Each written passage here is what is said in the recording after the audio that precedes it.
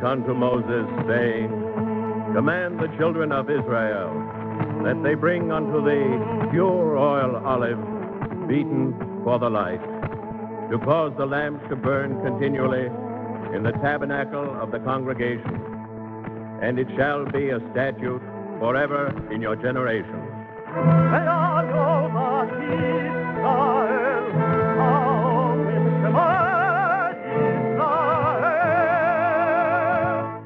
The eternal light.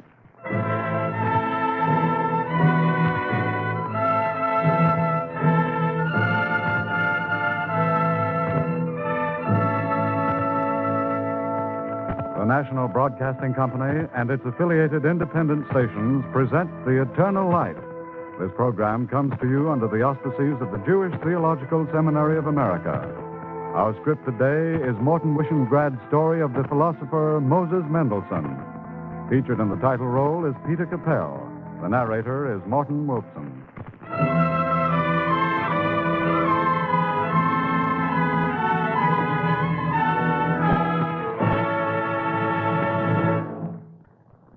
He was a hunchback, and he was ugly.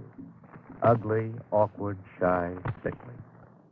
And there was something strange in this, for the deformity was upon his back only, and not upon his mind, which was transfigured with beauty and rare.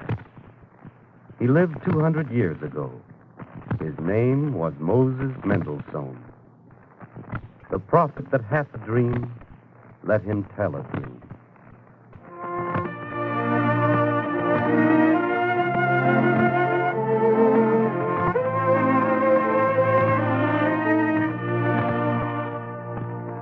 Do you know this melody? Mendelssohn. Felix Mendelssohn, grandson of Moses, the hunchback. But fame does not rest there. For Moses Mendelssohn, ugly, shy, awkward, sickly, hunchback. This man who lived in Berlin in the time of Frederick the Great, he was something also. First he was a Jew, then he was a philosopher, and finally, if you look further, he was the universal man.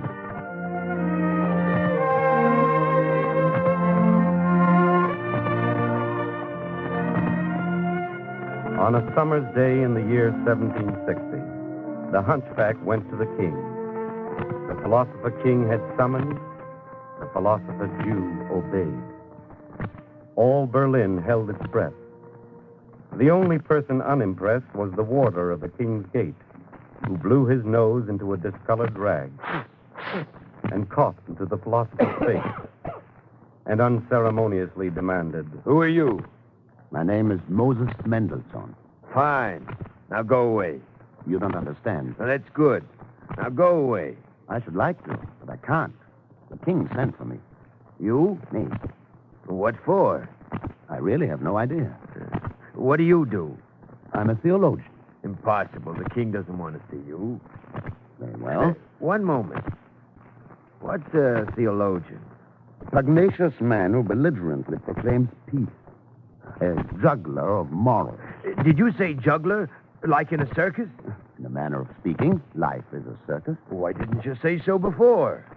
Enter, juggler. The king will see you.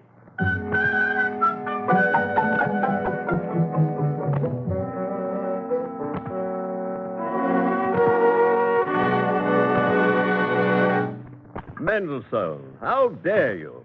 How dare I, Your Majesty? Don't pretend. You wrote this. You wrote this about my poetry. Did I, Your Majesty? You did. If no one will correct the king's philosophy, at least someone must venture to correct his grammar. Your Majesty. Don't try to explain it away.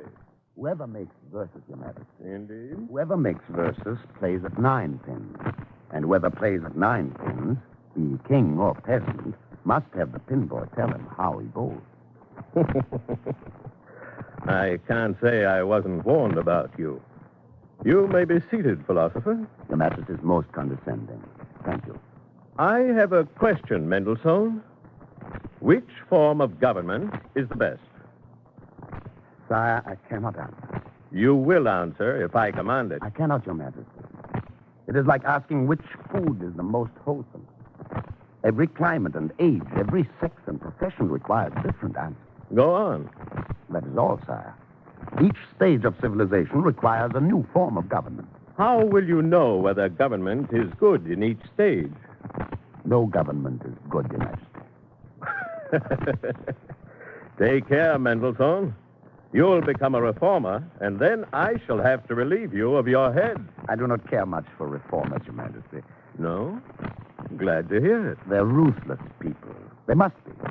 Every reformer is a fanatic who lacks consideration for other people's feelings. I dare say. Only, Mendelssohn, where was your consideration for my poetry when you wrote your criticism? Your Majesty, where was your consideration for literary criticism when you wrote your poetry?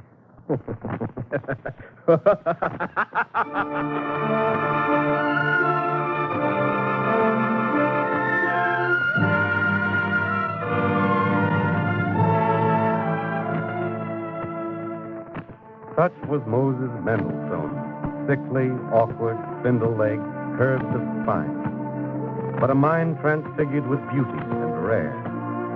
In the dark path on which man is to walk here on earth, his mind provided light for each step of the way. He was the friend of Gotthold Lessing, of Immanuel Kant, of Christopher Nicolai. They hailed him as the Socrates of Germany, and in return he tried to show them God in every rising sun, in every fall of rain, in every blowing flower. And yet this man was lonely. And then in the year 1762, Moses Mendelssohn saw Fromet. You are very plain. I know. But Fromet, I'm worse than plain. I know. Sir, Is it? what can you see in me? You? No, Fromet, I can't allow it. I'm a caricature of a man. Moses Mendelssohn, I see you. Fromet, I'm ugly. Once, Moses Mendelssohn, there was an ugly man named Rabbi Joshua. And when a Roman princess saw him, she marveled that God had seen fit to put so much wisdom in so unbeautiful a vessel. But Fromet... And he answered, "Why does your father keep his wine in an earthen vessel?" So she persuaded her father, the king, to transfer the good wine to vessels of gold and silver. And the wine turned sour. Don't you see, Moses Mendelssohn? She discovered what I know. Goodness and wisdom are like wine. They keep best in a plain vessel. Like you. Thank you, Fromet. Moses Mendelssohn, will you ask me? It's impossible. Ask me. I can't find the word. Then I shall ask you. Moses Mendelssohn, I am a plain, silly, poor girl. I wish to cook for you, to mend your clothes, to tidy your books, to ask you foolish questions, to annoy you, to scold you. I think I snore at night, I'm not sure. I'm moderately stupid. I'm illiterate in several languages. And I wish to be your wife. Fromet, I've never noticed. But your blue eyes.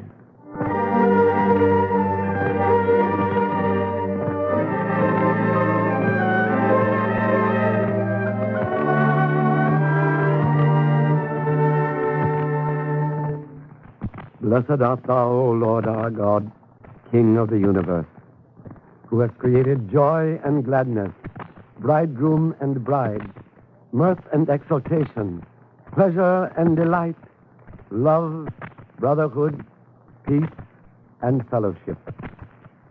Soon there may be heard in the cities of Judah and in the streets of Jerusalem the voice of joy and gladness, the voice of the bridegroom and the voice of the bride, the jubilant voice of the bridegrooms from their canopies and of youths from their feasts of song. Blessed art thou, O Lord, who makest the bridegroom to rejoice with the bride. Bridegroom. Yes. We come now to an ancient marriage custom. Even on this day of your gladness, you may not forget the yearning of Israel for its ancient home. This glass is a symbol of the Temple of Jerusalem. Step on this glass and crush it. For so was the temple destroyed. And let this knowledge temper your joy.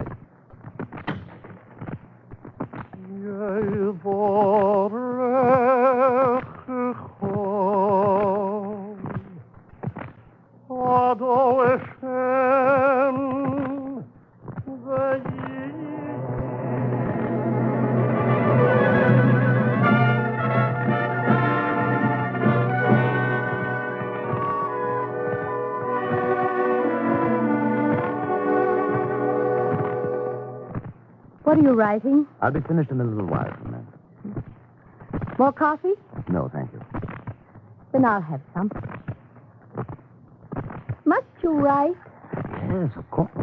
Why, from that, this is for the prize competition of the Berlin Academy of Sciences. Is it? What's the subject? Are metaphysical truths susceptible of mathematical demonstration? Well, if you ask a foolish question, you generally get a foolish answer. From that, I know this is a curious way to spend a honeymoon. But the second prize is 20 ducats. That's a good deal of money. And the first prize? I can't hope for that. Immanuel Kant has entered into competition. What's the first prize? 50 ducats. But that's a cost. Moses Mendelssohn, I plan to have 6 babies. 3 sons and 3 daughters. We need the 50 ducats. From that, Yes. I have to work. No, tell me what you were going to say. I couldn't from that. I seem to have words for everything. No words for that. That's good enough. Go back to your writing. I promise not to disturb you. I promise not for at least 10 minutes.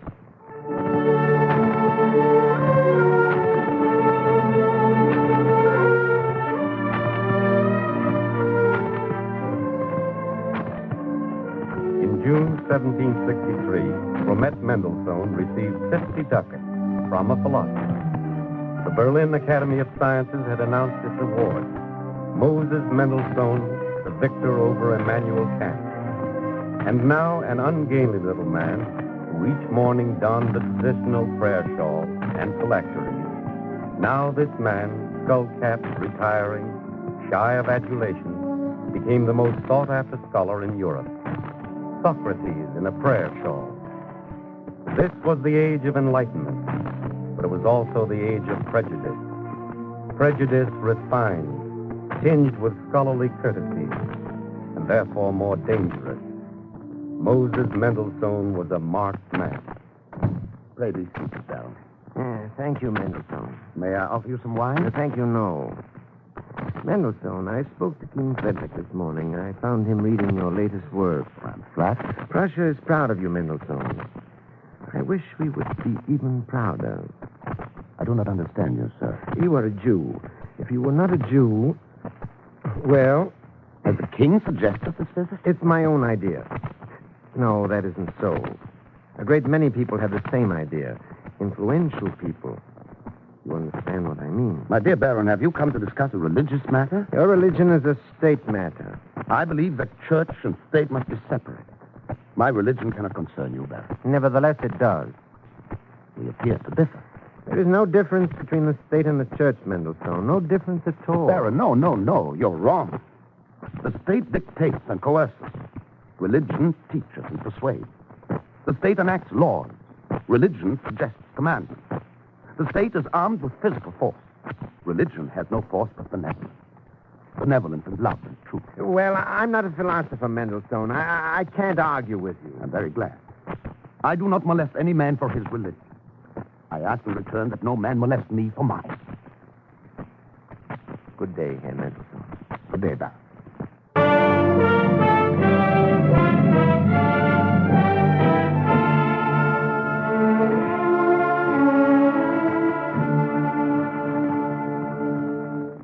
Mendelssohn, I'm surprised at your stubbornness. Your Majesty. This is the state of Prussia. A state cannot abide differences. I cannot. Your Majesty. How manifold is God's world. How varied, how multicolored. Each man has his own peculiar countenance and speech. Well? Your Majesty, this is not philosophy. Difference is the design of creation. Sameness would frustrate that design. I have to consider the welfare of the state. You are arguing away from the point, Mendelssohn. It is the point, Your Majesty. Be strict as to the life and conduct of men. Make wise laws for them. But leave speaking and thinking to us. Can't you see, Your Majesty? The height of civilization will only be attained when there is universal forbearance among men, not otherwise. Mendelssohn, you are away from the point. You must forgive me, sire, but I'm not. Do I disturb the welfare of the state? No. Am I obedient to the civil government? Yes, you are. Do I act righteously toward you, toward my countrymen? Well, Then let me pray to God after my own fashion. Let me seek eternal salvation where I think I may find it. Your Majesty, do not suffer anyone to become a searcher of hearts and a judge of opinions. These are rights which God has reserved to himself. Mendelssohn, you are stubborn. Your Majesty, I am right. Philosopher, you have not heard the last of this. I beseech Your Majesty. Laws do not alter persuasion. Arbitrary punishments improve no moral. Fear and hope are no criterions of truth. Your Majesty, I beseech you, leave supremacy of opinion to God. Thank you, Mendelssohn. You may leave now. Good day, Your Majesty. Good day, philosopher.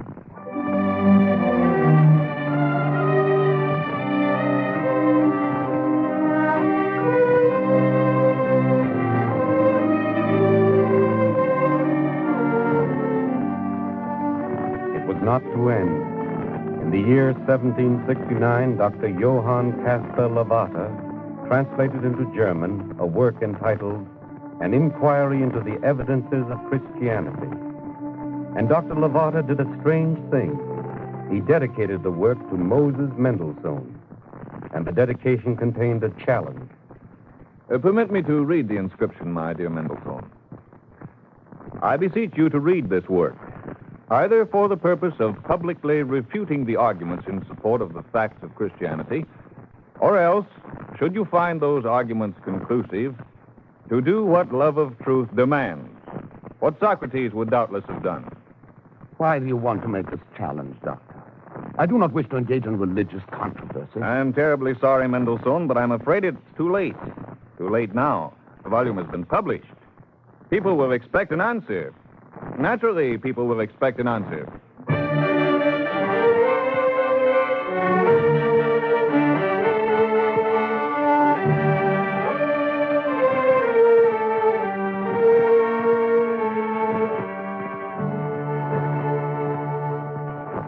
Moses, you must stop pacing back and forth. You are making yourself ill. Why can't people leave me alone?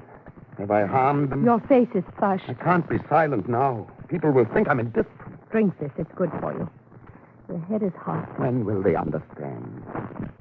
He that planted the ear, shall he not hear? He that formed the eye, shall he not see?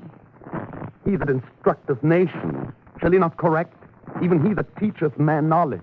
You will make yourself worse. Please go to bed. How can I? I want to stand in the window. I want to shout to them. I want them to hear. The whole world to hear. I want to say the house of God is accessible to all. God alone knows our secret thoughts. God alone searches the heart. We are but of yesterday. We know nothing. Drink this. I'm sorry for that. My head is hot. Drink it all down. All of it. Feel better now? Yes. I feel better. Listen to me. Yes. The entire thing is a subterfuge. It is a trap. Not only for me, but for all men. Then answer them. It's simple. If I answer, they will call me presumptuous and blasphemous. Then don't answer. That's even more simple. Keep still. But that's the trap. If I keep still, they will smile. Say that I'm afraid, or that I have no faith to defend. What are you going to do? I don't know. If people would only see that belief is something which no man can compel. Once belief is compulsory, men believe not through honesty, but through fear of penalty. And religion becomes a dead work. You will know what to do, Moses. I have faith in you. Now, please go to your bed. Please.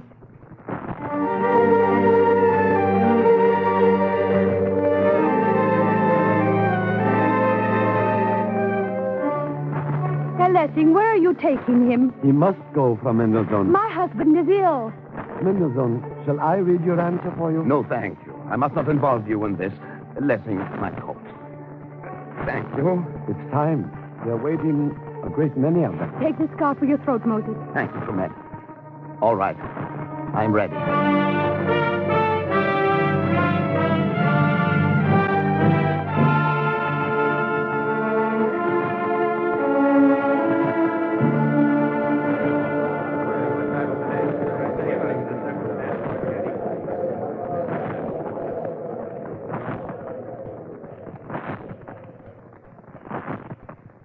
There are some of you present who admit to an unflattering opinion of my religion.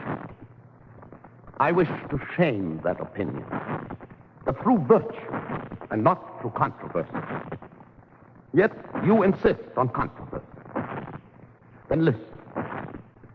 My religion does not believe that only through Judaism is there salvation. The rabbis teach that the righteous of all nations shall have a part in the rewards of the future world. Suppose sitting here there were a Confucius or a Plato.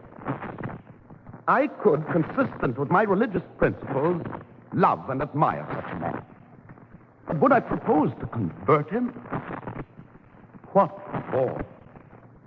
I believe that he who leads mankind on to virtue in this world cannot be damned in the next world. These are my principles. So long as I live, I will adhere to them. I do not wish to force those principles upon you. I shall not let you force your principles upon me. I shall not admit your right to rake into the innermost recesses of the human heart in order to compel avowals which yield only misery to society. Men are born for each other. Either teach your neighbor or bear with him. Principles are free. He who has eyes, let him see.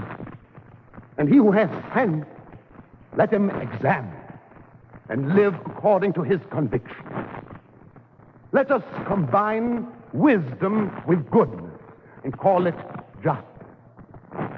Among all the laws of the Bible and the Talmud, you will find none which imposes belief. Belief cannot be imposed. The laws do not state, thus shalt thou believe, or thus shalt thou not believe. Only, thus shalt thou do, and thus shalt thou not do. I believe that I have found these truths, and that anyone can find them who seeks with his eyes open and does not stand in his own light.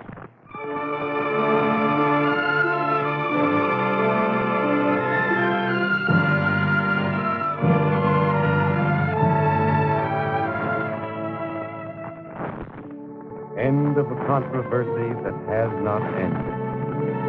But at least during the lifetime of Moses Mendelssohn, it was not raised again. And now this man, universally honored, was acclaimed chief representative of the Jews, the first Jew of Europe.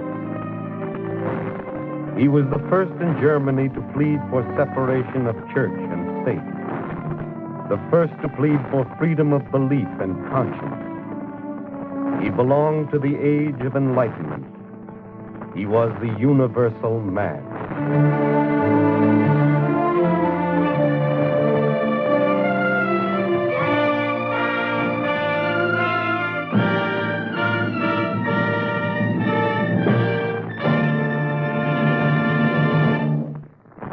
If you would like a free copy of the script you've just heard, as well as the talk which follows immediately, write to The Eternal Light, 3080 Broadway, New York, 27 New York. Now we present Rabbi Harry Halpern of the East Midwood Jewish Center in Brooklyn. Rabbi Halpern. At a time when misunderstanding and rancor still govern the relationship of man to his fellow men, when a large portion of the Jewish people and other minority groups still struggle for equality of political and social status with others, and when the religious faith of Jews must meet the challenge of new intellectual horizons, the work and personality of Moses Mendelssohn can do much to bring clarity in our thinking and courage in our action. The effort to reconcile faith and reason has challenged the best minds of every age. Every advance in human knowledge brings with it the need for adjusting accepted and time-honored beliefs to new world views. For many Jews, unfortunately, this means the surrender of hallowed traditions and practices to every transient intellectual paradigm. Mendelssohn met the challenge by pointing out how reason and faith might be fused in the flame of deep religious devotion. Without sacrificing his intellectual integrity, he maintained his allegiance to Judaism. From the rock of reason, he brought forth the living waters of religious faith. For him, national self-respect was impossible without knowledge. From its infancy, the Jewish people was enjoined to study and learn. This devotion to Torah has remained one of the cardinal principles of Judaism. Mendelssohn believed that many Jewish problems could be solved by an increase of knowledge. He translated the Bible into German, primarily for the benefit of his children, so that it might speak to them in a familiar tongue. Can we express the duty of Jewish parents in any age better than by saying that it means translating the lesson of our faith into the idiom of our time? Mendelssohn entered the struggle for the achievement of Jewish equality. At his suggestion, a noble Christian named Dome wrote the first plea for civil rights for Jews. But Mendelssohn hoped to achieve respect for his brethren, not through concessions wrung from mighty rulers, but rather by dignified Jewish living. He fought baseless prejudice against his own people, but pleaded likewise for sympathy and understanding towards all. In thinking, he fought for the greatest latitude. In practice, he called for a strict adherence to the requirements of one's own religious faith. Mendelssohn is for us a shining example of the modern Jew who synthesized the noblest in Judaism with the best in modern culture. For us who are faced with problems similar to those which confronted his generation, there is much to be learned from his life. An open-minded loyalty to our own tradition, faithful observance of its precepts, a dignified but resolute battle for Jewish rights, and love and respect for all men. Thank you, Rabbi Helton.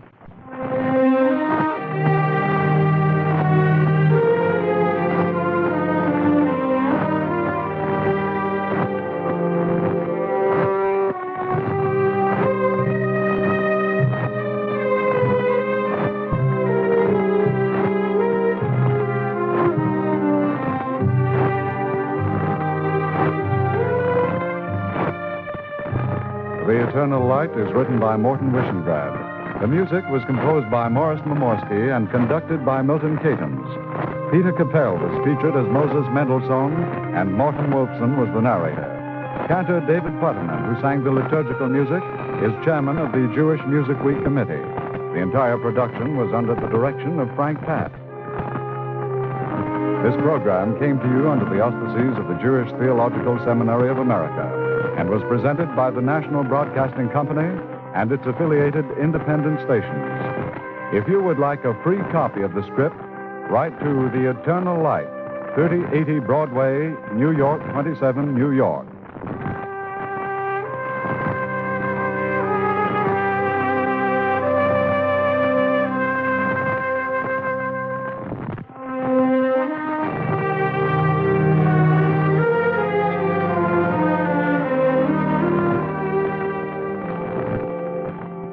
This is NBC, the National Broadcasting Company.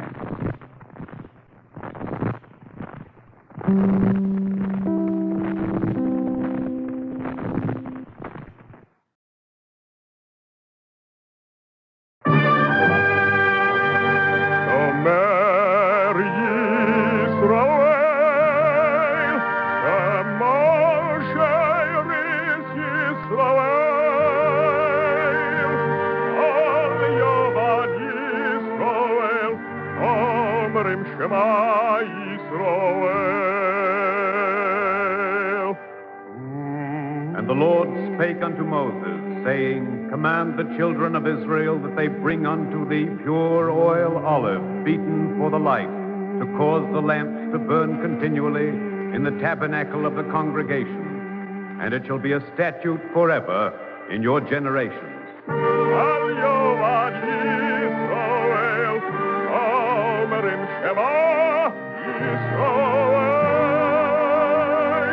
The Eternal Light.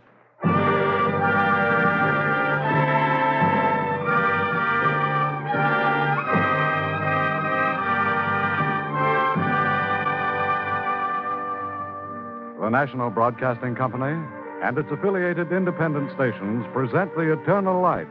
This program comes to you under the auspices of the Jewish Theological Seminary of America. Our story today is Morton Wishengrad's The Ransom of Rabbi Meir and features Juano Hernandez.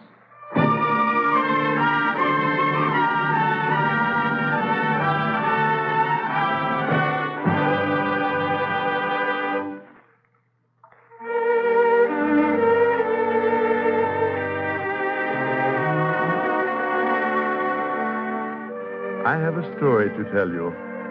It is yesterday's story, and therefore it is tomorrow's story. For what is eternity but perpetual time? And what is every present moment, if not preparation for the future? I tell you that the darkness of this day is no more and no less than your forgetfulness of the darkness that was. The thing is past, therefore the thing is not past.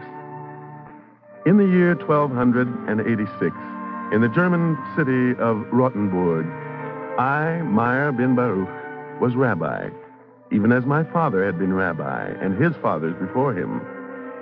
It was a time when Emperor Rudolf I Habsburg reigned over the land, and terror was not yet a system, and cruelty was only haphazard, and murder was still occasional. In the German city of Rothenburg, in the year 1286, life was not so bad. Still, there were humiliations to be borne.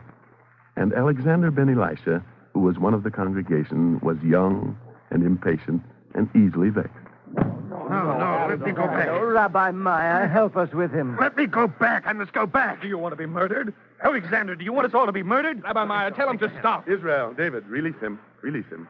Rabbi Meir, this young fool wishes to die, but I don't wish to die. I'm going back. You will stay here. Look at me. Am I made of iron? Is my flesh steel? Was I born only to endure? Alexander, what happened? I came to the city gate. Yes? The watchman stopped me. There's nothing wrong in that. A tax, he said. Jews and oxen pay 5 pennies tax. The fool, he struck the watchman. I can't stand it. They scorn us. They taunt us. They cry, where now is the rock of salvation? Why does he not stretch out his arm to uphold you? Rabbi Meir, I want to hide my face in the earth. Alexander, you still have a lesson to learn.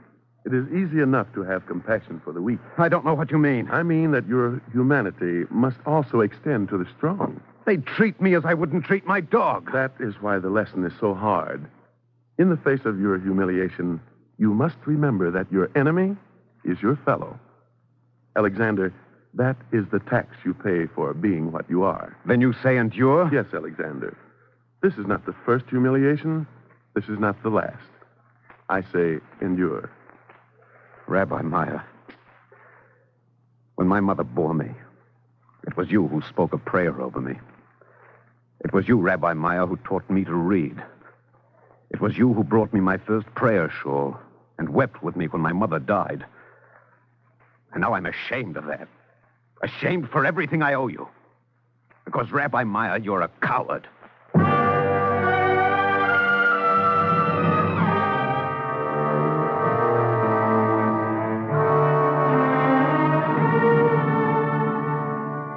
Yes, he was foolish and young and not a coward. And I was not foolish and not young, and a reasonable man, possessed of wisdom. There is such deception here. For how precious a good was my wisdom that was wise only to endure. Wisdom wise only to accept. Wisdom wise only to retreat, to suffer, to protest, and to wait. Truly, in this wisdom, there is no fruit and no seed, but only a pale flower that deceives the senses and dies. Yes, in the year 1286, in the German city of Rothenburg, I was equipped only for endurance. endurance to pay the taxes of the Emperor Rudolph. Glad to see you, Rabbi. Yes, Your Majesty. Israel, you might place the money on the table. Nothing of the sort. Nothing of the sort. Give it here. The silver is all there, Your Majesty. There's no need to count it. Oh, of course. I trust you. It's my chamberlain. The man is a thief. Your Majesty, may I speak? Speak away, my friend. We Jews are only a handful in the city of Rothenburg. Yes? But we are taxed 7 times the amount of the entire population. You complain? Your Majesty, because of the tax, many in the congregation are without food. That is hardly my concern. My friend, I shall tell you something. In Munich, the Jews refused to pay the tax. I was no longer able to protect them. I understand. That's what I like about you. I never have to put my finger in your mouth. You understand at once. Thank you, Your Majesty. I assume there was a regrettable occurrence in the city of Munich. Most regrettable. But it will not happen in Rothenburg, you can be sure of that. You say the silver is all there? Every piece. Fine. Fine, very good. Unfortunate about Munich. Unfortunate. Come again, Rabbi. Be sure to come again.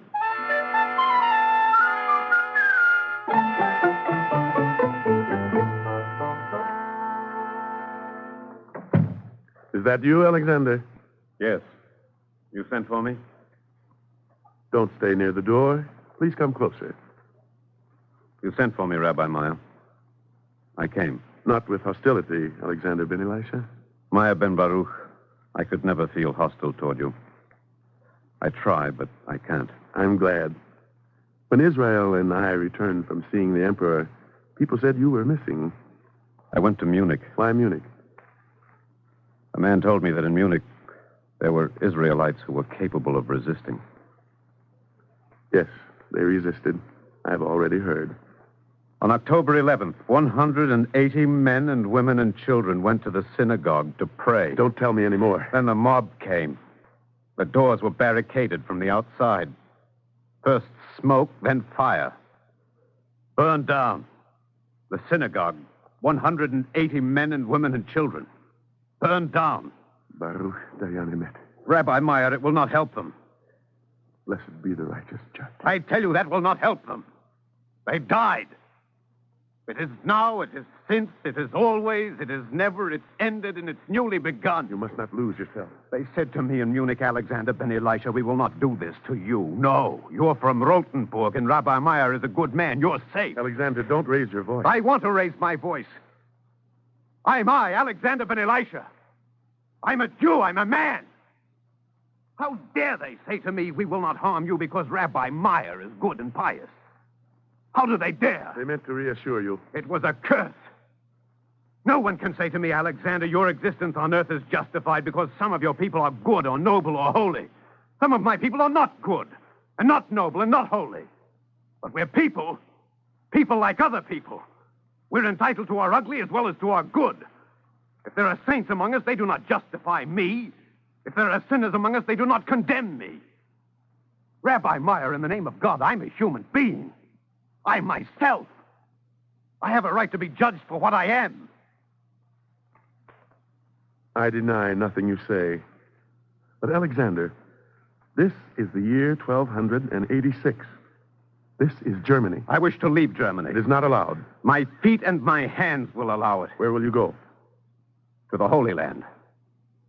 Alexander, the Holy Land is far away. No, Rabbi Meir. The Holy Land is where it is. Only the Israelites are far away. Why do you wish to go? Because you want to escape? No, I'm tired of escaping. I want to go there because my prayers lead me there. The prayer of each day's service, of the Sabbath, of the festivals and the fast days, and the blowing of the ram's horn. Because I face toward Jerusalem when I pray.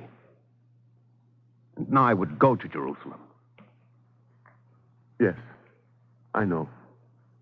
Alexander, this Sabbath you were absent.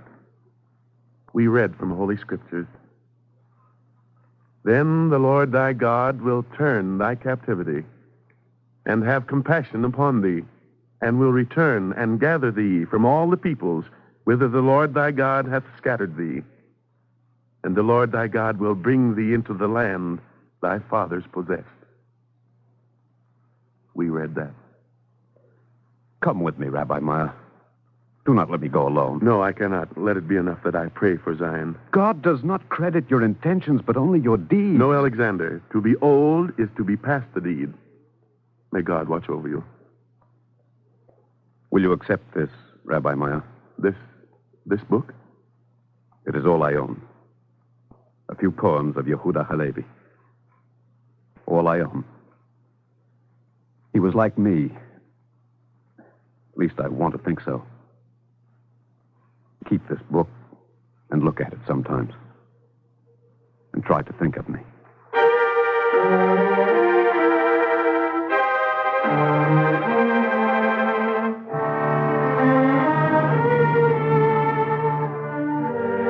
He left, and only the book he gave me remained of Alexander, the son of Elisha. And I opened his book and found a verse for him.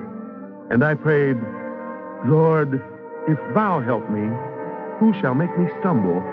If thou restrain me, who else can set me free? Lord, teach me. Let me tread along thy truth, and gently lead me on in judgment, and condemn me not. Answer, O my God, and keep not silent. Redeem me now, I pray, and say unto thy servant, I am here.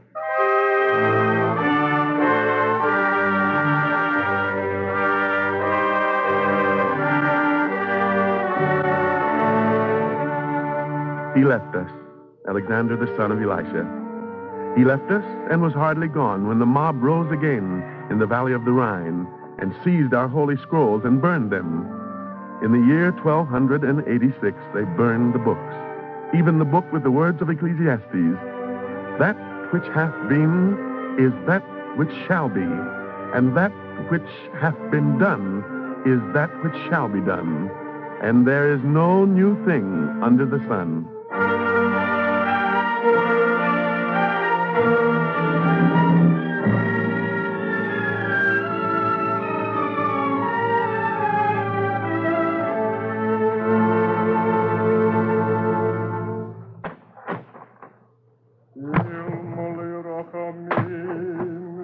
Rabbi Meir, they tried to stop us. Why didn't I try? You tried, Israel. We all tried. But they died, and we didn't die. They're better than we. They're dead, but they're better than we. The book is gone. Oh, God of Israel. What is the people of the book when the book is gone? Rabbi, this coffin, this one, Alexander, the son of Elisha. Yes, Rabbi Meir, he came back to resist. David saw him. Blessed be the righteous judge. Israel, why did he come back? I don't know. He was going to Jerusalem because of what is written in the book. Then he returned to save the book. He had to. Didn't he, Rabbi Meir? Didn't he?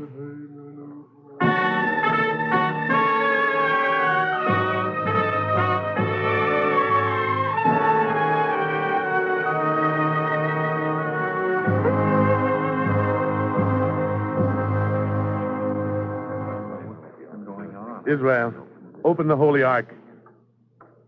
I ask you, Israel, open the tabernacle of the Lord. But the scrolls are gone. It's foolish. I ask you to open it. I told you. Nothing. Was it for this emptiness that God chose Sinai? Moses, Aaron, is there another to replace this law devoured by fire?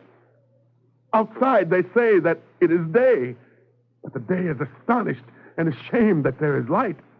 The heavenly fire revealed, the earthly fire consumed and extinguished and destroyed. What is the good, Rabbi Meir? What is the good of beholding emptiness and desolation? Come away.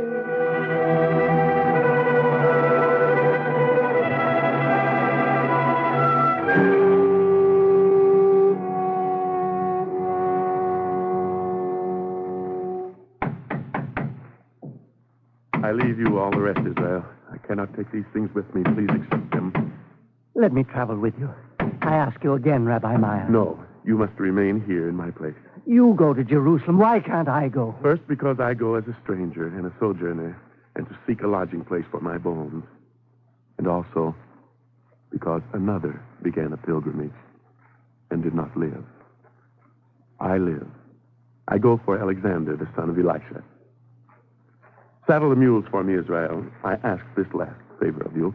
It will be done. Israel, you will tend to Alexander's grave. To his grave and to the others. I believe you. One dieth in his full strength, being wholly at ease and quiet. His pails are full of milk, and the marrow of his bones is moistened. And another dieth in between of soul, and hath never tasted of good. They lie down alike in the dust, and the worm covereth them. Rabbi Meir, you're not an ordinary man. It is known that you're ready to depart. And if some men know it, then the Emperor Rudolph will know it quickly. He will not allow it. I said that once to Alexander, and he answered, my feet will allow, and my hands will allow. I'm not sure. I'm not sure at all. Rabbi Meir, why don't you let me go with you? It would be safer that way, much safer.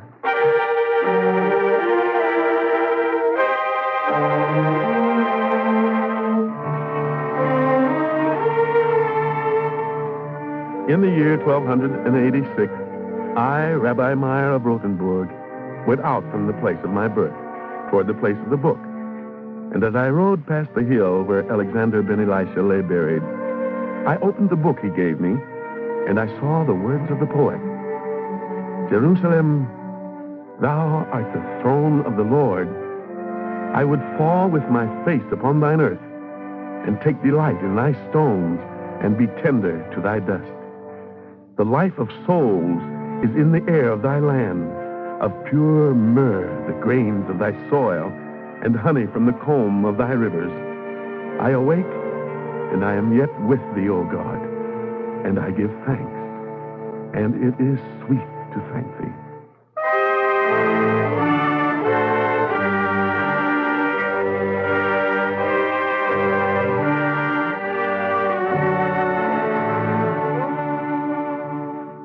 I rode toward Zion, and it was as though the living air spoke to me and said, thine is strength, and thine is glory, and thine a robe of honor.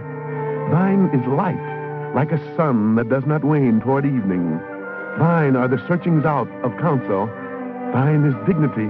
Thine is the step to the fortress, built for a stronghold.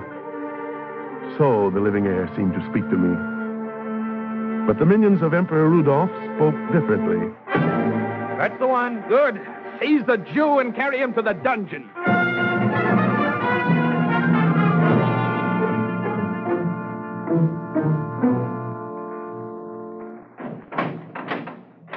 "5 minutes, no more. He's in there. Just 5 minutes. Meir ben Baruch. Israel.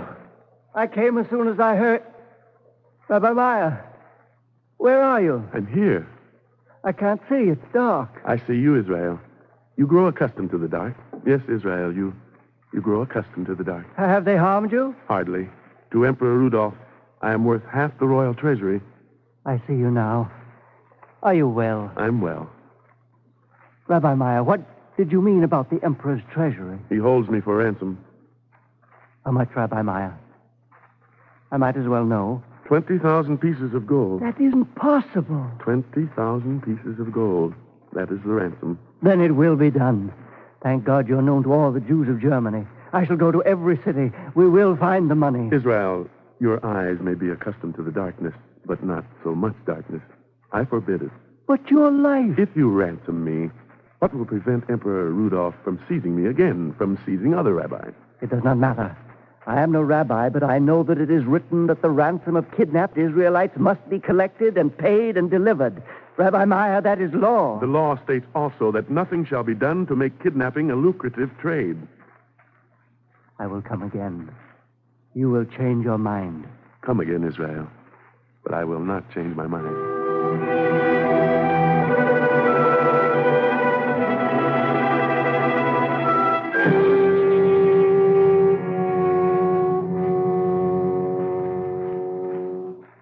meet once more, Rabbi Meir. We meet once more, Your Majesty. I wish 20,000 pieces of gold. I do not have them. A word from you and it will be obtained. Your Majesty, when the earth covers the blood, the final cry has a resting place. Speak plainly, man. You mean you will make me kill you? Is that it? I pray to God for life. I do not wish to die. You are either worth 20,000 gold pieces to me, or else, Rabbi Meir, you are worth nothing. And if you are worth nothing, well, then it will be nothing, and no one will help you. Your Majesty, in the Bible, it is written, they are in the land of their enemies, but I will not reject them. All right. I quote the Bible too, Rabbi. Skin for skin. Yea, all that a man hath will he give for his life. Your Majesty quotes accurately, every word as it is written. Only, who said it? Satan. First Satan, now the ruler of Germany. Rabbi Meir, I shall bury you alive in the dungeon. I am buried alive now, Your Majesty. Buried alive in the coffin of my skin. Between death and me, there is but a single breath, the thickness of a fingernail, the whisper of a dream. I do not understand you. I think you do not understand yourself. I offer you your life for a ransom. Rabbi Meir, tell them to deliver the ransom. A young man named Alexander ben Elisha was right. You did not know him. No one knew him, nor heard of him, nor even saw him. But he was right. Now, for those who do not die, there is only one ransom. A ransom in the land that is full of gates, the place of hope, wherein we may trust, where there is a tongue of healing for bodies and life for flesh. Jailer, take him back to his dungeon and let him rot there.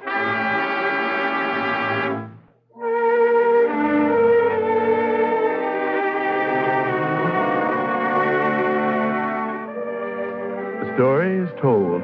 The rest makes no difference. For 7 years, I sat in a dungeon, and then I died. And who will pay the ransom of Rabbi Meir? And what is eternity but perpetual time? And what is every present moment but preparation for the future? I tell you that the darkness of this day is no more and no less than your forgetfulness of the darkness that was. The words multiply, and it is foolish. The thing is past. Therefore, the thing is not past. It is yesterday's story. Will it be tomorrow's story? It is a question.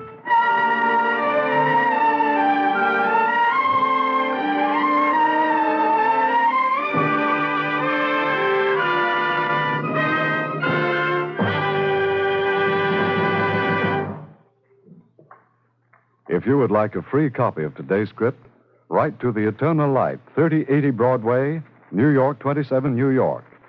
And now we present Rabbi Philip A. Lang of Congregation Beth Abraham in Oakland, California. Speaking from San Francisco, Rabbi Lang.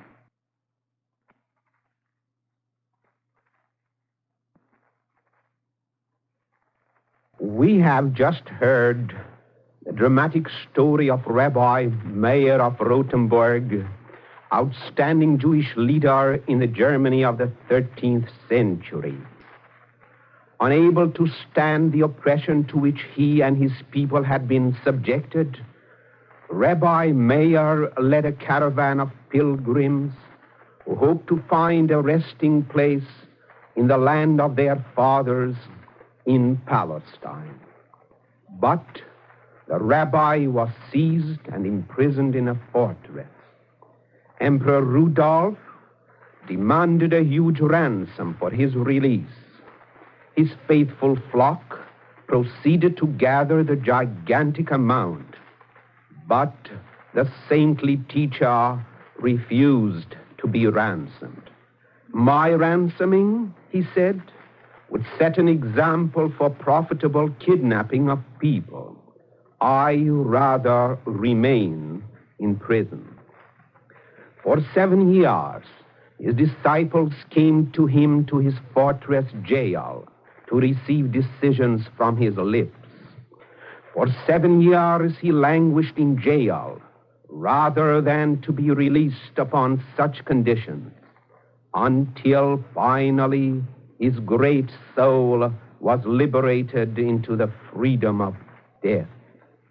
That is the undying story of the ransom of Rabbi Meir.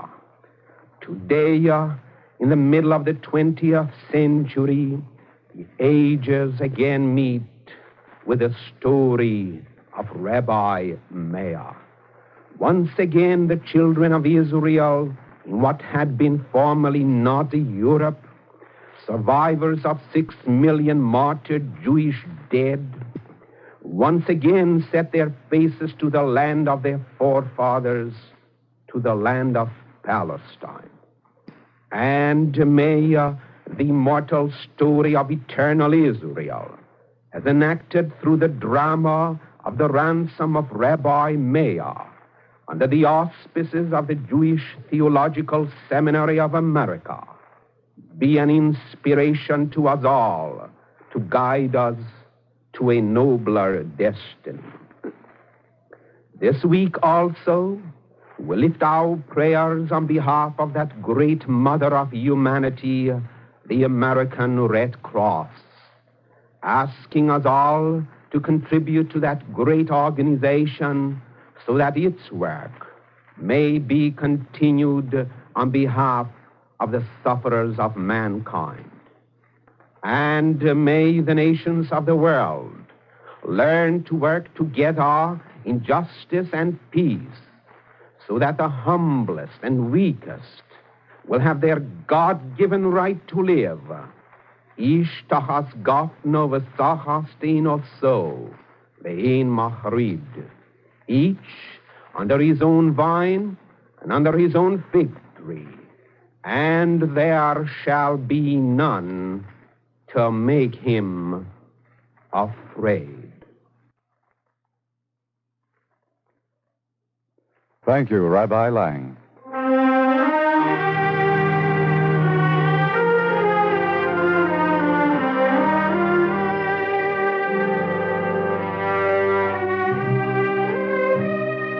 The Eternal Light is written by Morton Wishengrad. The music was composed by Morris Momorsky and conducted by Milton Catons. Juan Hernandez appeared as Meir of Rothenburg, and Alexander Scrooby was featured as Alexander. Cantor Robert H. Siegel sang the liturgical music. The entire production was under the direction of Frank Patt. From Pearl Harbor to Tokyo, you, the American people, kept the Red Cross at the side of your serviceman. If your soldier is in the occupation forces, he still needs you, needs your Red Cross help to banish the loneliness he faces, to help his family here at home. In peace as well as in war, the Red Cross serves humanity. And today, the need is as great as ever in hospitals across the seas and in the United States. Back up the Red Cross by giving generously to the 1946 Fund Campaign. Let your dollars follow your heart. Dig down deep and give now. This program is brought to you each week by the National Broadcasting Company and its affiliated independent stations through the cooperation of the Jewish Theological Seminary of America. If you'd like a free copy of today's script, write to The Eternal Light, 3080 Broadway, New York, 27, New York.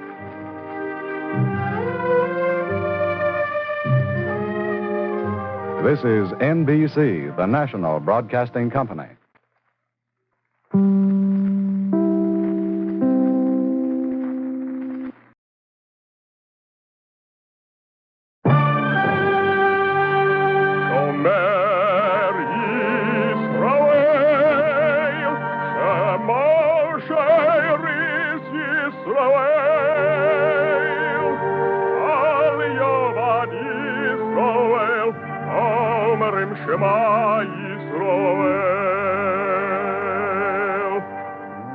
And the Lord spake unto Moses, saying, Command the children of Israel that they bring unto thee pure oil olive, beaten for the light, to cause the lamps to burn continually in the tabernacle of the congregation. And it shall be a statute forever in your generation.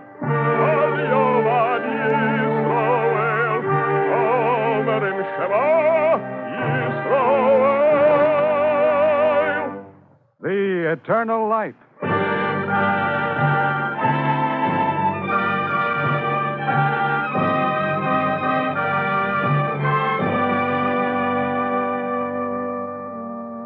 The National Broadcasting Company and its affiliated independent stations present The Eternal Light.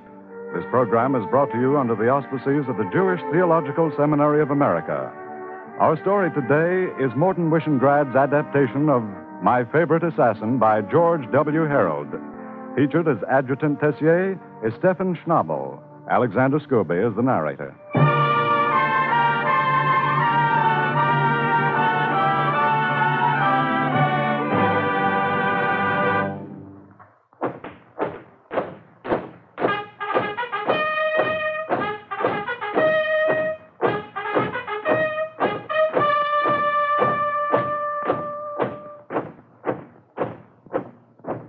I shall not tell you my name. I'm important to this story only because I know the facts. The facts are not about me, but about Adjutant Chief Ernest Tessier, officer of the French Foreign Legion. This is a true story. These are the facts in the order that I learned them.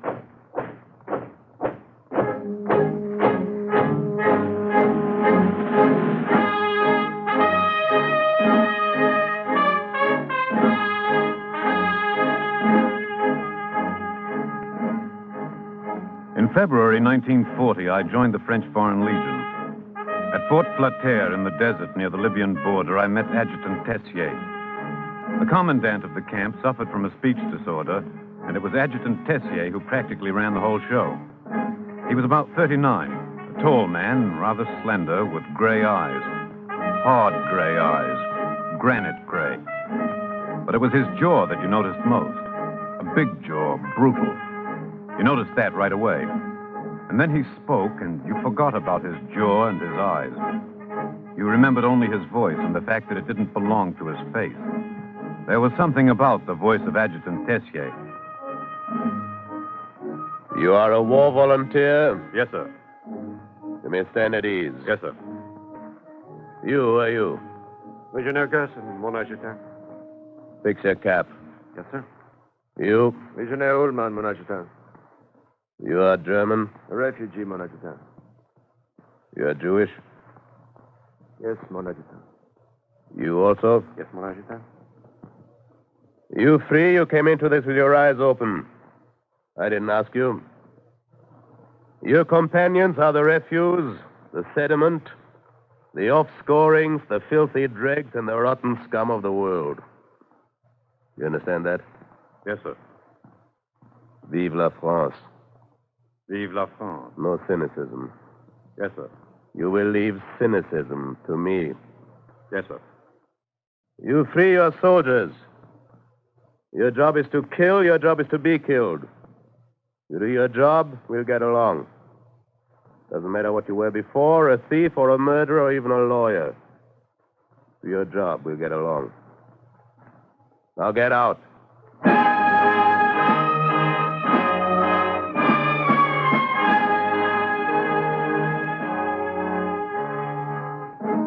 We found out about him. Tessier did not speak for effect. He spoke with an ironical politeness, but he held the power of life and death over us. We knew it.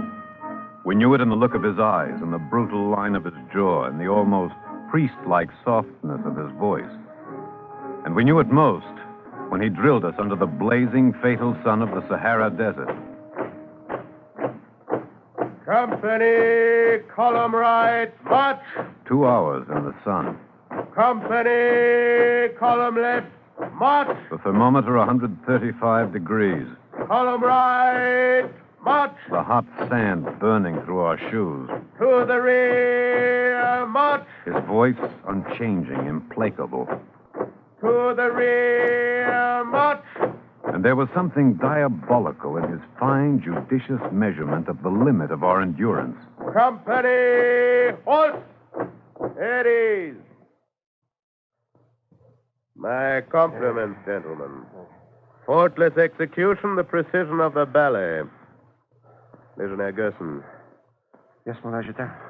You march with 3 feet, don't you? 2 feet, mon adjutant. Thank you, I'm reassured. Legionnaire Ullman. Yes, sir. In the future, do not fall upon your face as often. It is disturbing. Yes, sir. You've rested enough. Company, attention! Company, march! To the rear! March! Column left! March! Column right! March! Column left! March! To the rear! March! Column right!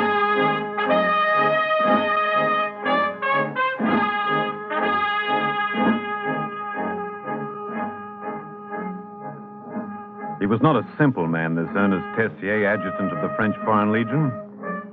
There was malice and perversity in him upon the surface, but Gerson and Ullman and I, we sensed something beneath the surface, something indefinite, indefinable, something we could not name. There was a flow of invective that could burst from his mouth, invective of a wonderful fluency and a terrible sincerity. And then the curses would stop, and a look almost of regret would soften the granite eyes. No, Adjutant Tessier was not a simple man. He made us wonder. He disturbed us. Adjutant Ernest Tessier. Where he spits, no grass grows. Forget him, old man. Think I shall go out to the canteen and get drunk. Won't do any good. Who is he? Gerson, what is he? I don't know, old man. Shut up. I'm tired. So you're tired. I'm tired, too. I was born tired.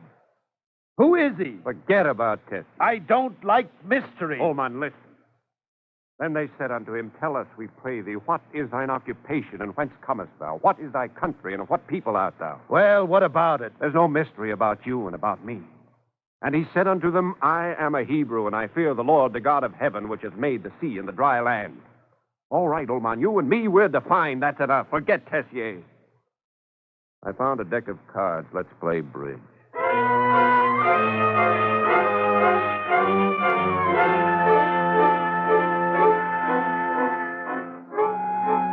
So I played bridge with two Jewish refugees. Perhaps this was more than a way of forgetting Tessier. The legionnaires were rough and uncouth. We three, we were middle class, bourgeois. A game of bridge. Maybe that's what we were doing to protest our individuality, to proclaim in the desert the incomparable, indestructible self-satisfaction of the middle class. We forgot the world. We found ourselves. We added our scores. But we were vulnerable. Well. Keep seated, gentlemen. Why should you bother to salute me? After all, I'm only the adjutant-chief here. Beg your pardon, sir. Not at all, Gerson. This is a tropical pleasure resort. No, sir. You and your friends, you're merely vacationists. You three, you will report to my quarters at 9 o'clock. Yes, sir. I shall expect you there. Yes, you three, promptly. Be sure you're not late. Gerson. Save the cards. I think we're going to need them in the guardhouse. Legionnaire Ullman. Yes, sir. Legionnaire Ullman, I believe you spoke. You were addressing me. I asked you a question, Legionnaire. Were you addressing me? No, sir. All right. You three report at my quarters. 9 o'clock.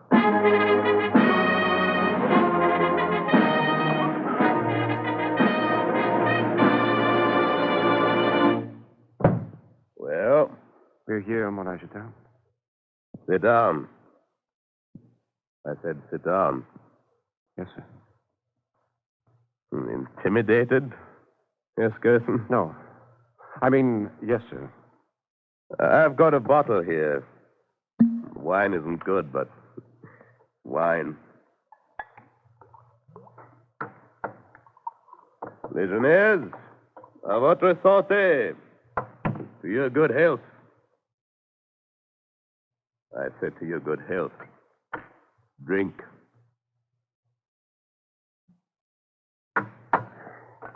You free, you dislike me, don't you? Yes, Gerson? No, sir. You are an honest man, Gerson. You don't dislike me. You hate me. You believe in the exact use of words, don't you? In Germany, Mon Adjutant, I was a philologist. Yes, I know. You three, you're the first civilized people I've seen in this Sahara hellhole for a long time. Drink the rest of your wine, gentlemen, and let us play bridge.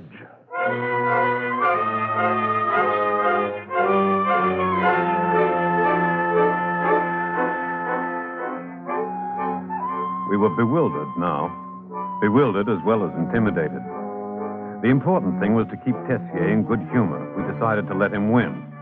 But we found out that it took no effort to let him win. He played a resourceful game. He beat us easily. We played a few rounds. Then Tessier put the cards down. I wish to say something. Gerson, Ullman, you're Jews. Yes, Maraschal? Forget the title, Gerson. In here, call me Tessier. All right. You think I dislike you because most of the officers are like that. Well, Gerson, I'm not like that. No. Tessier, you want to tell us that... What? Say it, Gerson. Some of your best friends are Jews? Leave the cynicism to me. Gerson, don't make fun of me. I will tell you something. I love all Jews. They belong to the finest and most gifted people in the world. Let's play cards. I know what you're thinking. There is anti-Semitism. There is inverted anti-Semitism. Tessier, let's play cards. No. Gerson, I quote, "How shall I repay my enemies if not by increasing my own good works?" Ibn Gabiro. Correct. I quote Ibn Gabiro. Solomon ben Judah Ibn Gabiro, Hebrew poet. Born Malaga circa 1021, died Valencia circa 1058. Tessier, who are you? Adjutant-Chief Ernest Tessier, French Foreign Legion. Tessier, who are you, really? A brute who has read the Talmud in translation. You know the Talmud? Rabbi Akiba said, "Everything is foreseen, yet freedom of choice is given. And the world is judged by grace, yet all is according to the amount of work." Tessier, what are you? I am Ernest Tessier. Come, let us play cards.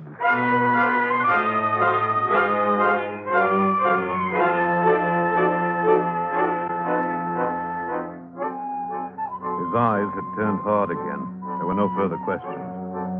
But we continued to play with him now every day after retreat. And to our amazement, he revealed each day a knowledge and a grasp of Jewish history and literature that deepened the mystery of Ernest Tessier. How on earth had this adventurer who could swear like a gangster, how on earth had he become an erudite scholar of Judaism? A week later, he asked Gerson to teach him Hebrew. And Gerson was stupefied. For Tessier already knew a good deal of the grammar. Now he wanted perfection. My accent is not good.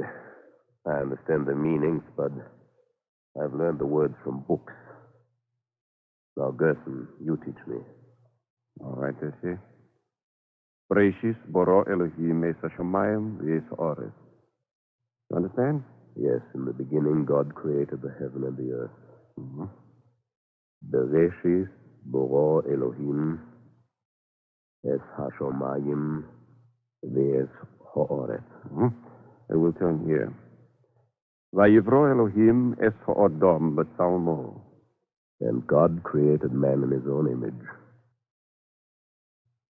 Vayivro Elohim es ha'adam b'tzalmo. Mm-hmm. And God blessed them and said unto them, "Be fruitful and multiply." Vayivorech osom Elohim, vayomer lohem Elohim, Pru orevu umilu es ha'oretz. Ha'oretz. Gerson, the accent is quite bad, isn't it? Try to say it this way. Vayavorech osom Elohim, vayomer lohem Elohim, Pru urevu umilu es ha'oretz. I'll try, Gerson. I'm grateful. Let's go on with the lesson.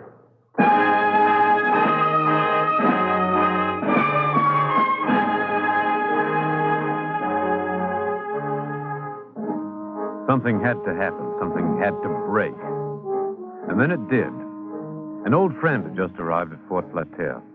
Gerson and Ullman and I decided to bring him to one of our bridge parties at Tessier's quarters. He introduced himself.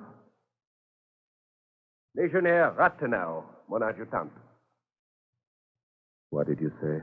I'm pleased to meet you, sir. That isn't what you said. Say what you said. I said nothing. Your name. Say it. Rathenau. Rathenau. There was a statesman before Hitler, German Jew, Walter Rathenau. Yes, sir. He was my uncle. On June the 24th, 1922, in the Königsallee in Berlin, 3 young men with guns and hand grenades killed Reichsminister of Foreign Affairs, Walter Rathenau. Yes, sir. That's right. How He did believed that the restriction of the right of inheritance would put an end to the hereditary enslavement of the lower classes. With Lloyd George in 1922, he tried to organize the United States of Europe. If Walter Rathenau had lived, who knows? Well, that's why Walter Rathenau was assassinated. That's why. And also because he was a Jew. Yes. 3 men. 2 of them committed suicide when the police caught them. The third man, who was 21, was surrendered to the police by his own relatives. His name was Ernst Werner Teschel. He was sentenced to 15 years in jail. Gerson? Do you still want to ask questions? No. Anyone else? No. Legionnaire Rathenau? Yes, Tessier? Not Tessier. Ernst Werner Teschel. You stand in front of one of your murderers of your uncle. Not a single muscle moved in Tessier's face, but his face was pale. The terrible pallor that should never blanch the face of a man alive, the pallor that comes from memory. Tessier began to speak. I was released from prison in 1927. Good behavior. I went to the French Foreign Legion. Morocco, Syria, Indochina. In 1937, I was naturalized by the French government. I began to study Jewish problems. In Syria, I studied in my spare time. I discovered that the Nazis had falsified all the facts of Jewish history in order to get a pretext for committing excesses. I want to right a wrong. That's all. He stopped speaking. In the dim candlelight, his features had lost their brutality. He suddenly looked old and tired. There wasn't much left to say. Rathenau squeezed the hand of his uncle's murderer. There was nothing to say. Then Gerson asked the question. Why weren't you executed for the murder of Rathenau? Open the drawer, Gerson. This one? One next to it. A sheet of paper, do you see it? Turned slightly yellow. I have it. Walter Rathenau's mother wrote the words written on it. 3 days after the murder of her son, she wrote that to my mother. Read it, Gerson. Read what Frau Rathenau wrote to my mother. In grief unspeakable, I give you my hand. You of all women the most pitiable. Say to your son that in the name of the spirit of him he has murdered, I forgive, even as God may forgive. If before an earthly judge he make a full and frank confession of his guilt, and before a heavenly one repent. Had he known my son, the noblest man earth bore, he had rather turn the weapon on himself. May these words give peace to your soul. Matilda Rathenau. Gerson, I have learned some Hebrew. The word is teshuva, repentance. You're a philologist, Gerson. Tell me if I'm wrong. The Hebrew verb shuv, to return. Tessier, in the Talmud it is written, repentance absolves from sins against God, but sins against man are absolved only when restitution has been made to man. I should have been killed before. Would have been preferable. Now I must make payment. I must do. I must be Tesho, not Tessier. Gerson, the Talmud is right. I must make restitution.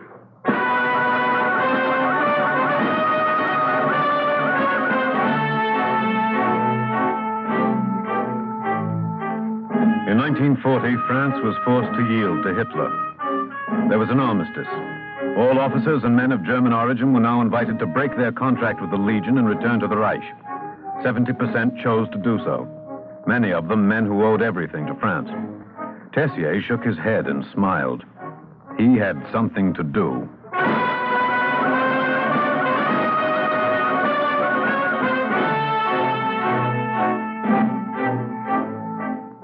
In February 1941, I met Ernest Tessier again in Marseille.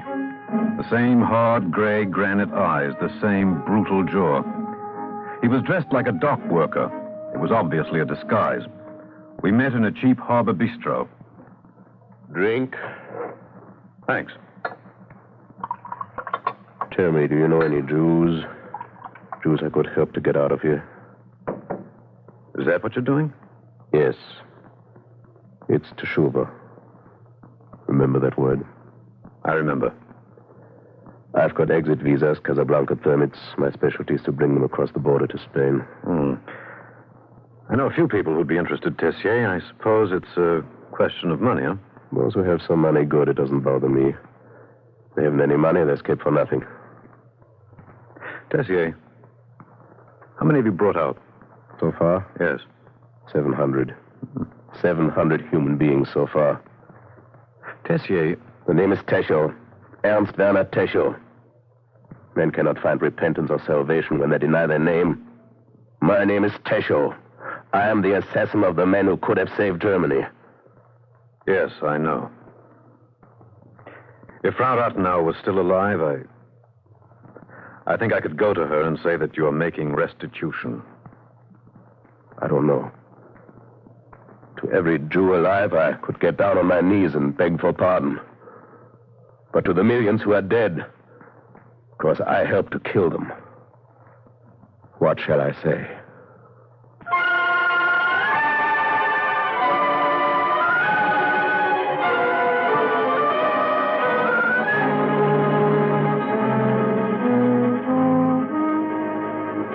I did not see him again. But I read in the newspapers how a man called Ernest Tessier had captured 24 Nazis simply by shouting commands at them in German. It happened at Nejeb el Bab. I hope that when he took them prisoners, that Adjutant Ernest Tessier told them the story of Ernst Werner Tesho.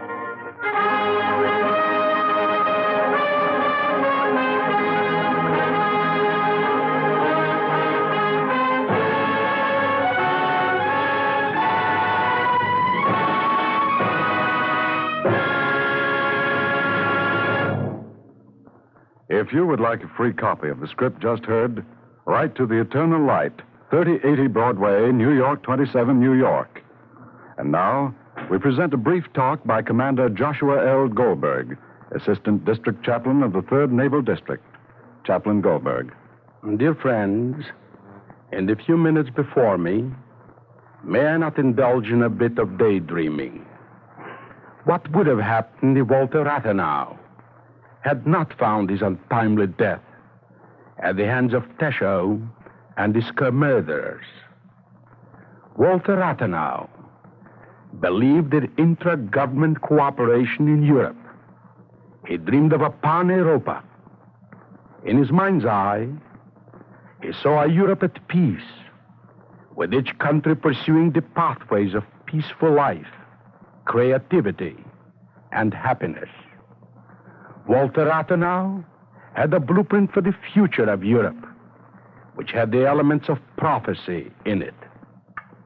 Frenchmen dwelling unafraid, with the Rhine loved as a beautiful river, rather than a line of demarcation beyond which lurked death and danger.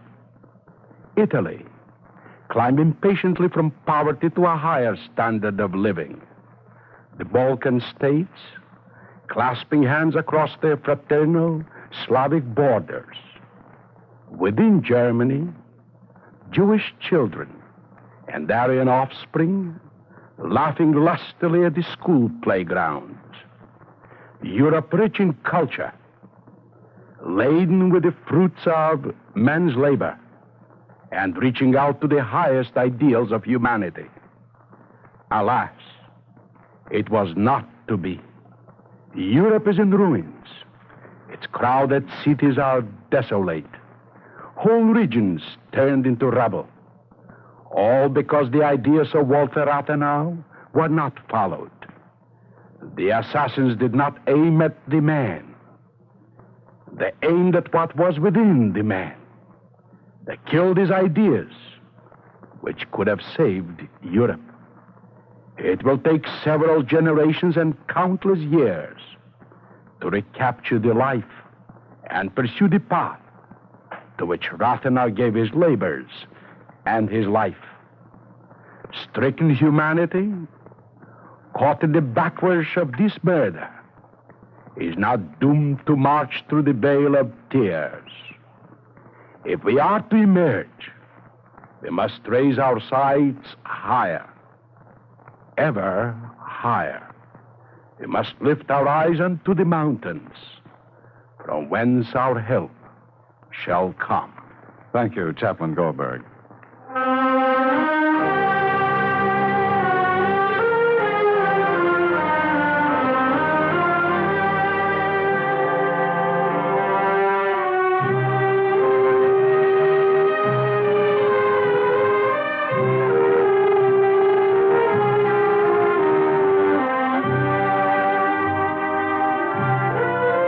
Today was an adaptation by Morton Wishengrad of the article My Favorite Assassin by George W. Harold, which appeared in Harper's Magazine in April 1943. The music was composed by Morris Momorsky and conducted by Milton Catons.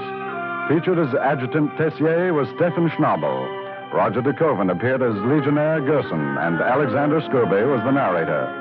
The liturgical introduction was sung by Cantor Robert H. Siegel, and the entire production was under the direction of Frank Papp. If you'd like a free copy of today's script, write to The Eternal Light, 3080 Broadway, New York, 27, New York. This program is a weekly presentation of the National Broadcasting Company and its affiliated independent stations, and comes to you under the auspices of the Jewish Theological Seminary of America.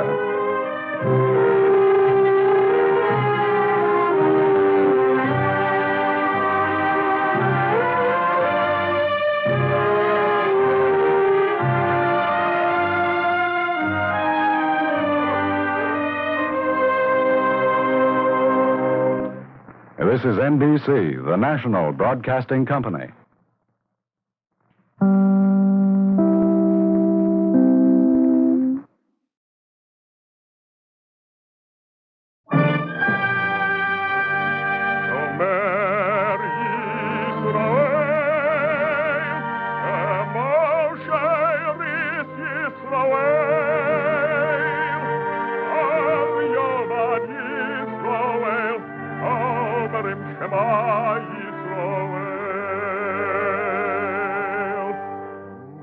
And the Lord spake unto Moses, saying, Command the children of Israel that they bring unto thee pure oil olive, beaten for the light, to cause the lamps to burn continually in the tabernacle of the congregation.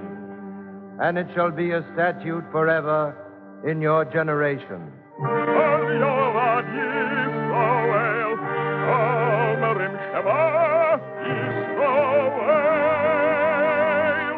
The Eternal Light.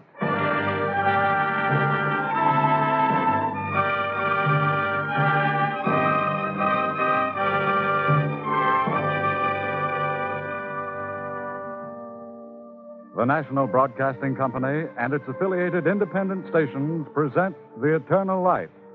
This program comes to you under the auspices of the Jewish Theological Seminary of America. Our story today is Morton Wishengrad's The Great Purim Scandal, freely adapted from section of Maurice Samuel's modern classic, The World of Shalom Aleichem, and featured in the role of narrator is Alan Reed.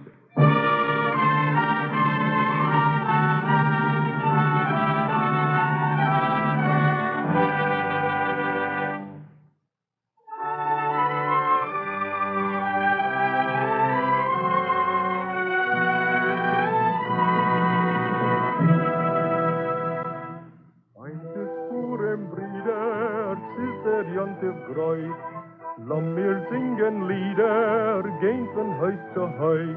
Blessed be Mordecai, and do you know what day this is? The 14th day of the month Adar of the year 5706 of the Hebrew calendar. In short, a fine day, a good day, a merry day. Purim, the festival of the devotion of Esther, the wisdom of Mordecai, and the foiled villainy of Haman. Sing friedlich, sing, tanz freilich und springt, dem teuren Tag nicht vergesst. Many years ago, in the innocent childhood of our century, there was a writer named Chelm 50, 60 years ago, in the ghettos of Tsarist Russia, this man Rabinovich began to write. He wrote simply, casually, the way a man chats in a tavern or relates an anecdote to a friend. But his language had an incomparable authenticity, and his humor was not of himself, but of an entire folk. He took the pen name Shalom Aleichem, the ordinary, common, daily greeting of the Jew. Shalom Aleichem. Peace be with you. Heint is Purim, Brüder, es ist der Jantef Kreuz. Lass mir singen Lieder, gehen von Haus zu Haus. In the little village of Kozrilivki, in the world of Shalom Aleichem, once there was a great Purim scandal. I shall tell you all about it.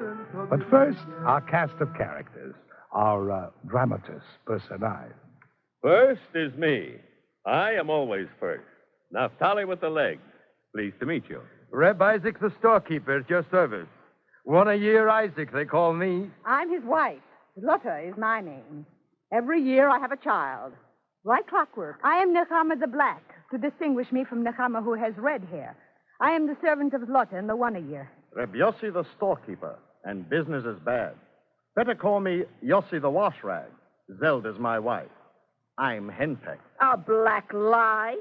Yossi, take your dirty feet off my clean kitchen floor this very minute. Nechama the Red, that's me. Servant to Zelda and Yossi the wash rag. It's a dog's life. The main characters in the story of the great Purim scandal of Kozrilivki. The main characters, except for one. Reb Yosifel, the rabbi. Old, honored, saintly. Men are not wicked through choice. There is no sinfulness, only childishness and error and misunderstanding. We are nearly finished with the introduction. All we need now is a glossary of terms. Nash. A nash, the noun. To nash, the verb. What is a nash? A between-meal snack. A sample. A lick of the tongue. A tidbit. No, not good enough. A nash is a nash. Hamantash. Hamantash. A special Purim cake. Haman's hat, triangular in shape, with a sweet, hard crust and a stuffing of poppy seed, ground nuts, and honey. Purim without Hamantash is Hamlet without the prince. Shalach Monis. Shalach Monis. Platters of sweetmeat. On Purim, it is a semi-religious rite to send round plates of cakes and cookies and scones. Remember the word. Shalach Monis. It is very important to our story. Well, now we can begin.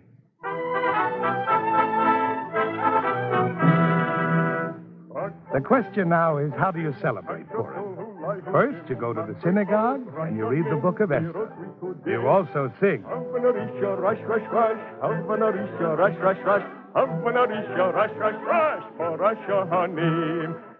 Everyone sings. Naphtali with the legs, he sings. Yossi the wash rag, he sings. Nosy Beryl, he sings through his nose. Reb Yosifel quavers in his old station tenor. Everyone sings.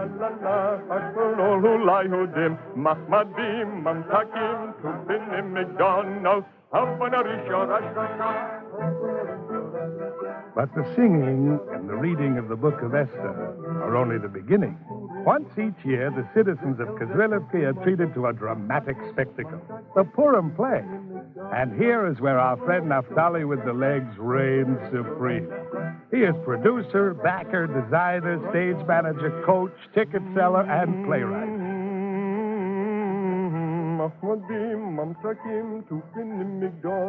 Naphtali is also something in addition. On Purim, he is the chief unofficial interpreter, critic, and commentator on the Book of Esther. Quiet! Quiet! I, Naphtali with the legs, ask quiet. Behold me, everybody. Memuchim is my name, and I am King Ahasuerus' chamberlain. One moment. Who appointed you to be Memuchim? I will play Memuchim. You? You with your legs? Listen here. Who is it that carries the command of Ahasuerus to Queen Vashti, huh? Memuchim. Who brings back the stupefying answer, huh? Memuchim. With whom does Ahasuerus take counsel, huh? Memuchim. Who is the ambassador to Mordecai, huh? Memuchim. It's Memuchim here, Memuchim there, Memuchim everywhere. What about it? In a Purim play, a Memuchim with short legs is a calamity. Well?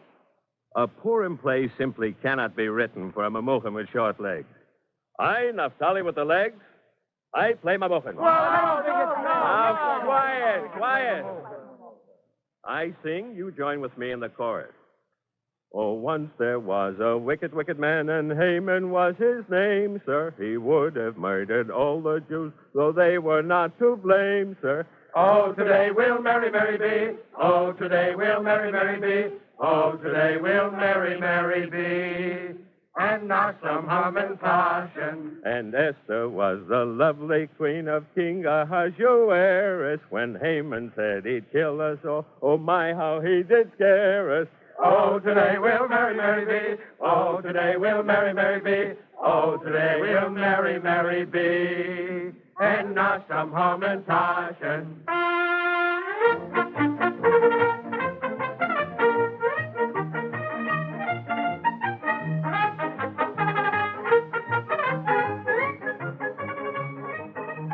On this same inspired level, the Purim play proceeded. Through the dethronement of Vashti, the election of Esther, the refusal of Mordecai to humble himself before Haman, Haman's revenge, the providential sleeplessness of the king, the banquets of Esther, and the downfall of Haman. Now, this was all according to the timeless custom of Kazrilski. However, in another part of the village, there was the beginning of a great scandal. It began with a cloud no larger than a man's hand. As a matter of fact, it was a man's hand. The hand of Reb Isaac, the one-a-year. Lotta, I'm dying.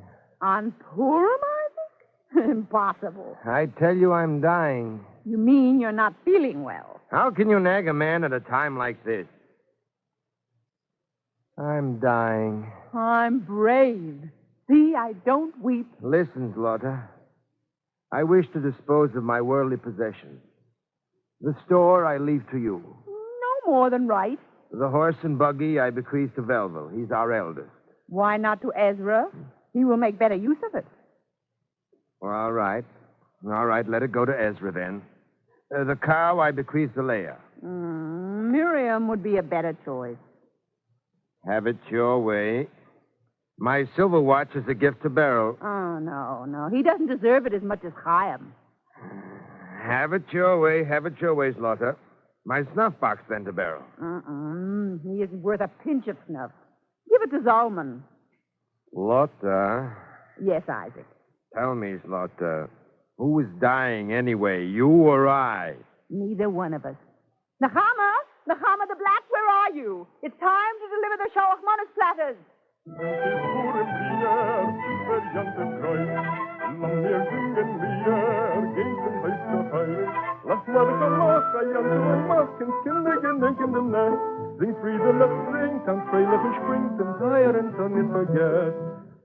And so Isaac did not die. Not this one. Let us digress for a moment from our other digressions. How many children was Isaac the one-a-year? He contents himself with the word multitude. Now, this is not carelessness, but good manners. After all, what business is it of ours how many children Isaac or Naphtali bring into the world? Do we have to support them? Are they in our way? A well-bred Kazrilevkite, compelled to count the members of his family or someone else's family, always says, Well, Velvel is not one. Ezra is not two. Leah is not three. Miriam is not four. Beryl is not 5. Chaim is not 6. Zalman is not 7. Sarah is not 8. Aaron is not 9. David is not 10. And then there is little Levi, which makes a total of not 11. May they live 120 years.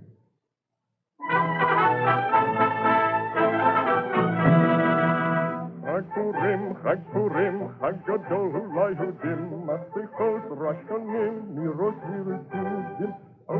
Let us now return to our story, if we can find it. It was Purim in Kezrillik. All week the housewives had baked hamantaschen, also teglach, which we will not bother to define. If you've never tasted teglach, it is your loss. The housewives had also baked cakes, strudel, cookies, tarts, biscuits, scones with raisins, scones with currants. Everything the ingenuity of a housewife could devise with flour, eggs, milk, sugar, fruits, and an oven. And all day long, on the festival of Purim, boys and girls, messengers and maidservants scurried through the streets of Kezrillik, carrying gifts and returning gifts from neighbor to neighbor, acquaintance to acquaintance, relative to relative. This was the custom of Shalach Manos, a lovely and gracious tradition. Now listen carefully. There were gradations and standards and distinctions and precedents in the sending and return of Shalach Manos, particularly in the return.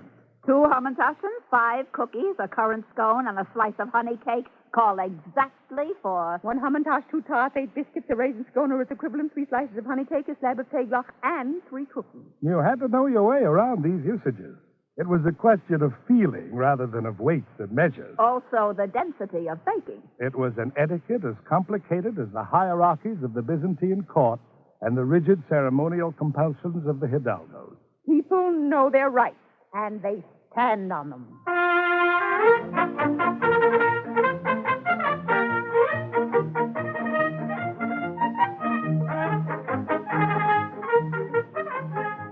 Where is the scandal, you may ask?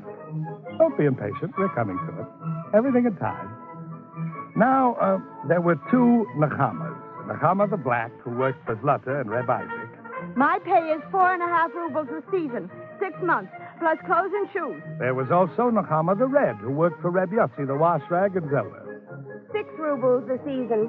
No clothes, no shoes. On this Purim in question, Nechama the Red and Nechama the Black came face to face as they were carrying their covered trays of Shalach Manos. It was a happy meeting. I'm tired. So am I. What's your next stop? Your employer's house. That's funny. My next stop is to your employer's. So you're hungry, too? Starving. If we took a little, it wouldn't hurt. Especially if we balanced what we take. Right. What I take from my platter, you take from your platter. You're a genius. I'll take this piece of honey cake. And I'll take this currant scone, this cookie, and this biscuit. Balances perfectly. Now, Nechama the Black, you're a genius. Stop talking so much and eat.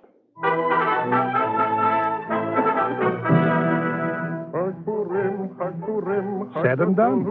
They stopped talking and they ate. A little from each tray. Then a little more. Then a little more than a little. But what was the difference? It was perfectly matched. The equilibrium was undisturbed. Who was the loser? Alas, they were only 2 foolish girls. For they left 2 fatal considerations out of count. Zelda, the wife of Reb Yossi, and Zlata, the wife of Reb Isaac, would each remember what they had sent and see only what they had received. Nechama the Black brought her depleted shipment to Zelda, the wife of Reb Yossi, the wash rag. Zelda looked. She gasped. She shrieked. Then she spoke through her clenched teeth. Go tell your mistress, my dear girl. Tell your mistress that I hope she lives till next Purim and doesn't get a nicer Shalach Manos than this from anyone in town. Nechama the Red brought her diminished offering to Zlata, the wife of Reb Isaac. First, she fainted. When she was revived... Oh, may all the nightmares of my life and the nightmares of the lives of all my ancestors be visited upon the heads of my enemies. Is this a Shalach Manos or a joke? Take this back to your miserable mistress, you hear?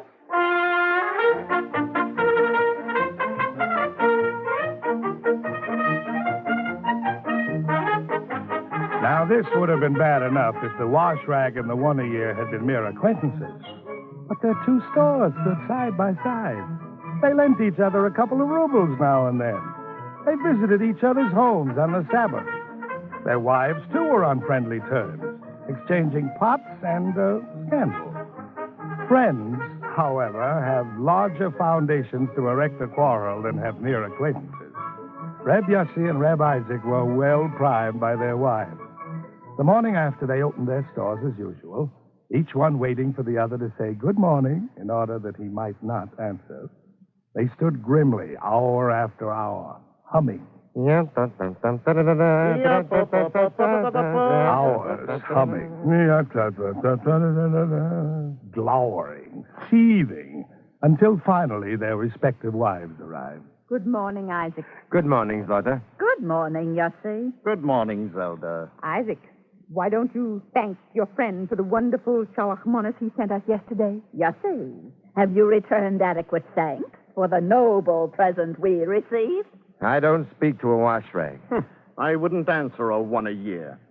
May you not crawl up perpendicular walls. May you not have a searing pain in the seventh liver. May there never be a black, desolate year for someone I won't mention. May there never come a weeping and a creeping, a bawling and a crawling, a plague and an ague, a drying and a frying. Also for someone I will not mention. You're stepping on my foot. Whose foot? Zelda, do you see anybody's foot? Let go my ear. Zlota, do you see an ear? Zelda, I will ask you kindly to remove your finger from my eye. Of course, my dear madam.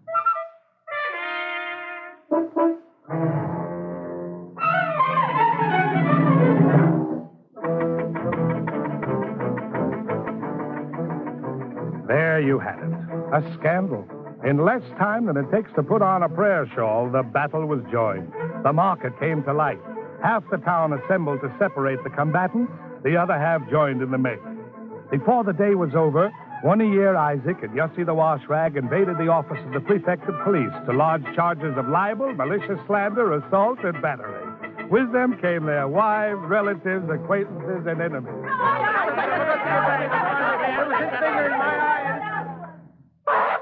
Get out! The whole kit and caboodle. Go to the rabbi.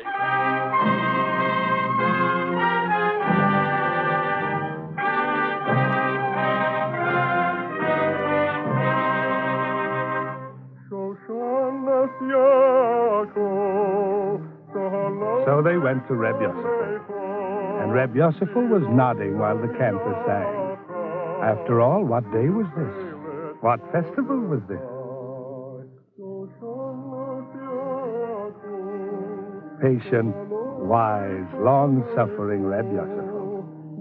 He was more than a rabbi. He was the soul of Kesrilah. And he was listening to the singing because it was Purim and a merry day.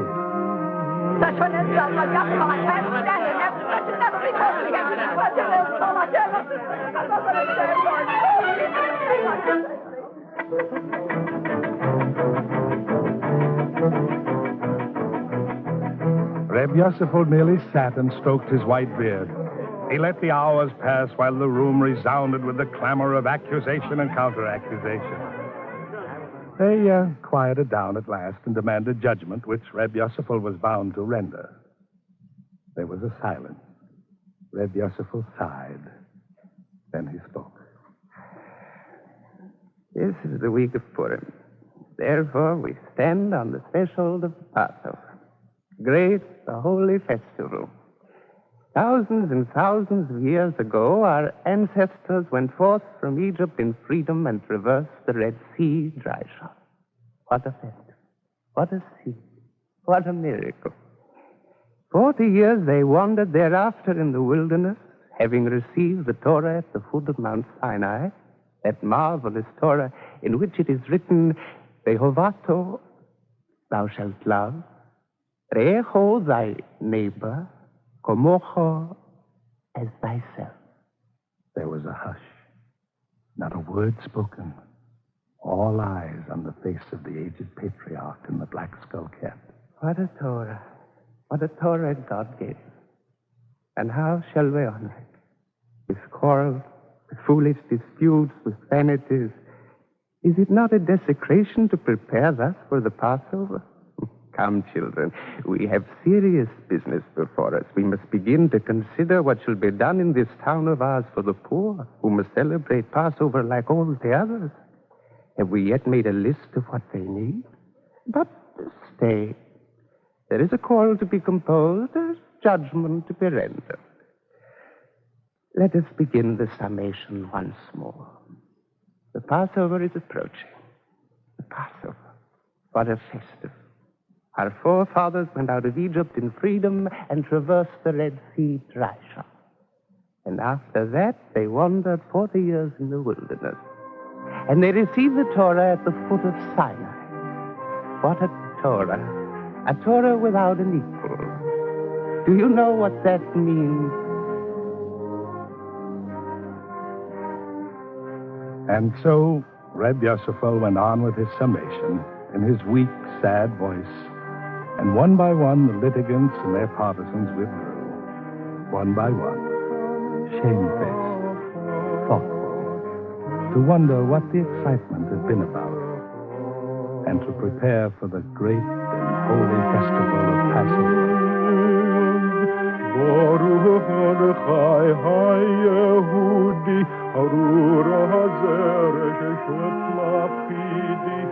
And all was quiet in the little village of Kazrilivki. Still.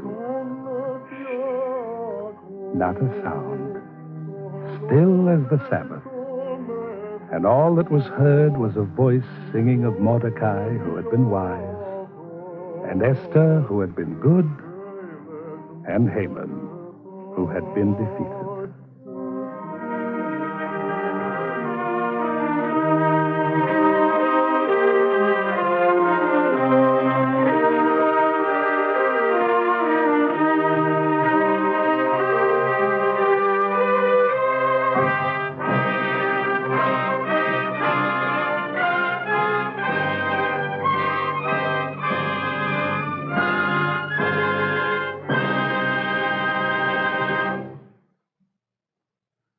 If you would like a free copy of the script just heard, write to the Eternal Light, 3080 Broadway, New York 27, New York.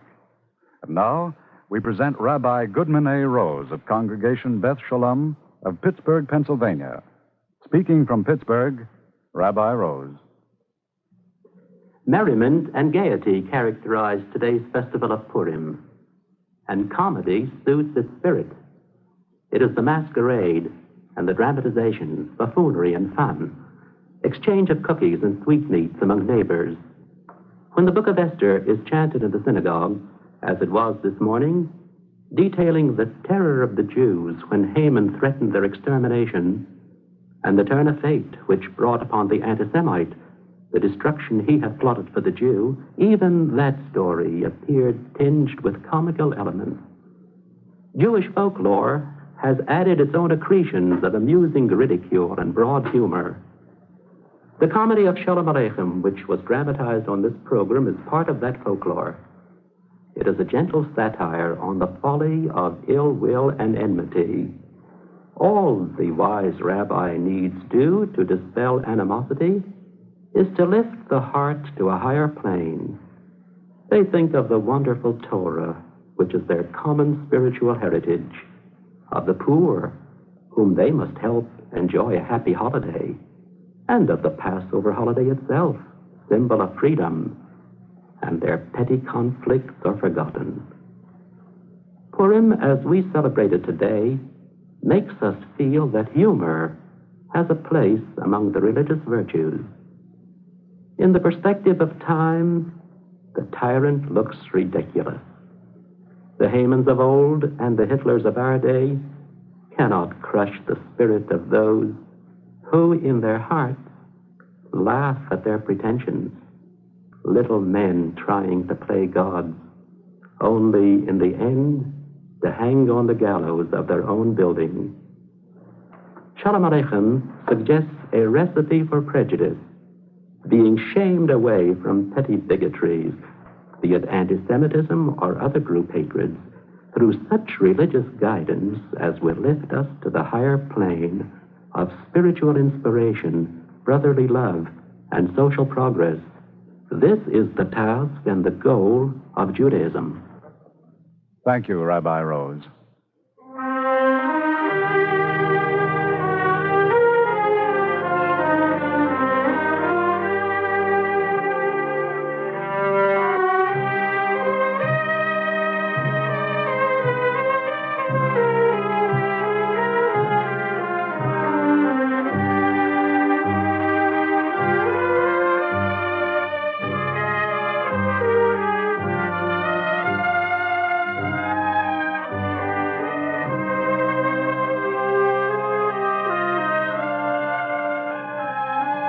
The Eternal Light is written by Morton Wishengrad. The music is composed by Morris Momorsky and conducted by Milton Catons. The narrator was played by Alan Reed. Cantor Robert H. Siegel was the soloist. We wish to acknowledge the courtesy of Maurice Samuel for permission to use material contained in his book, The World of Shalom Aleichem, published by Alfred A. Knopf. The entire production is under the direction of Frank Patt.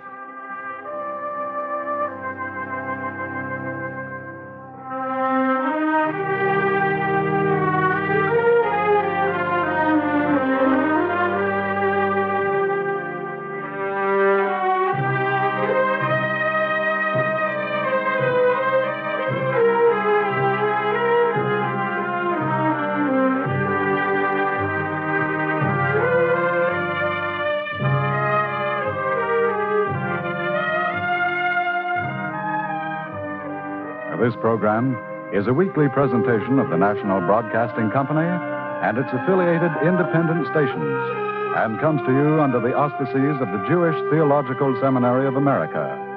If you would like a free copy of today's script, write to The Eternal Light, 3080 Broadway, New York 27, New York. I'll repeat that address. The Eternal Light, 3080 Broadway, New York 27, New York.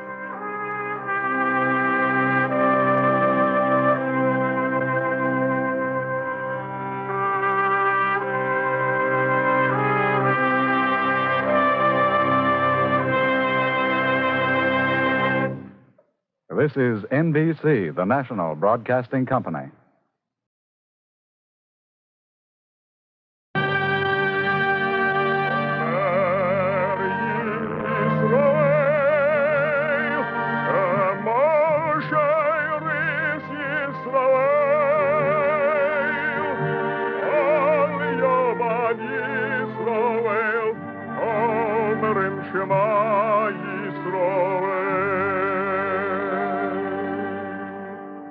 And the Lord spake unto Moses, saying, Command the children of Israel that they bring unto thee pure oil olive, beaten for the light, to cause the lamps to burn continually in the tabernacle of the congregation. And it shall be a statute forever in your generations.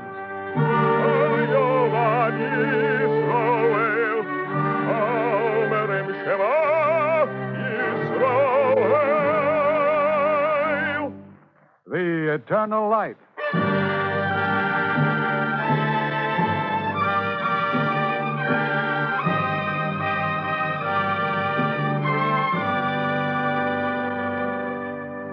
The National Broadcasting Company and its affiliated independent stations present The Eternal Light. This program comes to you under the auspices of the Jewish Theological Seminary of America. Our story today by Morton Wishengrad is entitled Rachel, and features Mitzi Gould as Rachel and Alexander Scurby as Uri.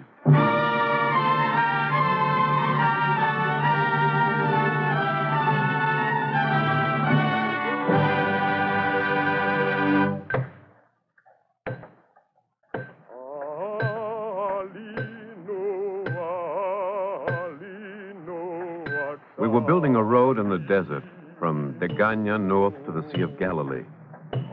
I think it was 1927 or 1928, I'm not sure. But memory is sentimental, and I remember that it was a Palestinian day when the sky seemed the color of lemon and autumn was blowing with a foretaste of winter. I remember that the road builders were nearly through with the day's work. Old men and young boys, they were building a road in the desert. and girls in their teens helping, and many women. And Rachel also.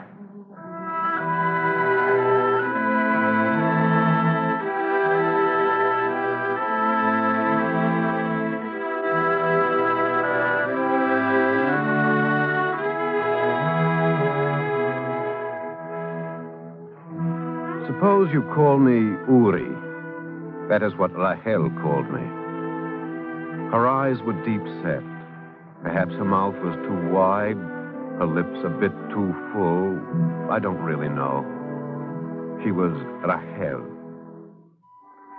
I'm trying not to be sentimental.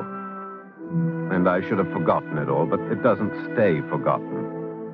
And so I'd better tell you about it. I remember as clearly as though it was something that happened only this morning or yesterday. The road builders had put down their tools. They went away. But Rachel and I stood on the unfinished road. The day was darkening and mute with space, and we were alone. Uri, Listening? your hands blistered? Not anymore. Men are lucky. I've tried soaking my hands in brine. They never seem to get calloused. I can understand that. Why did you stay, Uri? Why do you think? Oh. Know something, Uri? No. While we were working on the road, it suddenly came to me. Did it? Yes. I thought that everywhere in Palestine, everywhere you set your foot down, you stand in another man's footprint. That's very nice. But you're shivering. Put my jacket on. It's frightening somehow.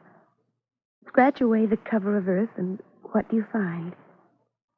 Some other man's heart. Some other man's poetry. Some other man's music. Uri, just suppose, maybe in this place, Amos or Isaiah once stood. Right here. Mm-hmm. You think Amos or Isaiah would mind if I kissed you? No. That's good. Well, the prophet Isaiah. Uri, the prophet Amos is waiting. What's wrong, Uri? What is it? Hell, your lips are cold. It doesn't matter. Your lips are warm. Hell, you're tired, aren't you? It's nothing. The prophet Amos is waiting. He doesn't like to be kept waiting.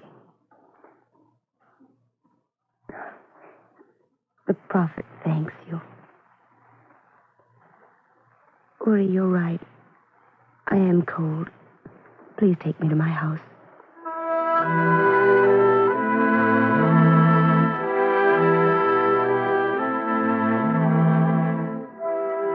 She was shivering.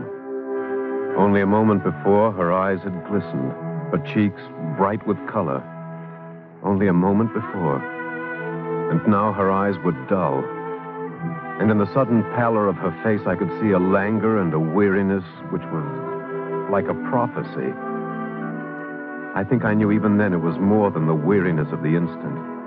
There are some beginnings that can be measured in time, and this was such a beginning. We went back to the colony, but I did not take Rachel to her house. I borrowed an old car, and we drove to Kinneret, where there was a doctor. Are you frightened of me, Rachel? Why? Your pulse. I'm not frightened, Doctor. At least, not frightened of you. Do I have much temperature? Enough. Rachel, you should be in bed. Should I? You've gotten thinner since the last time I saw you. I've been working on the road. And you're tired, aren't you? Exhausted. A good deal of the time? Yes, Doctor. Wipe the perspiration from your face. Oh, yes, thank you. Rachel, you will tell me if I am wrong, but often at night, especially towards dawn, you awaken covered with sweat. Cold sweat. No. You're not wrong, Doctor. And every afternoon, you're feverish, aren't you, Rachel? Doctor, Uri and I are to be married. Every afternoon, you're feverish, aren't you, Rachel?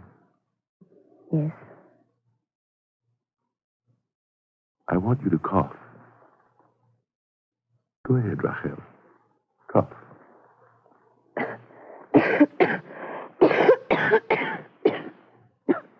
Pain? Sometimes. Now? Yes. Doctor, Uri and I are to be married. Where was the pain? Here, mostly. Rachel, I want you to take this sputum bottle. It isn't pleasant, but use it. After 3 days, bring it back to me. All right, Doctor.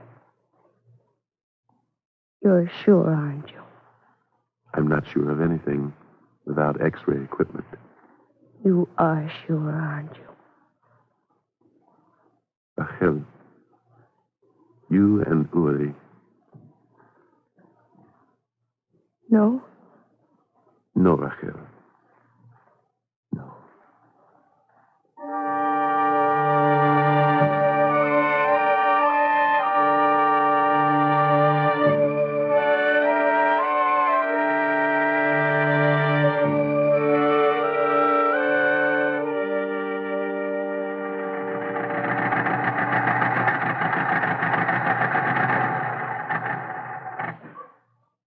We're not home, Uri.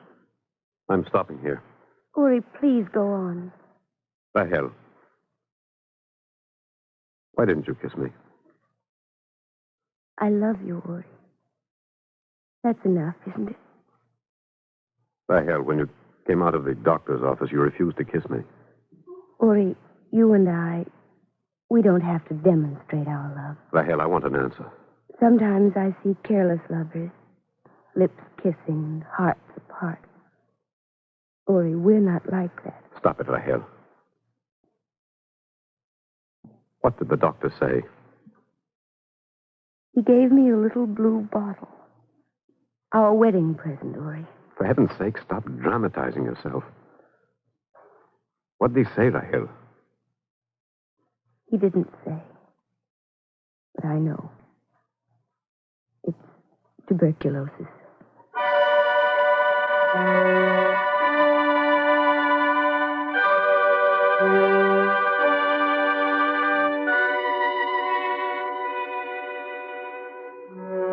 A little blue bottle in Degania, a doctor's microscope in Kinneret, an X-ray machine in Tel Aviv.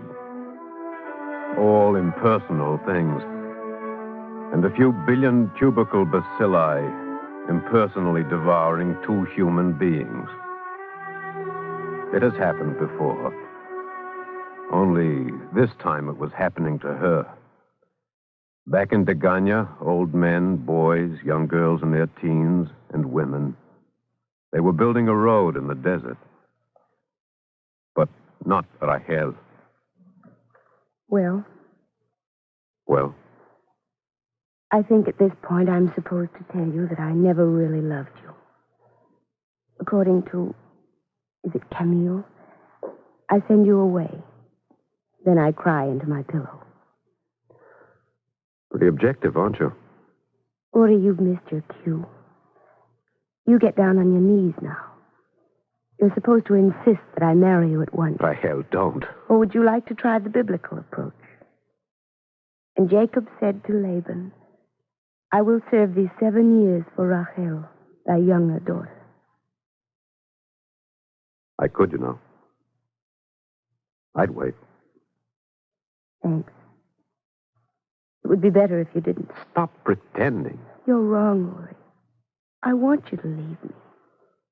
Just the way it's done in the stories that imitate other stories. Suppose we try to behave intelligently and figure this thing out. Nothing to figure, Uri. Well, there's a chance, isn't there? You heard the doctor. He could be wrong.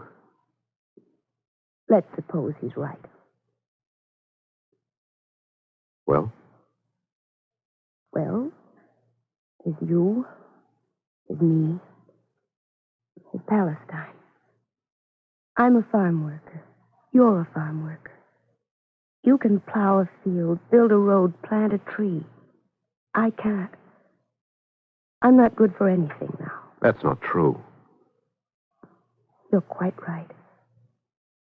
When I die, I shall belong to the land and be a blade of grass or a fertile field or a multitude of standing grain.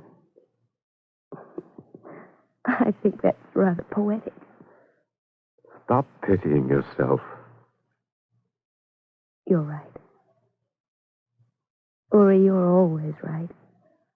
I think I could grow to hate that in you. I wish I could find the words I want to say. I've got them all arranged in my head. Then you look at me. And it's spoiled. I can't say it. I'll give you paper and pencil. You'll write it down. I might, you know. I could be quite maudlin on paper. Could you? Uri, I love you. Rahel, say my words, too. Your words. Uri, your words are in the book of Psalms. I have stilled and quieted my soul like a weaned child with his mother.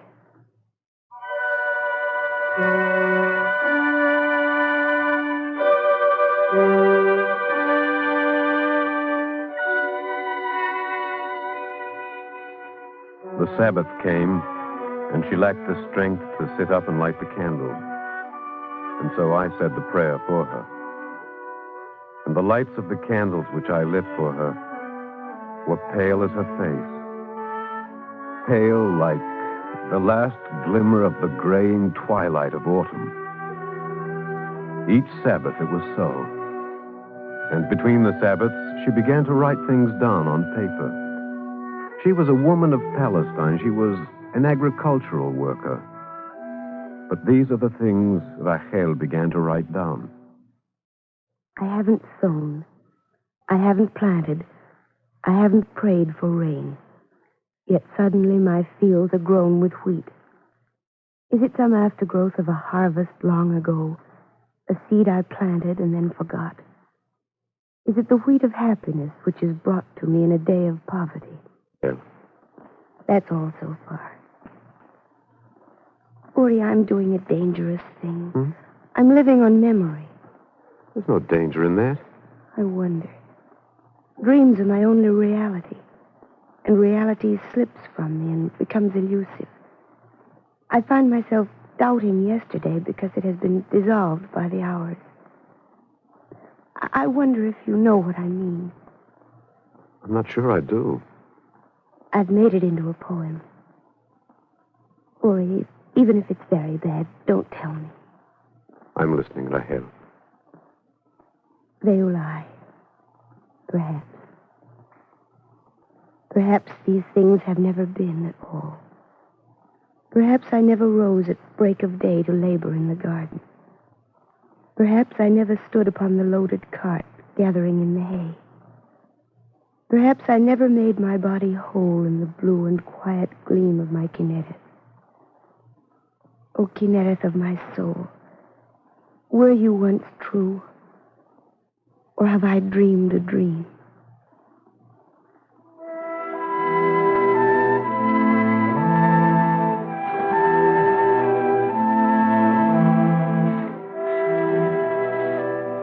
She wrote songs now. Songs for the land of Eretz Yisrael that told of herself. Of quiet pain that was tinged with sadness and yet also tinged with a strange sweetness. And in them were no answers, only the sensations of morning and evening, storm and calm, the wound and the healing. And no one trampled upon her songs, and no one smiled or laughed or misunderstood. They were hardly songs, a gentle shout of joy when the light was shining, and when the light was dim, merely a small cry. She was refined by pain. and they respected her pain and respected her. One day, when her strength was diminishing, we placed a piano outside her room.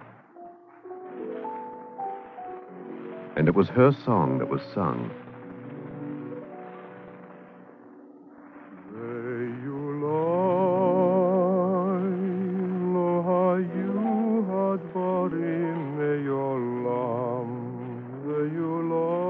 Ve'ulai lo chayu hadvarim me'olam. Perhaps these things have never been at all. I stood by her side. I saw her eyes, and I could not say whether their look held more of exaltation than of pain. There is a song that flows from the wound of the heart when it loves, and this was in her eyes. There is eternity in each moment, and this for her was an eternity of moment and a ladder.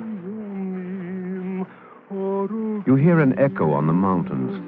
Then there are no mountains, but the echo remains. Happy is the heart that remembers the echo. There was such goodness for her in that. But even that was not permitted to last.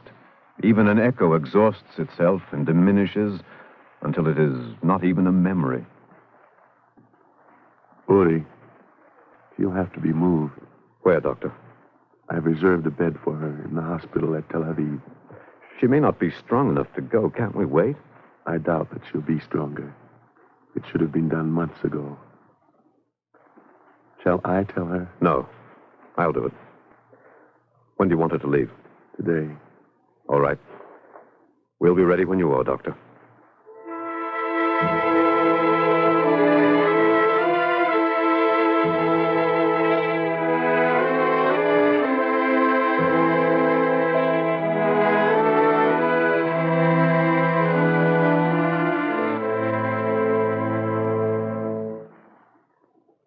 Hold me very tight. Don't let me fall. You won't fall, Rahel. I feel like a baby in your arms. That's the way it should be. Now, turn me around. I want to see the bed, pictures on the wall, books on the shelves. It all appears so different. So little. That's because I'm holding you so high. Uri, I can see through the window. The winter is past. Why didn't someone tell me? The rains are almost over. For lo, the winter is past. The rain is over and gone. The flowers appear on the earth. Finish it for me, Uri. The time of singing is come, and the voice of the turtle is heard in our land. The fig tree putteth forth her green figs, and the vines in blossom give forth their fragrance. Arise, my love, my fair one, and come away. My beloved is mine, and I am his, until the day breathe and the shadows flee away. Well, that's a very nice way to leave. I'm ready, Uri. Hold me tight and don't let me fall.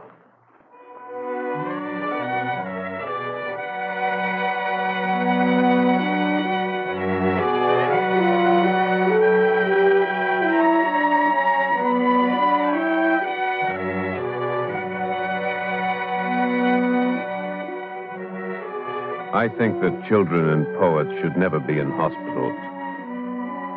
Rooms that are starched and sterile, impersonal as a test tube, they're not for children, and not for poets. They were kind to her, but under the white coverlet, her face seemed to shrink, even as her eyes seemed to grow wide with wonder. The thread of her life was decaying, and the only thing that held her to us now was that in Eretz Yisrael they were putting tunes to her poems. And subdued, self-conscious delegations of farm workers would come to her room in the hospital and awkwardly blow a note on a pitch pipe and sing her poems.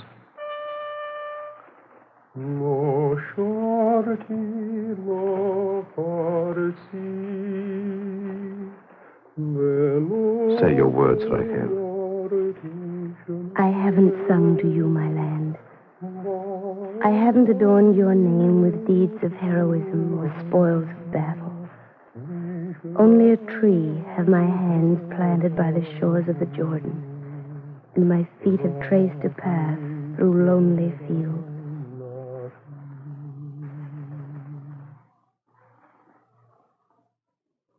Rachel, the entire colony of Kinnereth thanks you for your poem.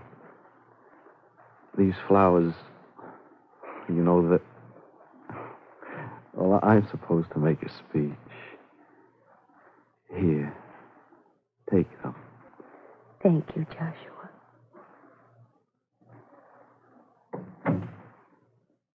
Uri, I'm happy.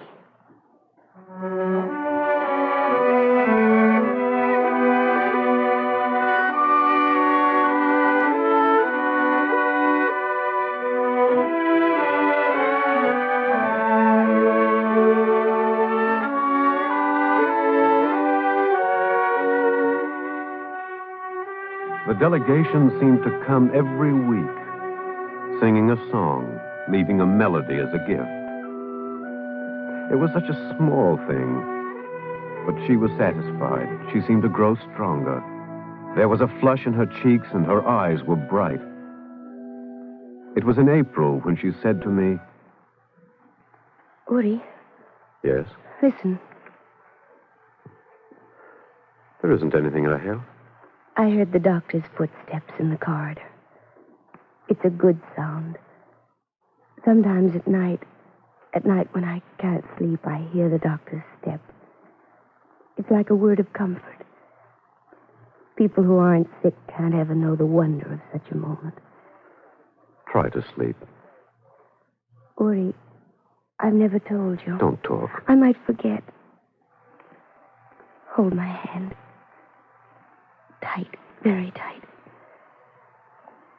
Uri, every night he comes. The doctor? No. Every night he comes. You know who? The messenger who brings tidings. He sits on my bed, right where you are. He thinks I can't see him, but I can. I see him distinctly. I'll tell you a secret. He's without flesh. I see the empty sockets in his skull. He sits on my bed, and he waits, and he doesn't speak. And you know something? When he comes, the bridge is broken. The old bridge which the hands of time have hung between yesterday and tomorrow. And he laughs. And when he laughs, I know that it is my last song. Rahel, I don't want you to talk like that anymore. You think I'm sorry. It's been good. I've been in Palestine. I've been a normal woman. I will bring you to the land, the Bible says. But I am in the land. I don't even have to write about it. Uri, the far away is near, and the near is far away. Try to rest. Please be good. I talk too much, don't I? That's right. No more talking. Uri. No talking. Just one thing. What is it now? I haven't lost a thing. I haven't lost a single thing. Because all the things I've lost are mine forever.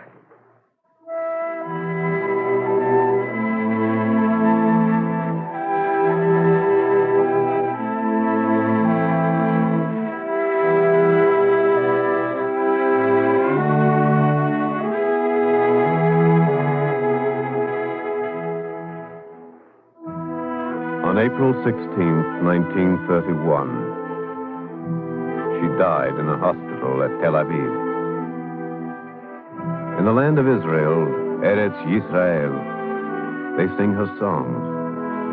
And perhaps from beyond she sends blessings. she is a memory, and only the memory remains. But that is a thing nothing and no one can hurt. At the side of any road, at the decline of any day, the memories gather round and go with me to make a covenant. And then I know what she knows. Only what you have lost is yours forever.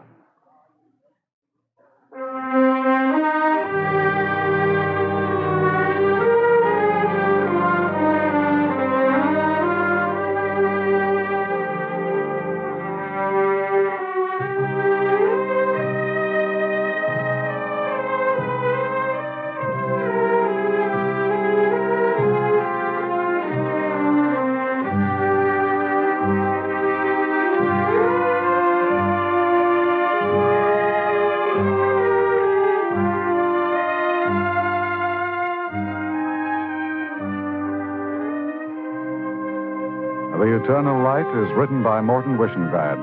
The music was composed by Morris Momorsky and conducted by Milton Catums. Rahel was played by Mitzi Gould, and Alexander Scurby was Uri. Cantor Robert H. Siegel was the soloist. The entire production is under the direction of Frank Papp. Background material for today's script was supplied by Reuben Wallenrod's Main Currents in Palestinian Literature, to be published shortly by Berman's Bookhouse. If you'd like a free copy of today's script, write to The Eternal Light, 3080 Broadway, New York, 27, New York. This program is a weekly presentation of the National Broadcasting Company and its affiliated independent stations, and comes to you under the sponsorship of the Jewish Theological Seminary of America.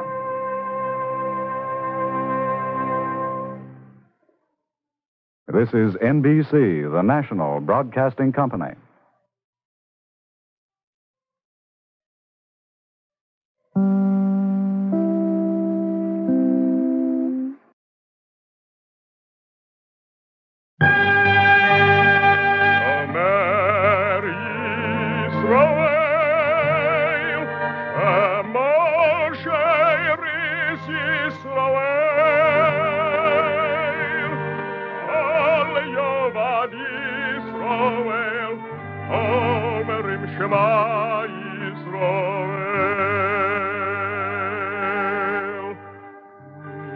And the Lord spake unto Moses, saying, Command the children of Israel that they bring unto thee pure oil olive, beaten for the light, to cause the lamps to burn continually in the tabernacle of the congregation. And it shall be a statute forever in your generation.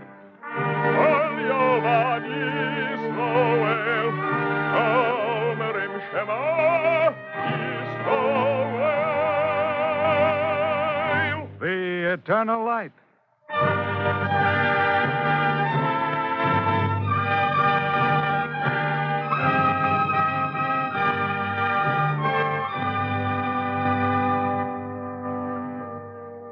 The National Broadcasting Company and its affiliated independent stations present The Eternal Light, a program which comes to you under the auspices of the Jewish Theological Seminary of America. Our story today is Morton Wishengrad's The Cow That Coughed, and features Philip Burniff as Nathan Strauss.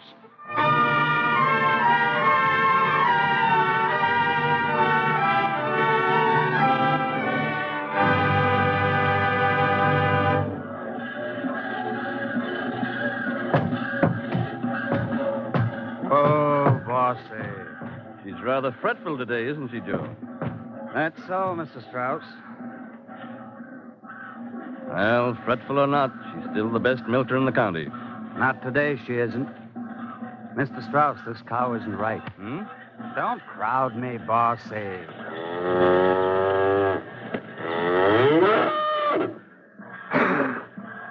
What was that, Joe? Sounded like a cough, didn't it? Yeah, that's a cough sure shooting. Keep her in the barn today, Joe. I'll be going for the vet. I'll finish milking, Mr. Strauss. Now, stop fretting, old lady. Stop fretting and don't crowd me. You'll be all right.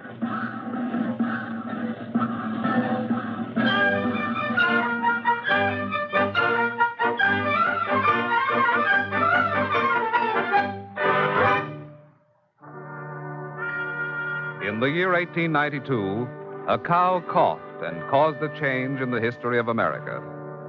The cow belonged to Mr. Nathan Strauss, a New York City department store owner.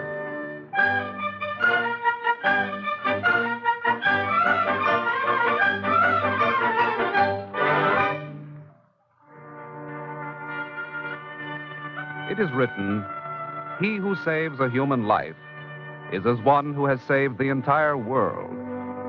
It is written further, "Happy is he that considereth the poor." You may ask, what has a cow that coughed to do with a sentence from the Talmud and a verse from the Bible? In a way, that is our story. For the pedigreed cow of Mr. Nathan Strauss sickened and died. And Mr. Nathan Strauss was a curious man. He ordered an autopsy performed. Well, there's nothing anybody could have done, Mr. Strauss. Both lungs were diseased. You're sure, Mr. Lindsay? Of course I'm sure. I know cows. Mr. Lindsay, my family has been drinking milk from that cow all summer. Well, there's nothing wrong with that.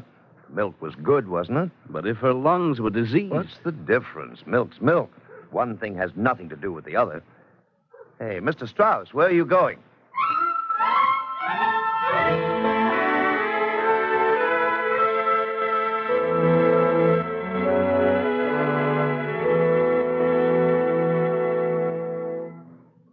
Well, Mr. Strauss, so far as I can see, your children are fine. Nothing wrong with them. I'm certainly relieved to hear that. Dr. Jacoby, does that mean that the milk of a tuberculous cow cannot transmit the disease to human beings? That's what the medical profession believes. Do you believe that? I'm a member of the medical profession. Do you believe that, Dr. Jacoby? No, I don't believe that. I believe that tuberculous milk is responsible for tuberculous babies. Dr. Jacoby, I'm not a medical man. I'm not a scientist. I'm a merchant. 1 out of every 3 babies born in this country dies before the age of 5. Now, numbers make sense to me. That's right. That's the point. It isn't right. Mr. Strauss, there's nothing you can do about it. No, I guess there's nothing I can do about it. Thank you, Dr. Jacoby.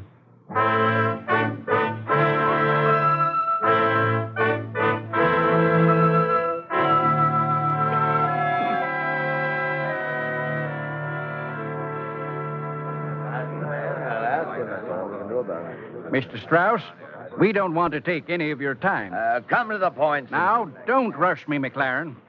Like I was saying, Mr. Strauss, we don't want to take any more of your valuable time. Then stop taking it, Simpson. Now, look here, McLaren. Who's doing the talking? You are, but you're not saying anything. Move over, Simpson. Mr. Strauss, this committee represents the Democratic Party of the city of New York. That's just what I was saying. And we're asking you, Mr. Strauss, to become the party's candidate for mayor of New York. Well, I'm very flattered. How about it, Mr. Strauss? One moment, Mr. McLaren. I've got a slip of paper here with some figures on it. Last week, within a radius of 12 miles from City Hall, 1,036 people died. Mr. Strauss, we are talking politics. Of that number, 713 were children under 5 years. 664 were children under 2 years. 529 were under 1 year. In 1 week, Mr. McLaren, 64% of those who died were babies under 2 years. Well, that's too bad. But we're not asking you to run for president of a funeral parlor. Mr. Strauss, will you or won't you run for mayor? The deaths, Mr. McLaren, were caused by tuberculosis, typhoid, diphtheria, cholera, scarlet fever, septic sore throat, and dysentery. Now, I think before I accept a nomination for anything, I've got to do something about that. Excuse me, Mr. Strauss. If I didn't know you better, I'd say you had water on the brain. You're quite wrong, Mr. McLaren. I've got milk on the brain.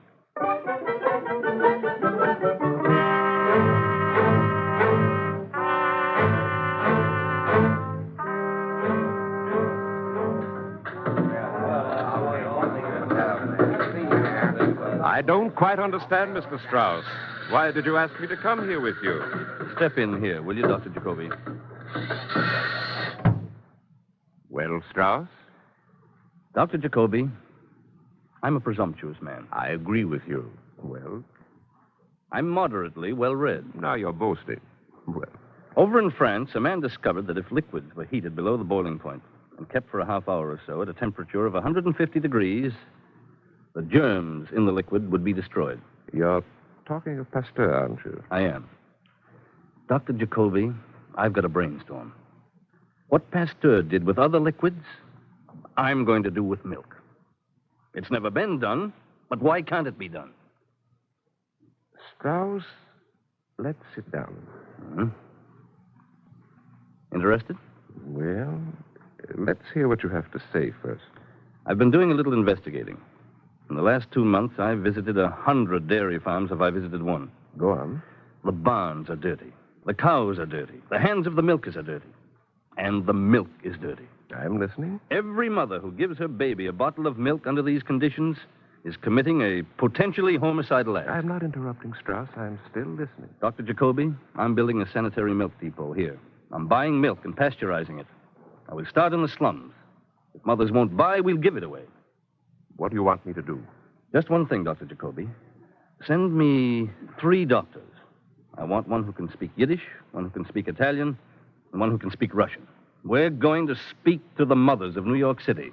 We're going to stop the slaughter of defenseless children.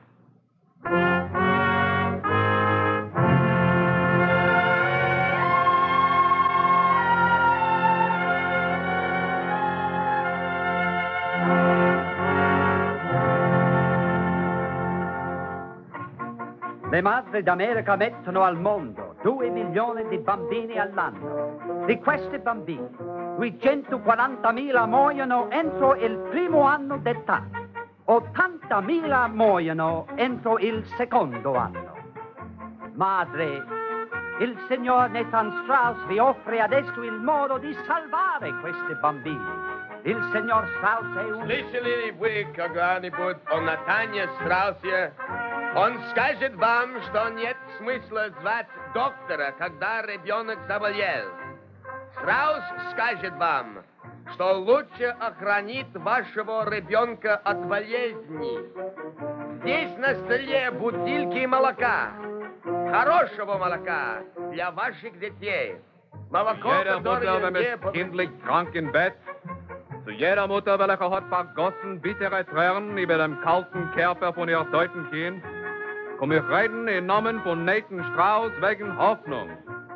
Ich bete euch, alle von euch, welche haben die Möglichkeit zu kaufen, die Milch reinzubringen, eure Pennies. Öfter sind da von euch, welche haben nicht kein Pennies. Ich bete von euch, kommt, sei wie sei. Kommt, nehmt die Milch, schämt sich nicht. Das ist gesund und Leben für euer Kind. Und mit gesund und Leben darf er sich nicht schämen.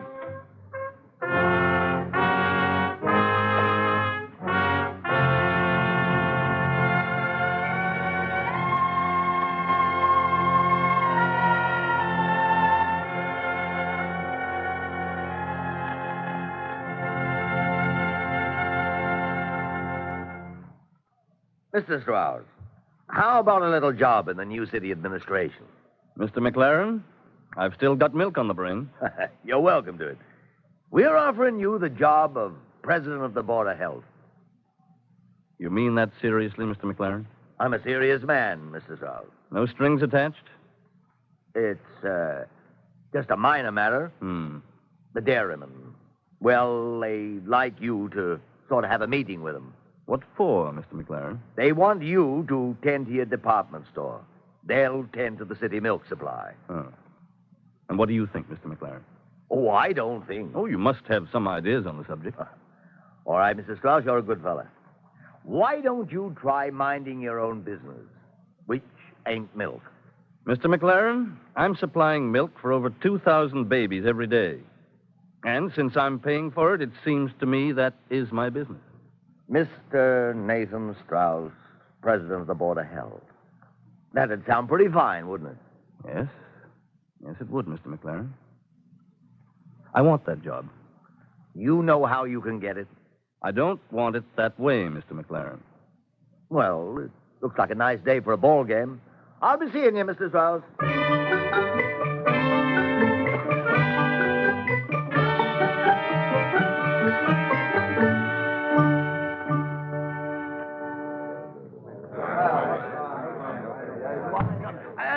what is this? Mr. McLaren, do you know Dr. Jacoby? Oh, hello. Hello. Strauss, what's this all about? And this is Dr. Green. Pleased to meet you, Doctor. How do you do? I believe you've already met Mrs. McLaren.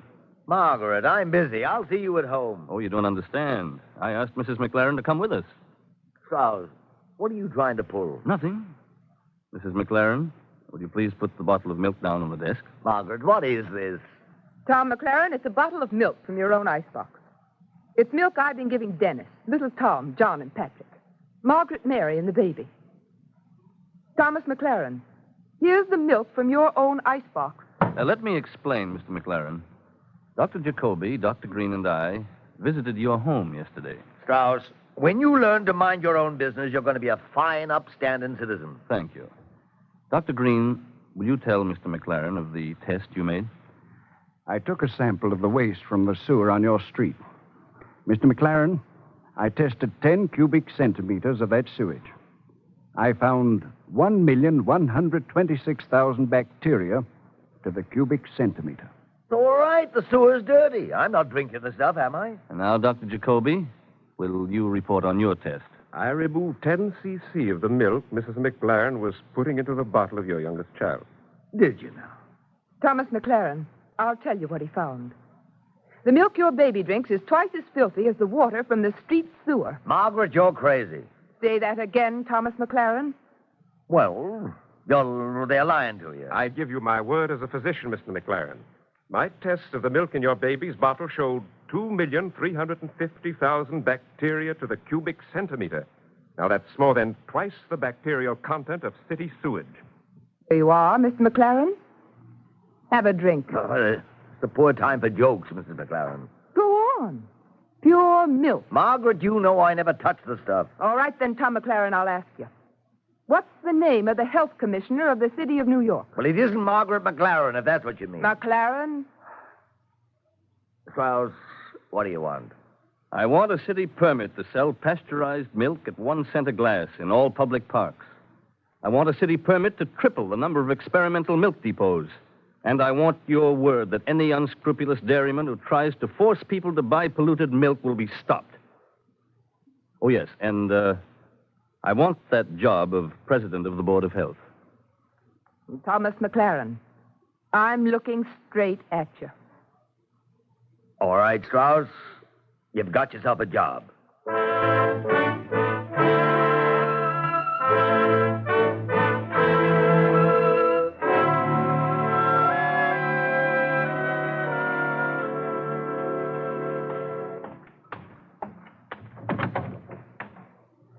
I want to speak to the health commissioner. Yes? I want to report the outbreak of an epidemic. I need the health commissioner right away. I see. Well, can I assist you? No. Mr. Strauss is the man I want to see. I'm Nathan Strauss.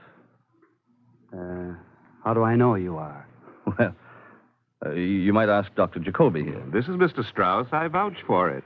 Thanks, boys. I had to make sure. Mr. Strauss, a summons. Sworn today at the court of special sessions. Well, what's the complaint? The charge is watering milk. And, Mr. Strauss, this is an arrest. Officer, here's your man. Put him in the clink.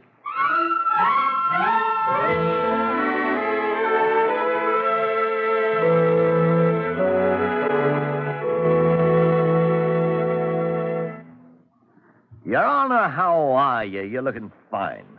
Can't complain, McLaren. Who's this with you? Mr. Strauss, shake hands with the judge. I'm a little embarrassed by this. And really, Your Honor, I don't think we ought to dispose of this matter in your chambers. I'm quite willing to go through the regular process. Isn't that a laugh? McLaren. This is a serious charge, Mr. Strauss. There's a city ordinance prohibiting the dilution of milk. The charge is that milk is diluted in your depots. I think I can explain. We prepare 2 kinds of pasteurized milk. One is ordinary milk. The other is modified. Modified? Yes, according to a formula of Dr. Jacoby's. It's for small infants. Ingredients are added so that the milk will more closely resemble mother's milk. Is that why they arrested you? I expect it is, Your Honor. I'm not an issue here. The issue is 1 baby dead out of every 3 born. Most doctors agree with me. And I'm sorry to say that there are a few who see no way of attacking disease except with a medical diploma. I'm resented because I'm not a physician. I take it you're referring to Dr. Smith, whose name is on the summons here. Yes, Your Honor. I wish Dr. Smith could see that fighting tuberculosis without attacking tubercular milk is like trying to put out a fire by pouring water on another building. Strauss, you're a fine man. Would you mind a personal question? No. All these milk depots, here and in other cities, you're paying for those yourself, aren't you? Yes. Why? I can afford it. But why? Why you? Why not somebody else? Well, I've thought about it. Most people who can afford it make their contributions to society after they die. I can't see that. I'm still a fairly young man. But why should people have to wait until I die? Why should they profit more by my death than by my life? I never considered it that way. Your Honor, religion's a private matter. But I ought to say that my religion compels even a beggar to contribute a part of his income to society. Now, I'm pretty fortunate. So it seems to me my contribution has to be fairly substantial. When I was a boy, down in a little town in Georgia. Yes? My father used to teach me. Once he opened the Talmud and he read to me, "What you give after death is lead. What you give in sickness is silver. What you give in life is gold." McLaren. Yes, sir. There's a summons on my desk. Now, mind you, I never mentioned the subject. Well, of course not, Your Honor. Which side of the desk, Your Honor? Without mentioning it, it's the right side, near the Bible. Well, so it is. And, McLaren, I think my own wastepaper basket is rather full. It would be better if you disposed of it outside. Gotcha, Your Honor. And, McLaren? Yes. Don't throw it in the street. Find a nice, clean sewer. There's a city ordinance against littering the street with paper.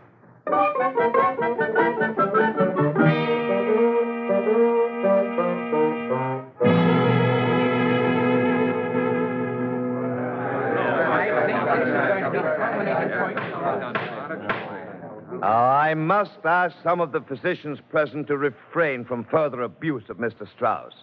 Mr. Strauss is the guest of the New York County Medical Society. Sir, I don't mind the abuse. Abuse doesn't kill, but raw milk will.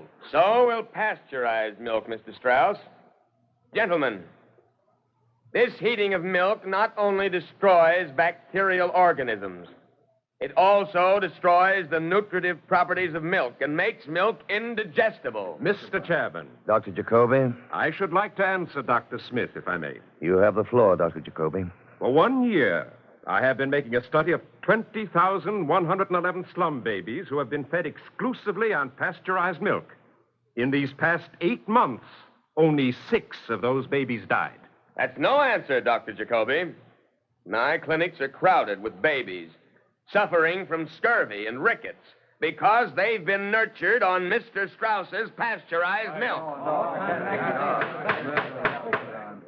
Mr. Chairman, I should like to interrogate Dr. Arthur Randolph Green. Is Dr. Green present? Here, Mr. Chairman. Do you wish to be interrogated by Dr. Jacoby? I have no objection, sir. Proceed, Dr. Jacoby. Dr. Green, I believe you are in attendance at Dr. Smith's clinic. Mr. Chairman, this is not a courtroom or an inquisitorial chamber. I protest these questions. Mr. Chairman, it is a question of scientific veracity. The question is entirely in order. Proceed, sir. Dr. Green, how many cases of scurvy have you seen in Dr. Smith's clinic? Not one, sir.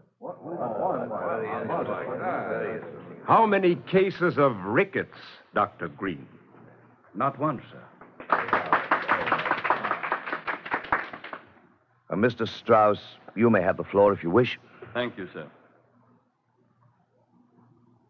Gentlemen, I have no right to be here except as a citizen. And so I won't make a speech.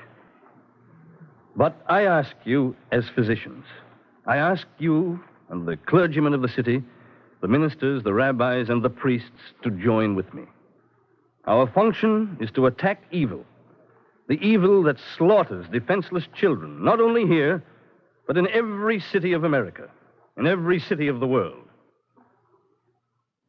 That's all, gentlemen.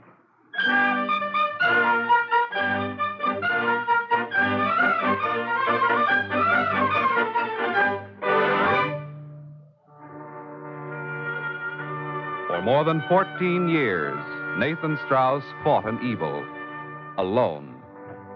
297 milk stations, which he financed in 36 cities, carried the fight for him. Then, slowly, the laws were made. Pasteurization and the inspection of dairy cattle for tuberculosis became mandatory by law. Nathan Strauss is dead now, but he has left his work to live for him. In the year 1892, there was a cow that coughed, and it made a difference. There is a line in the Talmud: "He who saves a human life is as one who has saved the entire world."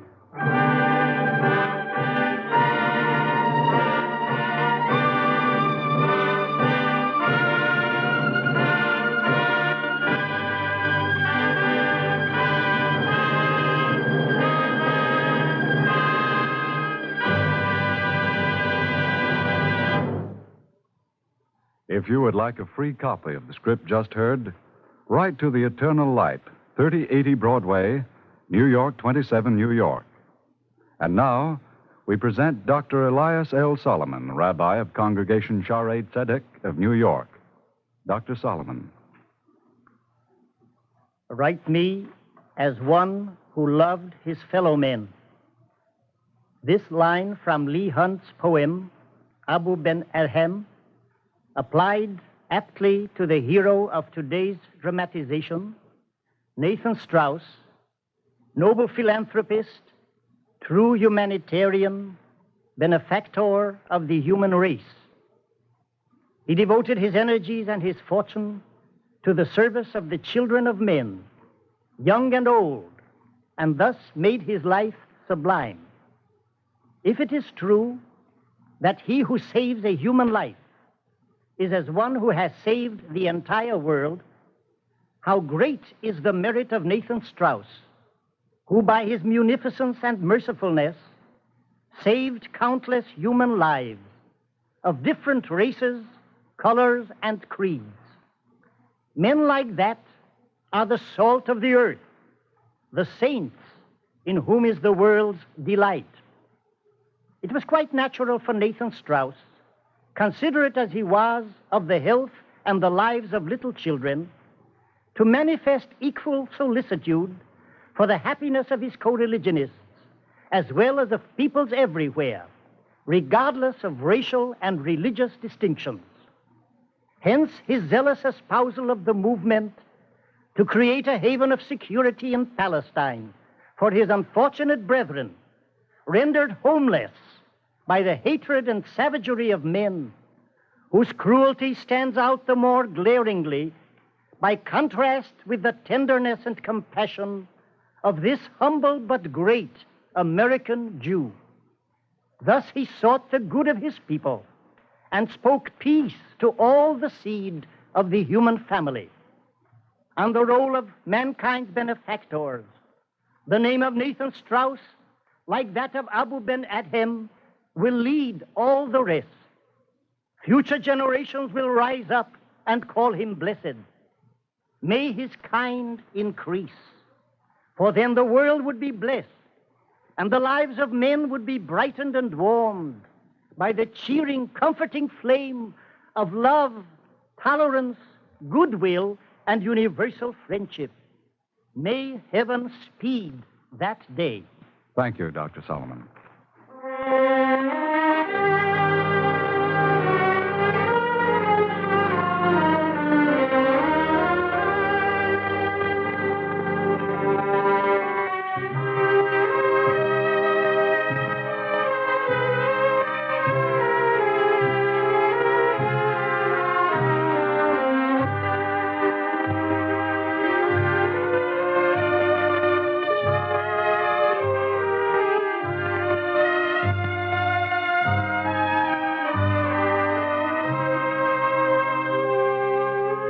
The Eternal Light is written by Morton Wishengrad. The music is composed by Morris Momorsky and conducted by Milton Catons.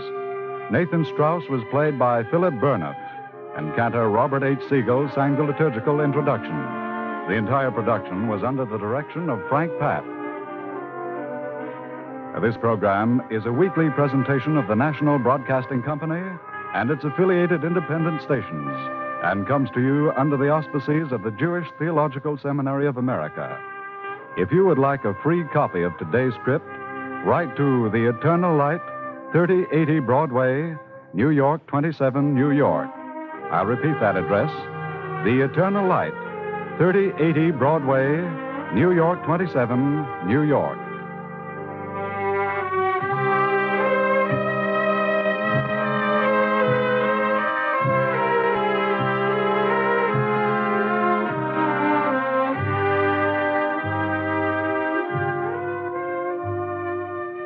This is NBC, the National Broadcasting Company.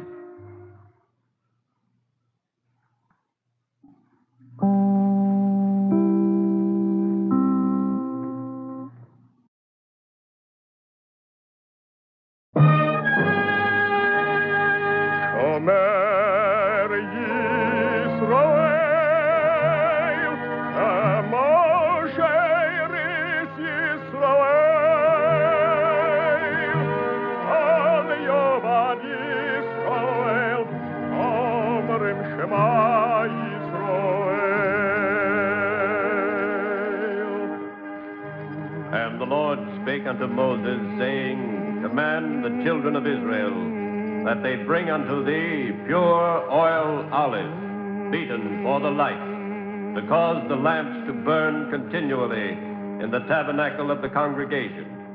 And it shall be a statute forever in your generation.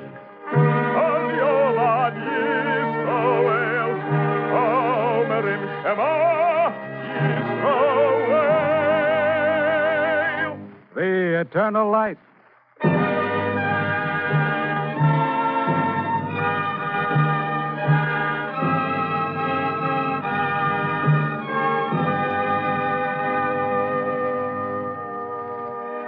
The National Broadcasting Company and its affiliated independent stations present The Eternal Light. This program comes to you under the auspices of the Jewish Theological Seminary of America. Our story today is a drama by Morton Wishengrad entitled The Hand of the Hunter. Featured as the narrator is Roger DeKoven. Aaron Meyerowitz is played by Jack Lloyd.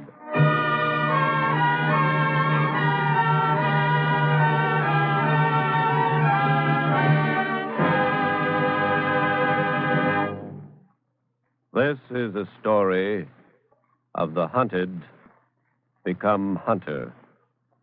In many essential details, it is a true story.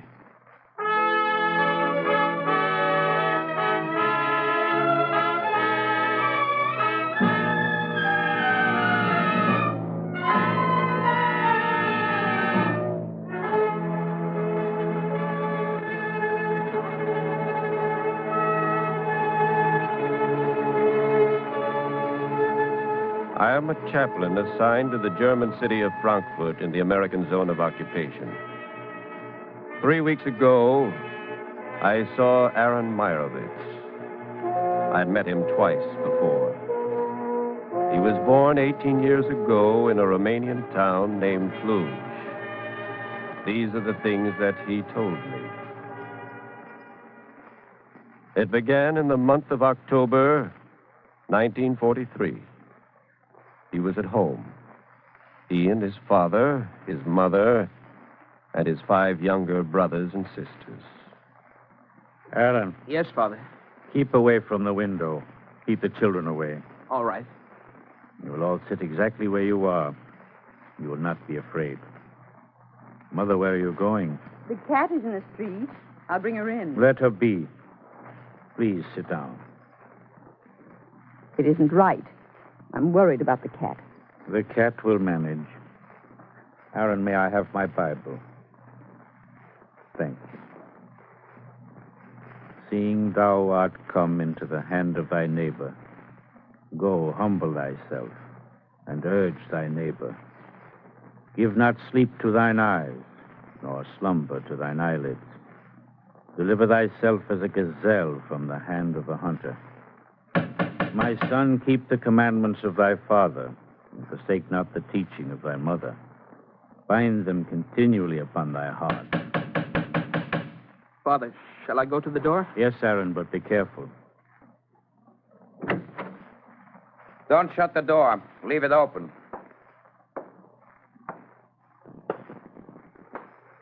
Your name? Marowitz. How many? Myself, my wife, these 5. You didn't count him. What is this one's name? Aaron. He's the eldest. He can stay behind for now. So can the others. You will come with me. Who are you? Gestapo. Give me a moment, please. I will get some things together. Nothing. As you are. May I speak to my wife and to my children? Go ahead. I should like to speak to them alone, if I may.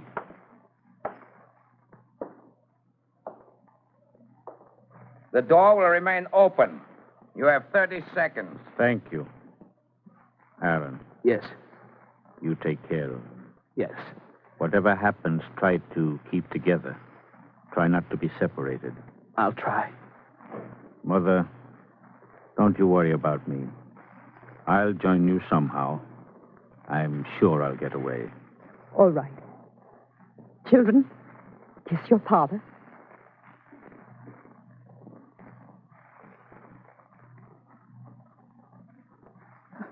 A kiss for me, Papa. A kiss for you, Mother. When we say 30 seconds, we mean 30 seconds. I'm coming.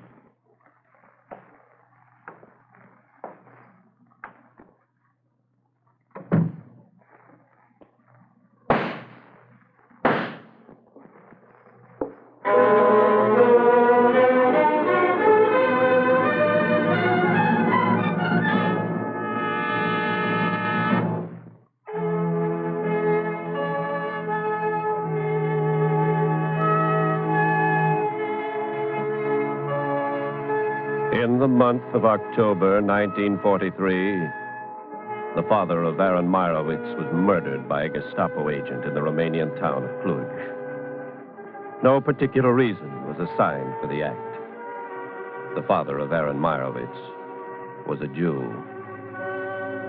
In November 1943, Aaron Meirowitz, his mother, his 5 younger brothers and sisters, was seized and dispatched to the concentration camp of Auschwitz.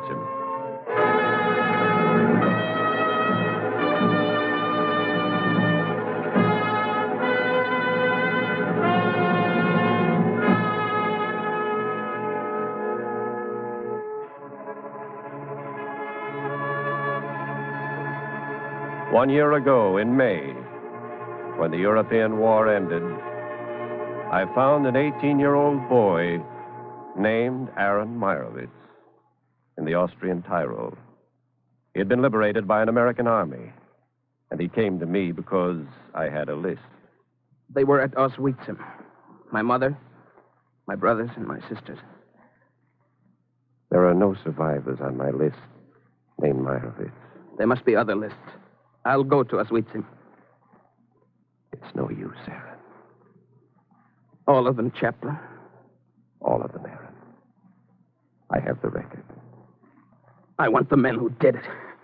I know how you feel, but the courts will take care of those responsible. They'll get away. Courts are courts of law, not courts of justice. I want the men who did it. Aaron Meirowitz, the murderers of Auschwitz will be brought to justice. I give you my word. Chaplain, don't lie to me. I'm not lying. Swear to it. I'm a rabbi. I will not take the name of the Lord in vain. You can believe what I say. I believe you. Good. What will you do now? I'm going back to the town of Cluj in Romania. I'm glad. You'll find friends there, Aaron. I don't want friends. Why are you going back? I want the name of the Gestapo agent who murdered my father.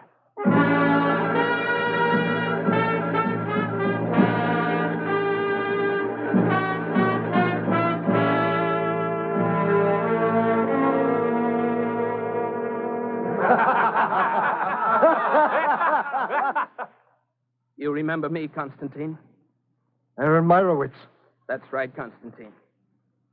Why doesn't anyone speak? How did you get here? I walked. What do you want? The name of the Gestapo agent who murdered my father. We don't know. Constantine, you always were a liar. You worked with the Germans. I tell you, I don't know. All right. Forget you saw me. We'll forget. Go back and do what you were doing. Go ahead, laugh. I said laugh. The rest of you, laugh with him. Go ahead, laugh.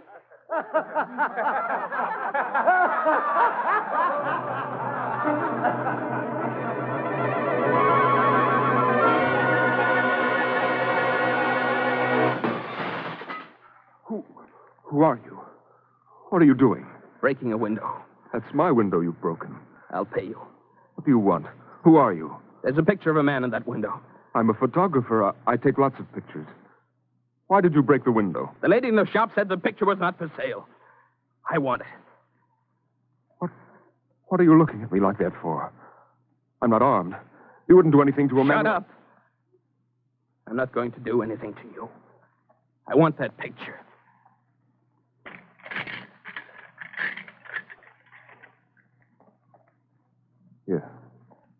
Here it is. What's his name? I don't know. What's his name? If I knew, I'd tell you. He came in and asked me to take his picture, and I took it. He was from the Gestapo. He didn't say. I'm telling you the truth. What's this written on the back? Where? Is this your handwriting? No, it isn't. It says Krumbach. Thanks. Krumbach. That's the man. Gestapo agent Krumbach. Oh, wait a minute. That's not his name. I thought you said you didn't know what it was. Well, I don't. But I know it isn't Krumbach. That's the name of a town in Bavaria. I'm telling you the truth. I'll pay you for that. I'll pay you for the picture, and I'll pay you for the window.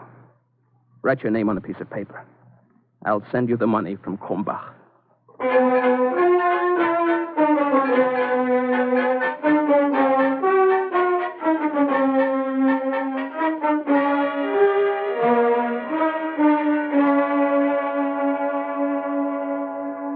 They told me you were the new burgomaster of Krumbach. I am. I have a picture here. Did you ever see this man? He looks familiar. Hannes, have you ever seen him? I've seen the swine, sure. What's his name? I don't know his name. His sister used to live here. Name of Schneider. She lives in a suburb of Frankfurt now, a place called Hearst. I'm much obliged to both of you. Don't mention it.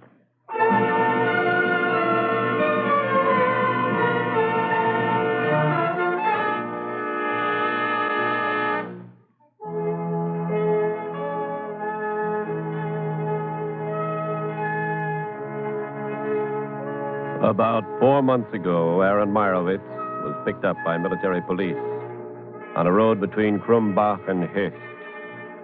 He told them his story. He was brought before a regional representative of UNRWA. That is a matter of record. He was allowed to be transferred to Lampertheim, a camp for displaced persons, about 50 miles south of the city of Frankfurt.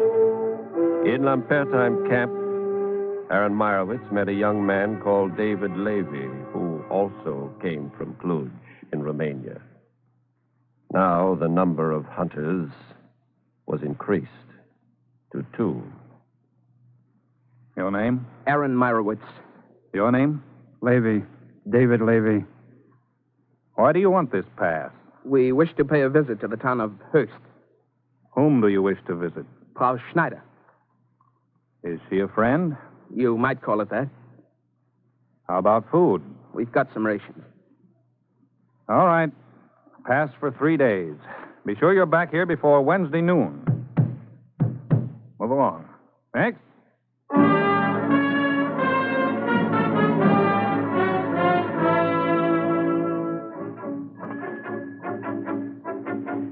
What can I do for you, gentlemen? We're looking for Frau Schneider. Sorry, I'm new here. Try somebody else.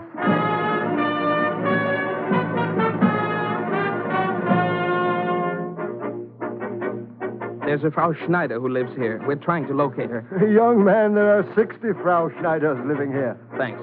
We'll try them one at a time.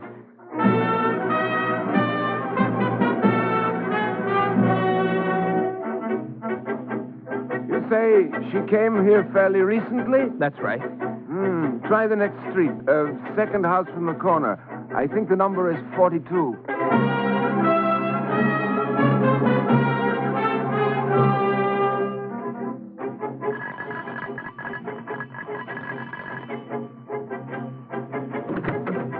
What do you want? Frau Schneider? Yes?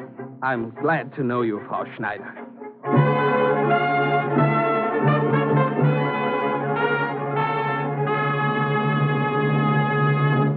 I'm scrubbing clothes. I don't have time to talk. You'll have to talk to me, Frau Schneider. Some other time. This picture, Frau Schneider. Your brother? He's a very good-looking man, isn't he? He's your brother. I never saw that face before in my life. David Levy. Who else is in this house? Who came here with you? A friend of mine, Frau Schneider. I left the latch open. Here's another picture, Aaron. I found it in an album, just as you thought. Uh-huh. The same picture, Frau Schneider. All right, he is my brother. You admit it. Sure, I admit it. He was a brave man. He was killed at the Battle of Leningrad. Frau Schneider, you're a liar. Your brother was alive in Romania after the Battle of Leningrad. Where do you think you are? This country isn't Palestine.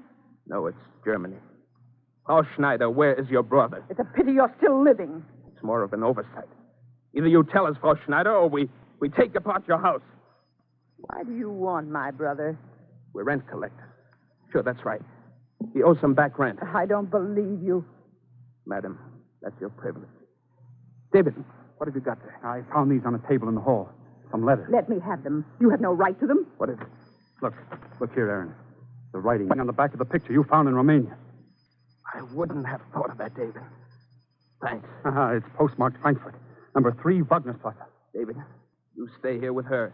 Don't let her write. Don't let her see anyone. Don't let her telephone. Where are you going? To 3 Wagnerstrasse. If you ever read the Bible, Frau Schneider, I suggest you open it to the book of Numbers. The revenger of blood himself shall slay the murderer.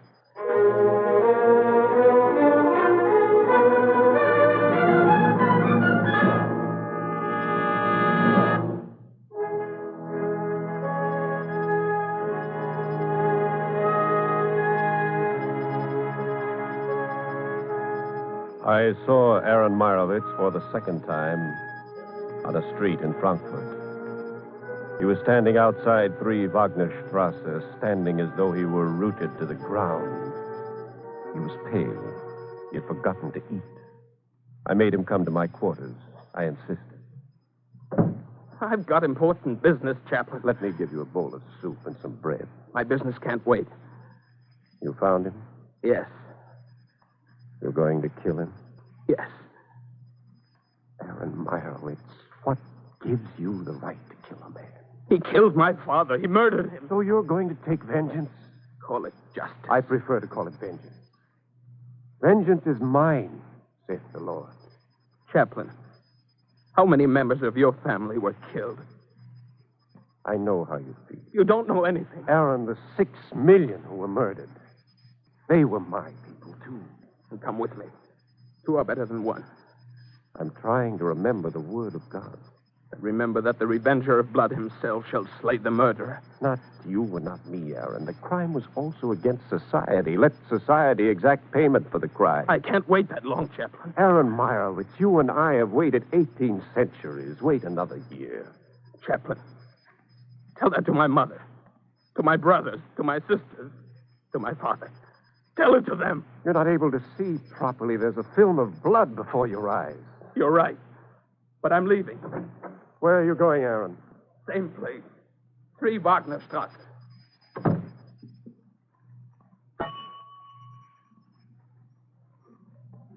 You rang for me, Chaplain? Sergeant, a young man just went out that door. I saw him. Get a couple of men. I want you to bring him back. I've got just the men to do the bringing. No, Sergeant, don't hurt him.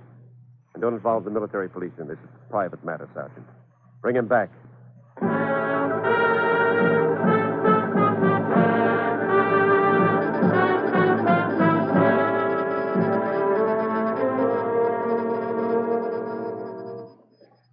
Take it easy, fella, and you won't get hurt. Satisfied, Chaplain? No, Aaron, I'm not satisfied, but someone had to stop you. Why don't you have me taken to jail? I could do that. It doesn't matter. I'm going to see him. You can stop me now, but I'll see him. I know where he is. I can wait. Aaron, there's still a law. There's still a morality. There's still an ethic in this world. It's slightly tarnished now. It has to be made bright, but more blood won't brighten it. I lived through it, Chaplain. 5 years. You think you can stop me? Aaron, you're a Jew. Thou shalt not kill. Tell it to my father. He would agree. That's why he died. Aaron, I want you to bring your father's murderer to justice. I want to see him stand before a civilized court. I want him to be given every opportunity to speak in his own defense and not to be prejudged. And then I want the court to decide with justice. Aaron, that's all we want. Not compassion, not pity, not charity, not vengeance. Justice. Aaron, are you afraid of justice for your father's murderer? I'm asking you a question. You can ask questions. There are soldiers here. Sergeant, leave the room. Yes, sir. He'll be waiting outside. Sergeant, you're excused for the day. Take the men with you. Yes, sir. The door is shut. You can always ask a question when a door is shut. I leave the door open. There's nothing to prevent you from leaving now. The question is justice or vengeance? I'm going to 3 Wagnerstrasse. I want you to. I'm going to see a man. I want you to do that. What else do you want? You want me to forgive him? Yes, if that were possible, yes. If this civilized world permitted civilized human actions, yes. But it isn't civilized. And you and I aren't civilized, not yet. So all I want from you, Aaron Meyerowitz, all I want is for you to bring him here. What will you do, Chaplain? You and I, Aaron, we'll take him to the Allied military government. We'll allow him the chance he didn't give your father. And you think justice will be done? I don't know. But you can live and die like your father, or you can live and die like them. That's the choice, Aaron. All right, Chaplain. I don't have a gun. All I've got is my 2 hands. Look at them, Chaplain. They're strong hands. All right. I'll make the choice.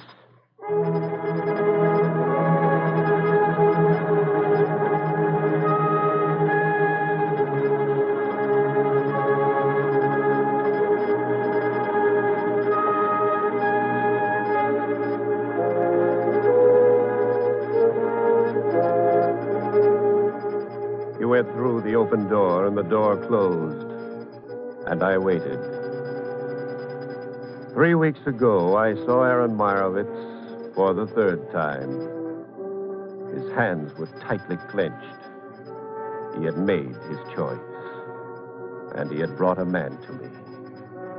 And together with Aaron Meyerowitz, I brought a man to the Allied military government. This is the story. Almighty God, deliver us from the hand of the hunter and the terror of the hunted.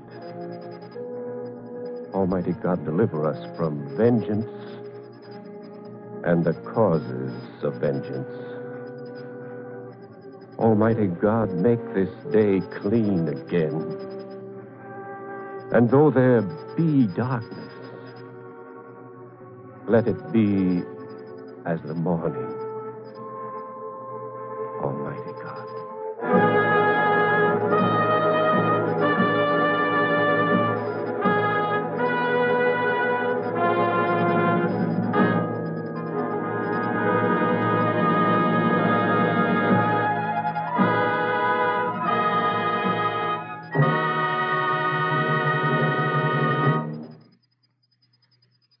If you would like a free copy of today's script, write to The Eternal Light, 3080 Broadway, New York 27, New York. And now, we present Rabbi Roland B. Gittleson of the Central Synagogue of Nassau County. Rabbi Gittleson. War is a time of heated passions and blinded perspectives. At such a time, it is not easy to silence the heart's anguished cry for vengeance. In our story this morning, Aaron Meirowitz discovered how true this is. His father was killed almost before his own very eyes. He could only imagine to what fiendish brutalities his mother, his sisters, his brothers were subjected before their bodies, too, were thrown on some refuse pile or melted into soap that would never be strong enough to wash guilt off the haunted hands of humanity. If Aaron Meirowitz were bitterly determined on revenge, that would not be so difficult to understand. For not just 6, but 6 million of his brothers and sisters were killed in the war. Never in all the centuries of life on earth has any people, in any place at any time, been so horribly decimated. If every Jew whose heart still beats had become a psychopathic hunter, his hand lifted in hate against the hand of all humanity, that, too, would be understandable. But the hand of Israel is not lifted in hate. For the faith of Israel, like that of Christianity, has no room for hate. I never met Aaron Meirowitz. I never met the chaplain who restrained him. But I understand the faith which moved them, because I have with my own eyes seen what such faith can do. I stood one morning in the field hospital of the 5th Marine Division on Iwo and saw quite the most remarkable sight of my life. In the distance, artillery was booming. Closer at hand, carbines were still snapping. On the ground surrounding us were the bodies of our own comrades and friends, bodies that were broken, bleeding. And there in the focus of attention was the enemy, one Japanese prisoner. He, too, had been wounded critically. And by his side were 3 corpsmen and 1 doctor pouring plasma into his veins. 4 Americans, using American plasma, American skill, American care, to keep alive one Jap. I came back as proud of that scene as of anything I had experienced in combat. So I know how Aaron Meirowitz feels. His aim is not revenge. His religion forbids revenge. Aaron Meirowitz wants justice. Stern, inescapable, uncompromising justice. But not vengeance. For justice alone can ensure that these pains will never be suffered again. Thank you, Rabbi Gittleson.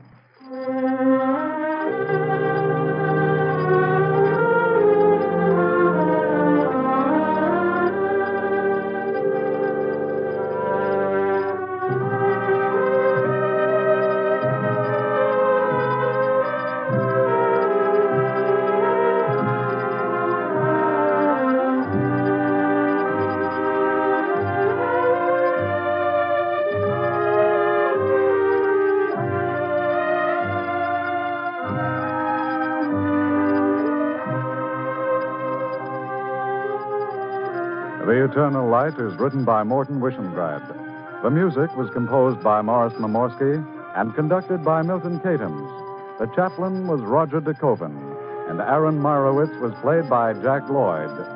Cantor Robert H. Siegel sang the liturgical introduction. The entire production was under the direction of Frank Papp.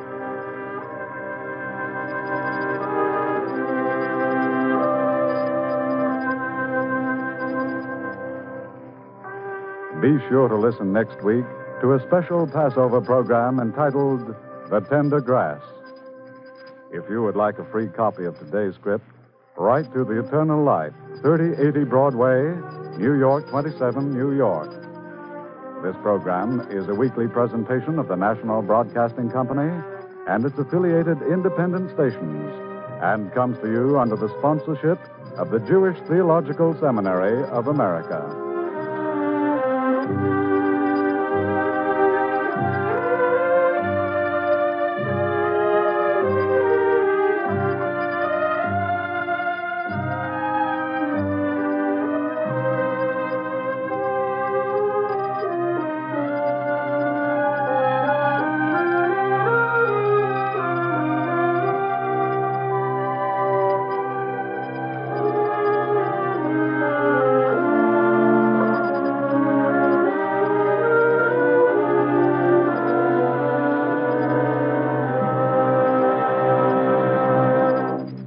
This is NBC, the National Broadcasting Company.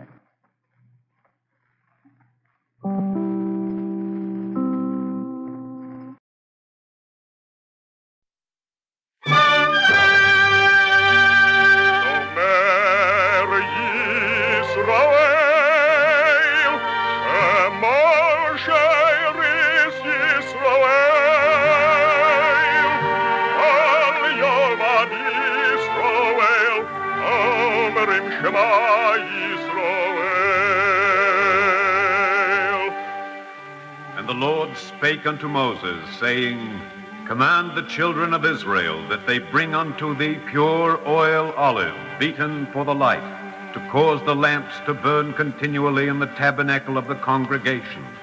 And it shall be a statute forever in your generations.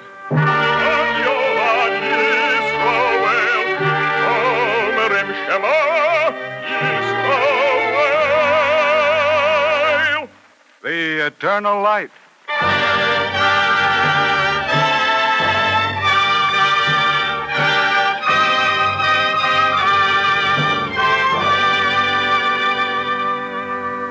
The National Broadcasting Company and its affiliated independent stations present The Eternal Light.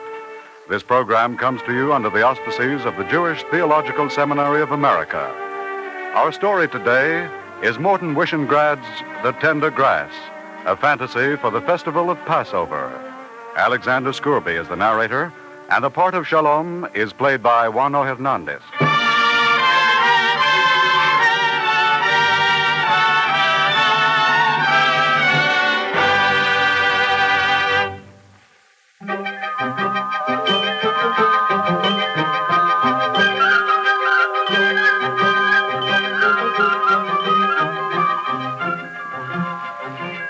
There are so many questions that no one ever asks, like, how is April, and when does the nighttime sleep? I like such questions. They are rounder than gladness and very important. No one thinks of that. I will ask you a question. Suppose once upon a time there was a boy who never was, and who lived in a story that never happened. And perhaps he cried a long time because he wanted you to hear the story that never happened. Wouldn't it be terrible to let him cry? Isn't that important? I think so. I will tell you his story.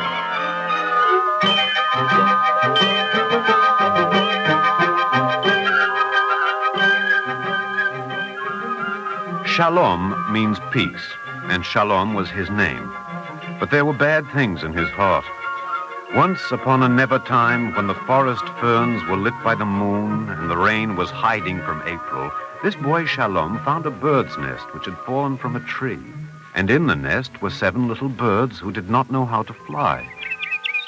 1, 2, 3, 4, 5, 6. Little boy, count me. I'm the 7th. Where's your mother? We lost her someplace. You should be home sleeping. Oh, I don't like to sleep. That's none of your business. Little boy, I don't like you. You're ugly. Please put me back in the nest. You have an ugly voice. You're hurting my wing. Your wing is ugly. Please put me down. Little boy, why are you staring at me? I don't like you. I don't like you. I don't like your brothers. I don't like your sisters. Shut up. I said shut up. All of you shut up. I'll make you shut up. He took each of the 7 little birds and he tore out each of the 7 little tongues. There was no sound left. Nothing except the sound of nothing.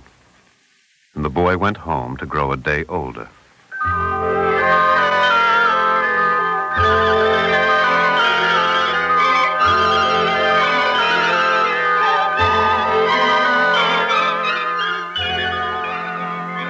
The mother bird flew back, and a neighbor bird told her what had happened. Then all the crickets beat their breasts, and the wind whimpered, and the animals of the forest began to cry, because 7 little birds would never sing. And all the birds of the forest flew to the top of the mountain where the great lone eagle lived.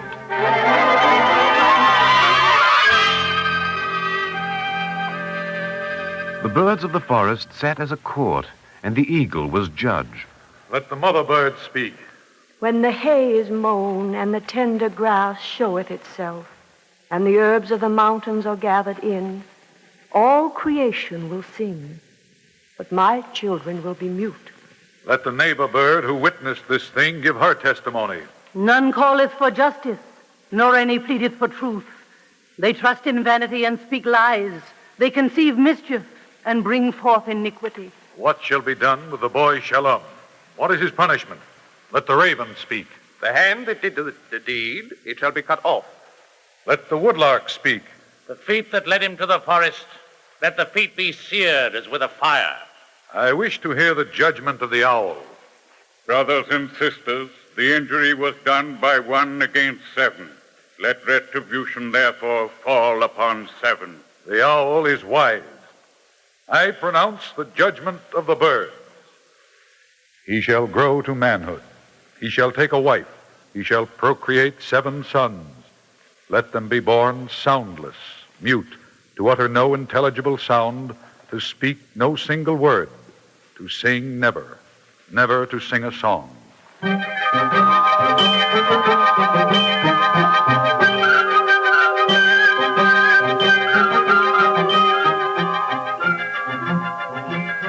Time has no tongue to tell the time, but a little boy can grow. And how does a boy grow? It is another important question. He breathes air he does not see, he drinks water which has no color of color, and he hears a conscience which has no shape. This is growing, and this is how Shalom grew. The tender grass came many times to April, and many times there was a sound in his nighttime as of little birds crying, and then nothing. Forgetting is also nothing. So nothing for Shalom was forgetting, and he no longer heard the cry of the birds. Shalom was a man who had forgotten the boy. He married. He had 7 sons, Shalom and Shulamith, and 7 speechless sons. Shulamith, it is the 10th day of the month of Nisan. In 5 days it will be Passover. Please, Shalom, don't. Not all over again. Not this year. I wish to speak with my sons. Please, Shalom. On the Passover, the youngest child speaks the 4 questions. I will teach it to them, at least to one of them. Shalom, you know it is of no avail. Shulamith, bring them. Children, come here. Your father wants to speak to you.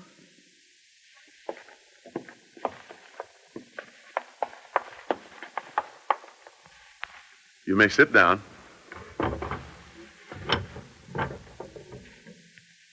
Soon it will be the Passover.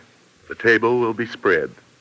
We shall eat unleavened bread and tell the story of Israel redeemed from Egypt. You understand? You understand also that one of you, at least one of you, must help us begin the service of the feast. You must sing, Ma nishtano halaylo hazeh mikol halaylos. Why has this night been made to differ from all other nights of the year? It is prescribed.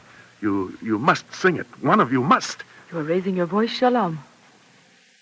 Forgive me, children. You are not to blame. I will sing it for you. In the name of God, please try to sing it. Ma nishtano halaylo hazeh mikol halaylos. Now, sing it with me. Ma nishtano halaylo hazeh mikol halaylos.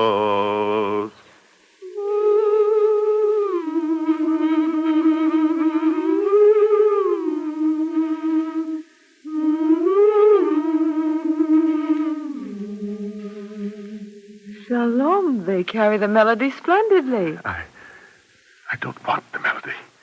I want the words. Sing it again. Sing the words.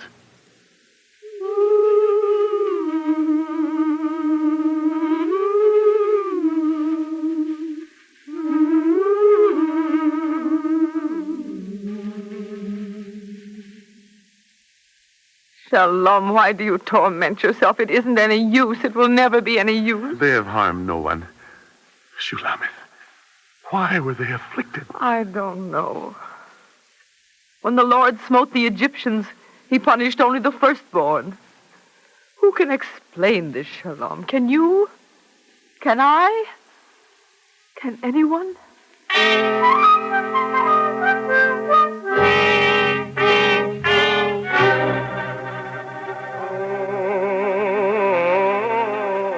The Passover came, for it always comes, and it may not be held back. And the 7 sons of Shalom sang with the muted singing that has never found words.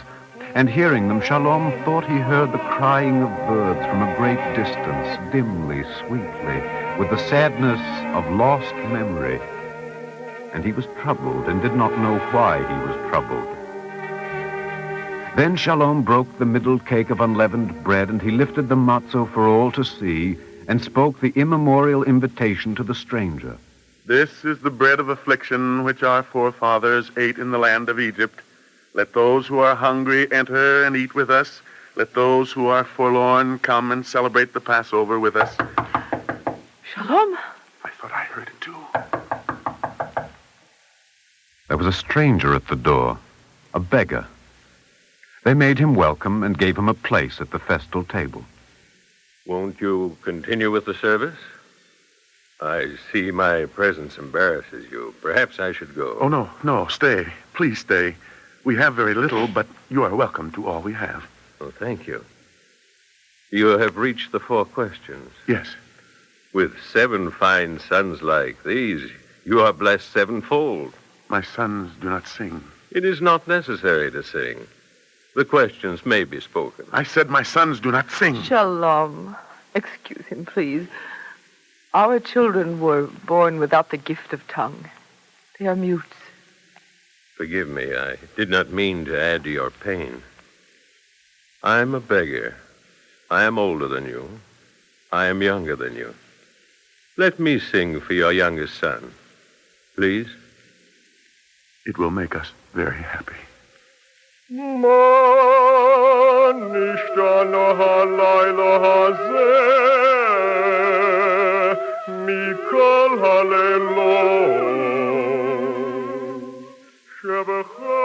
voice of the beggar was the voice of the never old. In the house of Shalom there was such singing that Passover as to make the angels envy. And the voices of the 7 children were like the young birds in the forest, wordless yet filled with a strange joy. Silently Shalom relinquished his place at the head of the table, and the beggar took his place. It was something inevitable, preordained, wonderful. The meal progressed. The questions, the answers, the parables, the digressions, so new and yet so timeless. And always the singing.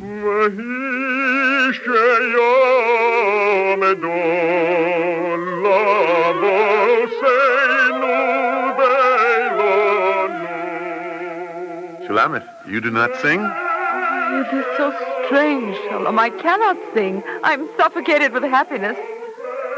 I want only to listen. Shulamith, I feel the same way. Who is he? Shulamith, he was sent to us. Why?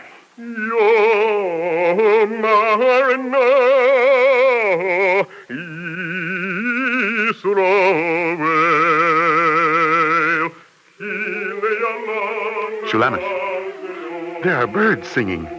Well, I cannot hear them. Oh, distinctly. Shulamith, can't you hear them? There are birds singing, all the birds of creation. Why are they singing? What does it mean? Migdol Yeshuos Malko V'Yosef Chesed Limshicho LeDavid Olezaharo Ad Olam. I hear a flapping of wings, a flapping of 100 million wings.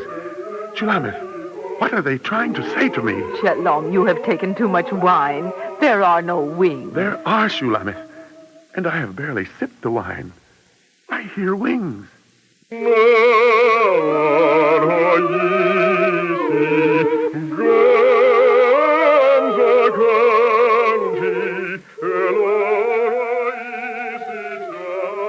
And then a curious thing happened. Shulamith took the cup reserved for Elijah the prophet, the cup prescribed by custom. She filled it with wine and set it on the table. And then the candles, which had been guttering, burst into terrible flame. Magical and terrible was the light in the room, and Shulamith shielded her eyes against the light, and Shalom and the speechless children of Shalom. Behold, the goblet of Elijah the prophet was drained dry, and the beggar was gone.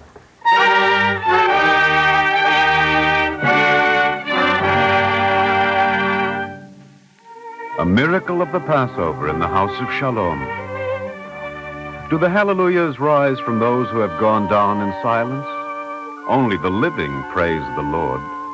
Shalom and his children lifted up their eyes, and they praised the Lord for the presence of Elijah the prophet, Elijah the Tishbite, Elijah of Gilead, Elijah the Enigma, the messenger of God, the bringer of redemption, the beloved of man. The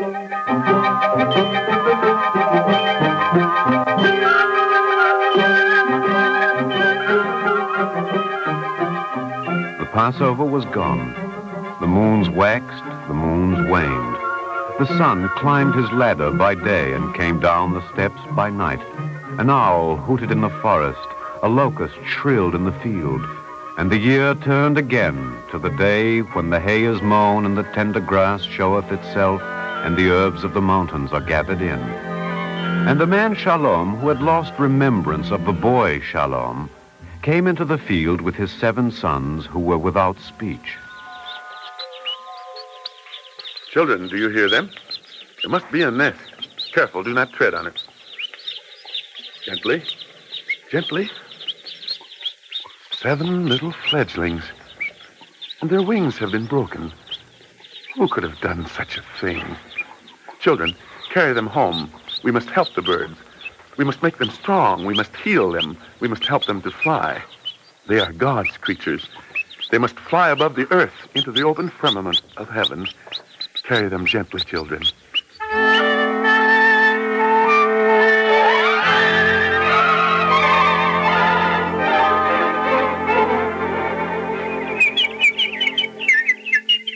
I am pleased with you, children. So is your father. Yes, you have made the birds well. Children, they are thanking you. Shalom, open the window and let them fly away. Children, you do not mind. I'm glad. Our house is not for birds.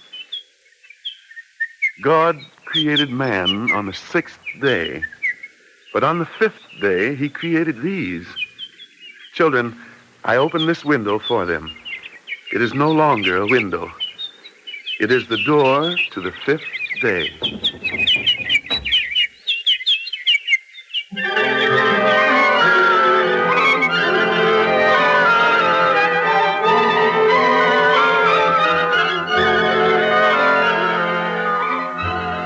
Who opens the door to any day? Who heals the night and pledges the rain? Who numbers the gossamer of the spider's web and drops down the dew into the cup? And the rabbit startled in the hedge and gave no answer, and the dog's star blazed in the southern sky and kept his silence, while by meadow stiles the purple flower smoldered into bloom and would not speak.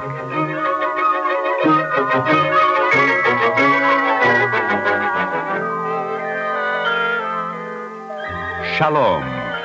The word means peace, and peace was the name of Shalom, and Shulamith was his wife.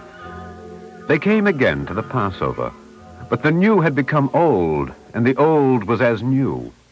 For Elijah the prophet spoke to the raven, and the raven spoke to the owl.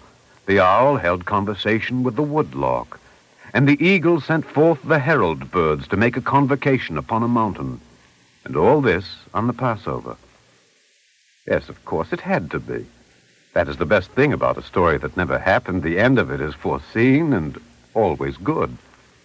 Once again, the eagle spoke upon the mountain. For that which befalleth the sons of men befalleth beasts. Yea, they have all one breath. Does my brother the raven wish to speak? I wish to say that gentleness allayeth great offenses. Spoken well. What does the woodlark say? If the eagle does not object, I yield to the owl. Modesty is becoming. The owl will speak if he is ready. We sat upon a mountaintop once, far removed from men, and we judged a judgment.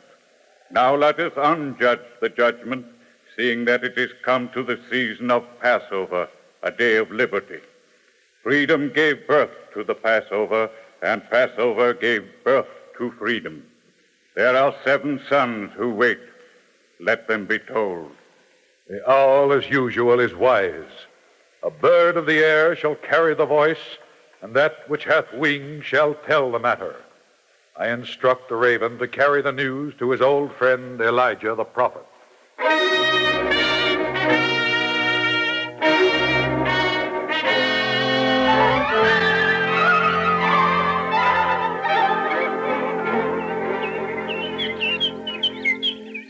You have come again? Yes. Wherever it is the Passover, Elijah must now go. To each house, to each table, to each place where there is reverence and song. Look, the birds remember my sons. You never would have thought their wings were broken once. We are about to make a blessing over the Passover wine. Oh, yes, of course. I have forgotten my duties to my guest. Shulamith, fill the goblet of the prophet Elijah and let him sing the Kiddush in the house of Shalom.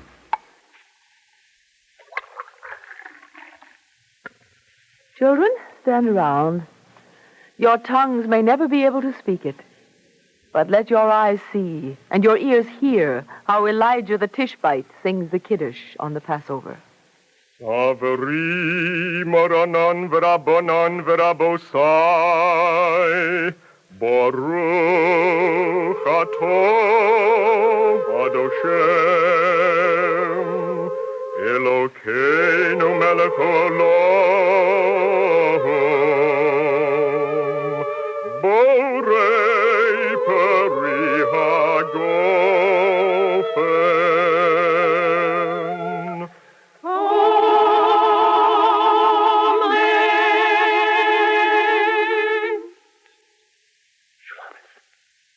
Shulamith, you heard? They spoke. Please say that you heard it also.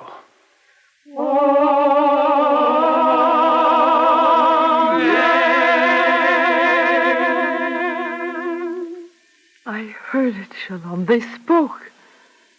And their first word was Amen.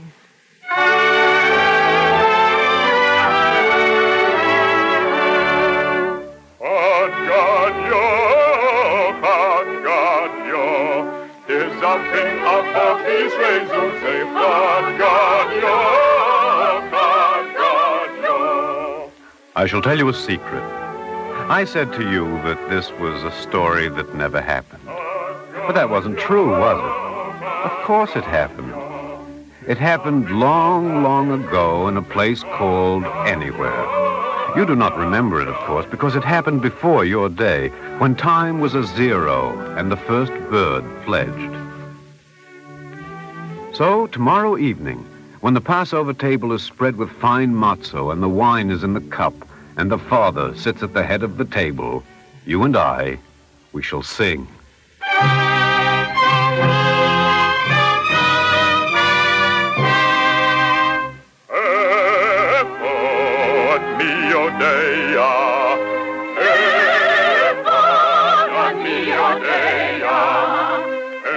And of course, without any doubt, we shall sing Echod Mi Yodeya. It's a fine song. Listen to the words. Who knows the answer to one? I know the answer to one. One is the Lord our God, on earth and in heaven above.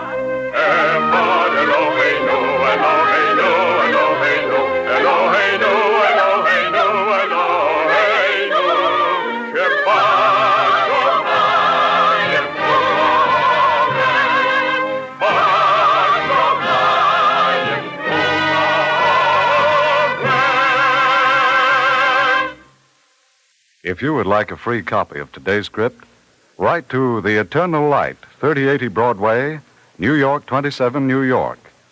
And now, we present Rabbi Morris Goldstein of Congregation Shereth Israel of San Francisco.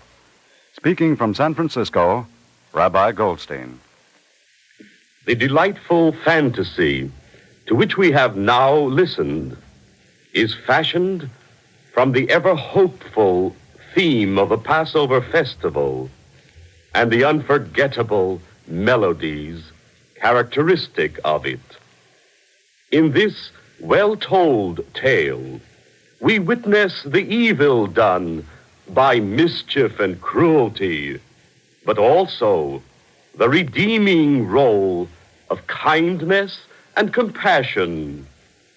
Is not this the story of all of life?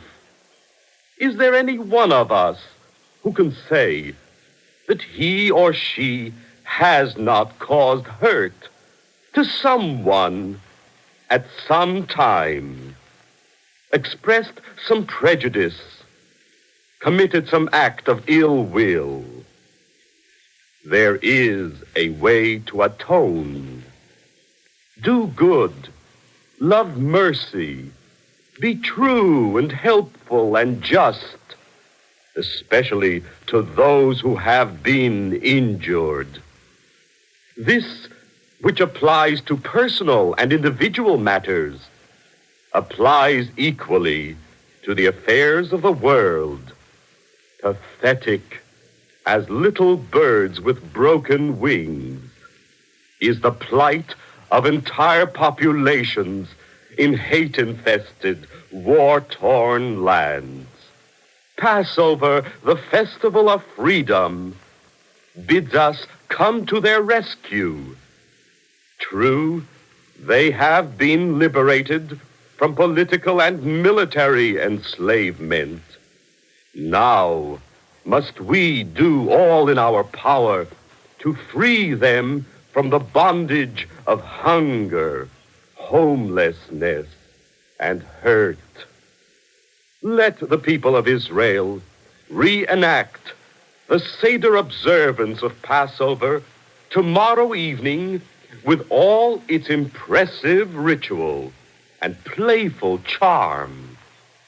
The Seder appeal is particularly to the hearts of the young in spirit, to those who retain within the soul an appreciation for song, drama, rich symbolism, and imaginative story. Let the children enjoy their full share of participation. But above all, be sure the spirit of Elijah is present, the hope for a happier world, and our part in making that hope come true. Thank you, Rabbi Goldstein.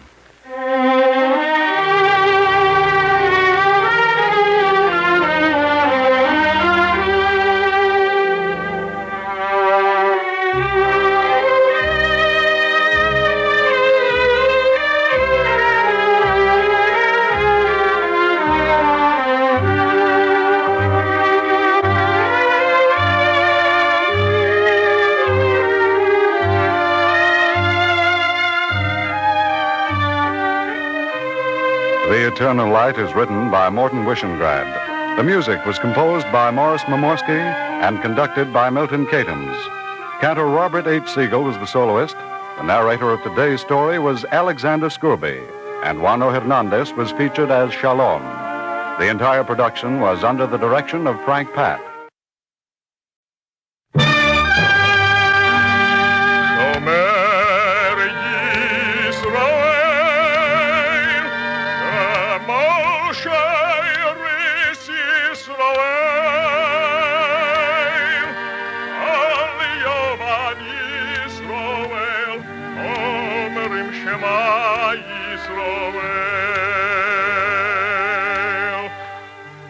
And the Lord spake unto Moses, saying, Command the children of Israel that they bring unto thee pure oil olive, beaten for the light, to cause the lamps to burn continually in the tabernacle of the congregation.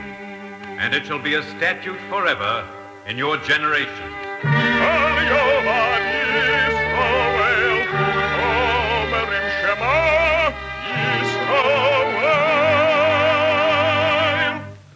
eternal light.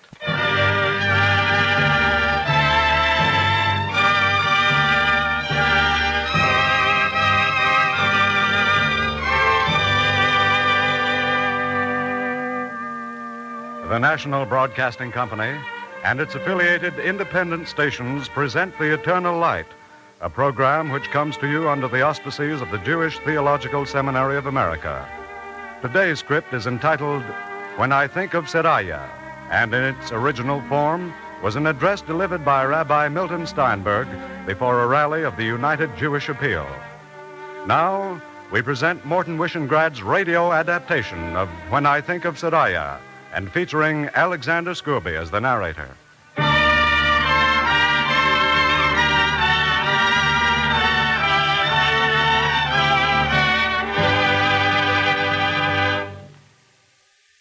I have been thinking a great deal of late about Seraya.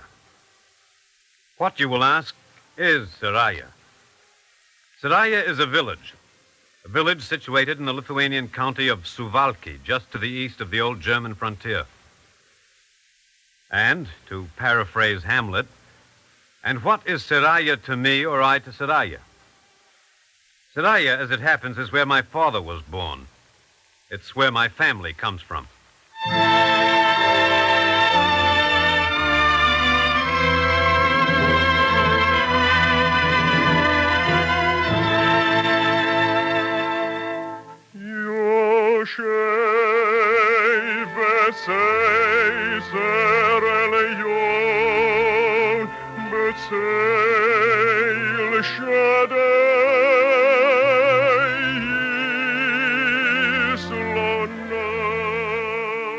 These are the words of the 91st Psalm.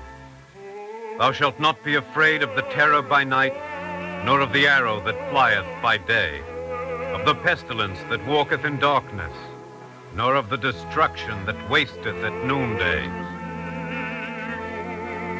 I say I've been thinking of Seraya of late. I cannot think of all of Europe's Jews, the 6 million dead, the 1.5 million walking skeletons. I cannot think of them. Such numbers are too large for me to embrace. The anguish they represent too vast for my comprehension. And so I think of Seraya instead.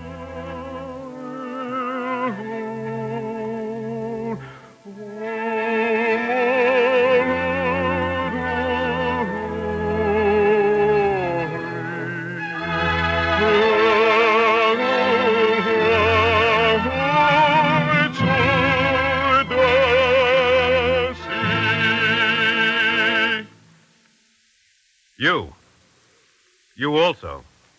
You have a Seraya. Was your Seraya in England? Was it in Hungary or France or the Netherlands? Was it Poland or Italy? Or Germany? Yes, you too. You have a Seraya. It is the place of your origin, of your father's origin, of your grandfather's. It's the place from which your distant forebears set out for the New World. Let me then speak to you of Seraya, and do you, as I speak, translate its equivalent into your own life. I say to you, lay hold of the agony of Europe today, because it is your agony. Make real for yourself the largest tragedy in all recorded time, because it is your tragedy.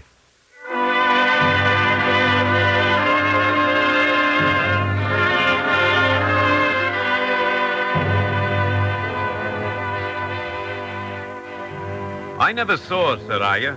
I was born in America. And yet, never having seen it, I know Seraya. I know it from the stories of my father. I know it from the kind of people it produced. I know that it was poor and that it was small, and that what it lacked in size, it made up for in poverty. What is for supper today? Black bread and herring brine. What is for supper tomorrow? Black bread and herring brine. And what is for the day after? Black bread and herring brine. Oh, yes, Seraya was poor. Its houses were ramshackle, its streets unpaved. It had its limitations, Seraya did. But it had its virtues also. Little boy, sing this way.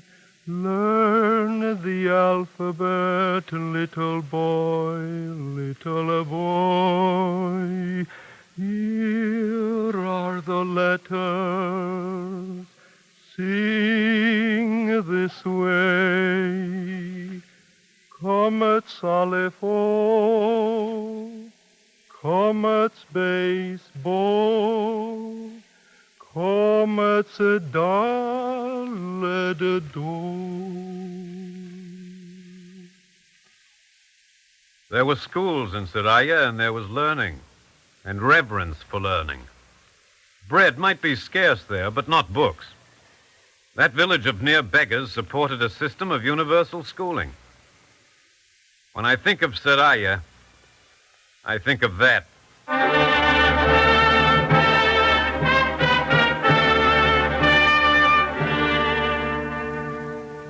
What is more, the townspeople, as befitted disciples of the prophets and rabbinic sages, had a sense of justice.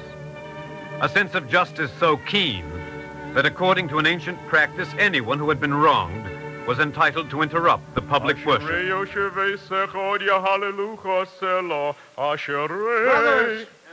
Brothers, I ask for a suspension of the service. What is your reason? Wages are claimed by my employees. I believe that full payment has been made and that they injure my good name by their assertion. State your grievance. The service will be resumed later. And until the inequity had been righted and justice done, the congregation held the service suspended.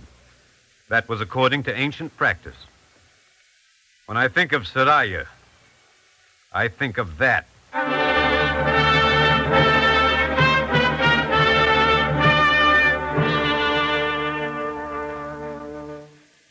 And it was a merciful place. The poorest of Seraya, even those who themselves lived on alms, gave something regularly for sweet charity's sake. Reb Meir, my halfpenny for the Passover fund. And this philanthropy was not merely formal. It sprang rather from spontaneous compassion, from... Tsar Balechayim, the pain of all living things. Tsar Balechayim. Do you understand that? The pain of all living things. That is why I give.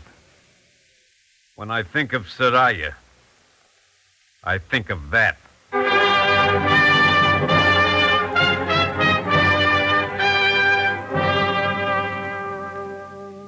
And all of that now, all of that is gone. For now the Jewish part of Seraya is wiped out, expunged. Seraya is no more. The old synagogue where my ancestors for uncounted generations worshipped God, it is gone. The academy where my father studied is gone. The books Seraya composed and treasured, for which it dreamed and scrimped and saved, gone into ashes. Even the cemetery where my forefathers sleep, gone.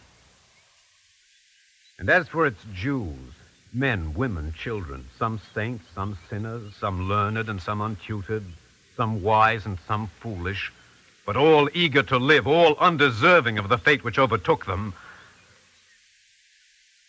I do not want to think of them. Especially, I do not want to think of how most of them were done to death. The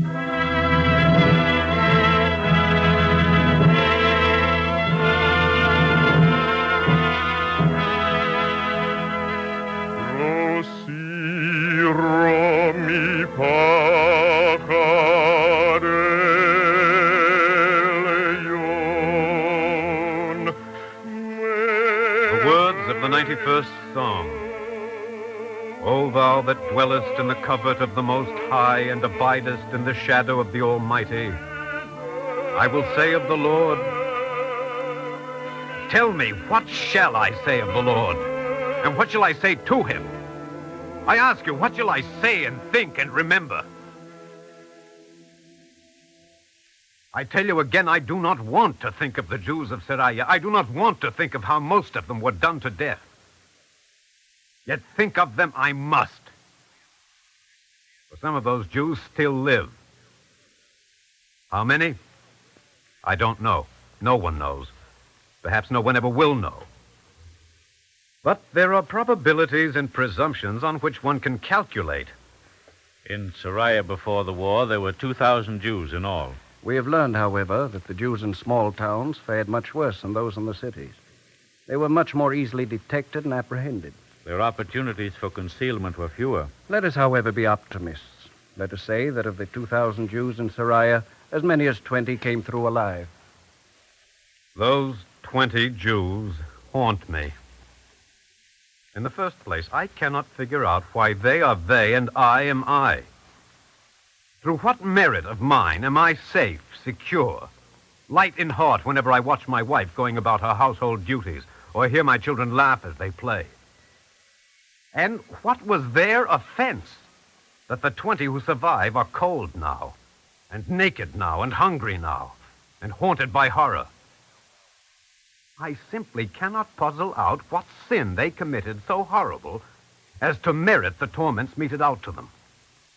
To look on while one's wife disappears into a death train or a gas chamber, to see one's children spitted on bayonets, or to ponder their slow starvation, their bellies waxing great with bloatedness, their arms and legs turning matchstick thin, their bodies growing feeble with lassitude, until life and death can no longer be told apart.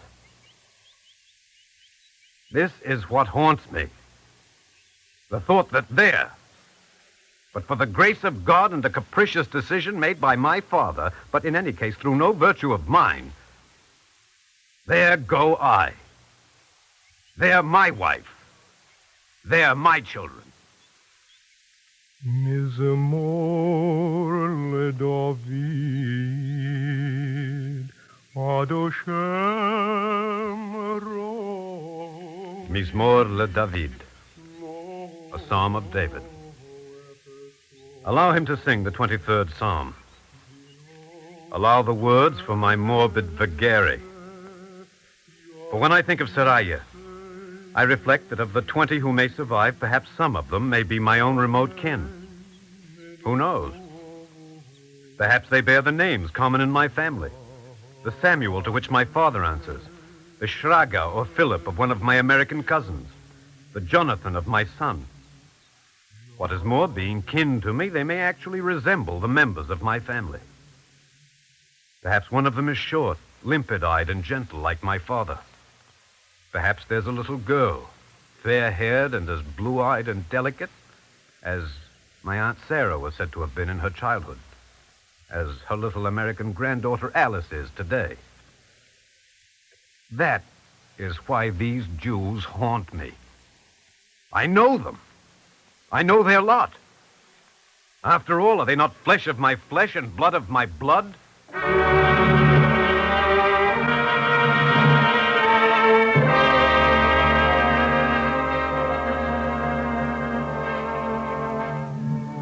"20 out of 2,000 are still alive. If a word so suggestive of joy, vigor, and hope can be applied to human wreckage.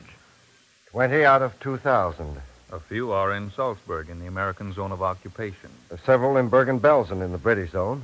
1 or 2 are in Italy. 1 or 2 are in France. 1 is in Siberia. And 1 has even found his way to Shanghai. And only yesterday, a strange wonder occurred. 2 Jews of Seraya, wandering the streets of the internment camp at Theresienstadt, unexpectedly came face to face. Merciful God, are you still alive? Why are you crying? I know. A familiar face. You are my familiar face, and I am yours.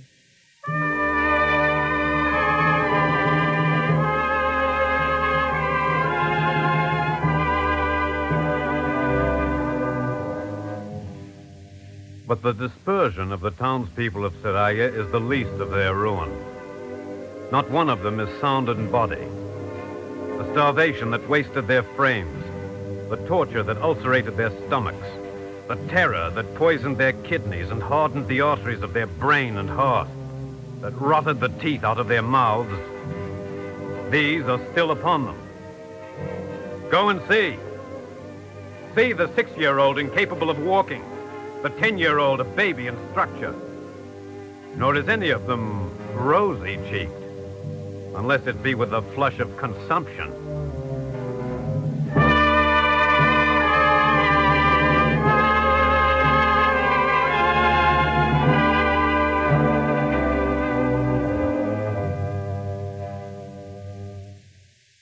Only one or two of them are actually insane. But every one of them is at least touched with madness. And some cannot sleep for the terrors that come in dreams by night. Not one of them has a single garment beyond the rags on his back, the broken shoes and burlap wrappings on his feet. What possessions do you carry? Nothing. Do you have a scarf, a coin, a watch, a fountain pen? Do you have anything? Nothing. Have you a home? No.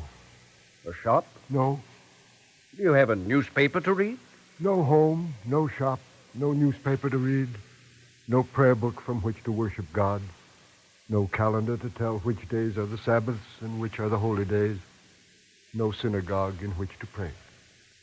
Mention anything pertaining to life and the graces of life, and they do not have it. When I think of Seraya, I think of that.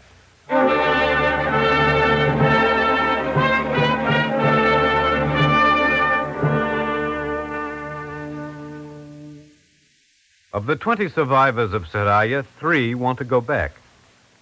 You can't stay in an internment camp forever. I don't know. Perhaps in Seraya. Perhaps I'll find my mother or my uncle or one of my cousins. I had a little shop. Maybe it still stands. I don't want charity. Maybe my shop still stands. In Seraya, there are still things to do, aren't there? Maybe I have to go back in order to be a reminder of something. Maybe it will make them ashamed. Maybe they will remember, never help to do it again. Because, you know, they did help. Besides, Seraya is home.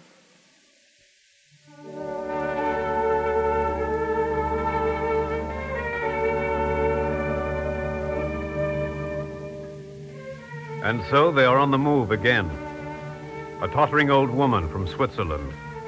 A man from Lublin. A girl from a camp in Germany. Half labor camp and half brothel. And who will maintain them on the way?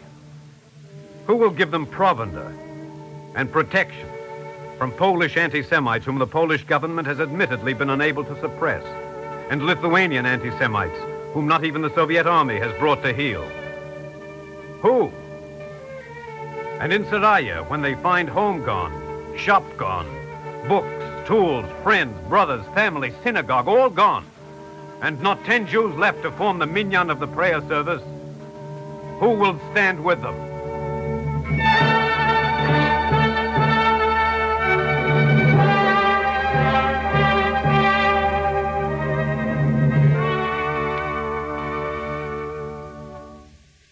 Of Seraya's Jews, 17 will not go back to Seraya.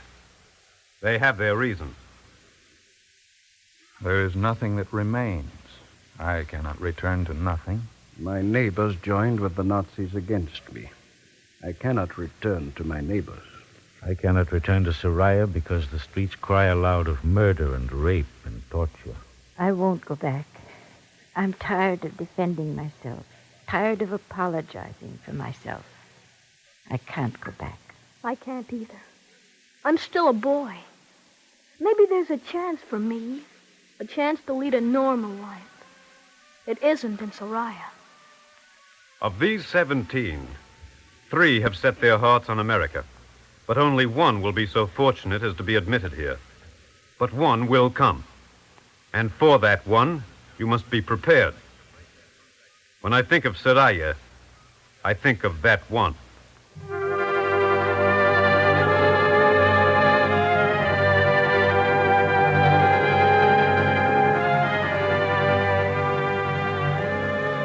There is a humor even on the gallows, so let us have our joke. Perhaps one of the 17 entered the office of a travel bureau and asked for a steamship ticket. It's a normal thing to enter a travel bureau and ask for a ticket. A ticket for where? I wish I could answer. What's that? That's a globe of the whole world. Take a look at it. Spin it around. Make your choice.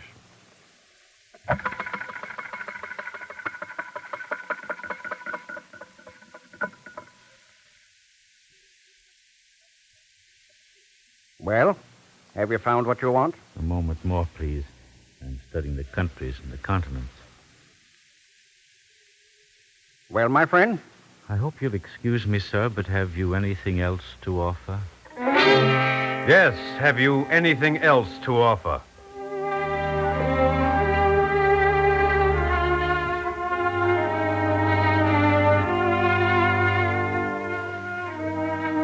But 14 out of the 20 do not ask the question. They will go to one place only, to the land of their fathers, the place where refuge was promised to them by the nations of the world, to the land of Israel, the Jewish homeland, Eretz Yisrael. Some will go because there is literally no other place on earth for them. Others will go because Palestine is the only place where they are really wanted. Others will go because of the dream, Zion reborn in the land where Judaism is incarnated. Observe, I do not say that they want to go to Palestine. I say they are going to Palestine. They will go because they must go, because the alternative is slow death, because the right will not be forever denied. They will get through because they are going home, and they will know what it means to be wanted and to be welcome.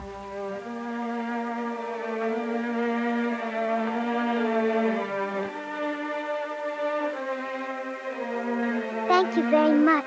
I've said the night prayer. May I go to sleep? Are you sure you're quite ready? I think so. See, I folded my dress very carefully. I can sleep on it. It's a good pillow. But you mustn't sleep on the floor. I always sleep on the floor. Little girl, who sleeps in the bed if you sleep on the floor? I don't think anyone told you. The bed? Why, the bed is for God.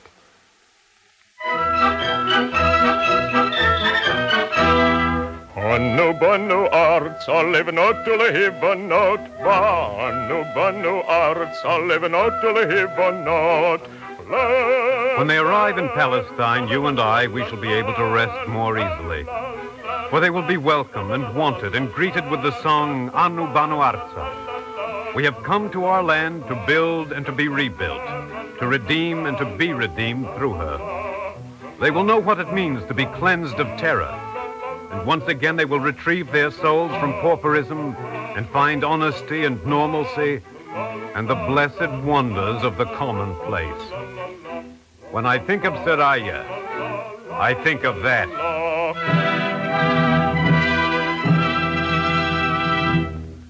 Such are my thoughts of Seraya. Sometimes when I think of Seraya, I am ashamed to be a human being. Ashamed to be a member of the species which could perpetrate the evil done. And almost as much ashamed of the good people of the world who stood by for so long and who stand idle now looking into facts that are matters of common knowledge, while lives 9/10 destroyed are altogether destroyed. Sometimes when I think of Seraya, I want to hurl hard words at God. That terrible saying of Abraham, "Shall the judge of the whole earth not do justice?" Sometimes when I think of Seraya, I think of the soul-searing of the prophet. "Thou, too pure of eyes to behold evil, thou that canst not look on oppression, wherefore hast thou looked on when men did treachery, and did hold thy peace when the wicked swallowed up the righteous?" Sometimes I want to slip into some synagogue and say Kaddish, the prayer for the dead. Not the familiar Kaddish, but the saints' Kaddish. I want to stand up and cry over Seraya, over its dead, over its handful of living. Yisgadal v'yiskadash Meir Rabo, v'yolemo dehu asit liyischadito. Magnified and sanctified be God's great name, in the world which he is to create anew, in which the dead will live, and life be eternal, and Jerusalem be rebuilt, and its shrine restored.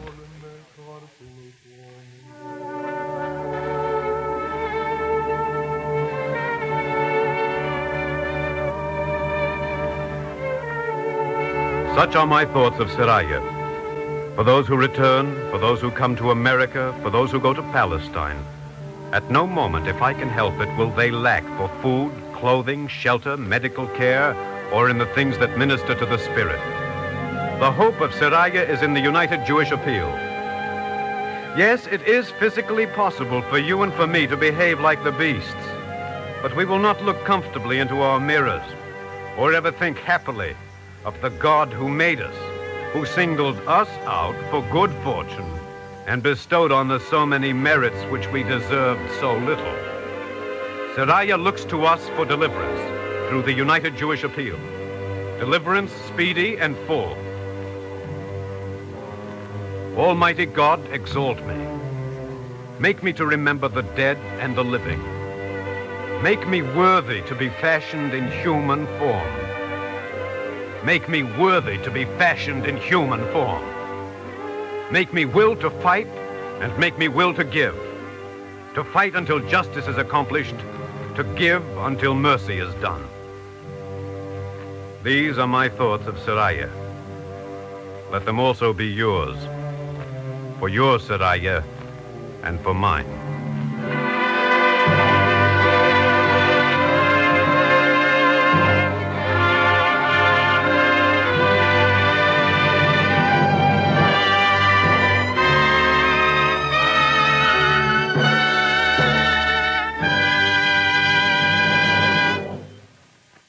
Our script today was based upon an address delivered by Rabbi Milton Steinberg of the Park Avenue Synagogue and published in the Reconstructionist magazine. It was adapted for radio by Morton Wishengrad.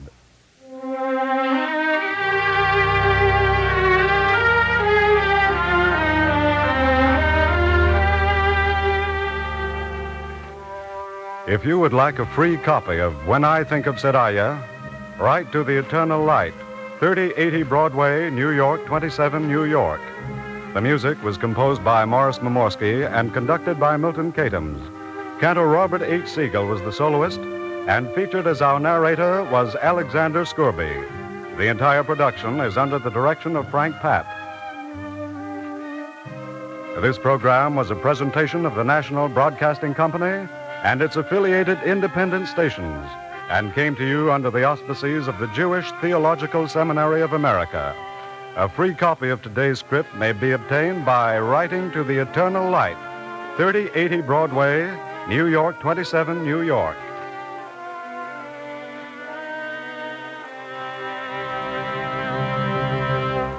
This is NBC, the National Broadcasting Company.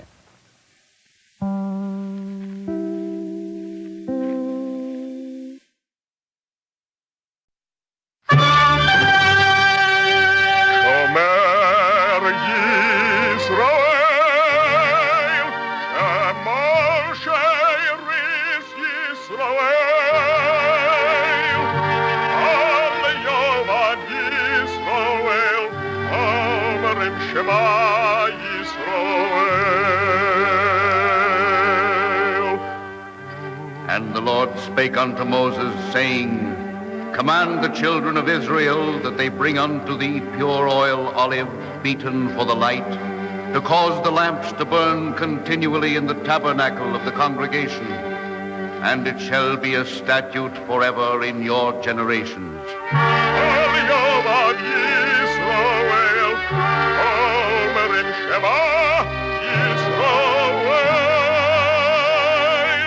The Eternal Light.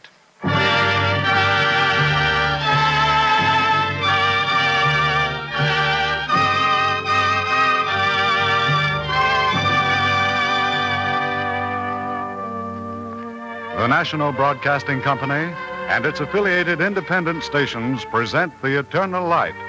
This program is prepared under the auspices of the Jewish Theological Seminary of America. Today's story is the second radio performance of Morton Wishengrads' The Prayer Shawl and the Microscope, and features Louis Van Ruten as Valdemar Hafkeen and Sidney Berry as the narrator.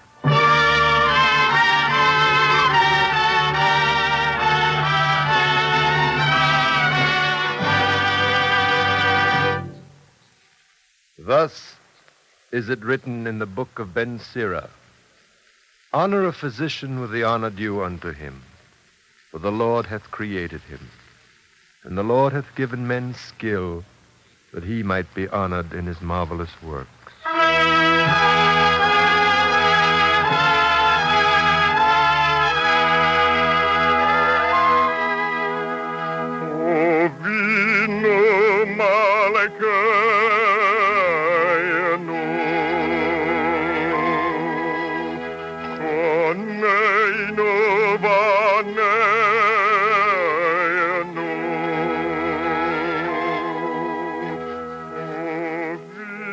What is more sacred than human life?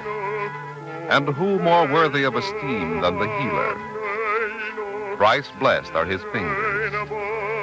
His vessels are full of healthy fluid, and the marrow of his bones are well moistened.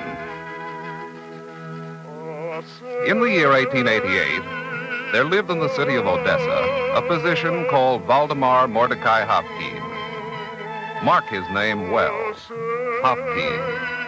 For you may put his name beside Koch and Ehrlich and Catasato and von Behring.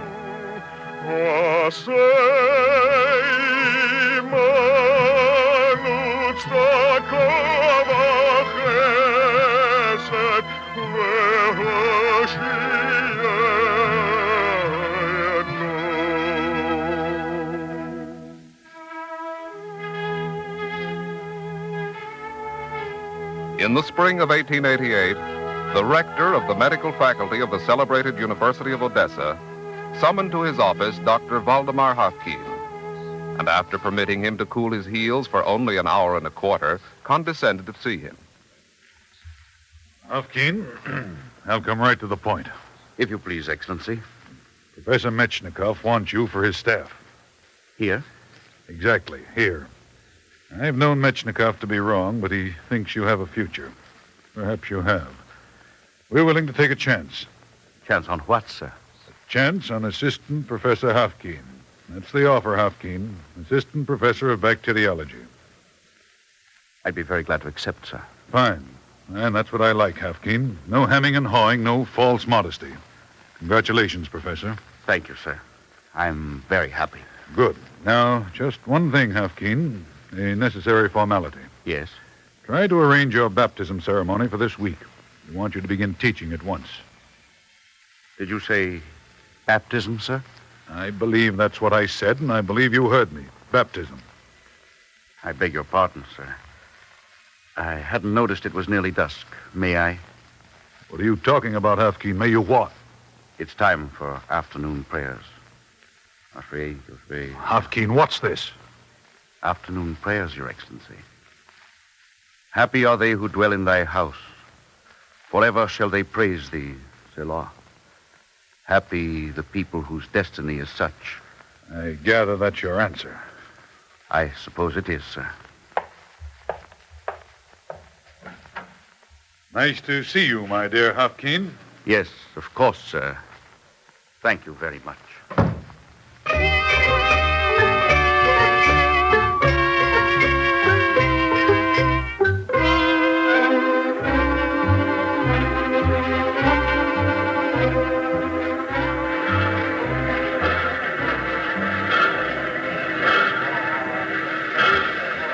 Your microscope case, Hafkeen. Thank you, Professor Metchnikoff. I'm very grateful. What for? For seeing me off. I'm just selfish. I had hoped you might change your mind. That's why I'm going to Geneva. In Geneva, they don't want me to change my mind about anything. Yes, of course. Don't drop that case. Let me open it, Professor Metchnikoff. Look in, Professor. Well, it's a microscope, isn't it? Yes, it's a microscope, Professor. And this velvet bag beside it holds a prayer shawl. a microscope, and a prayer shawl. Curious combination, Hafkeen. But I suppose they're your convictions. And a man has a right to live by his convictions. But not in Odessa, I'm afraid. That's why I'm going to Geneva. Hafkeen, doesn't your science get in the way of your religion? I don't think so. Both teach me to try to live decently. I haven't found any conflict. Should I? I should think you'd be satisfied with the scientific method. I don't know. Science tells me how. Religion tells me why.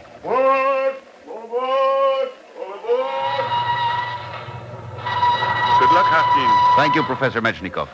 Professor. Yes? His Excellency, the rector of the medical faculty, is a fairly good scientist, isn't he? Well? Nothing. Only it occurs to me that he has a most unscientific interest in what religion he doesn't want me to practice. All aboard! All aboard!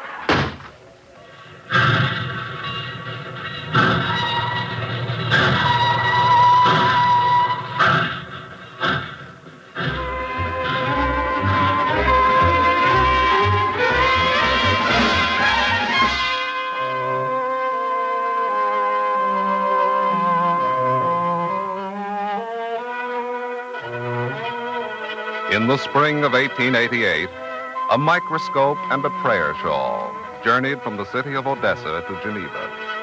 And the life of Valdemar Hafkeen recommenced in the West upon a symbol.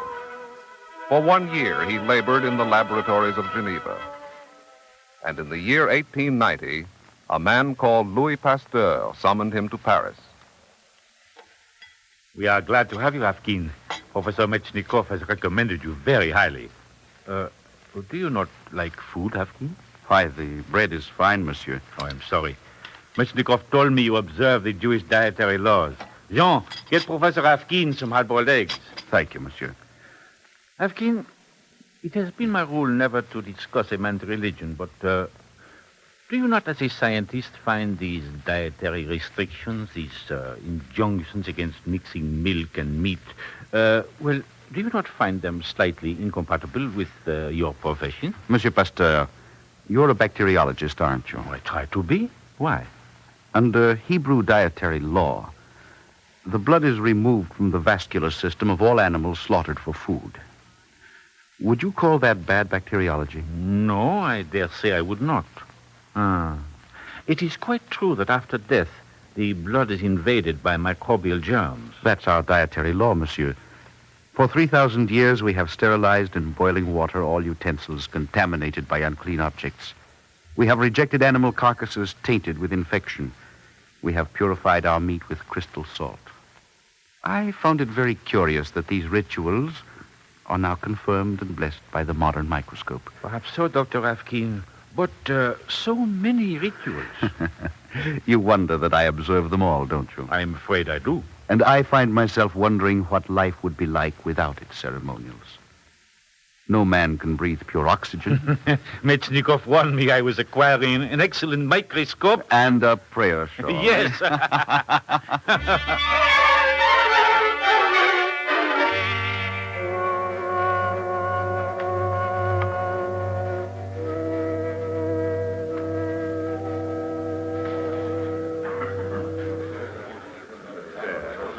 Gentlemen, we have a problem. Asiatic cholera. Is there another epidemic, Pasteur? Not in Europe, monsieur, but once again in India. Inevitably, it must reach us. Our problem is simple. That is why it is so difficult. Thanks to Herr Koch, we know that the bacillus, shaped like a comma, is responsible. Our simple little problem is to take the good Herr Koch's cultures and prepare a vaccine against cholera. Monsieur Pasteur, I'd like to try. All of us would, Hafkeen. I have a special reason. Have you, Hafkeen? 500 years ago, people of my faith were massacred not many miles from this city because a pestilence came from the east. They were held responsible. I think I should like to work on a vaccine. Are there any objections, gentlemen? It seems there are none. Very well, Hafkeen. May I suggest you begin at once?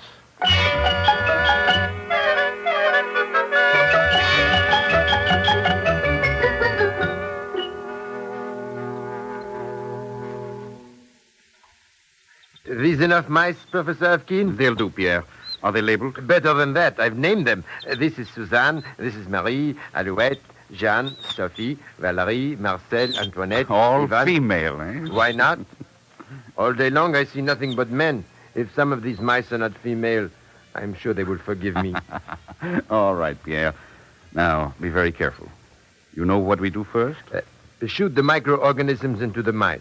Gradually increase the dosage. Wait for antibodies to form. Prepare a vaccine. Inoculate the dying population of India. Try to appear modest. And make speeches to all the stuffed shirt societies explaining you are not the hero, only the savior of half the world. I see you have it all worked out, Pierre. Naturally. I shall buy a villa at Cannes and eat snails and garlic sauce for the rest of my life. Nothing else, Pierre? Oh, yes. I shall become a patron of the arts. I am tone deaf, I don't understand poetry, and I'm colorblind. I feel I'm qualified. Pierre, you are wasting your talents in the laboratory. You should go in for dramatic criticism. I will consider it. Do that, Pierre. And now, if you please, kindly consider the mice. Be careful as you inject. If some of that solution gets into your system, only God can help you. Now, please, Pierre, very careful.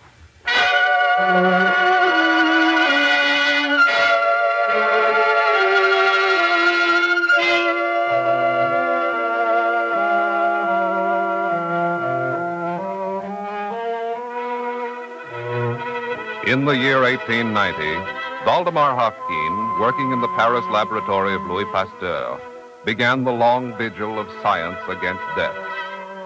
He rose at dawn, put on his phylacteries, and wrapped himself in his prayer shawl, and glorified the God of Israel. And then he removed his prayer shawl and took up his microscope.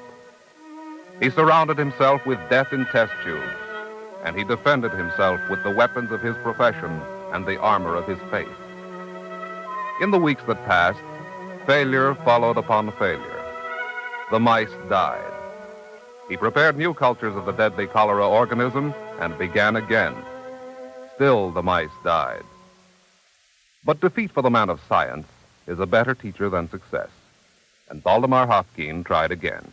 Pierre, the mice die because our injections are too deadly. We must attenuate the virus, weaken it so that the mice will not succumb after the first injection. Poor Antoinette, I was very fond of her. Pierre. Sorry, sir. Cook this solution. Cook it? Exactly. You will kill the organisms. Either kill or weaken them. And we inject with dead or dying bacilli. That may be our answer. Cook them, Pierre. Let's begin from the beginning. Slight swelling at the point of injection, but no dead mice. Increase the strength of the injection, Pierre, and repeat. Yvonne number 2 seems very happy, Dr. Hofkin. Increase the dosage, Pierre. All mice present and accounted for. Continue building the dosage. They've got enough cholera bugs in them to wipe out the population of Europe. Step number 2, Pierre. Our assumption is that their blood is loaded with anti-cholera bodies. Now it's up to me to prepare a vaccine.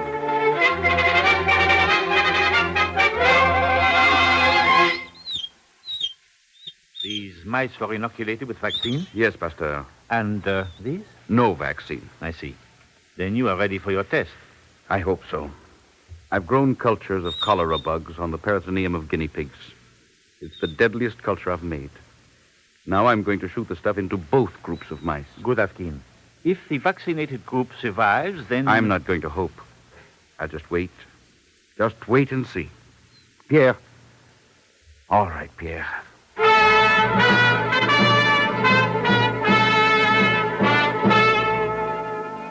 Dr. Hofkin, step 2. You're on the right track. Every unvaccinated mouse is dead. For heaven's sakes, Pierre, the vaccinated mice, how about them? My friend Yvonne number 2, look. Oh, don't joke, Pierre. There are 19 others. Only 3 are dead. 17 out of 20 are alive. You've got an anti-cholera vaccine, Doctor. You've got it.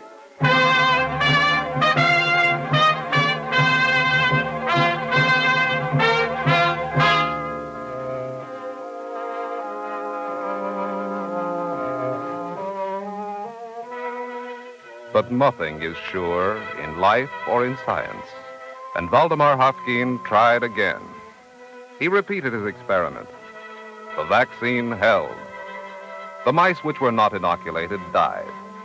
17 out of 20, 15 out of 20, 16 out of 20 of the vaccinated mice survived. Scientific proof. Now for Valdemar Hafkin. Still another step. Pierre, is the vaccine sterile? Sterile. Good.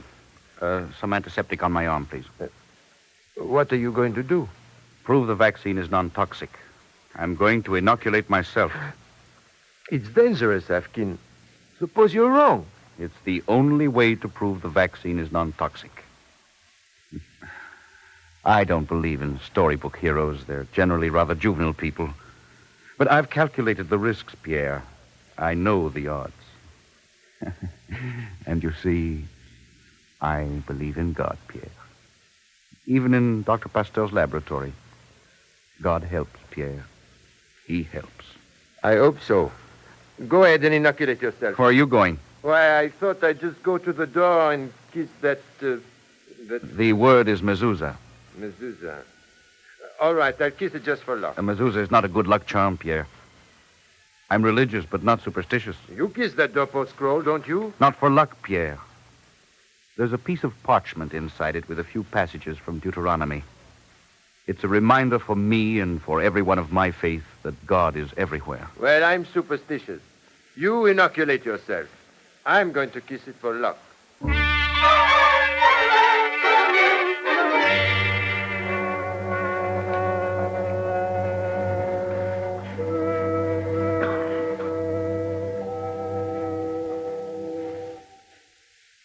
Cramps? None at all, Pasteur. Pain in the leg? No pain. Put this thermometer under your tongue. Well, all the way. Pasteur, I tell you, I have no temperature. Shut up, Afkin. I'm a scientist. Feel my head, Pasteur? With my lips, no doubt. Afkin, stop talking. You will break the plastic thing. All right. I said stop talking. Pierre, how is his pulse? I don't know. I'm busy taking my own. What is that? Well, if he could inoculate himself, well, so can I. I just took some of it. I'm scared stiff. Ah, you did, eh? My dear Pierre, the pathology of Asiatic cholera after death in the stage of collapse often is characterized by post-mortem elevation of temperature, early and marked rigor mortis, sometimes preceded by muscular twitching. The skin is dusky. And shrunken, blood dark and concentrated. Serous membranes may be coated with fibrin. Small intestines may show... What's your temperature, Afkin? Stop worrying, Pierre. My temperature is normal. Congratulations, Afkin. I think you have got it. The vaccine is potent, non-toxic, and laboratory tested. That's just it. It works against a guinea pig infected with cholera. But will it be effective against the cholera bug in a human being? That's the only test. Would you like to make that test? Where, India? No, not just yet. Afkin, there is an outbreak of cholera in the city of Odessa. Yeah. A telegraph blank. I'm wiring the rector of the university right away.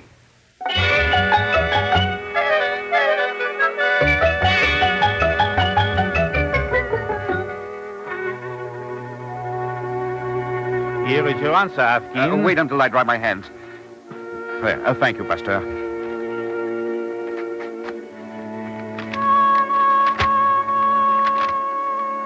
Well, Afkin? Yes. It's the rector's answer. His Excellency has wasted no time. Read it for yourself, Pasteur. The government of His Imperial Majesty prefers that the patients should die with a prayer for the Tsar on their lips rather than owe their lives to a Jew.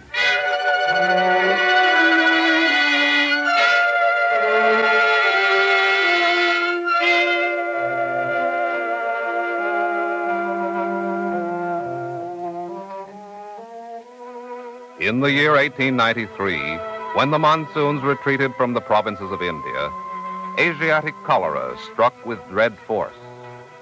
In 10,000 cities and villages, from Madras in the south to Rawalpindi in the north, there was a shriveling of the skin and a continual prostration. And a quiet man with a microscope and a prayer shawl, carrying gallons of an untried vaccine, disembarked at the port of Bombay. And Valdemar Mordecai Hafkin began his work. One at a time, easy there. Turn them back. Back there, one at a time. Dr. Hapkin, I think you can begin with the first one. Thank you, sir. All right, clerk. Name, Amtha Tribuvan, age 26, wife's name Rukma, caste mange, birthplace Karanja. Clerk, you've explained that this is voluntary. I want it understood that these inoculations will be given without any compulsion. I speak English, Doctor. I understand. Good. Please hold out your arm. Steady. Now, it won't hurt very much. Steady. Good. Thank you, sir. No more? That's all, sir. All right, now take your places. Sadhu Babaji, Ghulam Abdul Nahi, Govind Babaji, Tukaram Rama, Chamantar Ahmed, Bhatia Govind, Abdul Rahman. In line, please. No fighting. Dr. Hapkin is here to stay. Please wait your turn. Dr. Hapkin is not leaving India.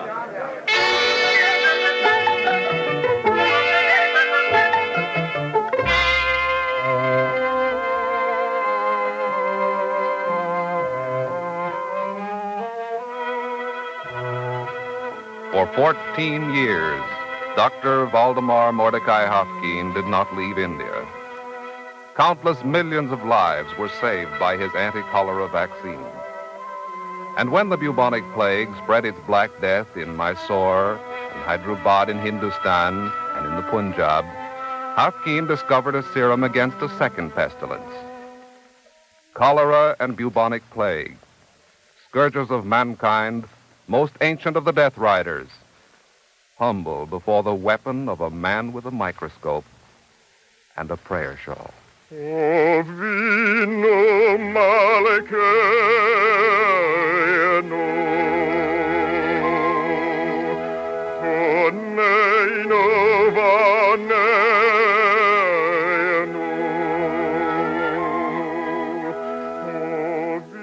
is written in the book of Ben Sira, honor a physician with the honor due unto him, for the Lord hath created him. If you will remember the name of Valdemar Hafkin, let it be for these things. That it was given me to add my small stone to the pyramid of history. That the banners I have held in my hand and pass on to you are the legacy of generations dead to generations still not born. Let it be for the glory of all men, in the name of God.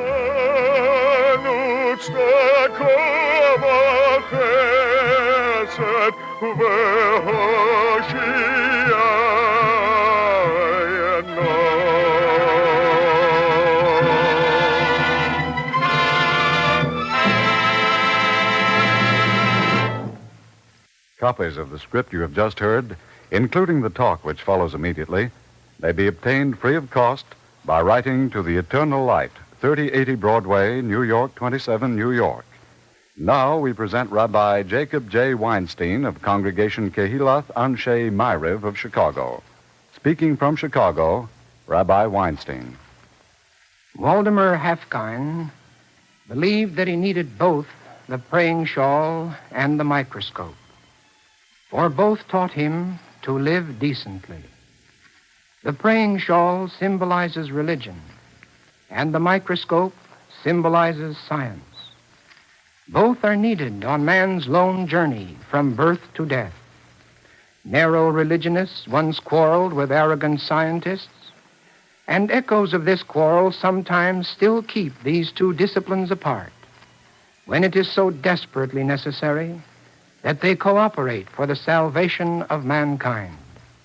Whatever differences there may have been, or may still be between religionists and scientists, are dwarfed in the light of the gigantic task which faces both, the victory of the forces of life over the forces of death, a victory made so poignantly urgent by the scientific discovery of atomic energy, a tool which may turn the earth into a global graveyard or the vestibule to paradise.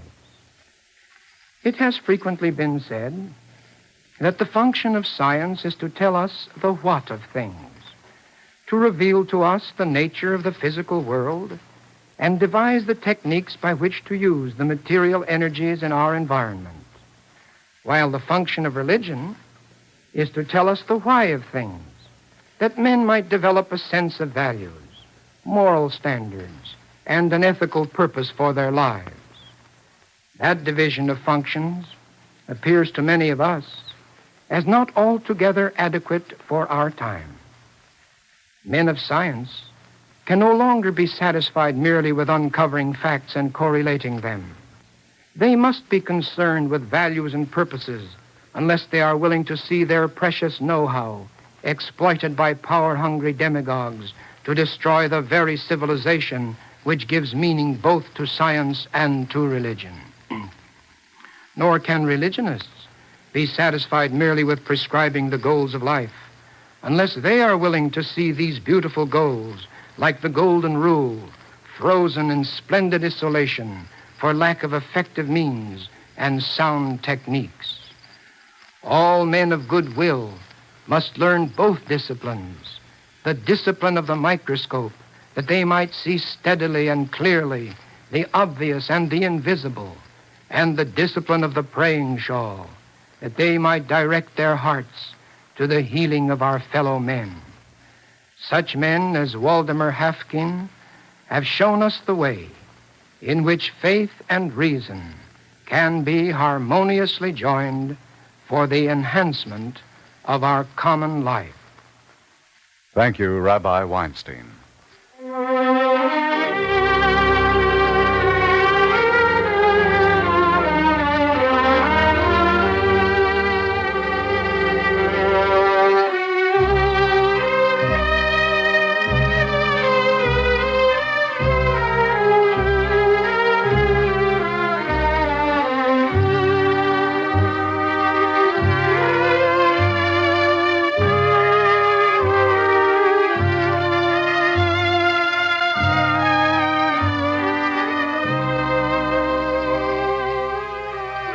The Eternal Light is written by Morton Wishengrad. The music is composed by Morris Momorsky and conducted by Milton Catons.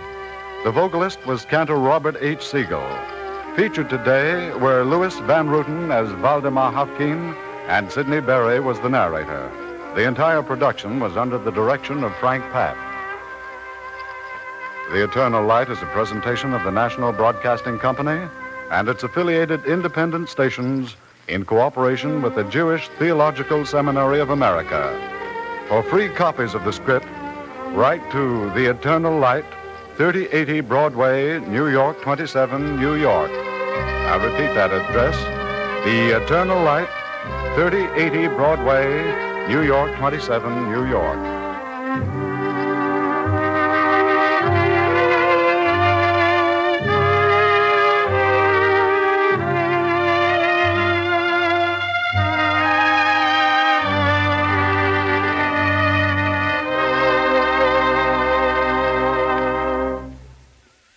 This is NBC, the National Broadcasting Company.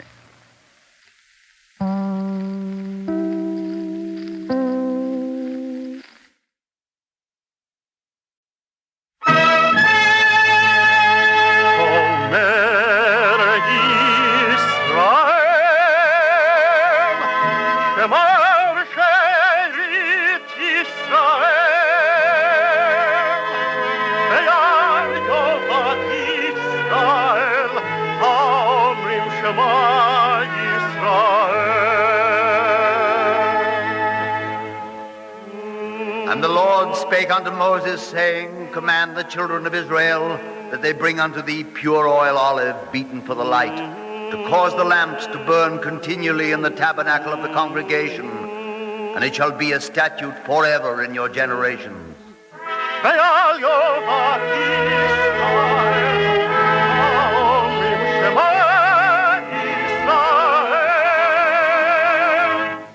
The Eternal Light.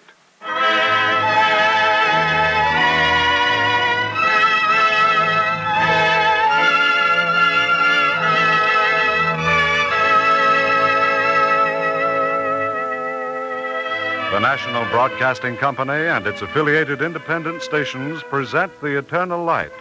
This program comes to you under the auspices of the Jewish Theological Seminary of America. Our story today is entitled A Quiet Life in Hampshire by Morton Wishengrad and is based on an article by Molly Panted Downs, which appeared in the New Yorker magazine. Featured as the doctor is Horace Braham.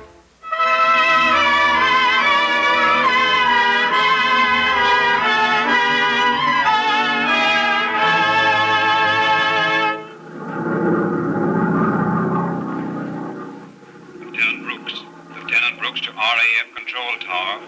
Lieutenant Brooks to RAF Control Tower. We hear you, Lieutenant. I've got another lot and want to land, sir. How many of this trip, Lieutenant? 39. They're a queer lot. Queerer than the others. Circle the field once, Lieutenant, and come in on strip 4. 1, 2, 3, 4. Landing strip 4. You might have some lorries waiting to take them off. They're waiting, Lieutenant. Come in. Righto. Here I come.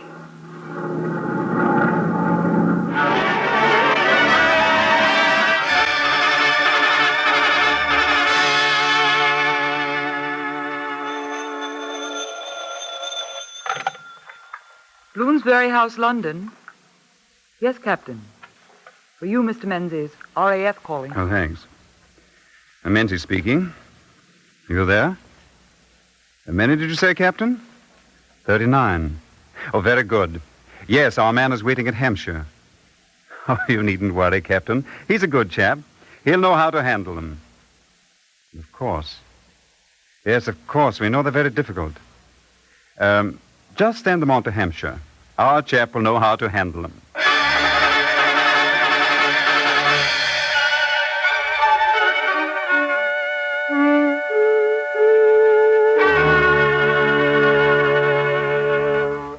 $34, $35, $36, $37, $38, $39.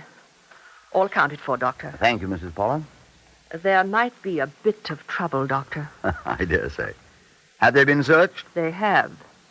2 American pocket knives and some contraband cigarettes. That appears to be all, Doctor. Good enough. I shall speak to you in English. Ihr seid in England. Wie weit möglich werde ich Englisch sprechen. Versteht er? Doctor. Yes? That one, Doctor. The one at the extreme right. You over there. Yes, you. Will you come here? Come here. What is your name? I'm asking you what your name is. Wie heißt du? Very well, you needn't answer. Put down that cigarette. We allow no smoking here. Rauchen ist hier verboten. Widerhalt es nicht. Doctor, he refuses. Easy, Mrs. Pollock. I shall not have my authority flouted. Put down that cigarette. Please, Mrs. Pollock. Let's not try to create any additional problem for ourselves. Mind if I try one of your cigarettes? Thank you. A light, if you please. American brand, isn't it? Quite good. I should like to know your name. Wie heißt du bitte? All right, we shall discover your name later. Wie alt bist du? Signore. Well, that's something. This boy is 10 years old. Mrs. Pollock, you may show them all to their dormitories. And let's try not to have any trouble.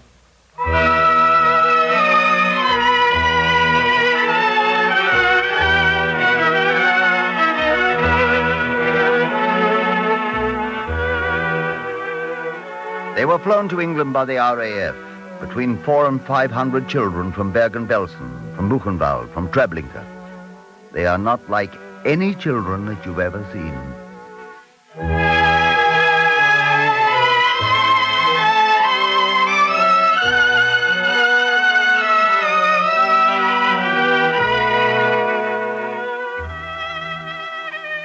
This is the reception hostel of the village of Durley in Hampshire. I'm in charge. Durley is a quiet place. Nothing much but sleepy brown fields, an occasional thatched cottage and windy sky. And now 71 boys and girls between the ages of 9 and 16. 57 boys, 14 girls. There are always fewer girls than boys. The very young children and the girls died more easily. Those that are here are not like other children. In 1 moment, the dinner bell will sound. 3 times each day it will call you to your meals. Now, food is not abundant in England, but what there is you will find wholesome and nourishing. Your food is ready?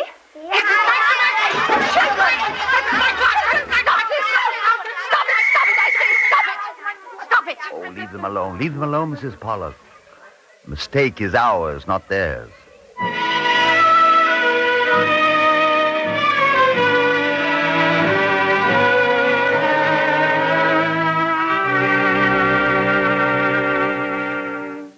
Do you understand me? Yeah. You can speak a little English, can't you? Cheerio. That's fine. Now, why did the riot take place in the dining hall? I do not know. Please, trust me. I don't want to punish anyone. I want to know. I must know, so that I can help you. I do not speak. Won't you trust me? 9. Very well. I shall tell you then.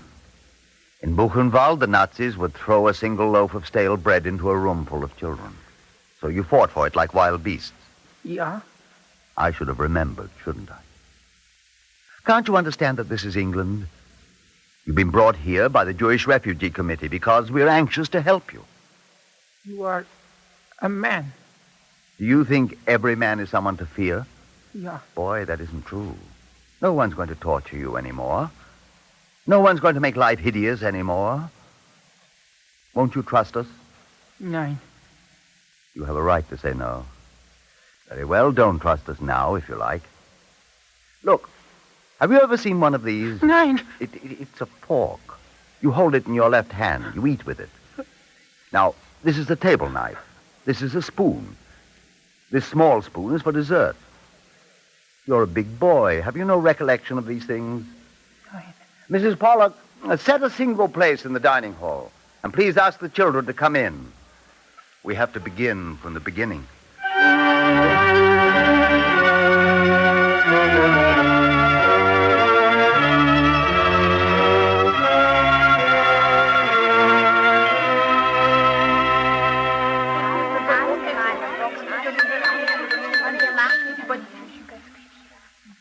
I want you to watch. Now, this is a chair. When we eat, we don't sit on the floor. We sit in a chair. This is my place at the table. Everyone has a place, and no one will take that away from you. No one, believe me. Put down that cigarette. Oh, no, Mrs. Pollock, let him smoke. Let's not pretend, not with them. Boy, why do you smoke? I smoke. He's only 10 years old. I smoke. When Americans come, I run errand. Pay me in cigarette. I smoke. All children smoke. Little girl, you smoke?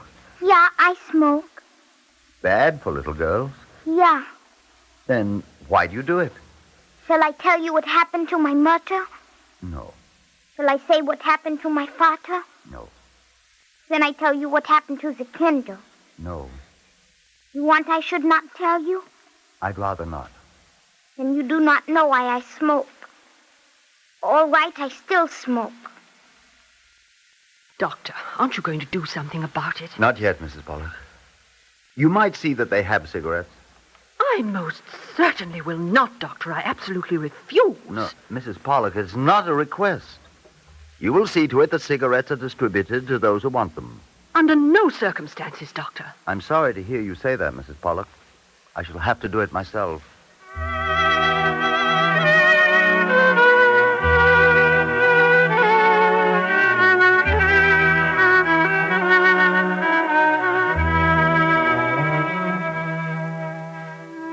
They are not like other children. They are not children. They are scarred with memory and old with memory. They are not sure that every grown-up is not an enemy. They are reasonable, as old men are reasonable.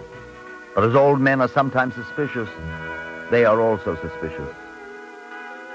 As the weeks went by, we discovered things about them, things which visitors from London could never understand. Doctor, you are doing a noble piece of work. These children are eternally obliged to you. No, madam, they've no sense of being under obligation to anyone. Why, that's astounding. I don't know that it is, madam. They don't express the thought, but They feel that society has an obligation to them. Extraordinary. I should think that after coming from Belsen, they would find it heaven here. They're very critical, madam. When we give them a coat, they'll touch the cloth and comment on the terribly poor quality. Oh, I'm disappointed, Doctor, very disappointed. Are you, madam? All their lives they've worn cast-off rags. It would have been wonderful psychologically if we could have given them new clothes instead of second-hand shoes and second-hand trousers and second-hand dresses. Oh, naturally, Doctor. But now they must wait. They must wait and hope. Children always know how to hope. English children, madam. Hope is a habit. It has to be learned. And these children have too much memory for hope. At night, shall I tell you what they sing at night? The lights are put out in the dormitory. There is silence for a moment, and then a child begins to sing. The others join. They sing a song of Treblinka. Not far from here, at the shunting yard, the people are crowding around the cattle trucks. Do not leave me here alone, Mother. You will never come back. They sing that, Doctor. Every night, madam. Oh, Doctor, you must make them stop singing. Not at all, madam. I want them to sing it out. All of it. I want them to get rid of it. I want them to cleanse themselves. I'm learning the song, madam. I shall sing it with them.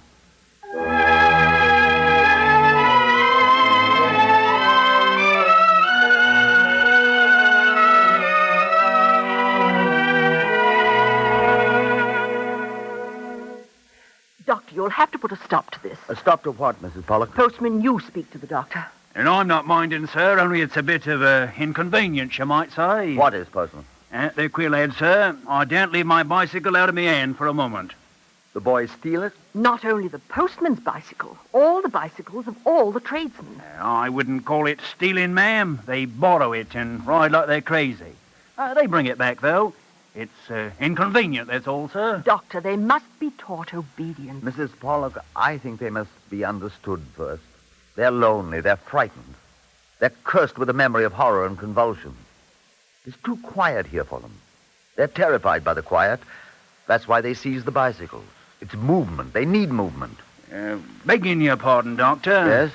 I'll speak to a few of the lads in the village.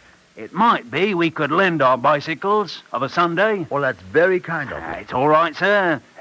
Some of the Durley lads could come up and play a bit of football with them. Durley versus Bergen-Belsen. Well, that's a wonderful idea, Postman. We'll do it.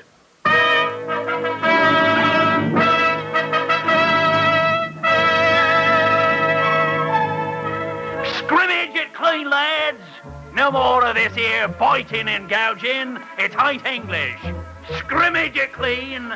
Now we go. Quiet does it. You do it, Bergen-Belsen. Lovely kick. Quite handsome.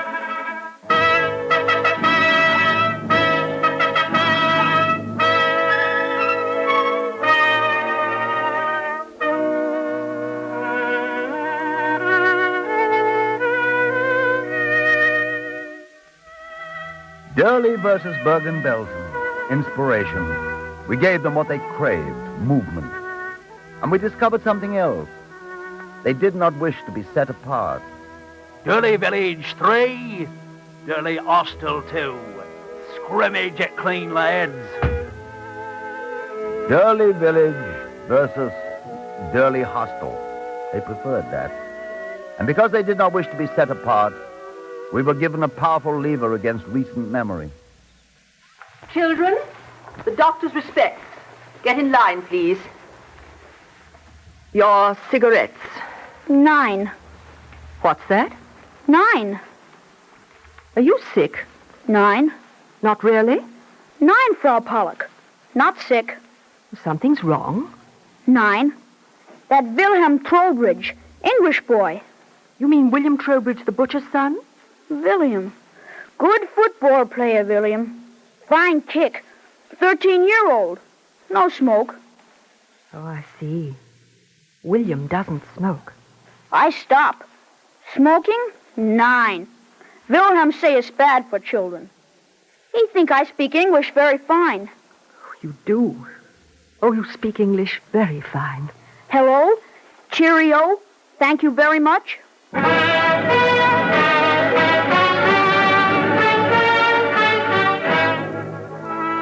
I shall, you will, he will.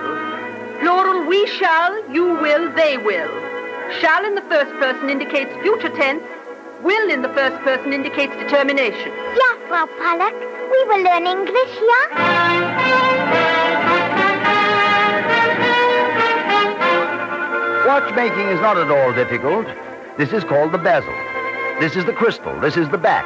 Cheerio. I will learn. Yellow the boy, y'all the girl. Soft soul bench. I learn Hebrew good, Frau Pollock. In Palestine, I will speak Hebrew very good, nice.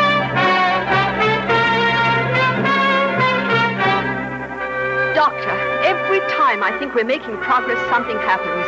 You better go to your office. Kurt is waiting for you.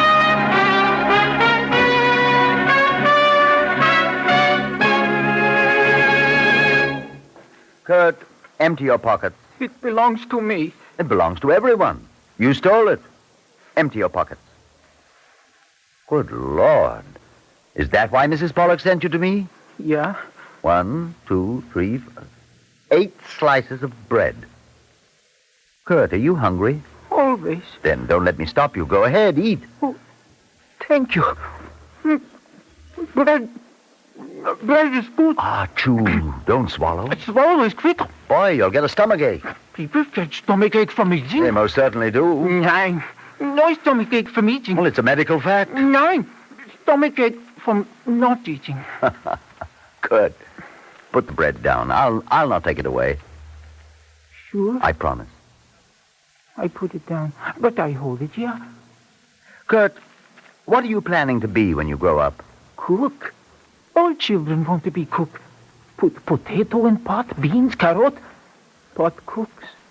Children watch. Beautiful to watch.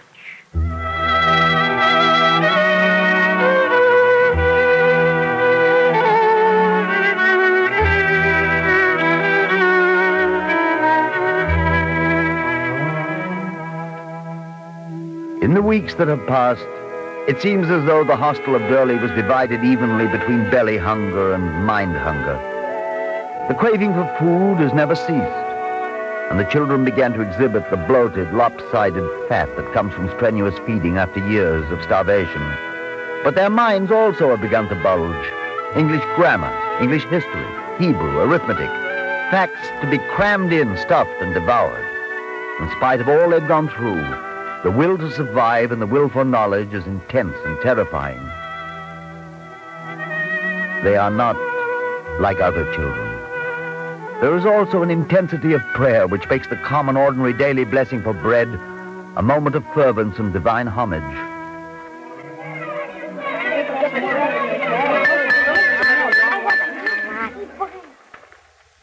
Whose turn is it to say the blessing for bread today? Mine. All right, Kurt, you may say it. Baruch atoi Adonai Eloheinu melech ha'olam hamotzi lechem min ha'oretz. Amen. Now, chew your food, don't gulp it. Don't bolt it. Chew it slowly. Children, is there something wrong with the food? Doctor, they aren't eating. Kurt? There is a problem. Is there? I am not the spokesman. Who is the spokesman? Arthur, why don't you speak? I will. Doctor, What is it, Arthur? on the Sabbath, 11 boys are to be bar mitzvah. That's true. Is there something wrong with that? I wish to be the 12th boy. Well, that's a bit premature, Arthur, isn't it? Excuse me, I mean, you're too young. You have to be 13 for the ceremony of confirmation. Kurt is past 13, yeah? Yes, but you can understand that many of the boys are past 13, yet they will be bar mitzvah this Saturday. In the places where you were, the ceremony of confirmation was impossible to perform. That is why we are doing it this Sabbath. 11 boys. I shall be the 12th. Excuse, please. I will be the 12th. Well, you've learned your grammar. But you're too young, Arthur. You're not more than 11. 13. Children, eat your food. This is nonsense. I have 13 years. Arthur, it is very wrong to tell a lie. I have 13 years. You see, it is a problem. I have 13 years. I wish to be bar mitzvah. Arthur, come here. I have 13 years. Insisting that you are doesn't make it so. I have 13 years. Now, look, I won't contradict you. Have you some evidence, some proof of your age? Here, my diary. Your what? Diary. I keep good diary in Belsen. Look here. April 15, 3 p.m. British come. We are saved. It's in the diary. But how does that prove that you're 13? I convince, yes? You'll have to. I do. Here, look. April 22, 1,000 bodies buried. April 23, 5,000. April 24, 5,000. April 25, 4,000. April 26, look what it says. My birthday. My birthday, April 26 last year. I have 12 years. Now is another year. I have 13 years. I wish to be bar mitzvah.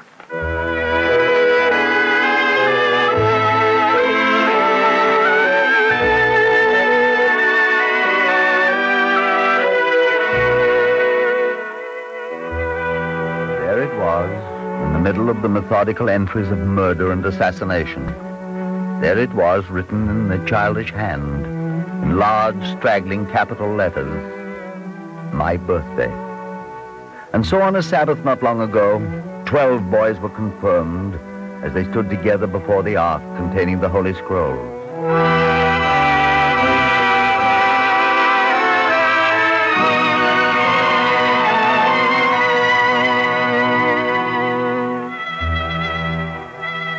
They lead a quiet life in Hampshire.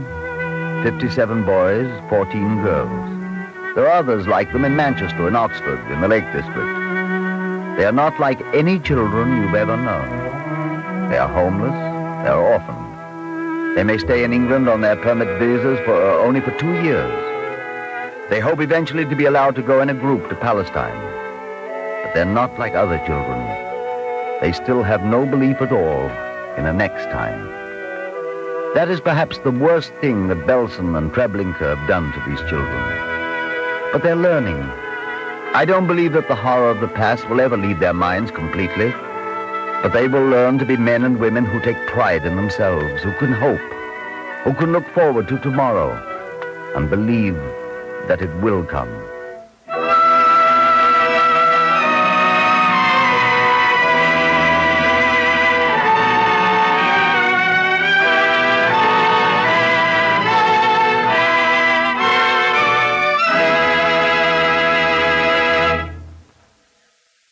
If you would like a free copy of the script you have just heard, write to The Eternal Light, 3080 Broadway, New York, 27, New York. And now, we present Rabbi Henry Fisher of Congregation B'nai Zion of Chicago. Speaking from Chicago, Rabbi Fisher. In ancient days, the Valley of Hinnom was the symbol of human degradation. We know it as Gehenna. In our days, we have its twin, where man's inhumanity to man has reached its greatest depth. We have Belsen and Buchenwald and Treblinka, and the worst was Treblinka. You've heard a few lines of the song of Treblinka, of this song that was sung in every concentration camp, in every sewer and in every hole where Jewish people lay hiding. What terrible visions this song conjures up. The poignant tragedy that befell millions of our people is mirrored in these lines. All the pain and anguish, all the sorrow and suffering, the loneliness and the helplessness. The song of Treblinka, the song of children bereft of parents, with bodies broken and minds mangled and souls scarred. Treblinka, a 20th century Gehenna. To us, Treblinka is a challenge. To us who breathe freely, a charge has been given to bind up the wounds, to give strength into bodies that are broken, to bring love and understanding to hearts that have known hunger and yearning, to restore faith and confidence to minds that have known naught but deceit and betrayal. When an old man dies, you bury a past. When a child dies, you bury a future. How many futures have been lost at Treblinka? And how many futures must we build for those who've survived? It is these surviving children who must be resuscitated, into whose dry and desiccated bones new life must be breathed. For them we must build quiet, peaceful lives, the quiet lives of Hampshire. But Hampshire is not enough. We are grateful for Hampshire, a lovely name and a lovely place that is typical of the English countryside. But Hampshire is not enough, for it is but a wayside resting place. They are there only temporarily. Beyond Hampshire we think of Ein Harod, of the Galil, of the valley of the Jordan, of Tel Aviv. We think of Eretz Israel and the home that is waiting for them, which civilization must give them, and which these boys and girls yearn for. The song of Treblinka, the song of fear and pain and suspicion, and another song, the Atikva, the song of joy and of gladness and of faith renewed. And this song of Zion alone can erase that other song, that song of evil. Blot out of the hearts of these luckless children all those terrible memories, and enable them to face life anew. Face it as we want all God's children to face it, strong and firm, with eyes clear, and minds stout, and souls resurgent, and with the light of faith and love in their hearts. Thank you, Rabbi Fisher.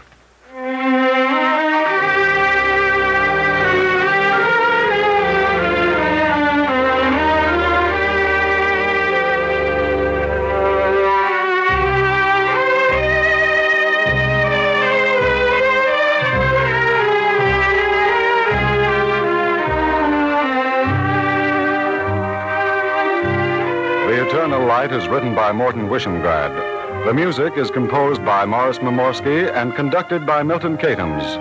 Featured as the doctor was Horace Braham. The liturgical introduction was sung by cantor David Putterman.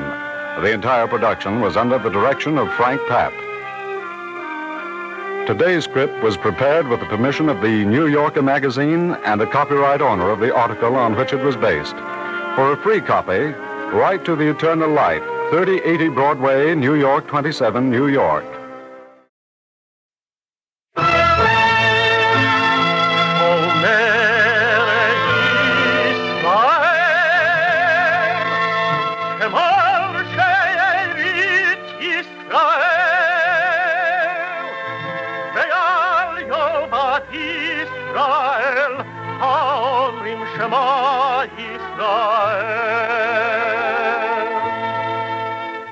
And the Lord spake unto Moses, saying, Command the children of Israel that they bring unto thee pure oil olive, beaten for the light, to cause the lamps to burn continually in the tabernacle of the congregation.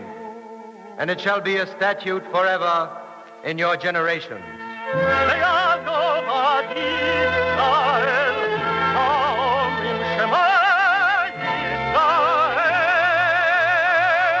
The Eternal Light.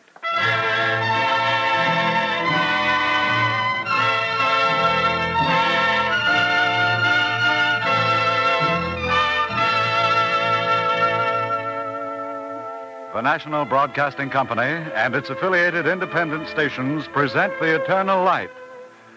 Last week, the Radio Institute of Ohio State University, meeting at Columbus, Ohio, named The Eternal Light as the best religious program broadcast by a national network.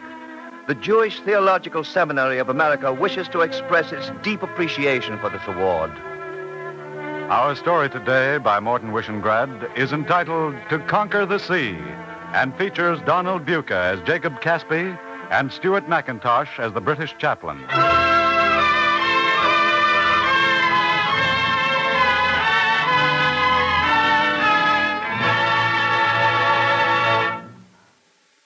All the events related in this story happened as is here set forth. Only the manner of the telling has been altered.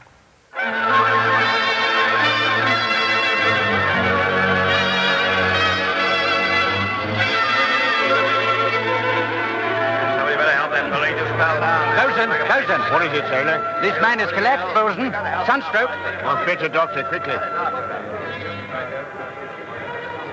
It happened 3 years ago on a transport vessel of His Majesty's Merchant Navy, somewhere in the Indian Ocean, approaching the Red Sea. I was senior Jewish chaplain of the British forces in the Middle East. The heat was intense. Sleep was a torture by night, the portholes blacked out and hermetically sealed.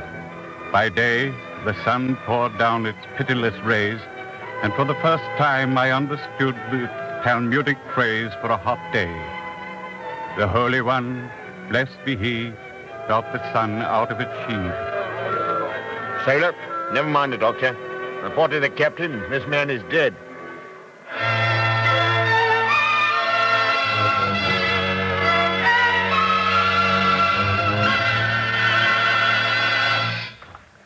Chaplain, sorry to send for you. One of the crew has died of sunstroke. Will you take the burial service? Yes, Captain, I'll do that. You'll want the Protestant burial service? No, Chaplain. We have reason to believe that the lad was a member of your faith. This locket was taken from the body. Can you make out the inscription? Jacob Caspi. That's his name on the ship's papers.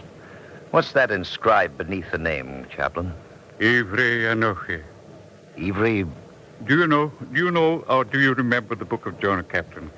When the mariners seized Jonah and were about to throw him into the turbulent sea, they spoke to him. What is thine occupation? Whence comest thou? What is thy country? And of what people art thou? And Jonah answered, Ivri Anochi. I am a Hebrew. Thank you, Chaplain. Who was he, sir? Well, we know nothing except the lad's name.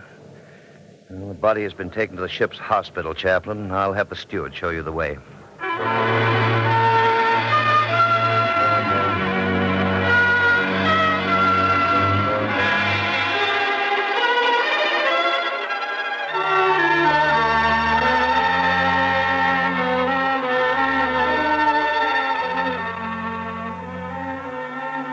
In the ship's hospital, I uncovered the face of the dead seaman, and I was struck by its beauty. I saw an oval face surmounted by a crop of black, curly hair, a slender nose. In that bronzed face, there was nothing to instill fear or sorrow. There was only the calm sleep of death. I lit 2 candles by his head, and I called for water and a sponge to wash the body. Then I recited the prayer for the dead, and I wrapped my prayer shawl around the body, and I wept, and could not say why I wept.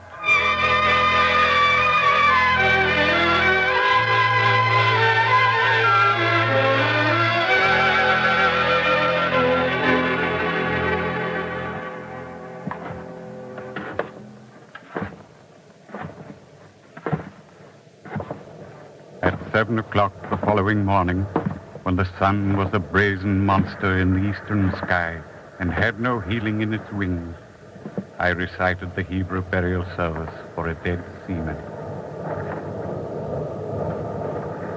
Bosun, you may signal the engine room.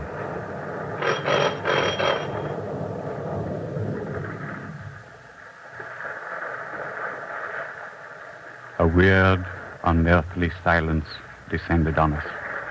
The ship's engine stopped, and as the body of the unknown seaman was committed to the sea, the mighty voice of the ship was stilled in homage to the majesty of death. Bosun, you have the envelope? I have, Captain. I'll take it, Bosun. Very good, sir.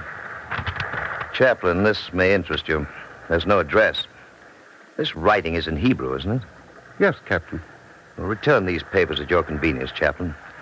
Steward, a bit of ice and mineral water for the chaplain and myself.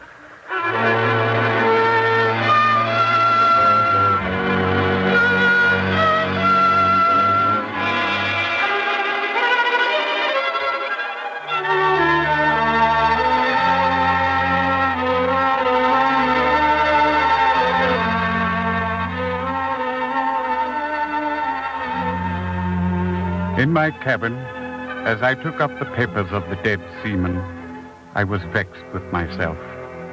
What was this unknown life to me in a world where so many whom I knew and loved were among the dead and dying. And yet my hand trembled as I began to read.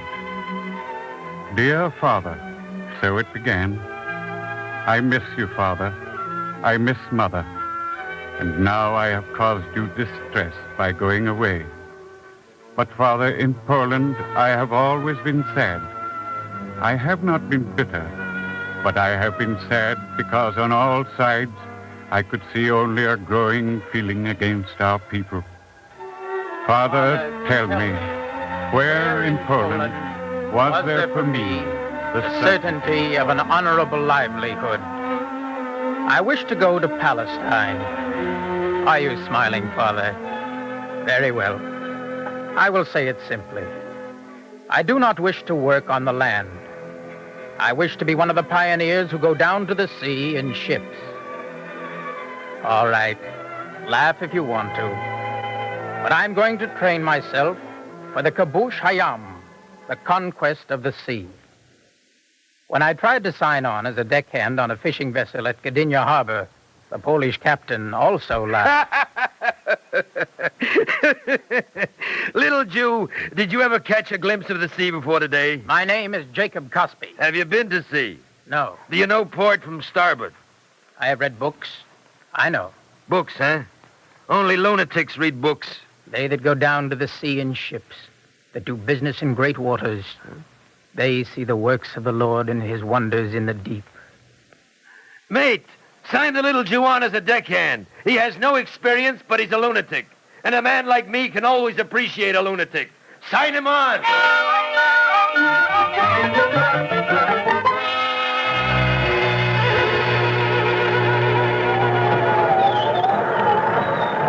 Mate, hold the helm hard into the sea. No slack. No slack, mate. Hold her hard. Sir. What do you want? The cook is sick. He's been eating his own cooking. Serves him right. He's very sick, sir. Huh? All right, you tend to the doctoring. Please, sir, I'm not a doctor. Who said you were? You'll find some bottles in my cabin. Number 1 is for scurvy. Number 2 is for stomach sickness.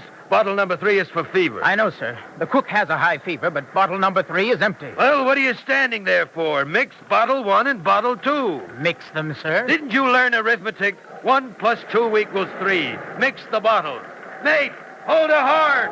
No slack. I said no slack.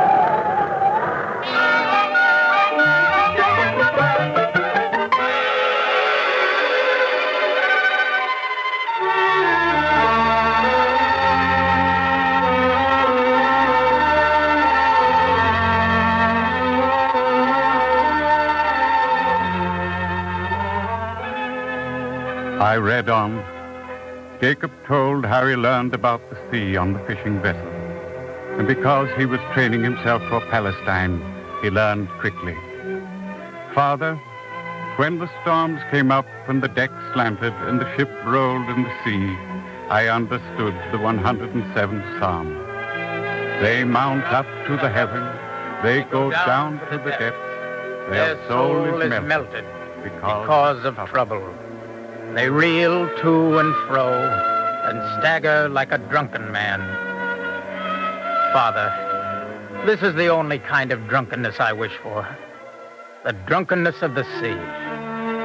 Someday soon, I will go upon the Palestinian Sea and cast my nets and bring my haul to the markets of Tel Aviv. Do not smile. I shall go. But it nearly didn't happen. The war broke out and caught our little ship at Gdynia Harbor. For 4 days, we remained at anchor while the German guns bombarded the Hela Peninsula. On the 5th day, the captain called us together. You all here? Yes, sir. Well, what's to do about it? If we stay anchored here, they'll nab us all. You tell us, Captain. Well, this is what I think. Tonight we pull in our anchor. Where to? We try for England. Why, Captain, we've never been out of the Baltic. We have no charts for the North Sea. That's right. Cook says we have victuals for 2 days, maybe 3. I still say we run for England. In England, we can fight for Poland. Here, we'll be captured. Now, I'll say it plain. We carry 2 shotguns and 2 revolvers. Speak your mind. I'll fight for Poland. I fight for Poland also. Let's sail. You? Yes, sir. Huh? Little Jew, do you wish to fight for Poland? Why do you ask? You think I'm a fool? I know you don't want to go back to Poland. If the ship reaches England, I have a chance of reaching Palestine. Well? If we remain here, there is no chance of Palestine. I want to fight the Nazis from Palestine. A good Polish ship. All lunatics. All right, mate. Break out the ammunition for the shotguns and the 2 revolvers. We sail tonight.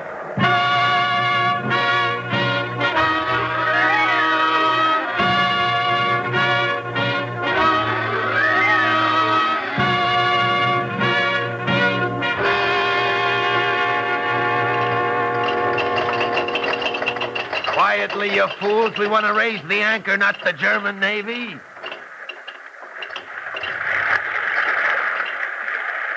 Anchor up. Jacob. Yes, sir? Signal the mate. Have him start the engine. Well? I was thinking, sir. Stop thinking. Do as I say. What were you thinking? The engine is noisy.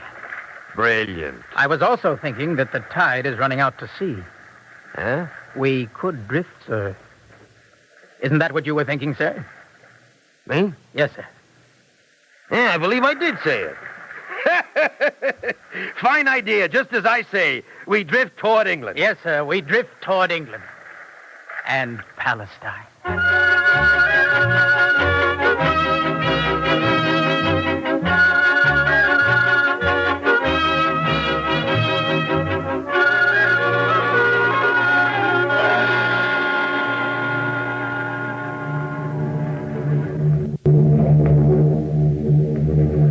How many planes do you make out? What's the difference? We've been spotted. A patrol boat will be in the Skagerrak in half an hour. My shotgun's loaded. I don't go back to Gdynia. Spoken like a good lunatic. Jacob, hand me the revolver. You keep the other one. No, sir. Afraid, huh? Oh, I'm disappointed. I'm not afraid, sir.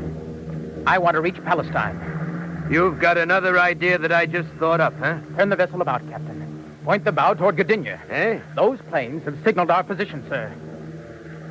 I think it would be advisable to turn about. What's the idea I now have? Uh-huh. Yeah?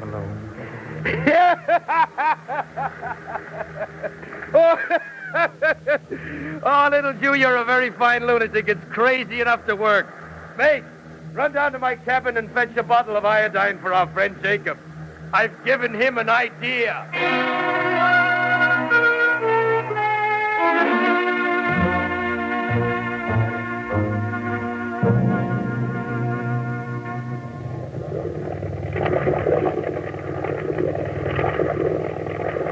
Stand by to receive boarding party. What ship are you? Who are you? Shut up. You are a prize of war. Stand by. What war? Are you pretending you do not know? We've been out to sea. We're heading home. Oh. It will be a surprise. Stand by. We're coming aboard. Are you the captain? No, sir. The captain is sick. Are you the mate? No, sir, the mate is sick. Smallpox. Huh? Smallpox, sir. We're trying to reach port as quickly as we can. Don't try to. You. Turn your face toward me. This way, sir. Heinz, pull away.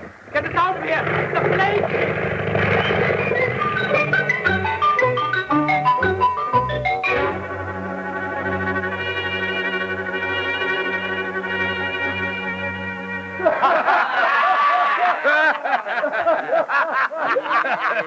What's the matter, Jacob? You don't laugh at my idea. No, sir. Now they will probably send a destroyer or a plane to sink us. Huh? I think they will take no chances with us, sir. They will sink us. That's what I think. Jacob, what idea do I have now? We pray. We do? Then they cry out unto the Lord in their trouble, and he bringeth them out of their distress. He bringeth them unto the haven of their desires. Psalm 107. Very good. We have prayed. Now what do we do? The Lord will show us a way, even as he will return his people Israel to the Holy Land.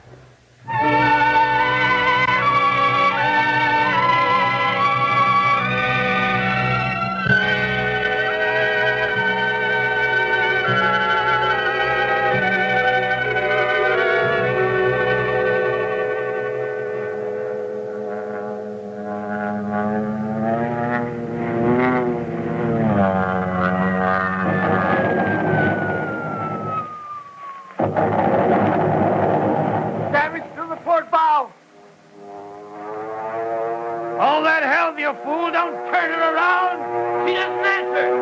We're steering here, damn it!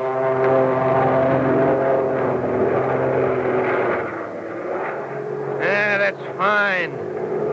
Jacob, what's my latest idea? We take to the lifeboat, sir. What for? The ship isn't sinking yet? It would help if they would think so.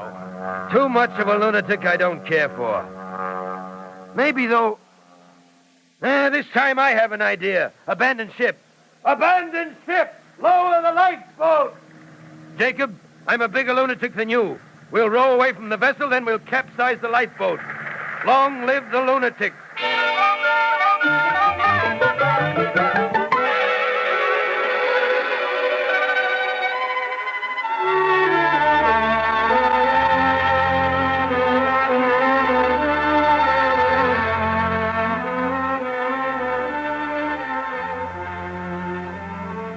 Father, it was an act of inspired madness.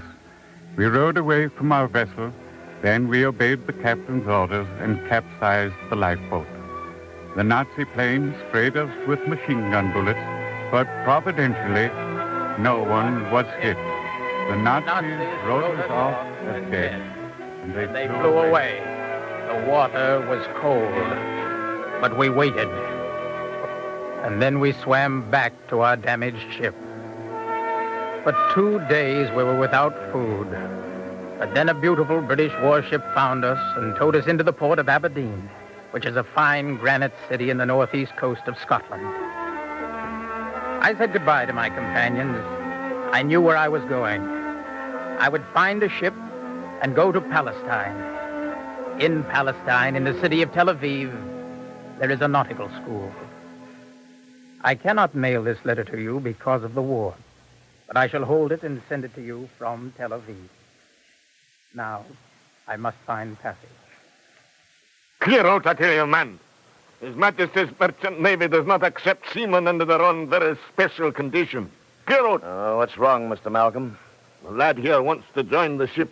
By all means. No, sir. He asks to leave the ship when we reach Egypt.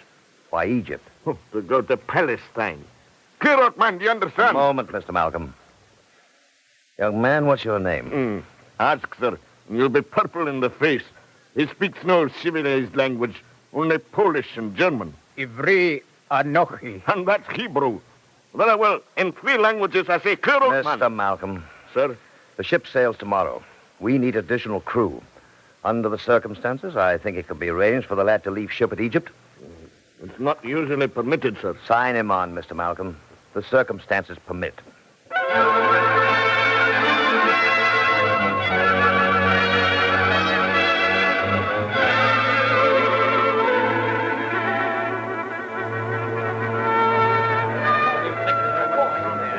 Bosun. What is it, sailor? Man collapsed, sir. Sunstroke. Fetch a doctor, quickly. Yes. And this is how the story ended 3 years ago.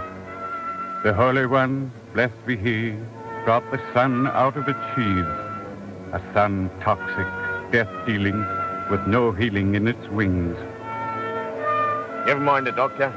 Report to the captain, this man's dead.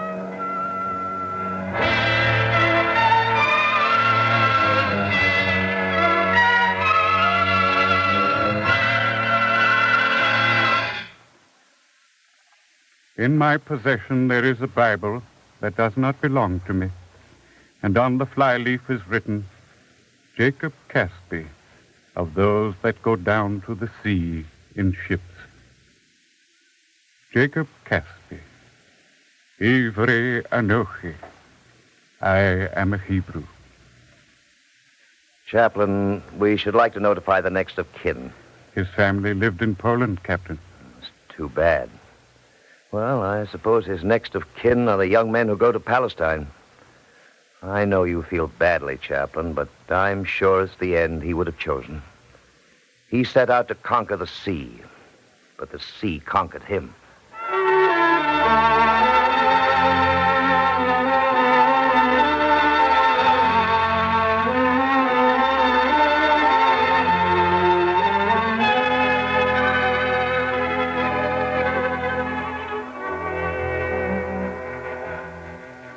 I I think it is of things like this that a people's history is written. Not in the clash of armies, nor in the meetings of the parliaments, but in the lives of unknown men and women who go forth with courage and idealism and do not return. Jacob Caspi lies deep in the Indian Ocean with no stone to mark his resting place and no friend to mourn the death of his modest hope. Out from Tel Aviv the fishermen go and sail the Palestinian sea, and they are less by one because he does not sail. He claimed the sea, and the sea claimed him, and I am unaccountably sad for Jacob Caspi, whom I did not know, but whom I loved.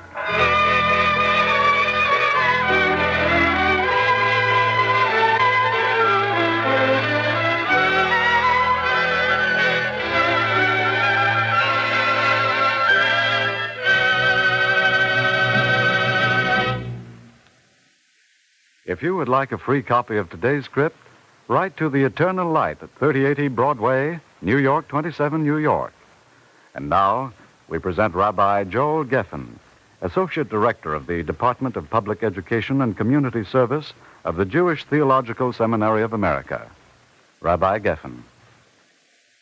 In the profoundly moving report which Judge Simon Rifkin brought to us from his recent mission as advisor to General Eisenhower on the problem of the Jewish DPs, he tells us that he gained more strength and courage from these innocent victims of modern barbarism than he was able to give them. Judge Rifkin said that Hitler had not won his war against the Jews because today in Germany and in Austria, there are 100,000 Jews who have the courage to endure, who are determined to live as Jews, who are prepared to pioneer again and create a Jewish civilization.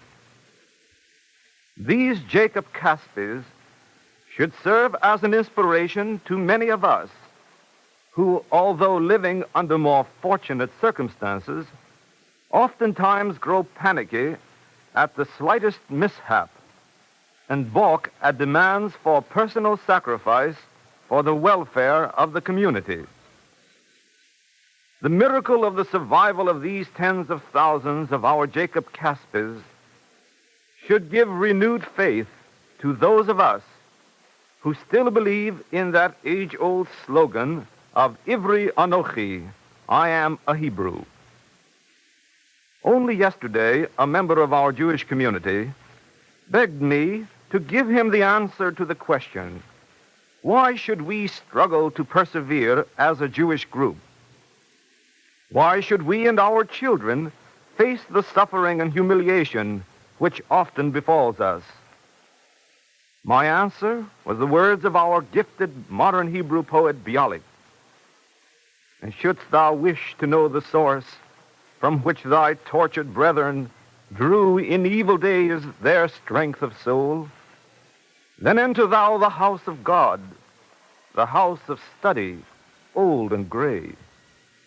And then thy heart shall guess the truth, that thou hast touched the sacred ground of thy great nation's house of life. Civilization will be enriched as long as there are Jacob Caspis who search deeply for Israel's message, who keep alive our people's hope for a national existence, and who, above all, drink deeply of the fountain of religious idealism. Thank you, Rabbi Geffen.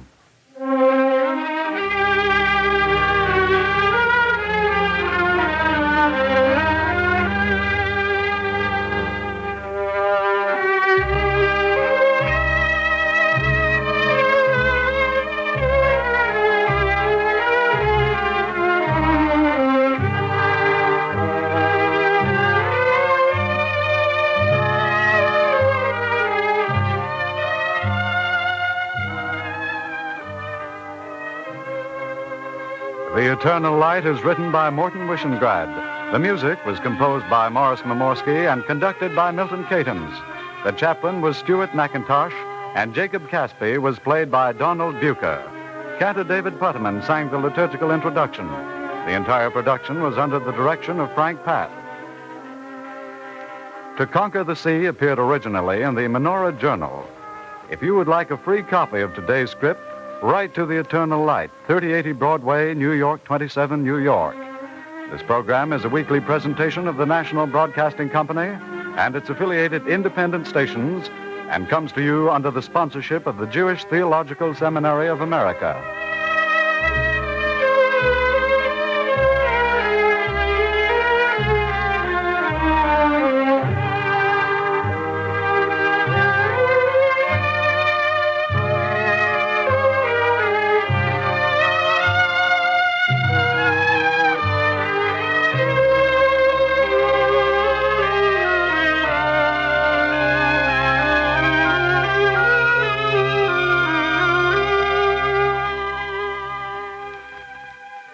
This is NBC, the National Broadcasting Company.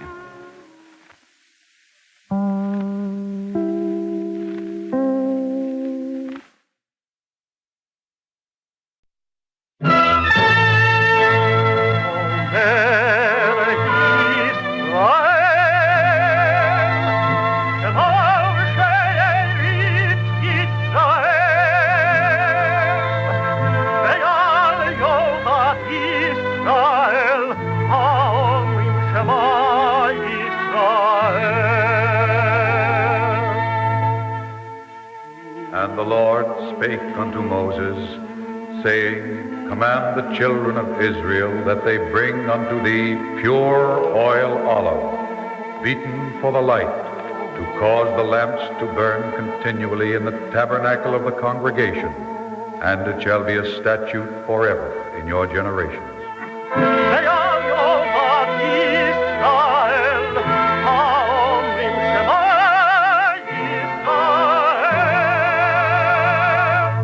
The Eternal Light.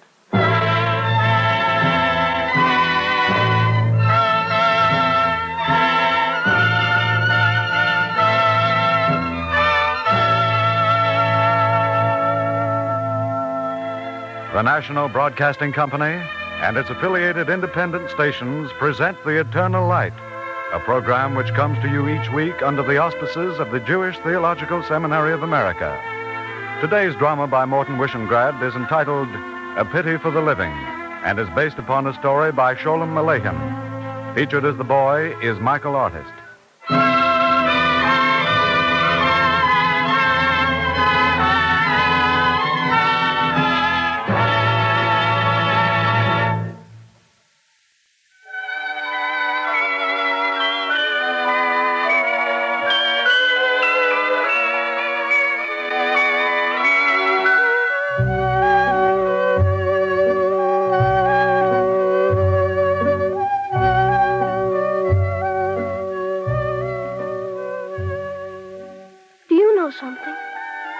Grown-up was once a little boy or a little girl. It's hard to believe, isn't it? I find it very hard. Do you think the Tsar of Russia was once a little boy? Teacher says so. Of course I believe Teacher. But I'll tell you something. Of all the grown-ups I know, the only one who was ever really and truly a little boy was Teacher. I know. Because Teacher is very good. He sees certain things. Levy. Look at that little fly on the wall. This one, Teacher? Oh, don't hurt him, Levy. I won't, Teacher. Levy, all creatures are dear to the Lord. That is why even a fly on the wall must not be hurt out of pity for the living. All creatures, Teacher? Even a spider? Even a spider. If the spider deserved to die, then the Lord himself would slay him.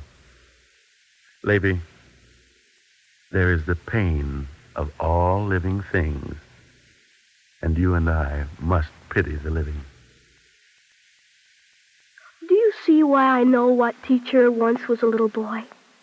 I believe the things that he tells me, only I wish I could ask certain questions. If we were to have pity for the living, Why do people slaughter cows and calves and little sheep every day of the week? And not only cows and other animals, but people. Don't men slaughter one another? Don't they ride on horses and whip them and dig in their sharp spurs until blood comes? I have made up my mind. I will never do harm to any living creature. May God punish me if I ever do.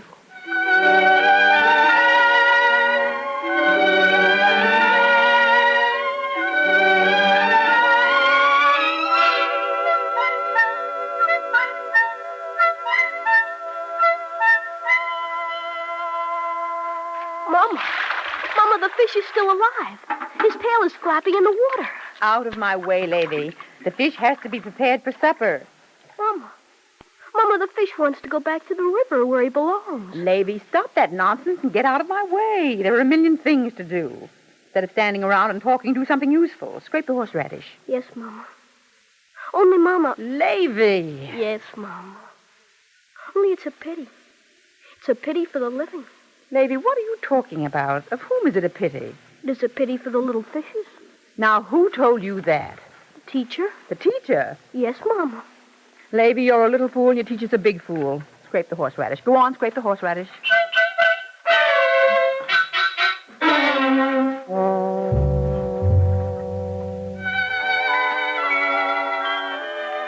Poor little fish. I'm not able to do anything for you. There you are. They're going to take you and scrape away your scales. They're going to rip you open, cut you in pieces, put you in a pot, cover you with salt and pepper to put you on the fire, let you boil and simmer and simmer and simmer and simmer. Little fish, don't grown-up people have any pity for the living?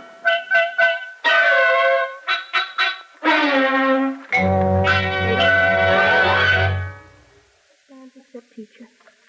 Velvel, the poultry butcher, doesn't understand. Do you know what a poultry butcher is?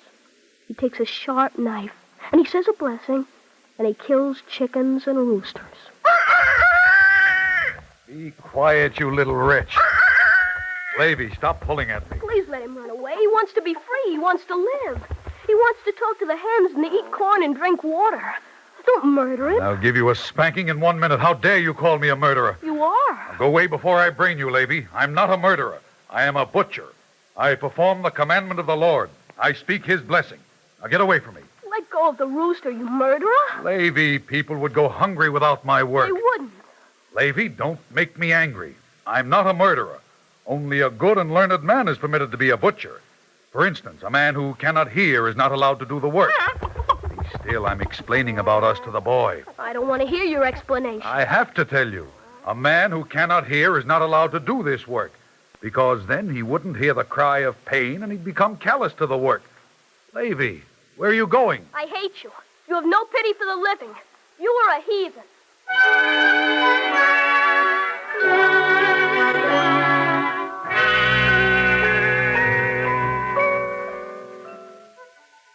He put down the rooster, and he spanked me. I didn't care. The rooster got away. I was glad. Without grown-ups, this would be a good world.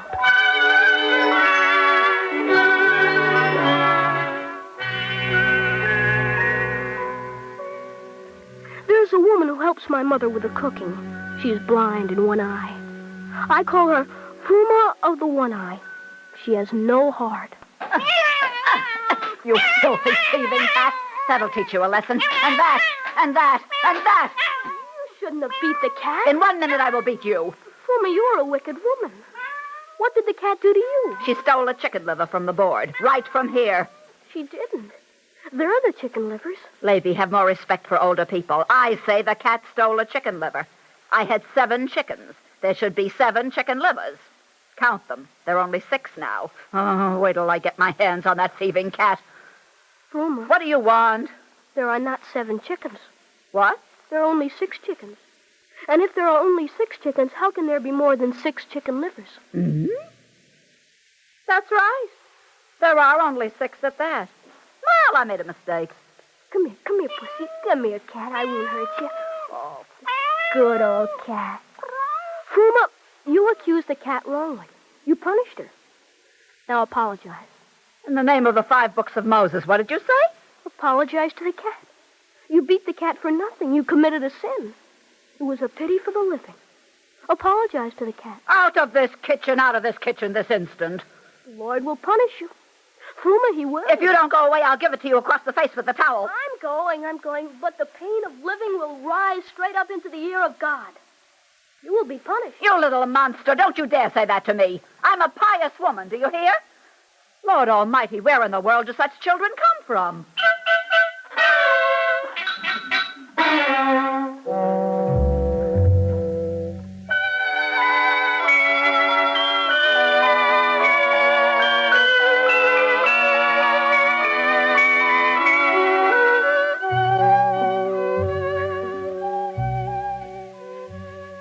Where in the world do the grown-ups come from?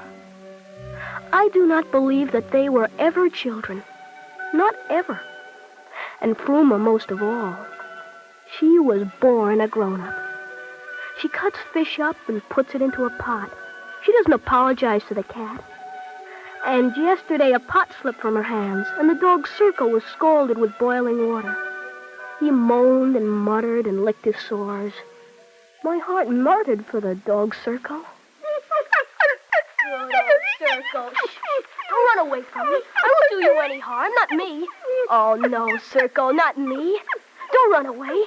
Good dog. Please don't run away. I'm not grown up. Circle, don't make me chase you. I have pity for the living. Circle, wait, Circle. Circle, I have ointment for your burns. Levy, stop chasing that dog. Papa, I want to... Oh, you little wretch. I saw it with my own eyes. Come here. Come right here.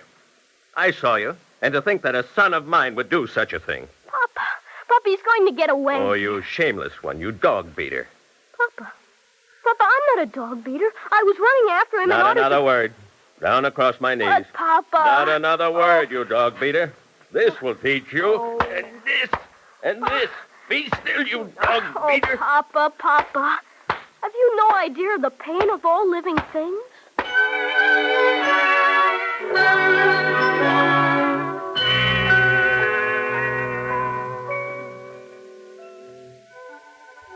There is no justice anyplace. When your own father won't listen to you, there's nothing left in the whole world. I have to take the ointment for the dog and rub it on myself.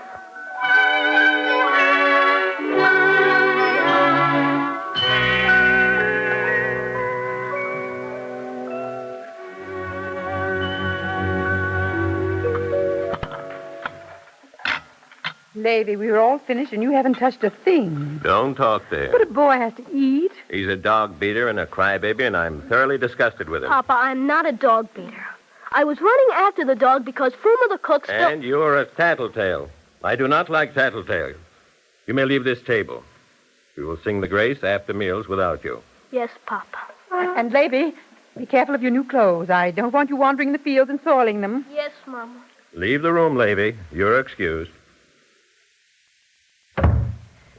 I don't like the way he looks. I don't like it at all. If you please, we will defer all conversation until grace has been sung. Baruch hu, Baruch Shemo, Baruch atah Adoshem Elokeinu melech olam, Hazones olam, kulo betuvo bechein bechesed uvrachamim,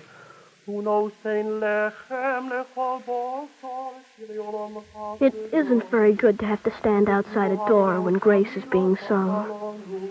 If Papa had ever been a boy himself, he would have realized that. May God keep me from ever being a grown-up.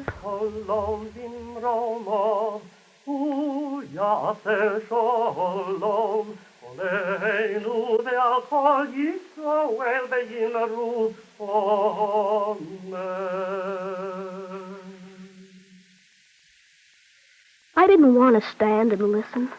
I hated them. They didn't understand. They didn't understand anything. So I went to the teacher's house. But on the way I had to stop because there were 2 peasant boys, and they were doing a terrible thing. Give me that rock. I'll show you how. You missed. Now watch me. Don't throw the rock at the bird's nest. Beat it. Got it. I can throw, huh? You killed the birds. They're dead. They're dead. And you killed them. And you're not even grown-ups. You know what he's talking about? Me? Nah. He must be sick of something. Why did you do it? Why did you do it? What did they do to you? What harm did they do? None of your business. Beat it. Why did you throw the stone? They let you alone. Why did you do it? You little sissy. They weren't any more than birds. Ordinary little birds. What if they were birds? Have you no pity for the living? I take care of them, or do you want me to? We'll do it together. Hey, the little sissy hits back. I'll fix him. Now, ain't that a pretty hat? That's wicked. That's worse than hitting me. My mother made that hat. Hit back, will you? Hold him. Hold his arm. Here. Now let's see. It's a nice clean shirt. And this jacket. Oh, my, what lovely buttons. Do you want this button, you little sissy? Yes, I do. Here it is, sissy. I'll give it to you. Here's another button.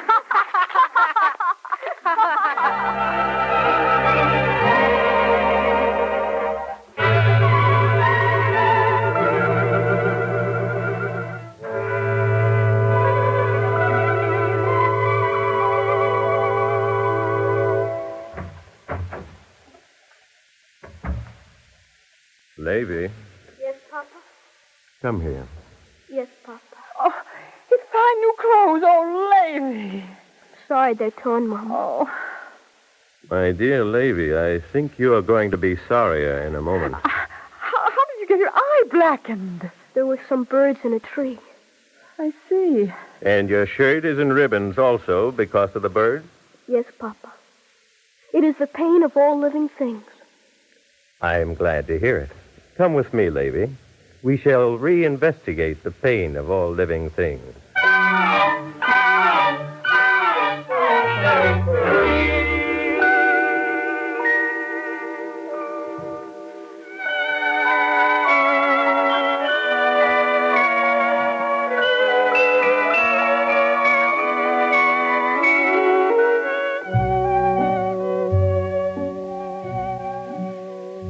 Naturally, I got a good beating, which I deserved. Then when Papa was finished, Mama looked at my clothes. You ragged fool. I forgave Papa because he beat me. But why did she call me a ragged fool? Why? I am never going to cry again. Never. I have made up my mind. There is no use crying in this world. It doesn't do any good. From now on, I shall have nothing to do with grown-up people. You may play with me, Lazy.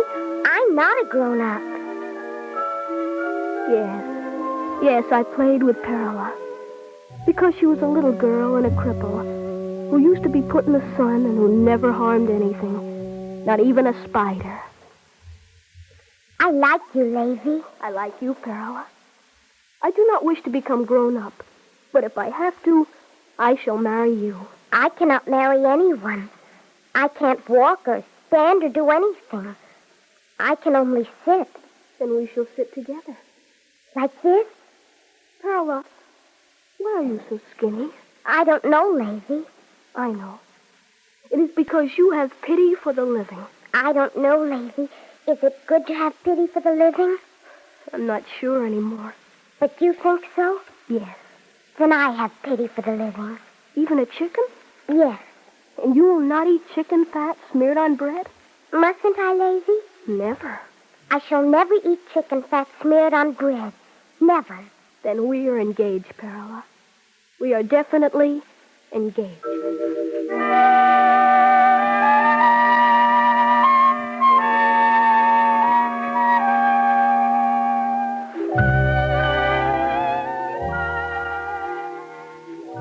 Every day after that, I would sit in the sun with my Perla. And I explained to her all about the pain of all living things and what the teacher said. When the sun moved, I used to pick her up and carry her. She was very light. She used to put her arms around my neck, and her fingers would touch my face. Her small, skinny little fingers. I like you, Lazy. I like you also, Pearl. You will be a kind wife. We shall never quarrel.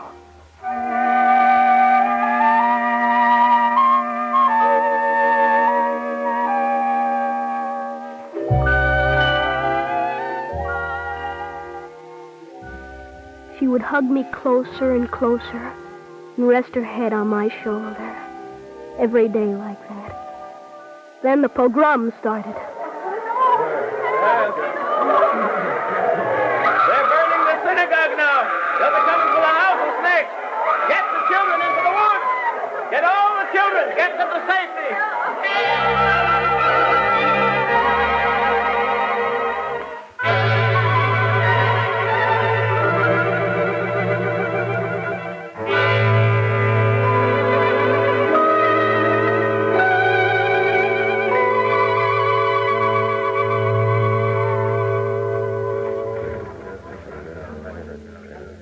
Levy,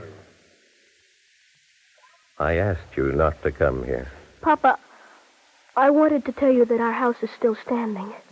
They didn't touch very much. Send the boy away. Levy, go home and wait for me. Papa, what's that? It's not for children to see.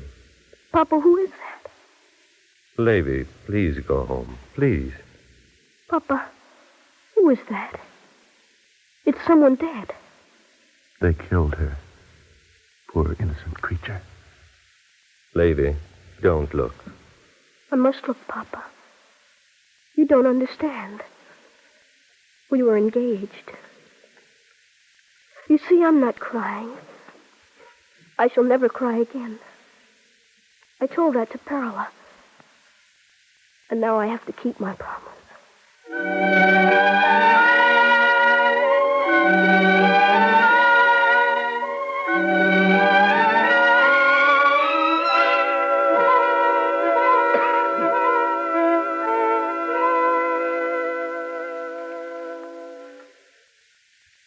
Levy? Yes, Mama? I've made you a new suit of clothes. Thank you, Mama. Oh, Levy, we must not weep. We must not sin. We must forget. We must forget. Yes, Mama. Don't you want to go out and play? No. Would you like to help me in the kitchen? All right, Mama. Here's some horseradish. You can scrape it if you want to, Levy.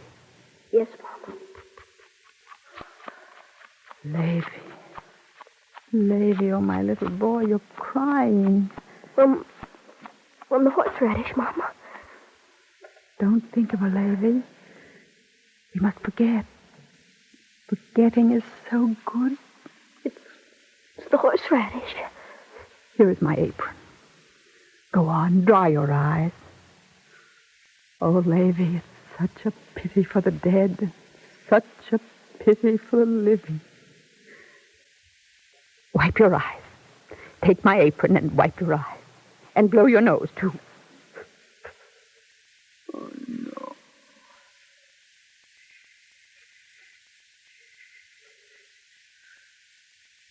Don't cry, Levy. Don't cry, my Levy. Hush. Hush.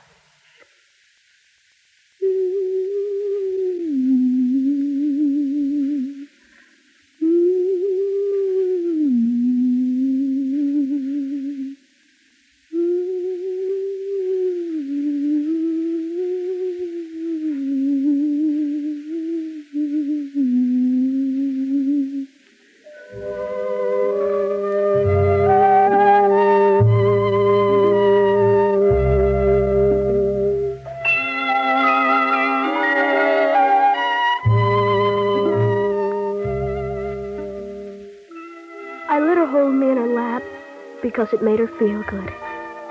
But grown-ups don't really understand. When grown-ups learn to become as serious as children, then they will understand. First it was a fish, and then it was a rooster, and then a cat, and a dog, and two birds in a tree. And then it was Pearl. they don't understand. I don't ever want to be a grown-up.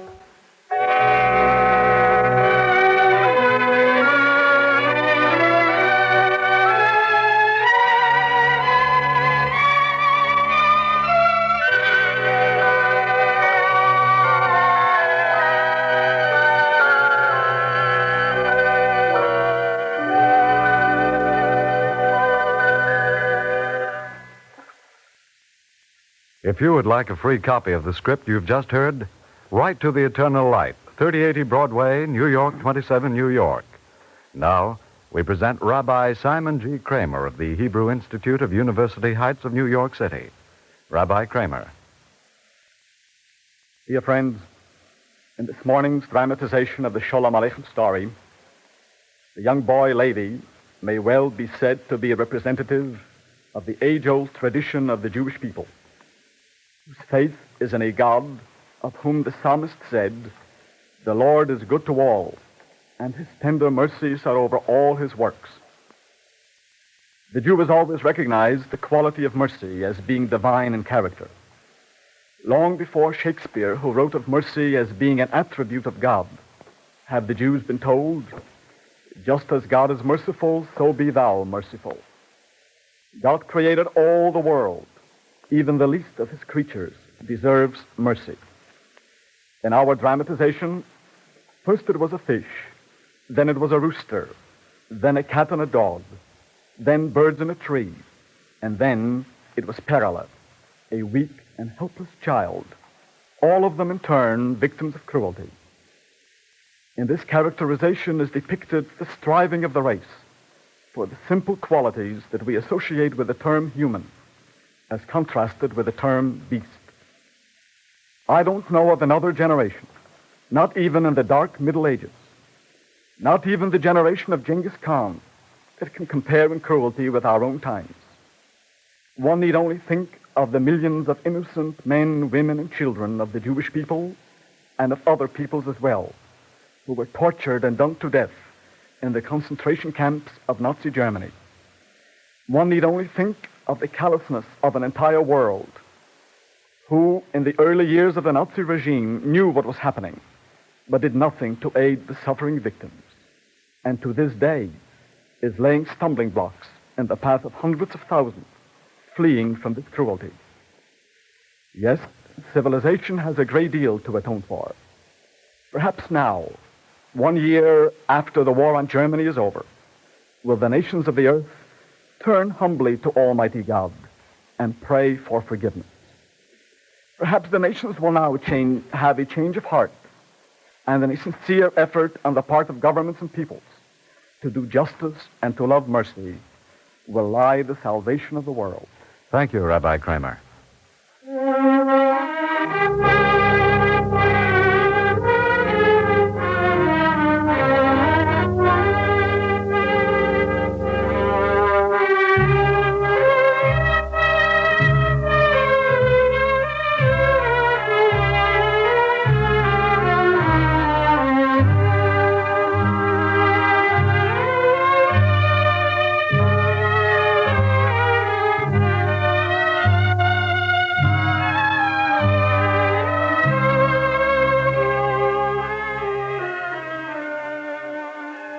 In answer to queries, we'd like to state that last Sunday's Eternal Light play was based on a story entitled To Conquer the Sea by Rabbi Louis I. Rabinowitz in the Menorah Journal for Winter 1943.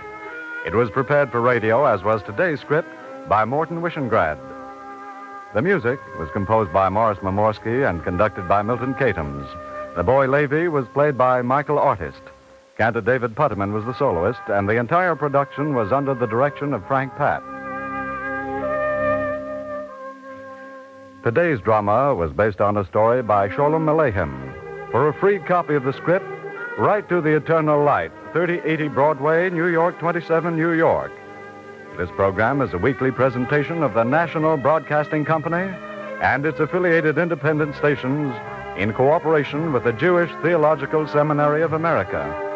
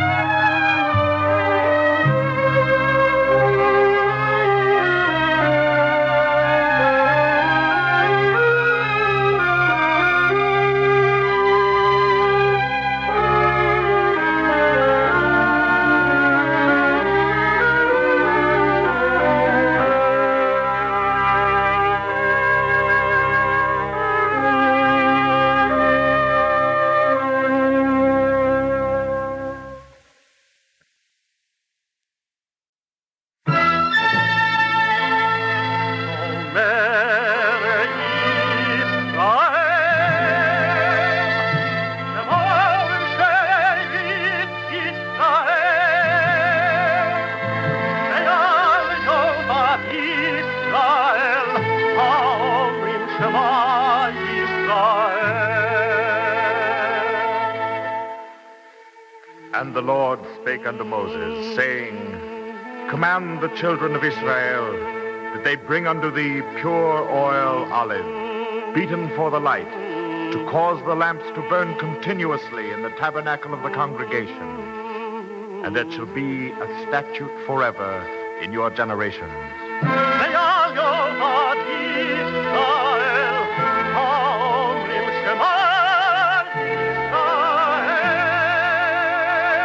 The eternal light.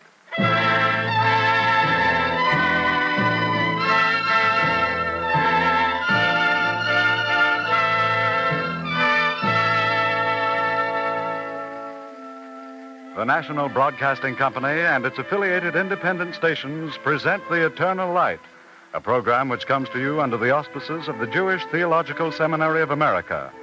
Our story today by Morton Wishengrad is an adaptation of a story by Carl Emil Franzos entitled The Savior of Barnow. Appearing as the cantor is Joe DeSantis. The narrator is Barry Kroger.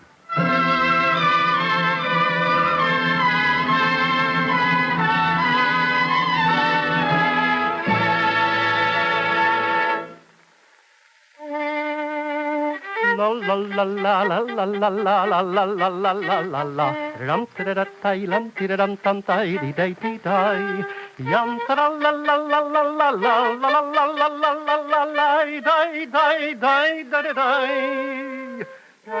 I myself play the violin. And who is singing? It is a foolish question. Who else in the town of Barnow can sing like that, if not Mendele Abendstern, the cantor?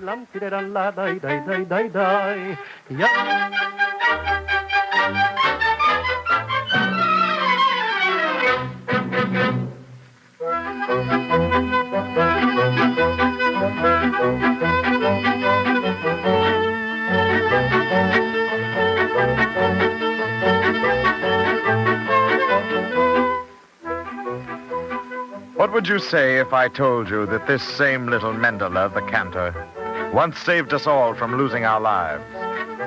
You would laugh. Well, I can't blame you. For I must admit that Mendele is a very queer little man. First, Mendele does not know how to walk. He trots. Second, Mendele does not know how to talk. He sings. Third, when he is singing a prayer, does he sing like you or me? Sometimes. But sometimes, also, he will sing the hymn as if it were a waltz and fidget from one leg to another as if he were a dancer in a theater instead of a cantor in a synagogue. In brief, Mendele Abendstern is a gray-haired man no taller than a child and with the ways and heart of a child. And he saved the lives of the people of Barnow. Go on. Laugh if you want to. I don't mind. Suppose 80 years ago, if you were alive then, you would have come to Mendele in the town of Barnow and asked a reasonable question. Just suppose. Hello. Hello. Can you show me to the rabbi's house? I can, but I won't. Well, excuse me. What for? Do you excuse me? Certainly not. Then why should I excuse you? My dear man, I asked a civil question. All I want is to be shown to the rabbi's house. Why? I want him to solve an important problem. Such as? Do you think you can answer? Ask. Very well. My question is, what is a human being?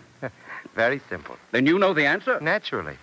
A human being may be compared to a lady's tailor. To a lady's tailor? Naturally. A lady's tailor goes on living till he dies. And the same is true of a human being. That never would have occurred to me. My dear man, what is your name? The same name as my grandfather. And what was your grandfather's name? Same name as mine. I mean, what do they call you when they summon you to eat?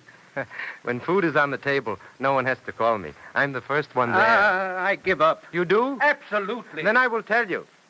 My name is Mendele, and the rabbi's house is across the street. A very good day to you.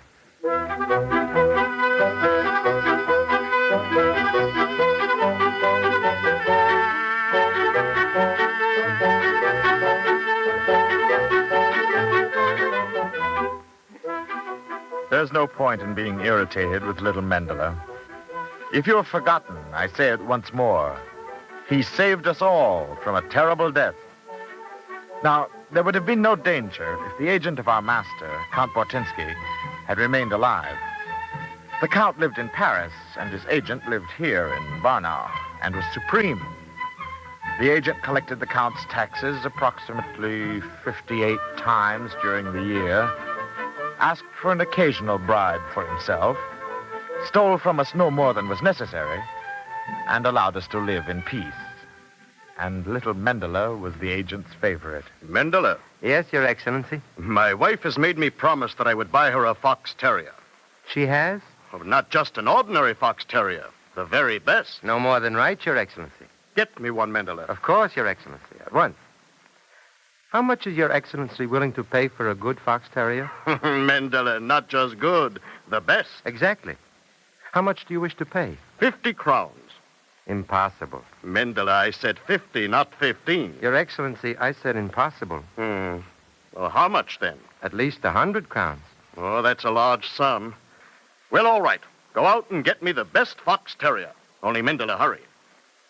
I said hurry. What are you standing there for? Your Excellency. Well? Tell me, Your Excellency, what is a fox terrier?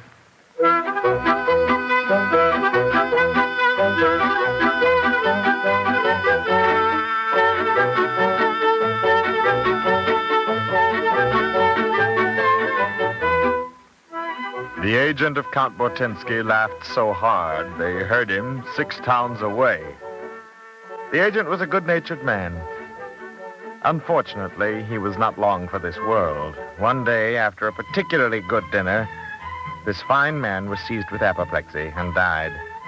The whole district stood outside the church and mourned for him. First, because we liked him, and second, because who knew what his successor would be like? In time, his successor arrived. Our fears were well-grounded. His name was Friedrich Wohlmann. Our first experience with the new agent was at the wedding of Shmuel, the apothecary's son. As usual, at all weddings, Mendele sang, and I played my violin.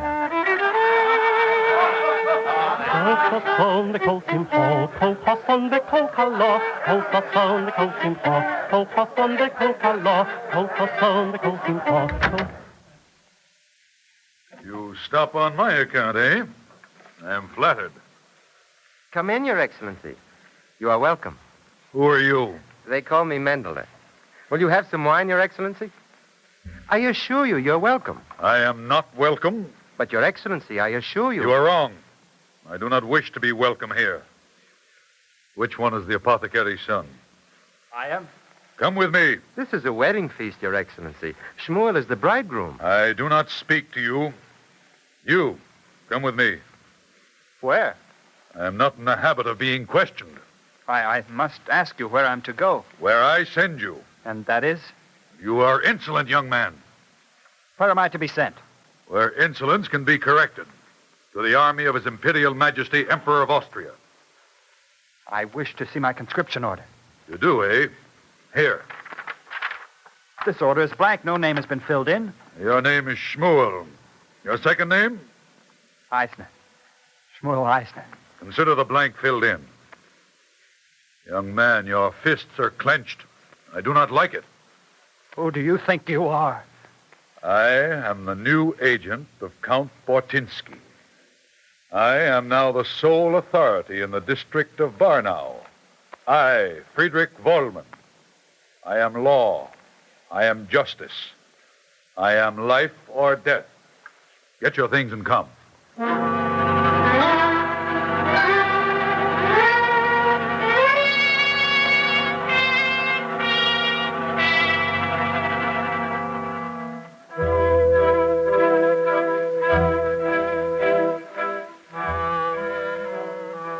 He was not jesting. He proved it. He disturbed our feasts. He increased our taxes threefold. And he showed by every act that he hated us with a deadly hatred. He oppressed and squeezed us without reason or mercy. Even little Mendele was afraid of him, which was strange, for Mendele was the most timid man in Barnow and therefore the most aggressive. The townspeople of Barnow learned to dread each occasion when a new edict was posted in front of the synagogue. Mendler, where are you running? I don't want to see what it says. It's bound to be bad. Nonsense. Listen, Mendler. This time he doesn't want anything from us. Come back. He doesn't want anything from us? Are you sure? You remember the leopard in Count Bortinsky's private menagerie? Who is talking about leopards? The notice is. Read it for yourself. Last night, a leopard belonging to the menagerie of Count Bortinsky escaped from its cage. The district of Barnow is hereby warned.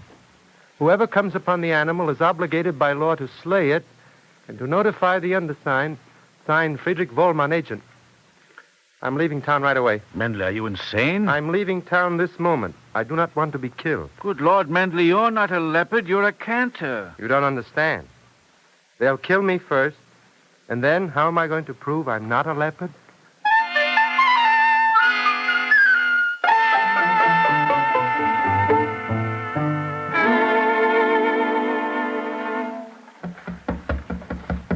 Go away. Mendele, it is I, your friend. I want no business with Count Bortinsky's leopard. Go away. Mendele, I swear to you, I am not a leopard. Listen, I brought my violin.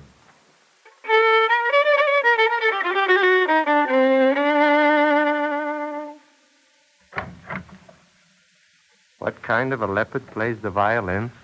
Please don't be disappointed, Mendele. I am not a leopard, only a fiddle player. If you say so, it must be. You're sure? Positive. I'm not convinced. Sound G. Now I'm convinced. A leopard would be ashamed to make such a sound. What do you want?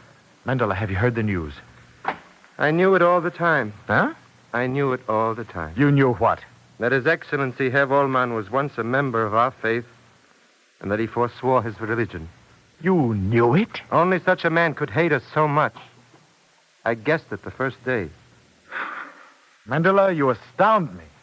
How could you have become so smart? By obeying my instinct. And my instinct now informs me that there's plenty of trouble waiting for us.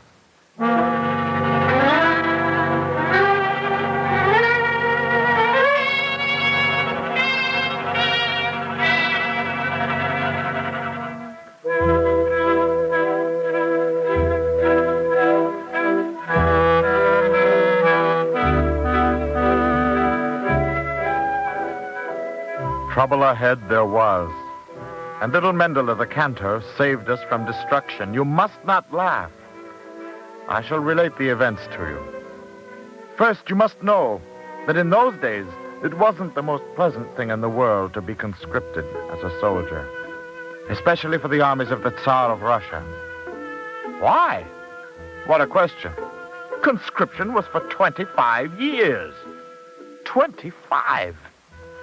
Therefore, many tried to escape by crossing the border. If a Christian were caught at the frontier, he was merely beaten for several months and restored to the army as soon as his bones had healed. But if one of our faith were caught, and may it never be said of you, he was worse than 6 times dead. Much worse. And so it happened that a fugitive crossed the border, and where should he come but to the town of Barnow? Please believe me, I didn't object to service in the Tsar's army. For a non-objector, you come a good distance. I was ready to serve, even more than 25 years. The first thing they did was to take away my phylacteries and my prayer shawl. Barbarians. You better not tell me what the second thing was. I have a weak stomach. Will you hide me here? Naturally. On the Sabbath, we read in the Bible, "Thou shalt not deliver unto his master the servant which is escaped his master unto thee." Hide in the cellar. I will speak to the elders of the congregation. They will know what to do.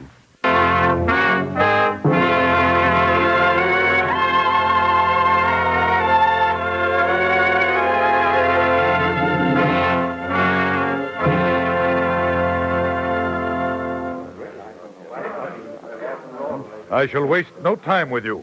Where is he? Are you speaking to me, Your Excellency? I am speaking to all of you. Where is the fugitive? Don't trifle with me. The Russian government has sent a full description to every district in Austria and Hungary. There are many districts in Austria, Your Excellency. Not another word from you. Where is the fugitive? I have reason to believe that he is in Barnow. I want him. Your Excellency, we can tell you nothing. I said I want him. Mendele, have you seen the fugitive? Me? I'm only a cantor. What does a cantor see? Shut up. Yes, Your Excellency. I said shut up. I'm shutting, Your Excellency. Shut up! Listen to me, all of you. I have prayed for this. Do you hear? I have prayed for just such an opportunity. You do not know me. You hear? You do not know me. I will find this boy who is hiding here. I'll find him. And then I swear that the congregation of Barnow shall know me. Now go home and pray. Pray hard.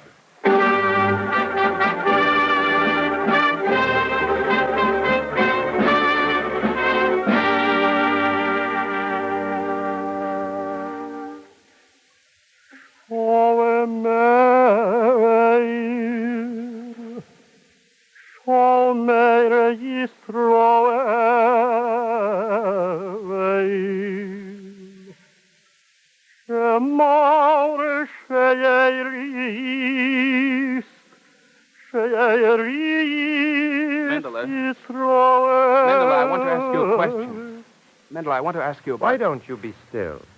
Haven't you caused enough trouble? Who asked you to come here? Mendele, are you going to give me up? I'm a very timid man. I'll go somewhere else. Without a passport? What does it matter? You'll stay here until we find a safer place for you. Mendele, I thought you said you were a timid man. I'm a coward. When I meet Herr Wohlmann, my seventh liver flies up to my chest. Now, what did you really want to ask me? You were about to criticize my singing, no doubt.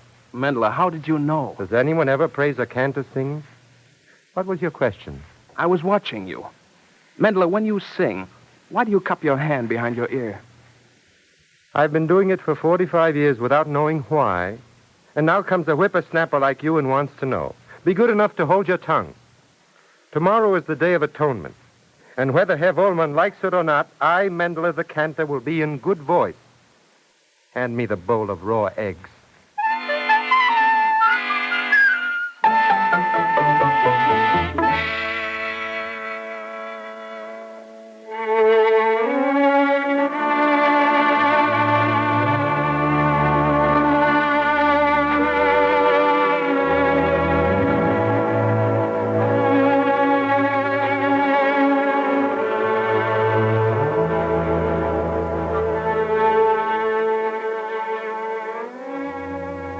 When dusk began to fall on the eve of the Day of Atonement, there was a feeling almost of terror in the town of Barnow. The synagogue was bright with wax candles, and the entire congregation hastened there with a broken and contrite heart to confess their sins before God. For at that solemn fast, we meet to pray the Judge of all men be gracious to us, and from his mercy to forgive us our trespasses. We assembled in the synagogue, and among us stood the poor fugitive. Little Mendele took his place before the Holy Ark and prepared to sing the first solemn notes of Kol Nidre. There was a hush, and then the awful stillness was broken by a blasphemous sound. Men, lock every door, seal every window. Let no one out.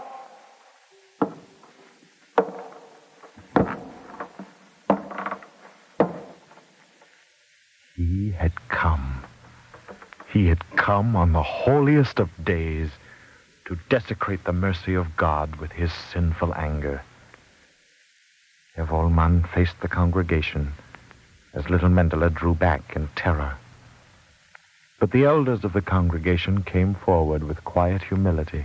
My dear sir, if you wish to pray with us, we bid you welcome. I have not come for prayer. Where is he? I shall not tell you. Please go. You know, I know that you know what day this is. Please go and allow us to pray in peace. The young man is here. I want him. I ask you again, allow us to pray in peace. Not before you give him up. He's here. I have proof. Very well. I see that kindness has no effect on you. I will stay. Very well, Your Excellency. Wait. When the service is over, I arrest him. You understand? And what I do to you and to every man, woman, and child of the congregation of Barnow, you will not soon forget. Now, go on with your prayers. I have time to wait. We knew it was not an empty threat. But this was Yom Kippur. This was the Day of Atonement. And we were in God's hands and had no fear for ourselves. But little Mendele trembled in every limb. All at once, he drew himself up and began to sing.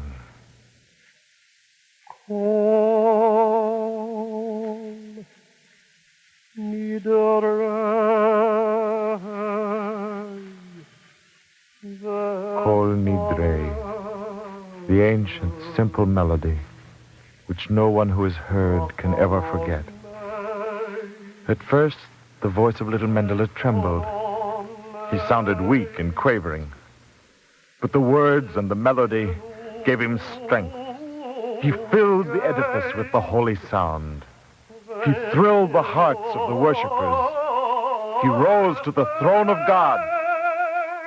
Little Mendele never again sang as he sang that evening of Yom Kippur. He was transfigured. No longer was he the absurd little man we had smiled upon. He was a priest of Israel, pleading with God for humanity. In the sound of his voice were unspeakable woes and innumerable tears and unquenchable faith. And something else. Pride. Yes. Pride. And dignity. And courage.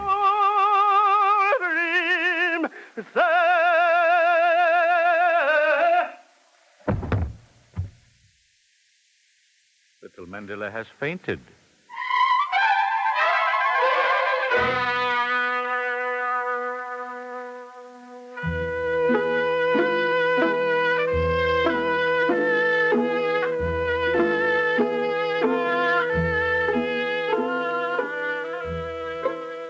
Little Mendele had fallen in the service of God. But that was not all. Herr Wollmann had fallen also in another way. He rose from where he was sitting, his face pale, his knees shaking.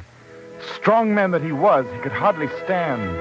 His eyes shone as though through tears, and he tottered down the aisle to the entrance door and gave his soldiers a sign to follow. Everyone guessed what had happened, but no one spoke of it. On the day after Yom Kippur, His Excellency sent for the elders of the congregation and handed them a blank passport for the fugitive. Barely a word was exchanged. It was not a time for words. Lam tirai lay, lam tirai lay, lay, lay, lay, lay, lay, lay, lay. Yam tirai lay, lam tirai la, lay, lay, lay, lay, lay.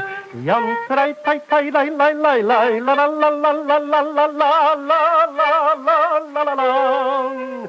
Yam tirai tai. Myself, I play the violin, and little Mendele sings. Who else in all the world can sing this way?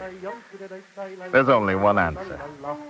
Mendele Abendstern, the little cantor of Barnow, the savior of Barnow. And from that day, we no longer smile at Mendele. It was a lesson to us. Let it teach you also. Let it teach you to think twice before saying who is great and who is small, who is weak and who is mighty.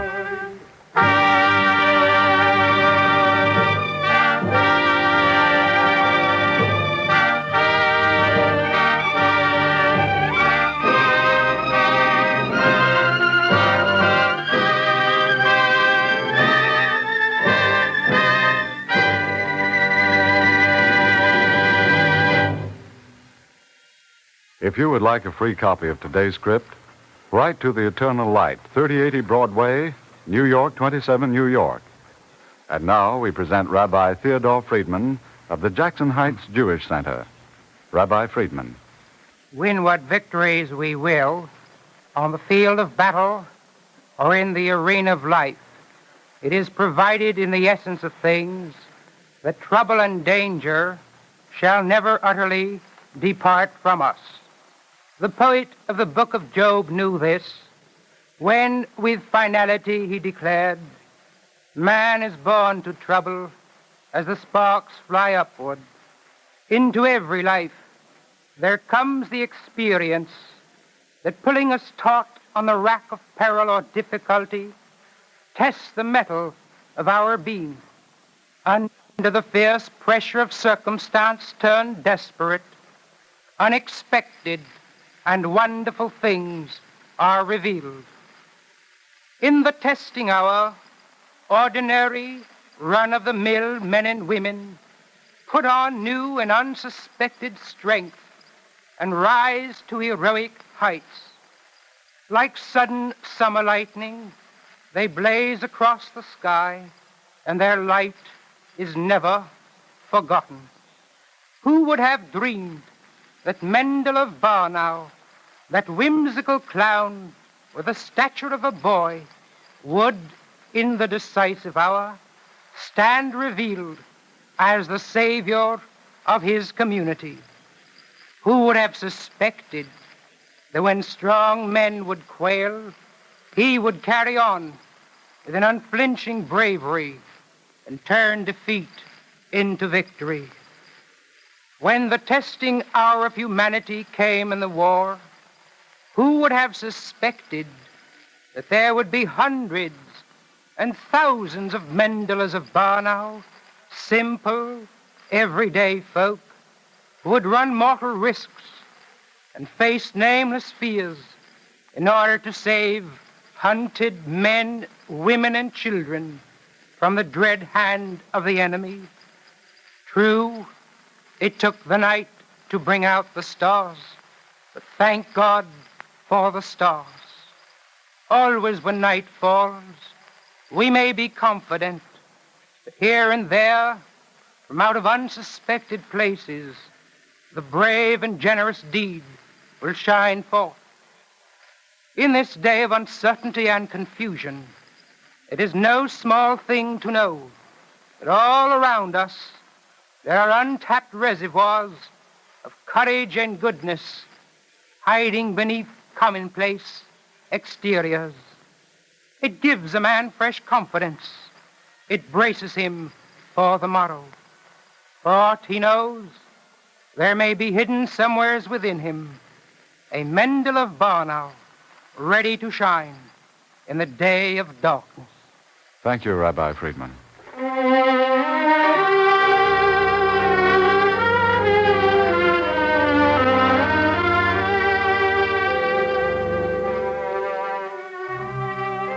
Today's drama was adapted by Morton Wishengrad and based on a story by Carl Emil Franzos entitled The Savior of Barnow. The music was composed by Morris Momorsky and conducted by Milton Catums. The narrator was Barry Kroger, and Mendele was portrayed by Joe DeSantis. Cantor David Putterman was the soloist. The entire production was under the direction of Frank Papp. If you would like a free copy of today's script, write to The Eternal Life, 3080 Broadway, New York, 27 New York.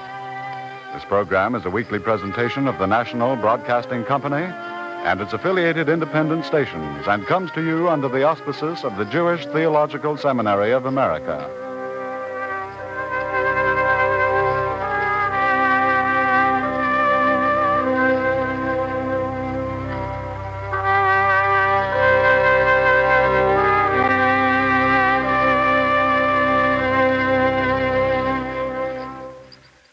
This is NBC, the National Broadcasting Company.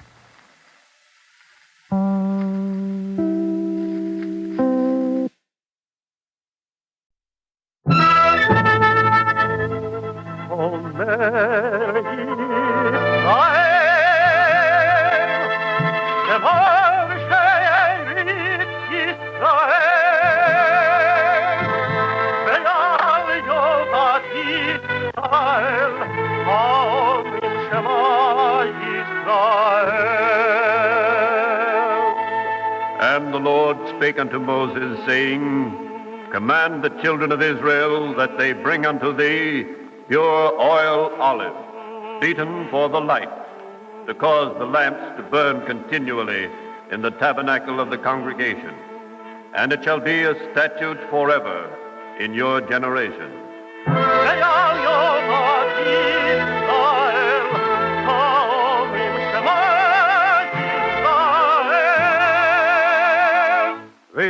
eternal life.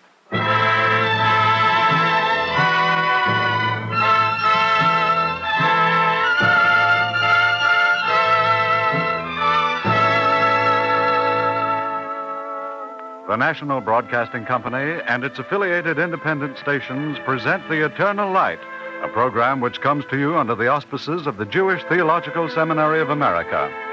This is the week of the festival of Shavuos, the ancient Jewish festival which commemorates the spring wheat harvest of Palestine and the covenant between God and man first set down at Sinai.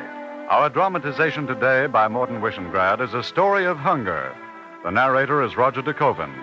Following the dramatic portion of the program, you'll hear a talk by the Director General of UNRWA, Fiorello H. LaGuardia.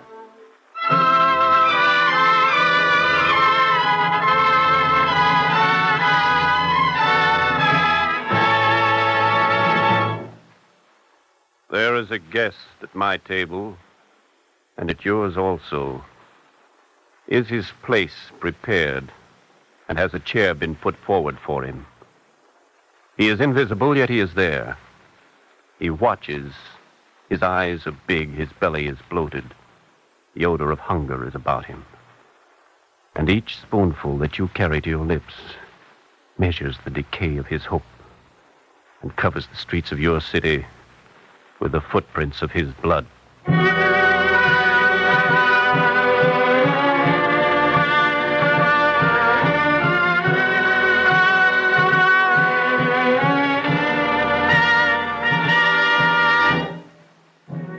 We must come with emotion to the fact.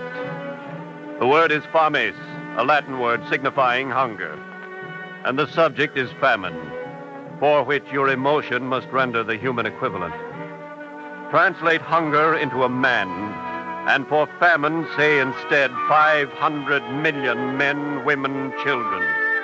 500 million, 1/2 billion, one in every 4 upon the face of the earth.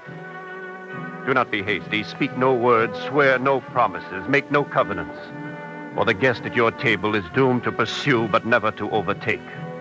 He shall eat and not have enough. And unto you and unto me, and unto the ministers, the priests, the rabbis, the presidents, the kings, the dictators, the legislatures, the assemblies, and the parliaments, unto us all pertaineth the judgment.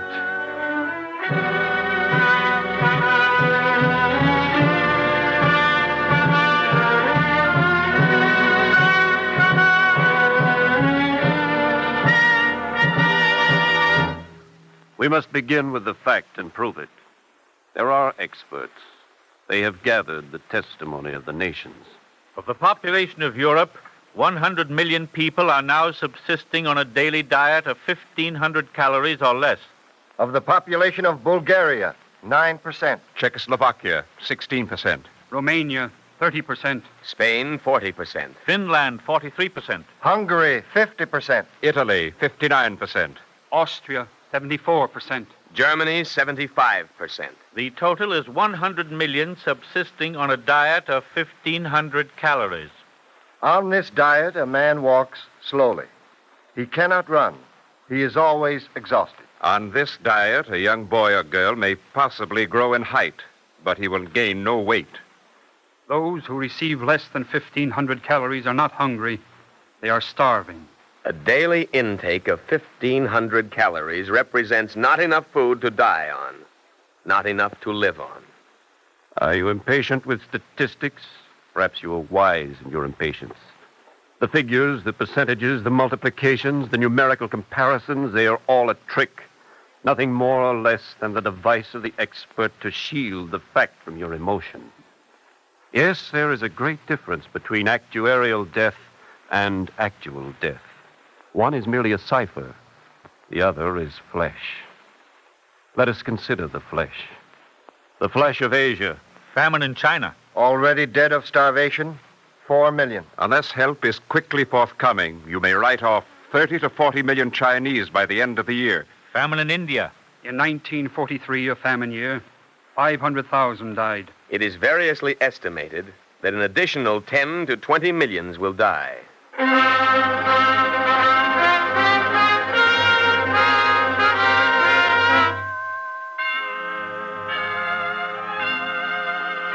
Be careful, this is still another trick. The word million, beware of it.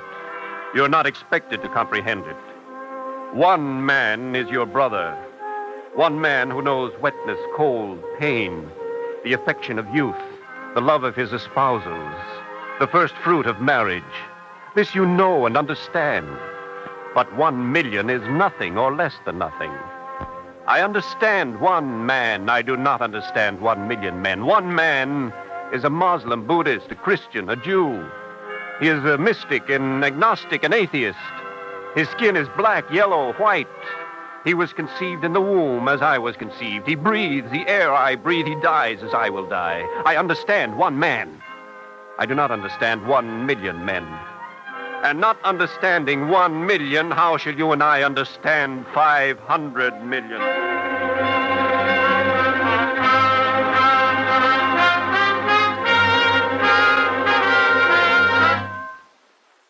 Allow the expert his conclusion.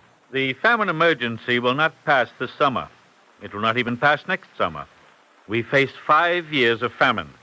These are the dry and barren statistics of catastrophe.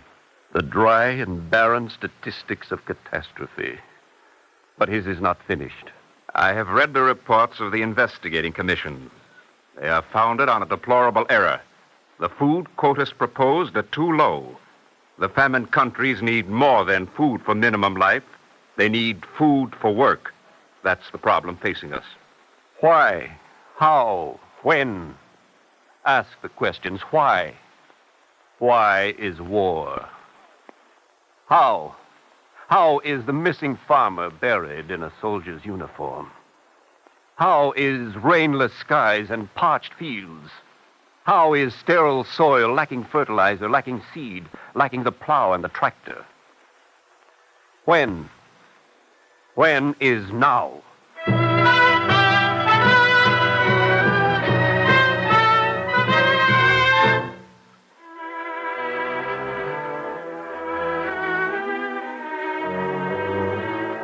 Why and how and when? Oh, there are many questions and many entrances, and only one door to go out. And how does a child or a woman or a man go through that door? The gnawing sensation of the upper abdomen, the tissue wasted, the fat consumed of itself, the restlessness of the mind, the languor, the lassitude, the numbing faintness, and the blessed end of all sensation in the land of thick darkness.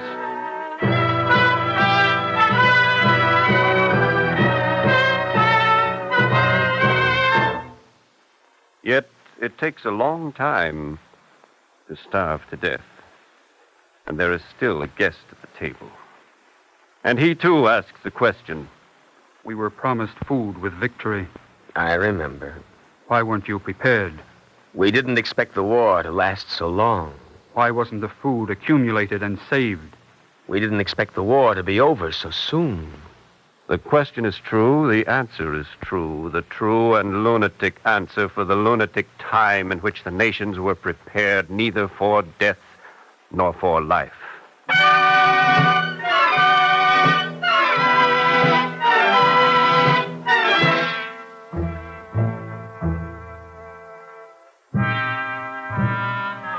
Do not search for villains. There are no villains. There are only 500 million hungry. And for them, our feasts, our new moons, our Sabbaths, and our seasons are a steady time appointed for the contractions of the stomach.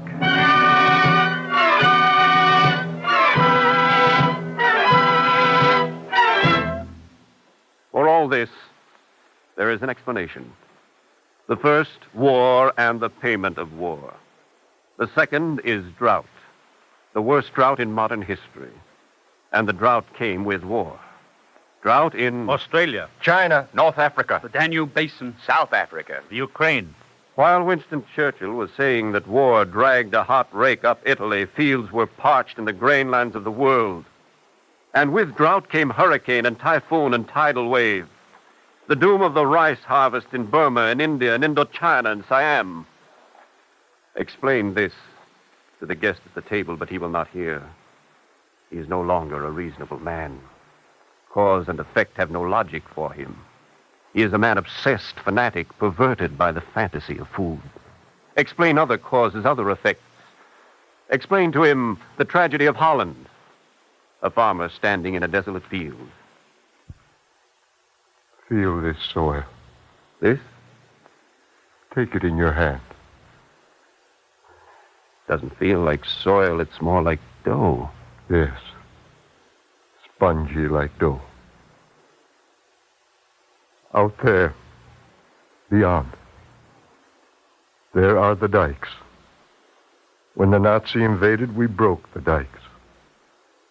200 years to reclaim this land from the sea. 2 minutes to explode the dikes and let the sea come back.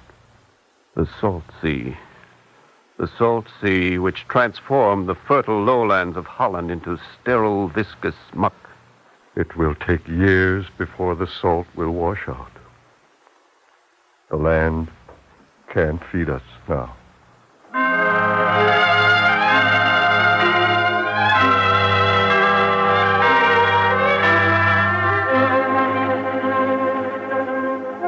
Agricultural consequence of war.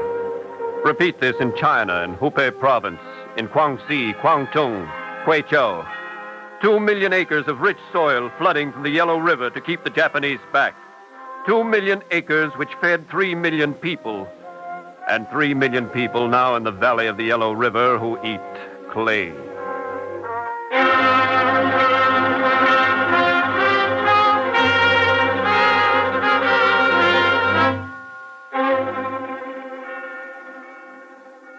Leave China, return to Europe.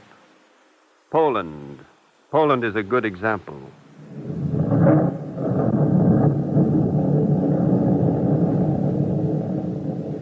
Looks like rain. Yes. Good for the land. Sure. Your potatoes in the ground? No potatoes. We eat the seed potatoes.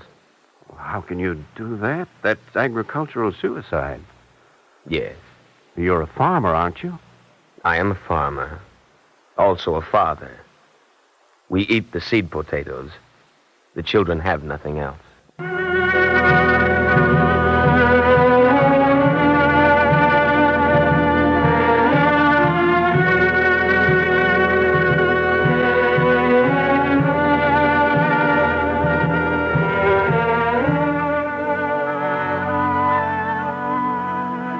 In 1 month, in 2 months, he will also be a guest at your table.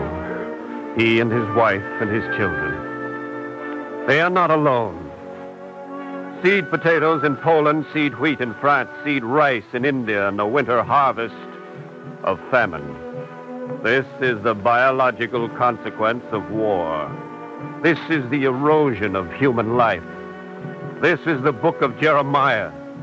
It is a land of deserts and drought, where none passes through and no man dwells. These are the men and women and children left with nothing but their eyes to weep with.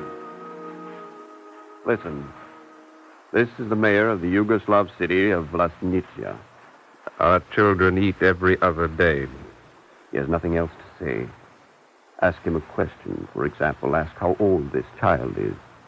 He's 14 years old. You must be mistaken. This boy is hardly 8 or 9. He is my own son. He is 14 years old. There are no more questions. He is a guest at the table. Also, ask no questions of the teacher in this French schoolhouse. Mes enfants, écoutez, j'ai faim. Avez-vous du pain? Alors, continuons. He is too weak to teach. They are too weak to learn. Doctor, my little girl does not see. How many fingers, little girl? An incident in Greece, any city. How many fingers, little girl? Doctor, she does not see. Well, don't worry. It's not permanent blindness. Merely a deficiency of vitamin A. Feed her milk. Oh, for heaven's sake, stop looking at me. What do you want me to do? If he were not so hungry, he might apologize later, but he does not apologize. He knows his own symptoms. the physiological irritation of hunger. Let us proceed. At least here in this place, there are no emaciated scarecrows. They look rather plump and well-fed, don't they? It's dropsy. Famine dropsy. Hunger edema, if you want to be fancy. The body fluid escapes through the blood vessels into the tissues. And don't be taken in by the rosy cheeks. That's tuberculosis.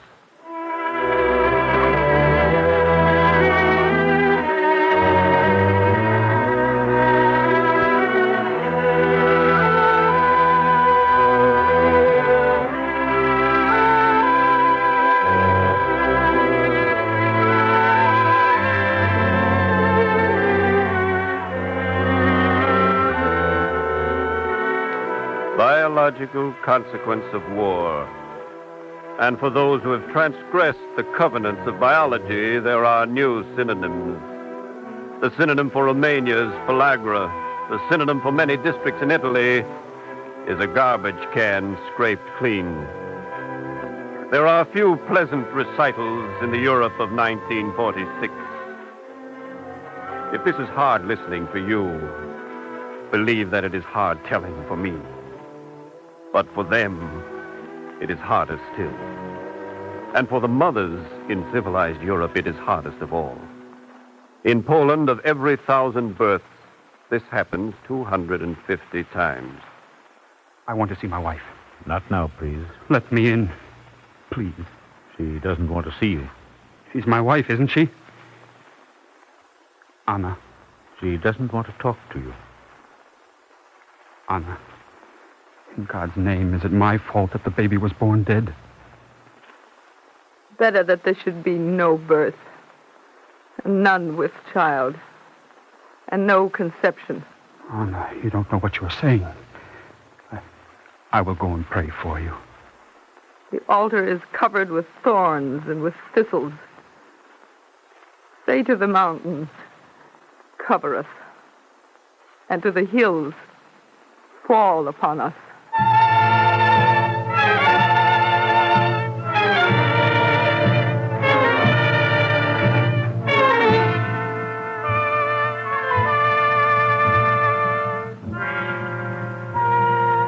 In Poland, of every 1,000 babies born, 250 babies die. And those who do not die make the peculiar sound of children who are hungry. They shall say to the mountains, cover us, and to the hills, fall upon us. These are the facts. These are the partial facts of catastrophe. Only the partial facts, but the answer must be full and complete. Are there answers to give? Yes, there are answers. There is the statement and the action of the Director General of UNRWA, Fiorello H. LaGuardia. From this point on, the protocol is off. It is food that we need. People are crying for bread, not advice.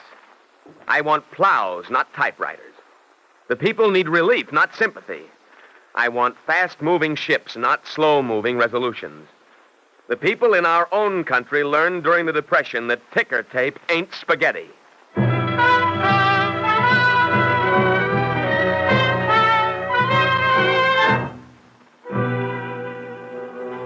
The guest is at the table.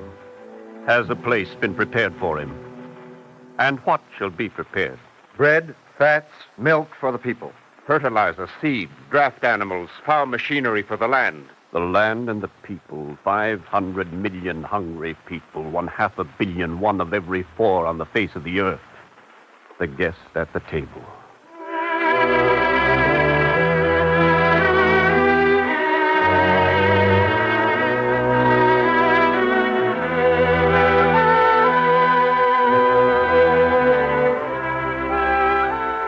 Yes, the guest is at the table. He is invisible and he has no voice for speech, but he is there. And his silence is a warning. His silence is a prophecy. It takes a long time to starve to death, but death from disease is swift. And there will be disease. There is always disease. First rides war, and then famine rides, and after famine, the pestilence follows. Pellagra. Beriberi. Diphtheria. Scarlet fever. tuberculosis, influenza, typhus, cholera, plague, epidemic dysentery. The pestilence is come. And it will not be content to stay where it is. It will move. It will not ask your permission nor stop at the consulates for entry visas or tourist permits. Disease carries no passports. You cannot exorcise it with an immigration quota.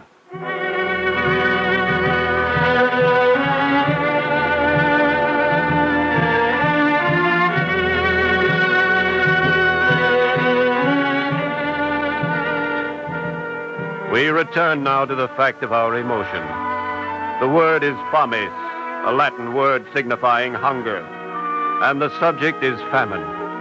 And the subject is also the biblical verse, sow to yourselves according to righteousness, reap according to mercy.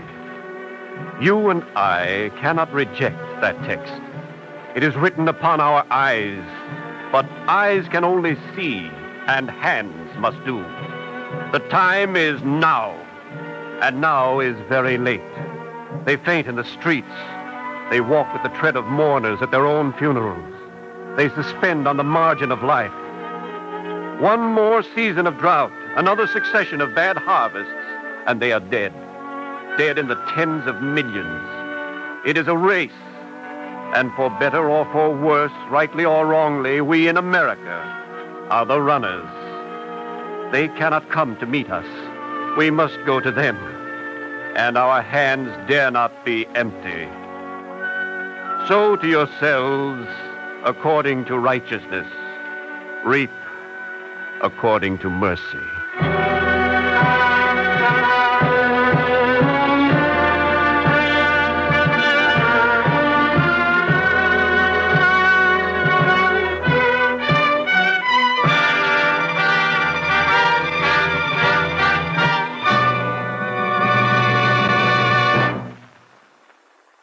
Thank you, Roger de Koven. If you would like a free copy of the script you've just heard, write to The Eternal Light, 3080 Broadway, New York, 27, New York. And now, we present the Director General of the United Nations Relief and Rehabilitation Administration, Mr. Fiorello H. LaGuardia. Yes, it is a race between carrying on God's will against the destruction and devastation of cruel, greedy, selfish men. We are going to them, and not with empty hands.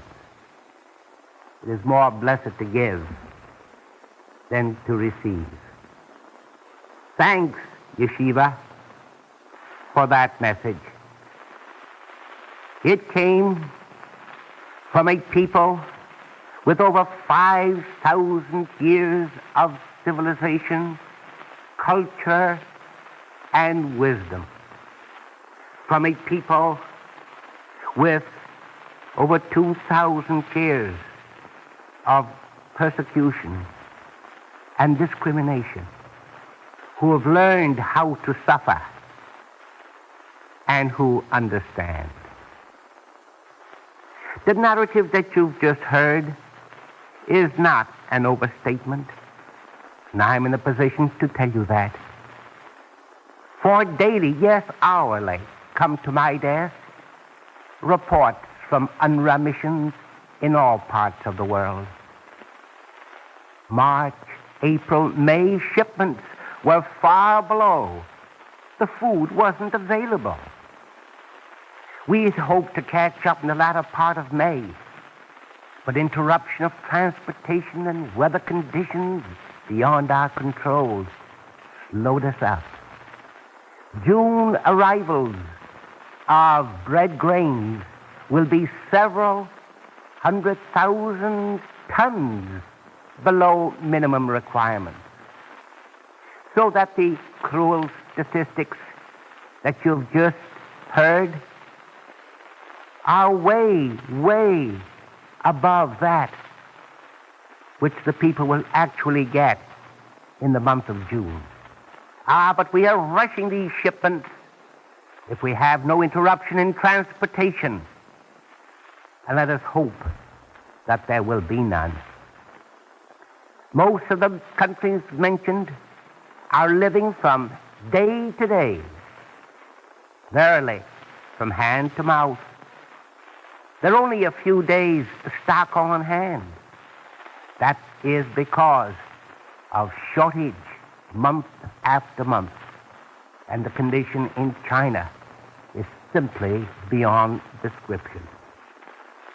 We need your support and we need your understanding. And what is more, now that we are doing so much, let us do it graciously. And let us not take from what the overwhelming majority of the American people want. To help these people, let not a small minority spoil it all by their grudging, by their grousing, by their complaining. God has given us so much in our country. We're blessed with abundance. That is why we give more, because we have more to give. We cannot be happy in an unhappy world. We do not want to see people die of hunger. We are called upon to carry on God's will. And God saw everything that he had made, and behold, it was very good. We must not let that be destroyed. Thank you, Mr. LaGuardia.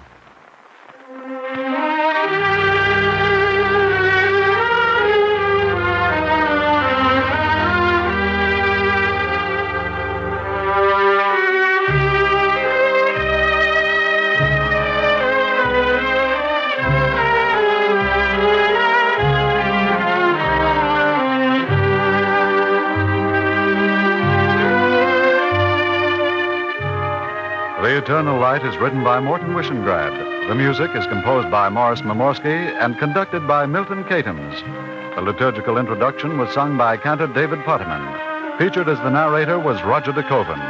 The entire production was under the direction of Frank Papp. If you would like a free copy of today's script, including the talk of UNRWA Director General LaGuardia, write to the Eternal Light, 3080 Broadway, New York, 27 New York. I shall repeat the address, 3080 Broadway, New York, 27 New York. This program is a presentation of the National Broadcasting Company and its affiliated independent stations in cooperation with the Jewish Theological Seminary of America.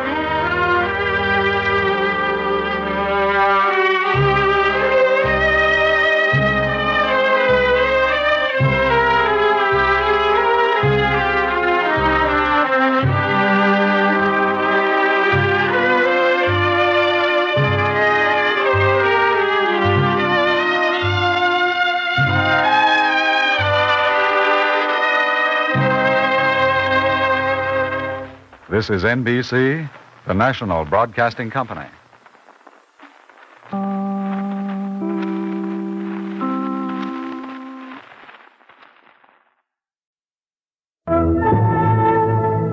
Oh, Meir,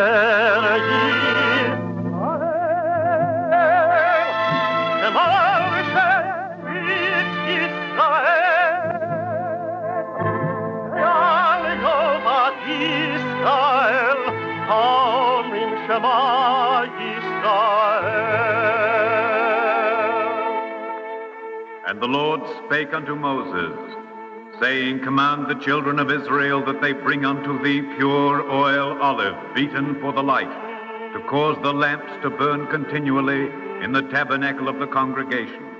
And it shall be a statute forever in your generation.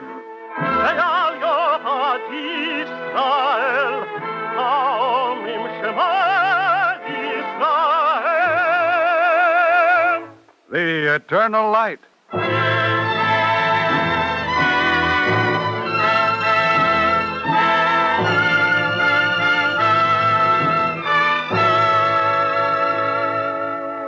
The National Broadcasting Company and its affiliated independent stations present The Eternal Light, a program which comes to you under the auspices of the Jewish Theological Seminary of America.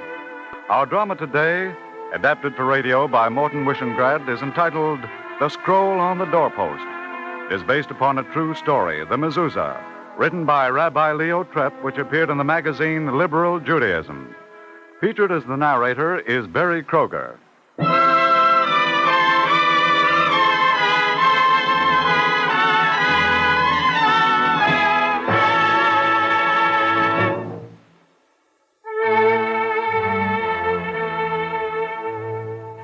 Im Shalom, Tova uvracha, Chen v'chesed v'rachamim aleinu. I do not know what songs you sing for those whom you have loved, but I shall sing Sim Shalom Tova uvracha, Chen v'chesed v'rachamim. Grant peace, blessing, and mercy to us and all Israel. Bless us, O our Father, with the light of thy countenance.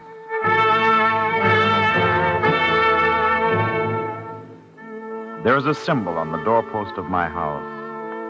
It's only a little wooden case containing a scroll of parchment inscribed with a biblical verse, and it's called a mezuzah. Now it's a little dirty and scratched and somewhat weather-beaten. But for me, it has a large significance, for it is a remembrance of familiar friends and departed parents, and it is a token of my heritage. It is not an ordinary mezuzah. It has a story which began happily in the city of Mainz in Germany. It was 17 years ago, and the year was 1929. And I saw this mezuzah for the first time in the shop of Herr Goldman. I was a boy then, and I think my father was rather proud of me. Leo, pick whatever mezuzah you want. The choice is up to you, isn't it, Herr Goldman? Naturally. Your father has just bought a fine new house, and his son will select a fine new mezuzah. Herr Goldman, I like this one. Not a bad choice. The case is Palestinian wood. I want it, Father. You heard him, Herr Goldman. Take it out of the showcase. Oh, not just yet, Leo. How do I know you'll treat it properly? I shall take some small nails and nail it to the doorpost of my father's house. Now, may I have it? Wait, the test isn't over. Where do you nail it? Father, he's teasing me. I'm not a baby. I know about such things. I'll nail it to the upper part of the right-hand doorpost. Why? Because that is the custom. Why? I'm not in school here, Goldman. Why, Leo? Why the custom? Because it is written in the Bible, and thou shalt love the Lord thy God with all thy heart, and with all thy soul, and with all thy might, and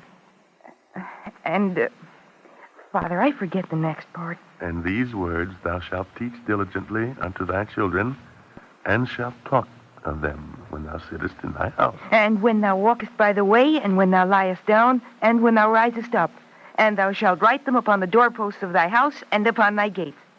Now, will you give it to me, Herr Goldman? Only if you promise. Promise what? That whenever you touch the mezuzah, your hands will be clean. I promise. Not just soap and water clean. Cleaner than that.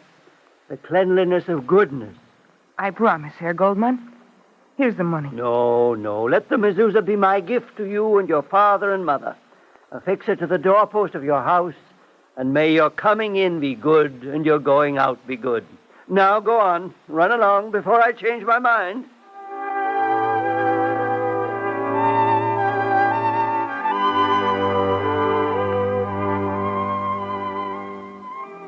From the beginning, we knew that this was not an ordinary mezuzah. Didn't the case come from Palestine? And weren't the 22 lines written on the parchment scroll inside perfect and without a blemish? I stood on a chair, and I nailed it to the doorpost of my father's house, slanting it just the right way. My father beamed at me, and then he told me for the 100th time of the noble tradition of our people in the city of Mainz. Hundreds of years ago, the great Rashi lived here, and here he studied and taught. Here thousands sealed their faith with their blood. But Leo, those times are over. Bless God that we live in a civilized age, and men are no longer harmed because of their religion. The words are not without irony, are they? It was only a few years later that we discovered the irony. My father's friend, Heinz, had come to our house, and he was disturbed. You hear that? I hear it, Heinz. It's a rotten sound. It will pass, Heinz. I can't stand it. Shut the window. That better? I must tell you something. My son is out there with them. He's marching. Some tobacco, Heinz. Stop fretting. It will pass. How do you know? It always has. This time it's different. They mean business. Because a few adolescents like your son are taught foolish things? You don't understand. They've got the young people. They're getting men like me. In the last month, 3 men called at my shop with an application blank for the party. Did you sign? Where's that tobacco you were talking about? It's here, under your nose. You did sign, didn't you? I have some advice for you. All right, Heinz. That thing you've got on the door, take it down. Why? It's a dead giveaway. It's a proclamation that this is a Jewish house. Remove it. No, Heinz. Mezuzah will stay where it is. What's this idiotic attachment to an amulet? It's not a good luck charm, Heinz. It's a sign that people in this house try to remember that nothing human is foreign to God. You won't take it down, then? No, Heinz. Anything you say, my friend. It isn't my funeral.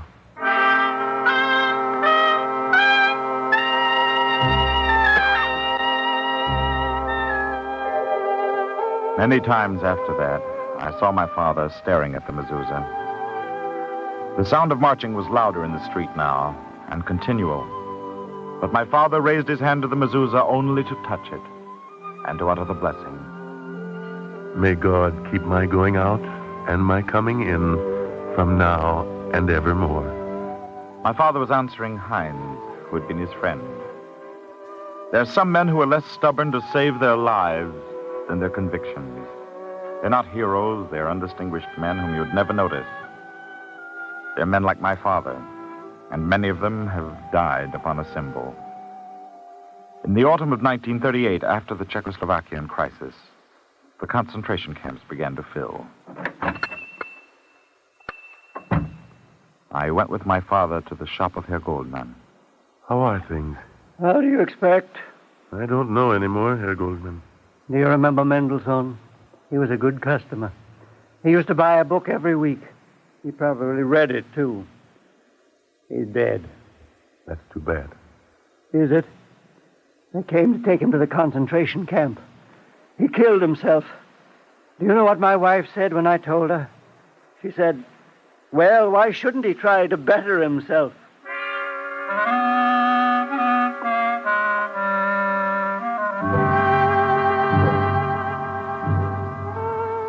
It was a melancholy jest and a bad one, but it spread, and people laughed at it with the laughter of men on the gallows. My father didn't laugh. He came home and studied the mezuzah on our doorpost. I remember what my mother said. You're becoming sentimental about it. What if I am? It's just a wooden case with a few lines of scripture in it. Stop staring at it. It's staring back. You ought to take it down, then. No, I'm afraid to take it down. If it comes down, in a way, I come down. Then make up your mind. I never changed it. My mind is the same. It's only that my knees shake a little now and then.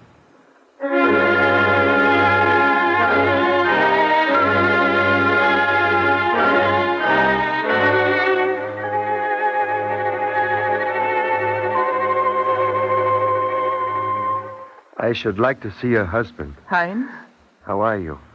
It's been a long time. He's gone to the synagogue.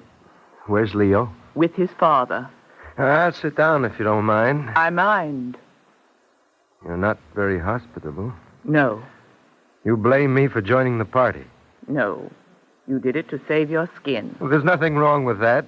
Your skin would wear a whole lot longer if you took that mezuzah down from the door. Is that why you came? Yes. They wouldn't like it if they knew I came. You see, I'm better than you think. You might say something. Heinz, why did you really come? You ought to trust me more. Why did you come, Heinz? All right. I hold a note against your husband signed when he bought the house. He pays interest regularly, but now I'd like the principal back. Why, Heinz? Is he a bad risk? Well, that's a rhetorical question. You're saying a good deal more than you intend. Something is ready to happen, isn't it, Heinz? There's going to be trouble. A good deal of trouble. Thanks for telling me. That's the first civil word you've spoken. Tell your husband what I said about the mezuzah. If it remains, they won't miss this house when the trouble begins. Thanks again. You see, I'm not a monster. I'm a man. I've got 2 eyes, 2 lungs, a nose, a mouth, 2 arms, 10 fingers. I've got a heart, too. I know, Heinz. You've got a heart. Only right now it's a little weak.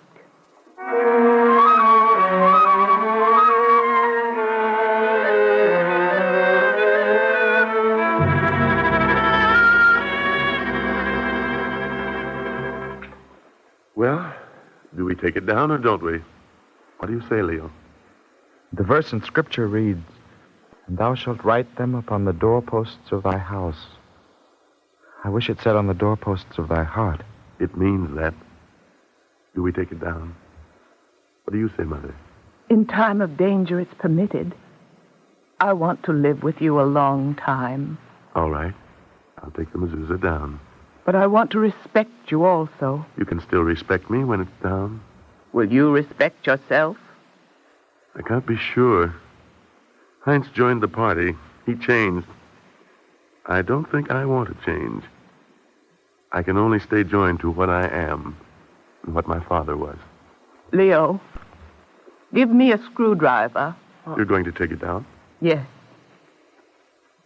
Leo, give your mother the screwdriver.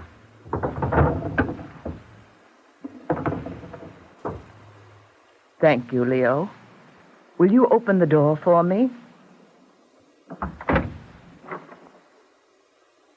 I can't do it. I can't. I want to, but I can't. Senseless. I don't even have enough courage to be a coward. It's crazy. And what's going to happen now? It happened on November 9th, 1938.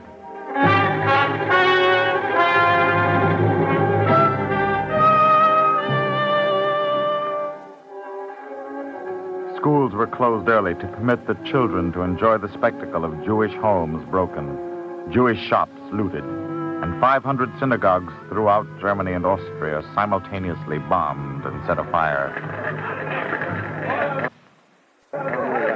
Fireman, why don't you try to stop it? Turn your hose on the synagogue. I've got orders. You're a fireman. You can't let it burn. I've got orders. We see that nothing else catches fire. The synagogue burns. Now move back. Back of the line. Herr Goldman, where are you going? I'm going to pray. Let me through. Help me with him, somebody. He's lost his mind. Let me through. It's time for evening prayers. I have to pray. I have to pray in the synagogue. Herr Goldman, the synagogue is burning. Somebody help me. It's time for prayers. Herr Goldman, the building is in A flames. burning synagogue is also a house of God. Let go. Don't hold me back. I'm going to pray. Come, everyone. It's time for evening prayer. Herr Goldman, come back. Come back. Herr Goldman, come back.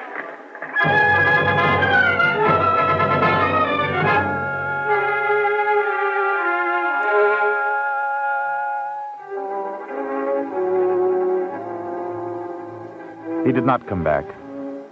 He died in the flames.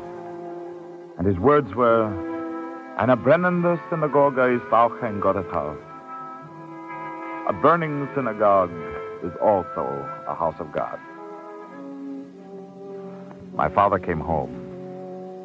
Leo, you will remember this.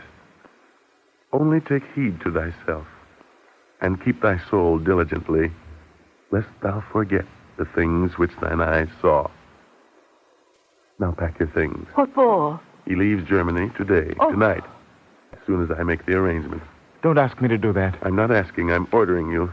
I've spoken to Heinz. He'll help. He's not a murderer.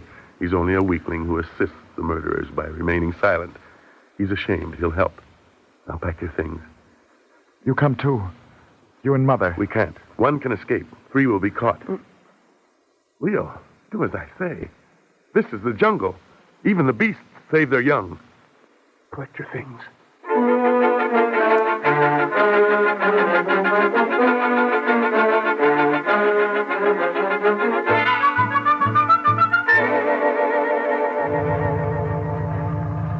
Is he ready? He's coming, Heinz.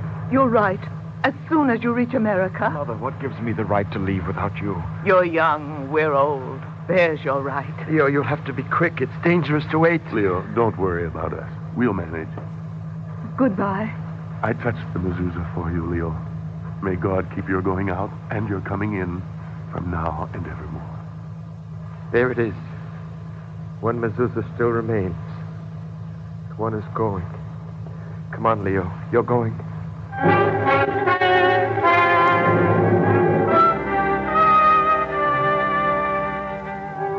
In the darkness of the night, I touched the mezuzah in my father's house one final time. And then I left for America.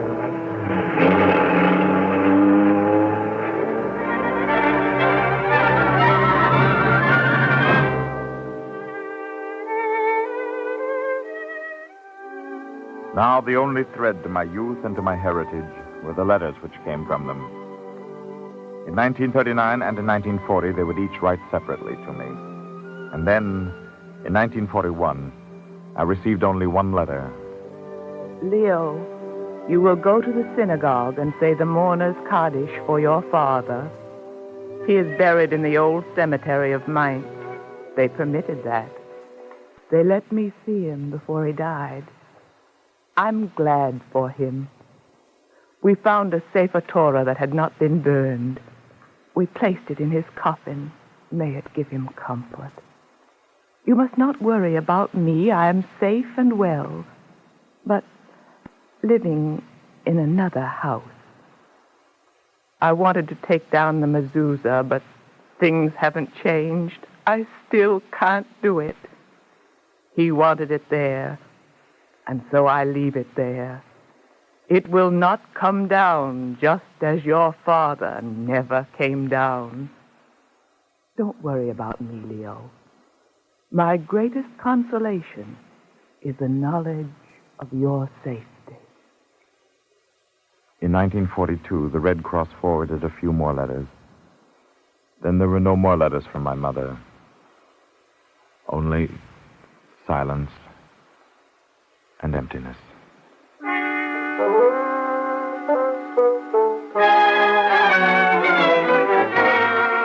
I'm awfully sorry, but the Red Cross reports no word yet of your mother.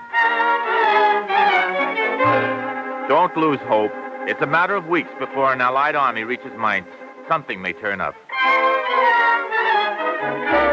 We've cabled the army chaplain who reached Mainz yesterday. You can expect word this week. It looks bad, but why don't you write to the chaplain himself? I'm sure he'll do whatever he can.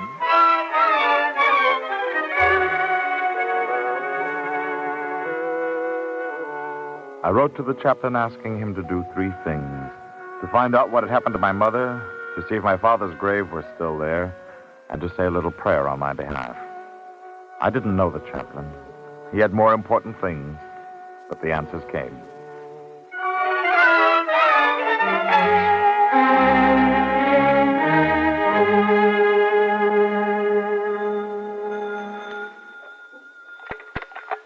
Hello? Hello, this is the Jewish Welfare Board. We've just received a message from Chaplain Saperstein, stationed in Mainz. Shall I read it? Yes, please. After several days of inquiry, I've been able only to ascertain that your mother was deported in 1942. None of those deported with her has been heard from. I can't tell you how sorry I am. I have seen your father's grave. It is well cared for now. Your house was completely demolished in the course of the bombing of Mainz. Only a portion of the front wall remains. I will send you further details. Is that all? Yes, that's all.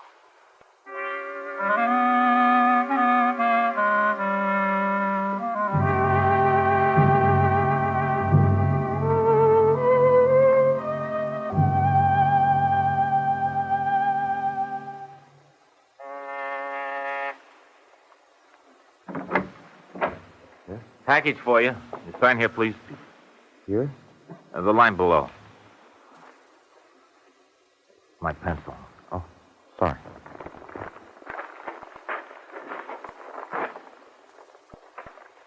Oh. What's the matter? Something wrong? No, nothing. For a minute, I thought... Oh, war souvenir, huh? Yes.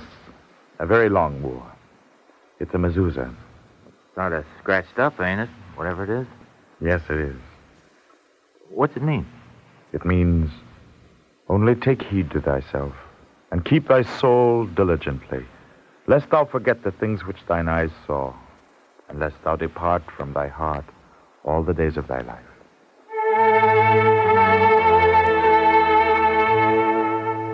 Im Shalom, Tova uvracha, Chen v'chesed, rachamim aleinu,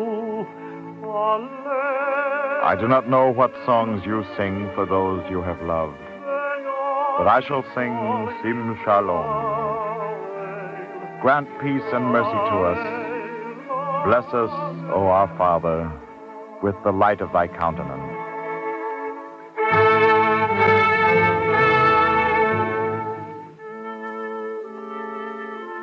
It's only a mezuzah, a scroll on the doorpost, a little wooden case containing a bit of parchment inscribed with 22 scriptural lines. It's a little dirty now, scratched and beaten by the years, but it's indestructible. European Jewry is decimated.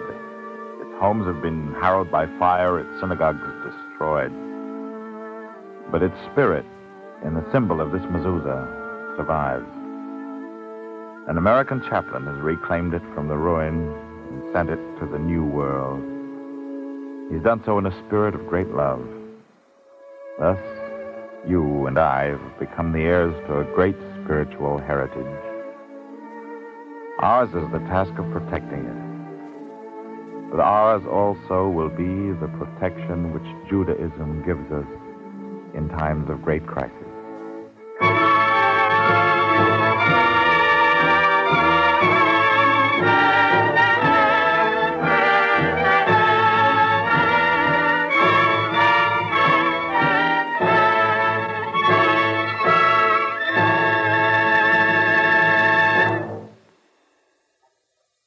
If you would like a free copy of the script you've just heard, write to The Eternal Light, 3080 Broadway, New York, 27 New York. And now, we present Rabbi Abraham Dubin of the Temple Gates of Prayer of Flushing, New York. Rabbi Dubin. The mezuzah has been sent to the New World. The mezuzah, symbol of Jewish faith, symbol of Jewish tradition, the longest that has survived into the modern world, has been brought to America. The mezuzah, emblem of the history of the Jews, the most painful and most heroic history recorded in the annals of man, spiritual ornament of Jewish home life, that home life that kept up the poise and mental balance of the Jew, living in a world woefully unbalanced and tragically discordant. The mezuzah, symbol of Jewish deathlessness. This mezuzah has now been brought to our country. It has been cast into the lap of the Jew in America. The American Jew, who only yesterday was the youngest among the brethren in Israel, has now become the head of the Jewish family. 6 million of the best sons and daughters of our people have been cruelly done to death. The centuries-old spiritual and intellectual reservoirs of Israel have been destroyed. The synagogues, the schools, the yeshivos, the academies have been bombed to bits. The students, the scholars, the libraries, the books have been scattered, torn, and burnt up. These are no more. That which has fallen is more than that which remains, standing. the spirit of the Jew is still unbeaten. We have faith in our power of survival. We have faith in the heroic quality of our people's destiny. We have faith in the inherent worth and dignity of Jewish life. The American Jew must nurture this faith. We must rise to the emergency and need of the hour. We must keep burning this unquenchable will to live. We must take up this mezuzah, symbol of Israel's aspiration and spirituality, and make it bless our community, our home, our children, ourselves. America must now become the sanctuary of Israel's Torah. It must become the home of Jewish scholarship, the academy of Jewish culture and thought and literature. History has taken hold of the youngest son in the family of Israel. History is demanding of the American Jew that he create here, in this blessed land of liberty and opportunity, that Jewish religion and culture and literature, that he build here that Jewish life which has made the Jew invincible and eternal, which has kept the Jew a solid rock amidst the changing and defying waves of time. History is calling to us to hold high the flaming torch. The Lord is my light and my salvation. Whom need I fear? The Lord is the strength of my life. Of whom need I be afraid? And thou shalt write them upon the doorposts of thine house and upon thy gates. Thank you, Rabbi Dubin.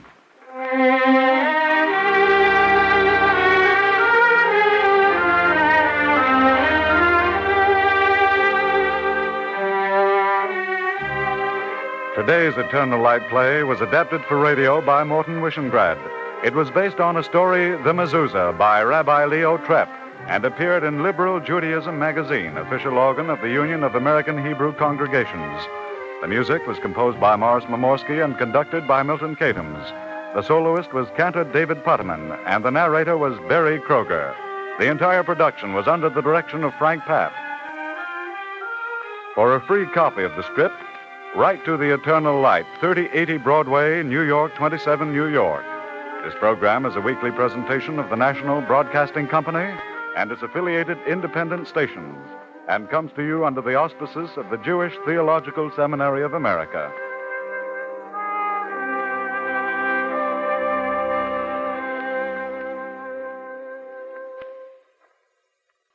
This is NBC, the National Broadcasting Company.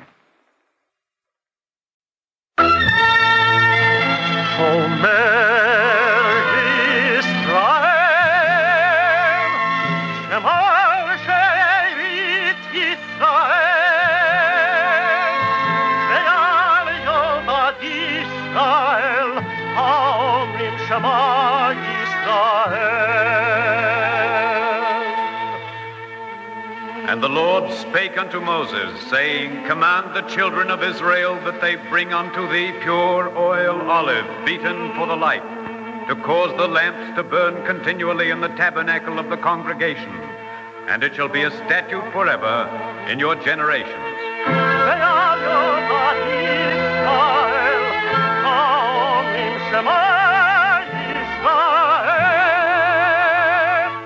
The Eternal Light.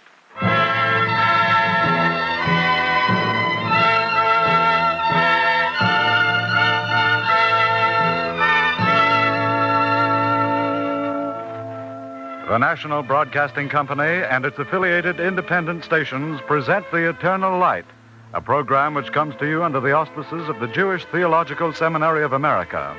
Our drama today, by Morton Wishengrad, is entitled For a Suit of New Clothes, and is based upon the Hebrew story Tis Chadesh by David Frischman. Listen now to Alexander Scourby as the narrator and to Michael Artist as the boy Ephraim.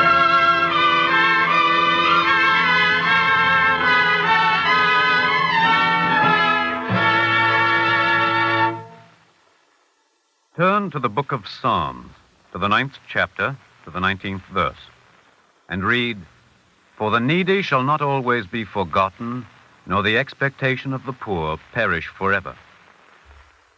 I will tell you the story of a boy called Ephraim, who was the son of a poor tailor. Do not grieve over his story or allow your spirits to be saddened. For after all, he was only the poor son of a poor tailor. And it doesn't matter, does it?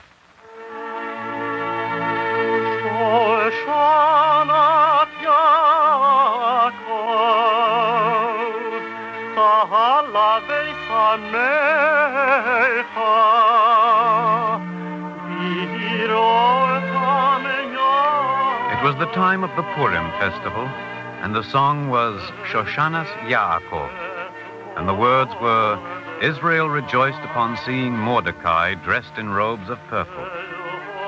It should be a glad song, but the tailor was poor and his son was poor, and so in their house the melody was plaintive. The little boy Ephraim listened to his father, and his face as he listened was pale, as it was always pale, and his eyes were large, as they were always large. The boy sat and listened, and he shivered a bit because the song was so beautiful. Papa, will you make a suit of new clothes for me? I would like to, Ephraim. Will you, Papa? I'll stand very quietly. You can measure me. All right, Ephraim. I'll measure you. Right now. Come here. I've gotten bigger, haven't I, Papa? Yes, much bigger. Papa, you forgot to measure my arms. How could I forget such a thing? The left one.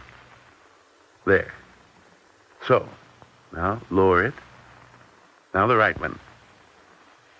You see, I'm writing it down so that I don't forget. When will my new suit be ready, Papa? Just as soon as I buy the cloth. And when will that be? Oh, soon. Very soon, Ephraim. I shall stand very straight in my new suit of clothes. When we go to the synagogue, all my friends will say, Ephraim, what a fine suit of clothes. Tis Chadesh, they will say. Tis Chadesh, Ephraim, wear it well.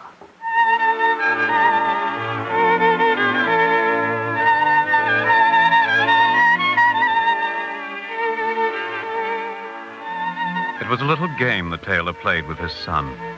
Before each festival, they would plan a new suit of clothes for Ephraim. But somehow there were never any pennies to buy the cloth. And so at night, when Ephraim was sleeping, his father would pick up the patched little trousers and mend a frayed knee or put another stitch in a small seam. And sometimes the boy would awaken and he would see his father. Then he would call to him. Papa, you're very tired. Come to sleep. I have a little work to do. Besides, I'm not sleepy. I'm not sleepy either. Papa, tell me a story. Same one? The same one, Papa. All right. Close your eyes, Ephraim. Very tight. I'm squeezing. Once upon a time, there was a little boy. And very strange to say, he had never been taught how to read. Papa, I try to imagine a boy who cannot read, but I never can. Well, this little boy really couldn't read because no one had taught him. And so, on the great festivals, he would stand and watch the people praying in the synagogue. But he could not pray himself. Because he didn't know how to read. Yes. So he found a prayer book, and he went up to the altar, and he raised his face, and he said, O Lord, my God, I do not know how to read, and I cannot pray to you. But here in this book are the words of prayer. I open the book to you, O Lord. Choose whichever prayer you like best, and let it be mine. God liked that, didn't he, Papa? Oh, yes, Ephraim. It was the best prayer ever made. Do you know something? I think that boy must be my size. When you make my suit of new clothes, I shall give it to him. And I will say, Tis Kadesh, little boy. Wear it well.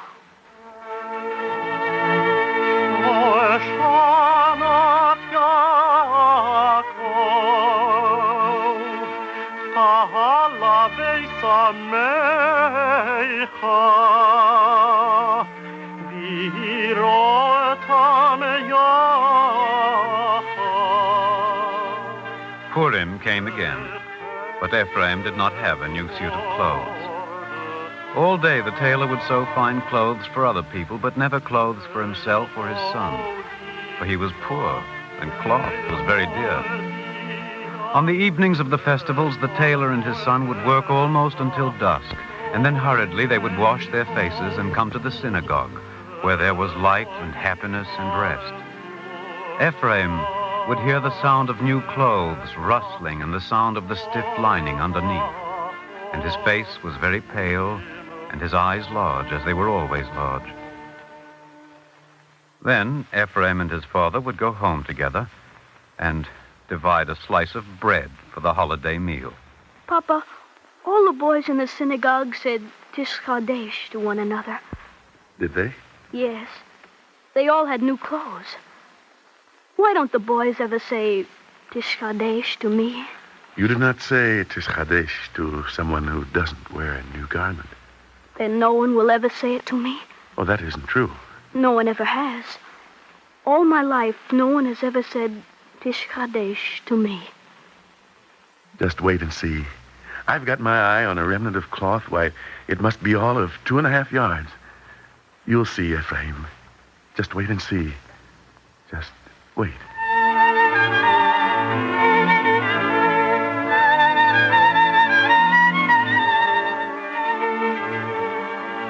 Ephraim waited, as he had always waited.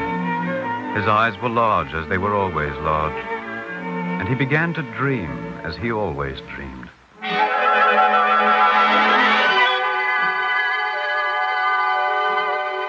Hello, Ephraim. Who are you? I am a needle that sews. Then why aren't you sewing? I am sewing. Can't you see? No, I can't see. I can't see anything at all. Ephraim, touch me. I'm a bolt of cloth. I can't see you. I can hear you. I can always hear you. But I never see you. I am very fine cloth. It's a pity. The cloth is for your new suit. Try it on, Ephraim. It's finished. Where? Please show me where it is. I can't see it.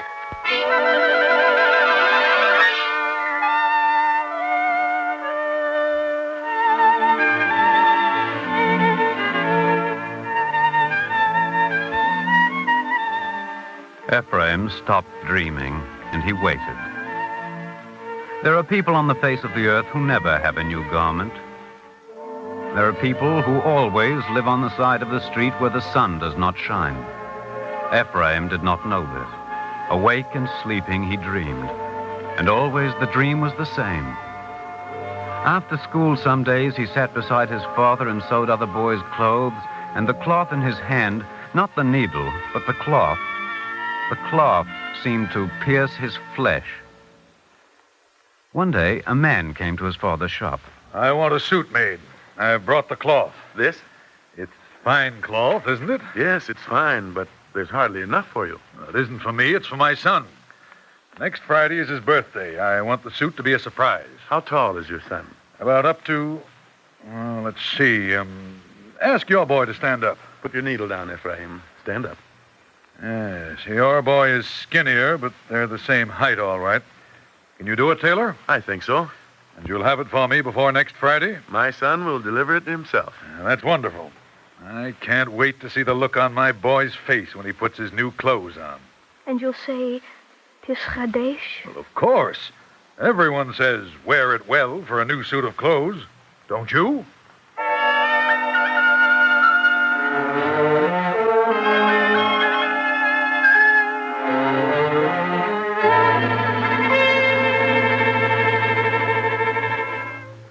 I don't like to deal with people who don't keep their word to me. But I don't understand. I've kept my word. You have not. But I have. The suit was finished last night and delivered this morning. That's a falsehood. It isn't. It's the truth. Ephraim left with the suit more than an hour ago. Taylor, I despise people who lie. Why don't you tell the truth? It is the truth. Ephraim left with the suit more than an hour ago. Then he stole it. You've called me a liar. Now you call my son a thief. Of course he's a thief. What's that? I don't know, I'm sure. It sounded as though it came from the attic. Someone is there. Ephraim? Is that you, Ephraim? Ephraim! Yes, Papa? Do you see? Come down, you little thief. Ephraim, come down. In 1 minute, Papa. Oh, you come down this moment.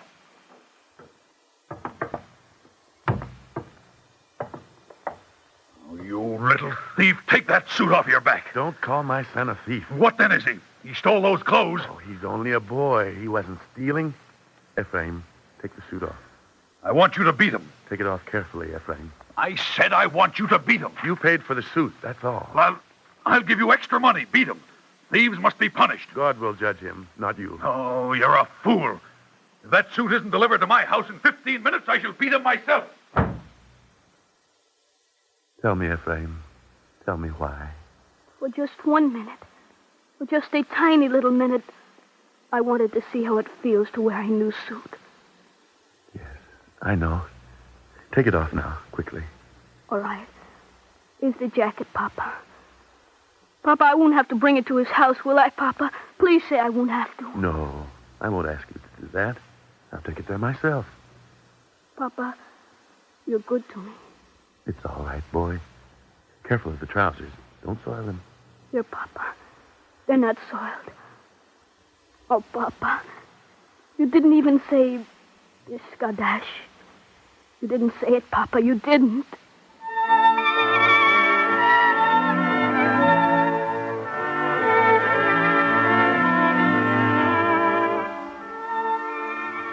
These next days, the face of Ephraim the tailor's son grew paler, and he coughed at night, and then during the day.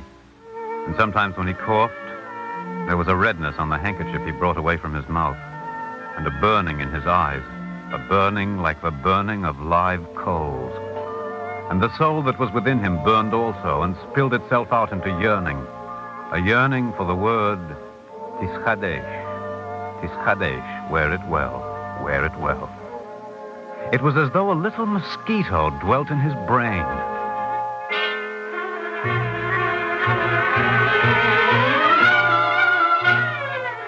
And the little mosquito kept drilling and kept drilling into his brain.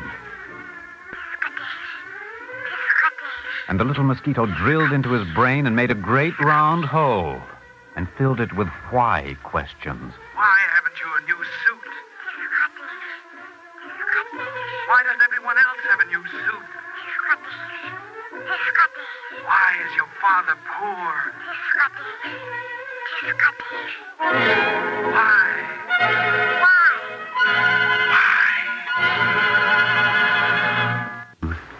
Ephraim? Ephraim, speak to me. I'm all right, Papa. Oh, no, you're not all right. You're sick. I'm not sick. I'm tired. I'm just tired. Papa, did you do something wrong? Did you do a crime against someone? Papa, what was the crime? Don't you know? No, Papa. I'm poor, Ephraim. That's a crime. In this world, to be poor is such a terrible crime.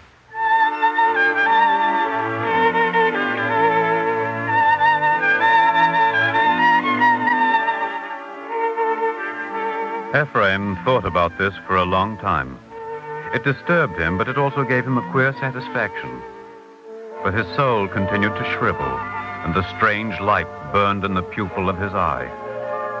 And the poor tailor looked at his son, and they washed their faces, and they went to the synagogue where there was light and happiness and rest. And once again the tailor dozed and did not hear the cantor. But Ephraim heard, even the sound of new clothes rustling. Then the rabbi began to speak. And then the rabbi paused to ask a question. When will justice reign? And when will mankind come unto truth? It is a fateful question. And then a remarkable thing happened. For little Ephraim stood up, and he said, Rabbi, I know the answer. There was an incredulous silence in the synagogue. Then some men murmured, but the rabbi nodded his head for Ephraim to speak.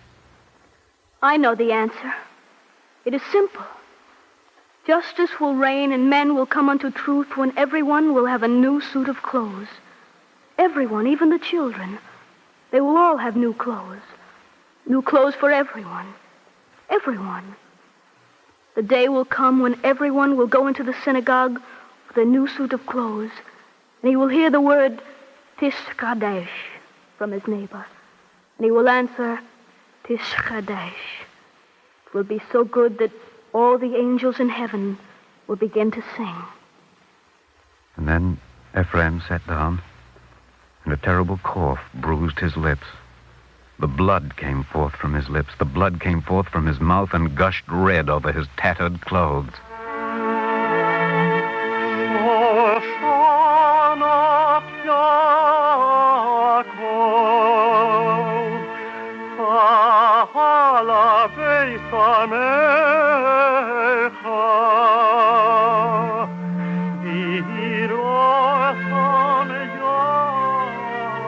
He weighed very little in his father's arms. His father carried him from the synagogue into the street where the birds were singing. But Ephraim could not hear them. He heard a song that sang gently in his ear, a song of Mordecai dressed in robes of purple, a new suit for Mordecai. And Ephraim was Mordecai, and the people gathered round and raised their voices to the Lord. Thou hast ever been the salvation of the people of Israel, their hope from generation to generation. And the people praised Ephraim, who was Mordecai, and Mordecai, who was Ephraim. Ephraim, it's your father, Ephraim. Can you hear me, Ephraim? Ephraim, the doctor is here. This is the doctor, Ephraim. Don't be frightened. Hello. I am not going to hurt you. Ephraim, speak to the doctor. You remember him? He's an old friend of ours. You remember me, boy, don't you? He'll talk later. Don't worry. Once we get him to the hospital, he'll be all right. I wish he would speak. Ephraim, you remember the doctor? Why, he came to our shop only a few weeks ago. I made him a new suit of clothes. You remember? Of course, Ephraim. I'm wearing it now. Speak to the doctor, Ephraim. Say something. Tish Chadesh, doctor. Wear it well.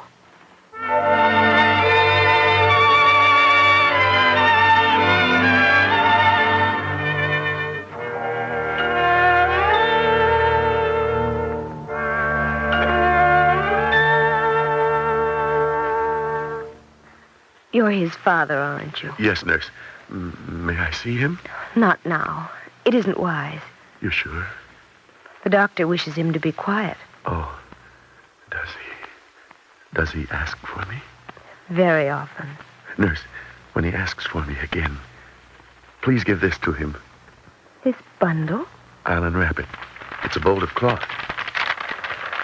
Are you sure you want me to give this to him? It will make him well.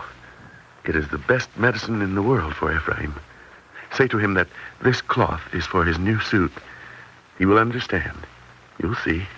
It will make him well. All right. I'll give it to him. And you'll tell him what I said? I'll tell him. Then he will be well again. You'll see.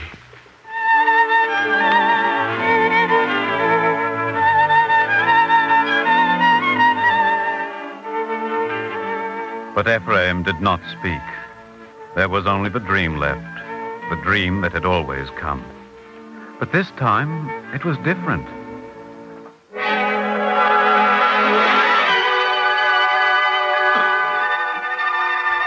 Hello, Ephraim. I know you. You're the needle that sews. Can you see me now? Yes. You're very pretty. I'm glad you think so. Here is the bolt of cloth. He wants to talk to you. Can you see me, Ephraim? Yes. I like you. That's good, because I'm very fine cloth. There is no cloth like me short of heaven. See? They all say so. They all did. They all said so. For the angels were descending, so many angels that the world was full of them. And one carried a scissors and another a spool of thread. And they went up and descended and went up with a fluttering of wings, while the bolt of cloth unwound and the needle sewed. In his ears, Ephraim heard a sweet song.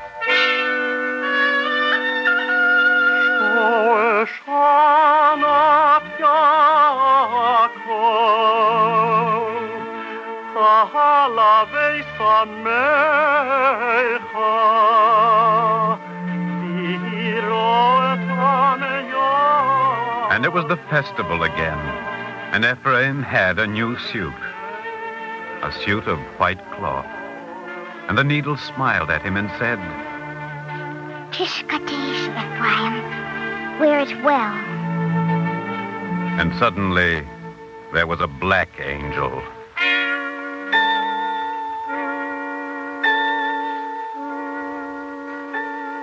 On that day they buried him in new white garments, but his ears did not hear the word Tiskadesh.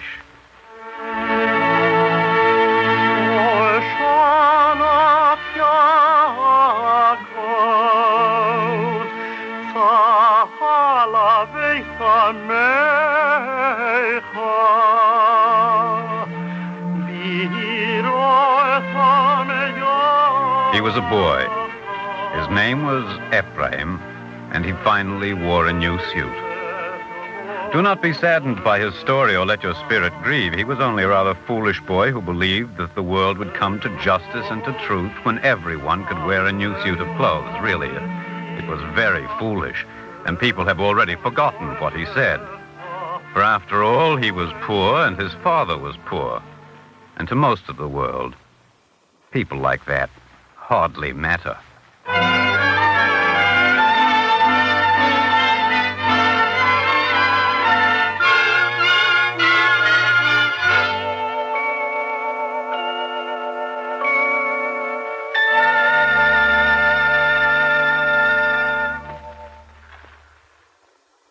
If you would like a copy of the script you have just heard, you may obtain one without cost by writing to the Eternal Light, 3080 Broadway, New York, 27 New York. And now, we present Rabbi Morris Silverman, editor of the Sabbath and Festival Prayer Book of the Rabbinical Assembly and the United Synagogue, and Rabbi of Temple Emmanuel in Hartford, Connecticut. Rabbi Silverman speaks from Hartford. Rabbi Silverman. Ah, yes. We are indeed saddened, and our spirit grieves for Ephraim, for all the Ephraims who long for a suit of new clothes. Ephraim believed that the world would come to justice when everyone could wear a suit of new clothes and hear the blessing Tischadesh. That was not foolish at all, and people like Ephraim do matter very much. To Ephraim, justice was a suit of new clothes because it symbolized equality, dignity, self-respect. To another child, justice is a decent home, or nourishing food, or air and sunshine in which to develop and grow. To someone else, be he Jew, Catholic, or Negro, it is the open door of a college, an opportunity to equip himself for a career of his choice, or to find employment without discrimination. David Frischman's story mirrors the pathetic conditions of Jewish children in Eastern Europe about 4 decades ago. Would that there were in our generation a David Frischman to depict the unprecedented, tragic plight of thousands of children in Europe today, orphaned and homeless, seared by the fires of hate and persecution, innocent victims of man's inhumanity to man. But there are people who do care. Christians in Europe risk their lives to feed, protect, and rescue Jewish children from death. We in America care too. Through various agencies, we are sending to Palestine thousands of children who miraculously managed to survive the bestialities of the Nazis. There in Palestine, they will find friends waiting with outstretched arms to receive them. They will find new homes where they may live free and happy lives. They will become self-respecting people, loved and wanted, giving of their talents to a land which gave them hope. Yes, they will hear Tischadesh, and their hearts will be glad. Here in America, in this glorious land of abundance, we have Ephraims. Ephraims who are unhappy, stunted, impoverished. Ephraims who are ill-housed, ill-clothed, and ill-fed. Morton Wishengrad's excellent adaptation of this touching story must haunt us every day of our lives until there be no more such children anywhere in the world, until such time as men will at last come to know that our society, if it is to endure, must be based on justice for all, and that human progress lies in our ability to prevent the causes of social misery rather than to effect a cure. Justice, justice shalt thou pursue. Then there would be no more Ephraims who would long in vain for a suit of new clothes. Thank you, Rabbi Silverman.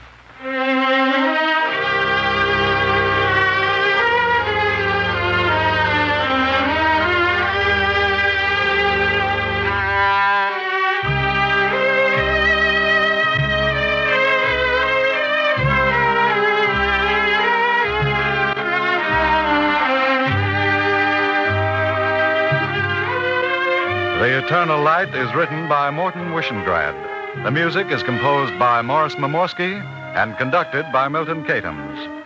Our narrator was Alexander Scrooby, and the boy Ephraim was played by Michael Artist. Cantor David Putterman was the soloist, and the entire production was under the direction of Frank Papp. Our dramatization today was based upon a story by David Frischman. If you would like a free copy of the script, write to The Eternal Light, 3080 Broadway, New York, 27, New York. Listen to The Eternal Light next Sunday when you'll hear a special program entitled To the Disinherited, the story of the displaced persons of Europe as reported by Judge Simon H. Rifkind. This program is a presentation of the National Broadcasting Company and its affiliated independent stations and comes to you under the auspices of the Jewish Theological Seminary of America.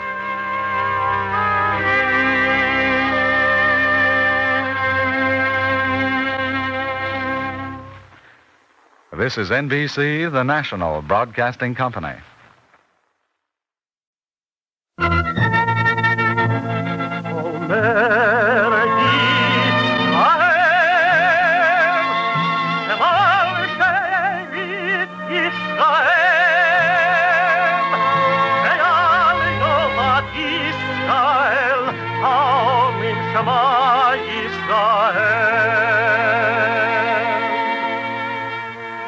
And the Lord spake unto Moses, saying, Command the children of Israel that they bring unto thee pure oil olive, beaten for the light, to cause the lamps to burn continually in the tabernacle of the congregation.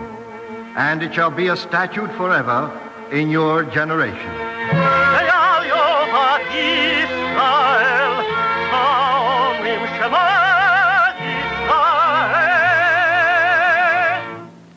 The Eternal Light.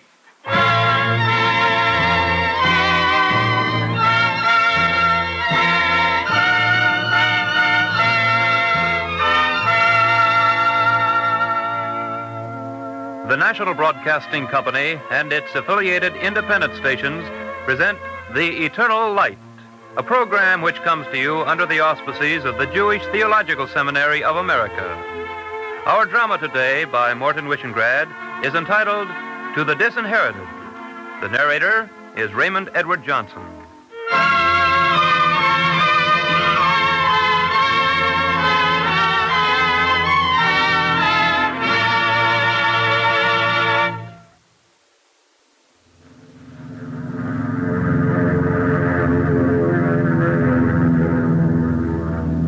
A citizen of the United States was on board this plane in October 1945. His name was Judge Simon H. Rifkind of the United States District Court of New York.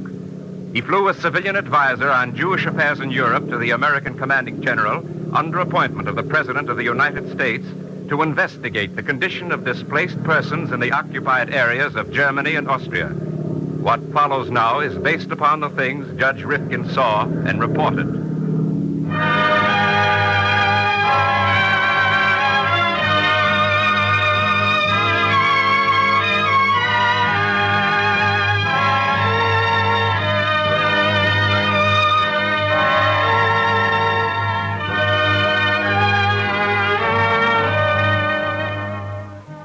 I spent 5 months in the American zone of occupation. I spent 5 months among those who are beaten small as the dust before the wind, who are bowed down and fallen, who are now miraculously risen and stand upright and wait. They cannot wait much longer, for the foundation of their earth is laid bare. Their fruit is destroyed. Their seed is nearly vanished from among the children of men. I do not speak now of the static corrosion of poverty. I speak of the cold thrust of annihilation, of the Jew of Europe who has made a drink offering of his blood.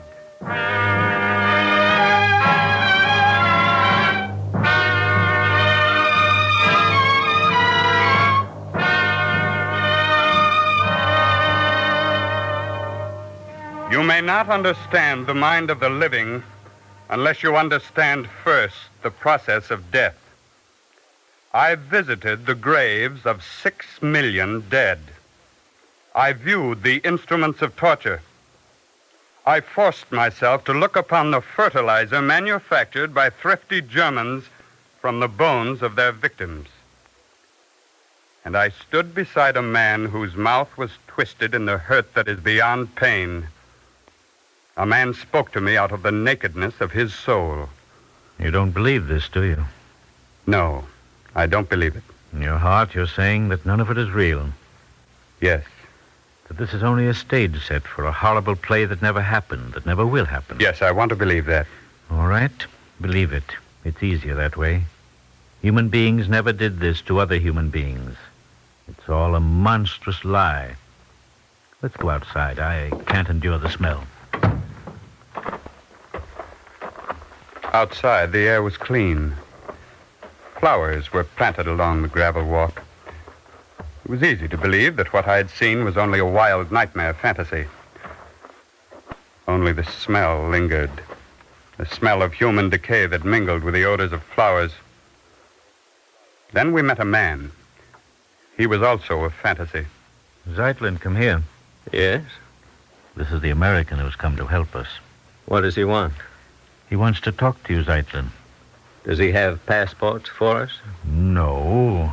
Then he wants to make conversation. I don't care for conversation. I want to help you, Zeitlin. Tell me what you need. I need a substitute for the missing Earth. Do you have a substitute? No, I don't have a substitute. And what's the good? People without a home are abnormal people. You'll talk to us, and you'll become abnormal, too. Better leave us alone. Zeitlin, what's in your mind? A prayer. I'm a fool. I keep saying a prayer over and over again. I keep saying, Lord, thou hast heard the desire of the humble. That man who is of the earth may be terrible no more. I keep saying it over and over again. I told you, I'm a fool.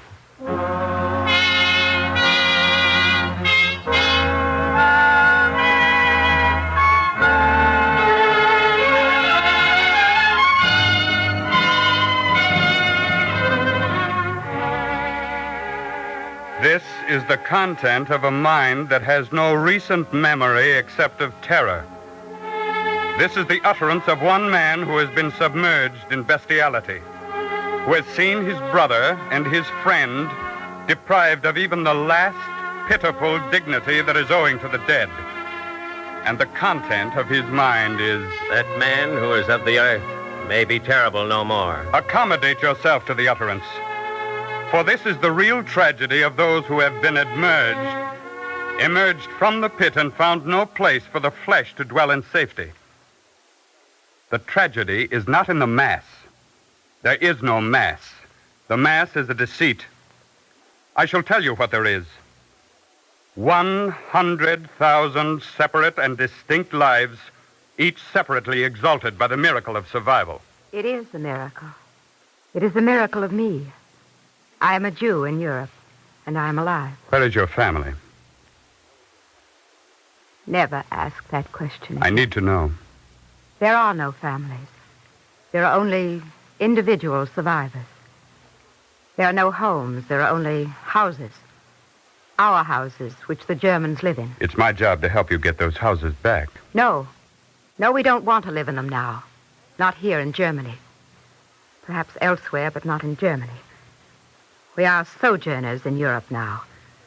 100,000 people who wait for promises to be fulfilled.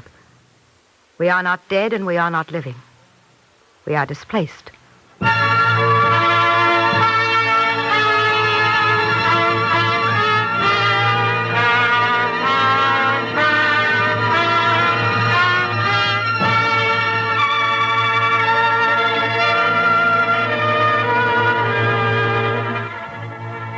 I spoke to German citizens.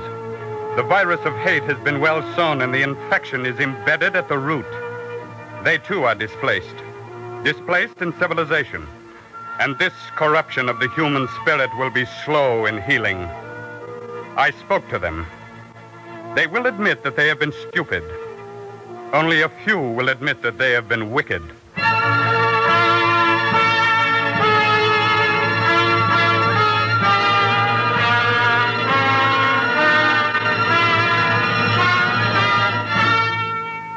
This is a demonstrable fact. And it is also a demonstrable fact that the sojourners of Germany and Austria are impatient of investigations and time-consuming, life-devouring commissions of inquiry. Can't they understand us? We have come out of catastrophe into the humiliation of waiting. We are disillusioned now and frustrated. If we wait much longer, we will yield to despair. Before we yield to despair, we will explode. 100,000 people will explode. Where do you want to go? Out of Europe. Suppose you could go. How long would it take you to be ready? Do you mean that question? Yes. All right. I'll answer it. My family lived in Austria for nearly 1,500 years. Until 5 years ago, I thought this was my country. I know better now. I'm ready to leave that 1,500 years in exactly 15 minutes.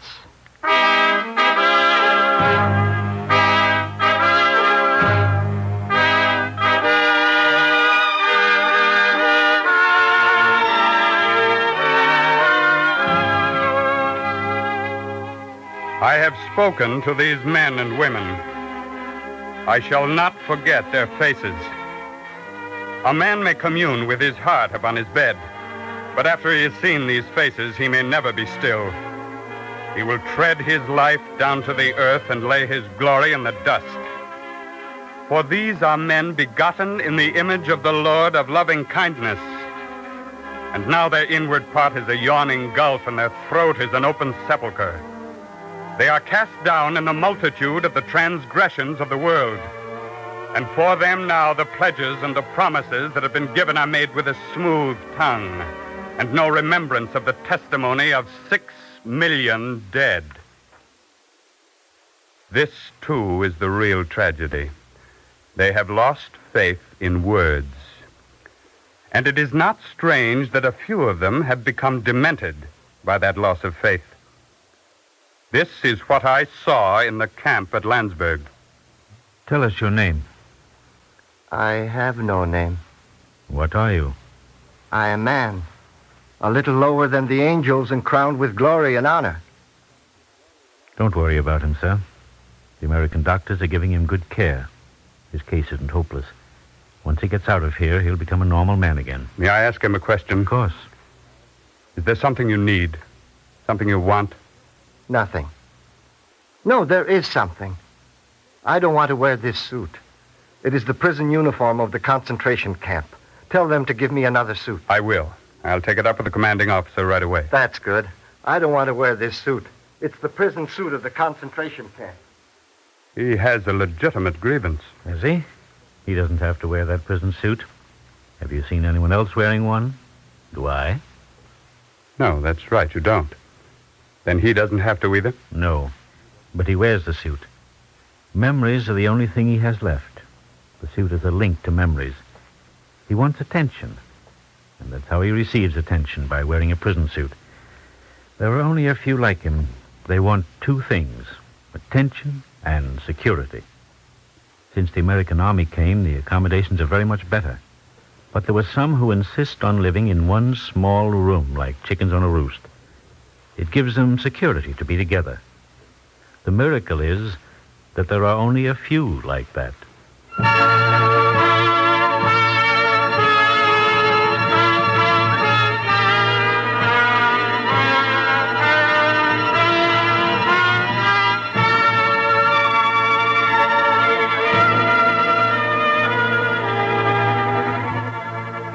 In the 5 months that I was among the displaced persons of Germany and Austria, I saw many miracles.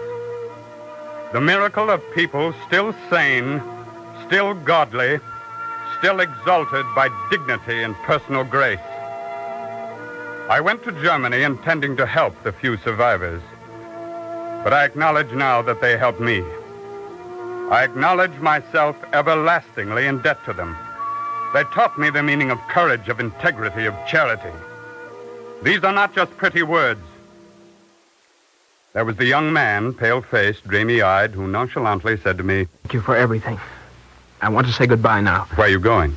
"I'm going to Vilna. I found out this morning that my brother's child is still alive somewhere in Vilna. I'm going to find him and bring him here." He had no money, no car, no gasoline, no passport, no travel documents. But he was setting out to cross and to recross 3 national frontiers, guarded by armed troops, to risk his life in order to rescue his brother's child.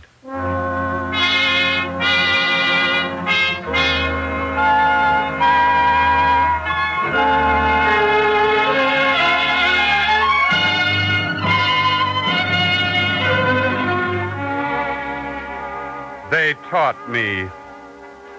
When I saw them sharing their very meager rations with new arrivals, when I saw them dividing their tattered garments with those who had less, making room in their beds for those not yet accommodated, I knew then that this was not a body of derelict beneficiaries of charity.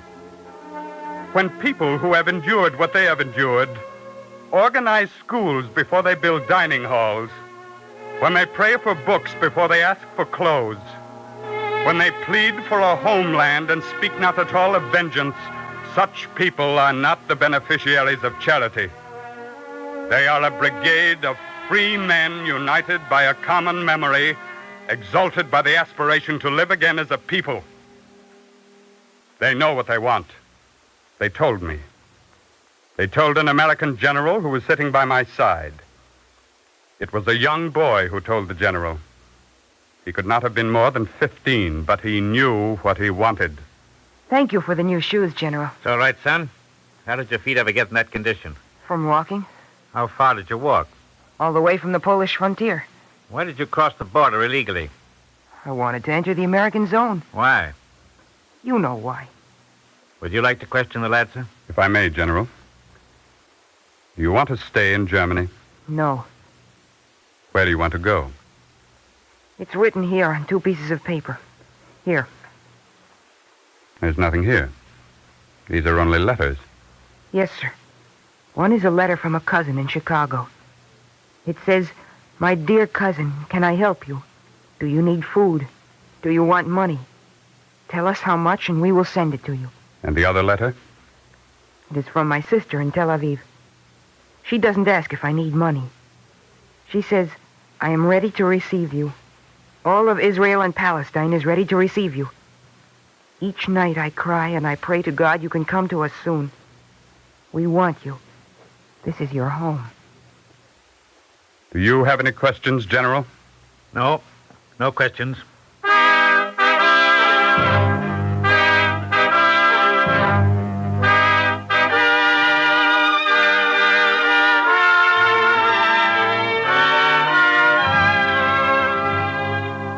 They know what they want. They want to quit Europe. They want to live together, no longer dispersed among a population trained to persecute them and to tolerate them. They desire to live in the pattern of their own historic culture. In Germany and Austria and in Poland, that cultural civilization is dead. It was not only 6 million Jews who were slaughtered, it was Jewish scholarship. It was great academies of learning which once produced men of wisdom. It was Jewish music, the poetry and painting that enriched a civilization which has made payment with bone ground into fertilizer. They want to quit Europe. They want to go where they are wanted. And today, America is virtually the last hope for the realization of that intense, passionate yearning. For 25 years, the governments of Great Britain have reaffirmed their pledges. But for 25 years, we've been told the time is not right. But we are ripe. We are so ripe with disappointment. We are so ripe with waiting and waiting and waiting that we want to cry out to God. Oh, Lord, how long? Save us for thy mercy's sake, for in death there is no remembrance of thee. Understand us, please. We haven't given up. Every American president has encouraged us. We pray to God that these aren't just more words.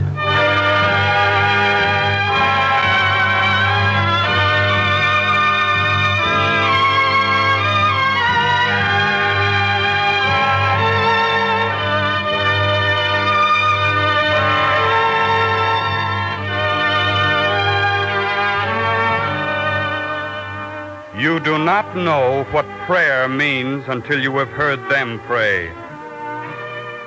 They stand in their displaced synagogues, yes, the displaced synagogues of the displaced persons, and they proclaim the words of Isaiah.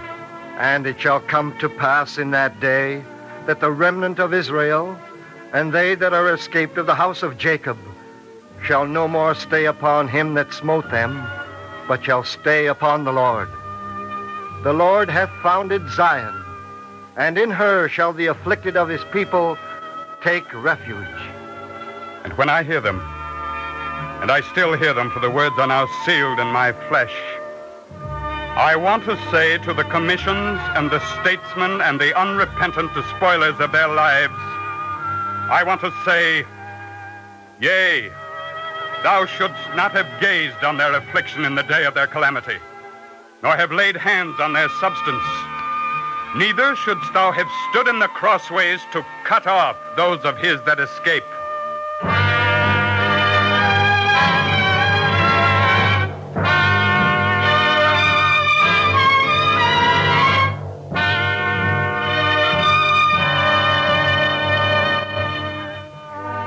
It is very difficult to be judicial and properly objective. They are men of passion, and they have learned to distrust the kind of objectivity which kindles no lamps, which lightens no darkness, which proffers only the doubtful consolation of future promise instead of present deed. They ask a question of the world. Is theirs only the extravagance of blind faith founded upon a lie? Someone must answer. And the answer is strange, for it comes from them, from the dispossessed. I saw this in Camp Deggendorf near the eastern frontier. You may consider it an answer. Come this way, sir. Be careful of the timbers. What are they doing, Captain? I will let them tell you. David, put down your saw for a moment. What is it, Captain? There's a gentleman here who wants to know what you're doing. We're building a store. After it's built, it will be stocked with food and clothing. We'll sell it. Who is going to buy what you sell? We buy it. We printed our currency. Not pfennigs, not marks. Our own currency in dollars and cents. Where are you getting the clothing to sell? The captain supplies it. He supplies it free. I'm a little confused. If it's free, why do you sell it? We don't want charity. Every man who does work is paid in camp currency. Only the things you work for are free. Do you understand now, sir? I'm beginning to.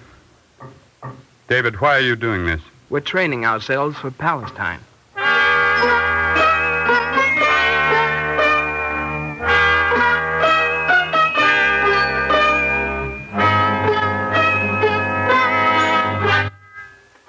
They are training themselves for Palestine through work. In Camp Deggendorf, there are 300 aged men among the displaced. Each young man who works and is paid deducts a percentage of his earnings for the aged. Social security for the dispossessed by the dispossessed. They are training themselves. They are training themselves to see again and to work again and to be normal men and women again. They are providing and answer. In Camp Landsberg, I met Jacob Kleisky. He is also an answer. Jacob, where did you find that lathe? I didn't find it, Colonel. I made it. From what? Scrap. A few parts from this, a few parts from that. Now that you have the lathe, what are you going to do with it? I'm going to teach the men how to operate it. We'll build other lathes the same way. We're going to start an auto repair shop, a clothing factory, a radio plant. What we don't have in the way of tools, we'll find. What we don't find, we'll borrow. What we can't borrow, we'll make ourselves. What's all this for, Jacob? We're training ourselves for Palestine.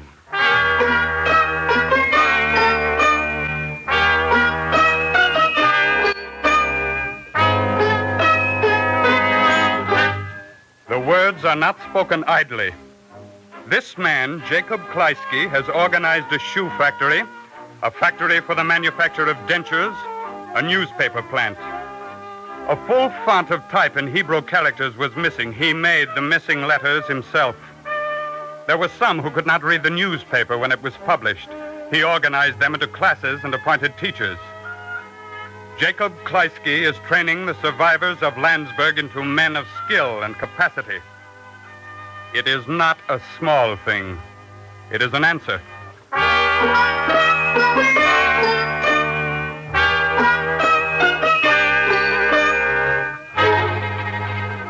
I was present when Jacob Kleisky and a delegation of displaced persons presented a gift to General McNarney.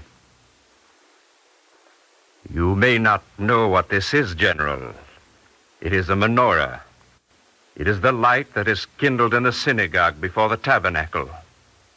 We wanted to find some way to show the American army what we think of it. We were degraded when they came. Now we are not degraded.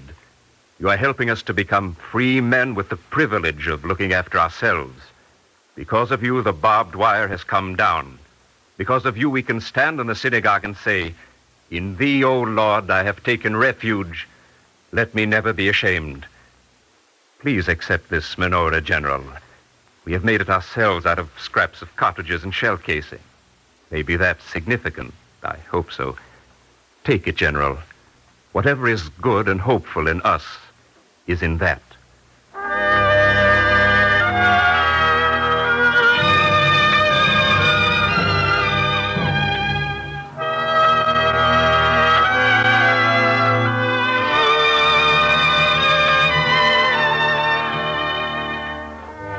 General McNarney of the United States Army accepted a shell casing transformed by the labor of hope into a menorah.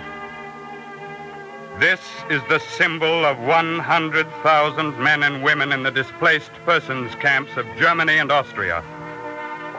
They are people who are waiting.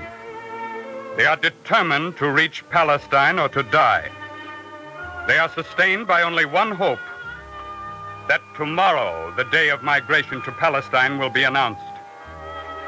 In 15 minutes, they will be ready. In 10 minutes, they will be ready.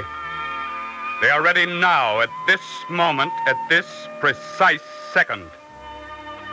Defer that hope of migration, and the result is catastrophe and moral execution. They must be saved. They have made their decision, and they earned the right to make that decision by the drink offering of their blood. They are men and women exalted by the miracle of survival. And I am exalted because I have seen them.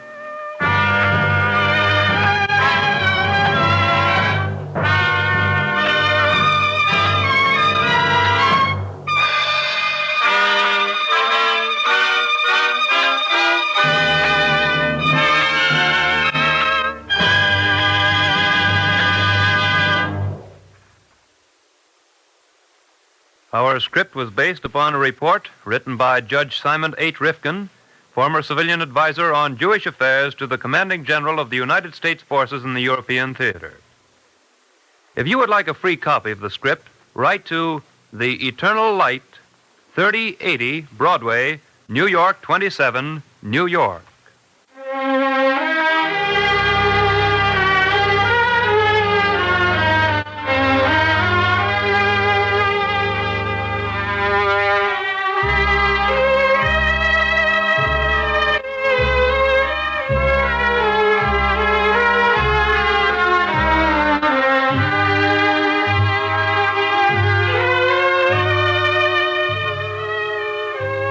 The Eternal Light is written by Morton Wishengrad.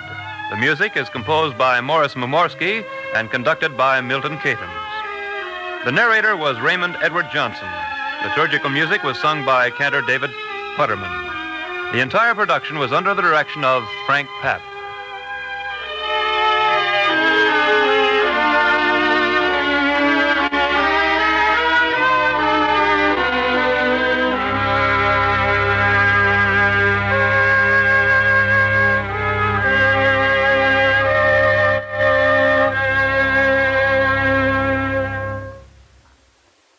This is NBC, the National Broadcasting Company.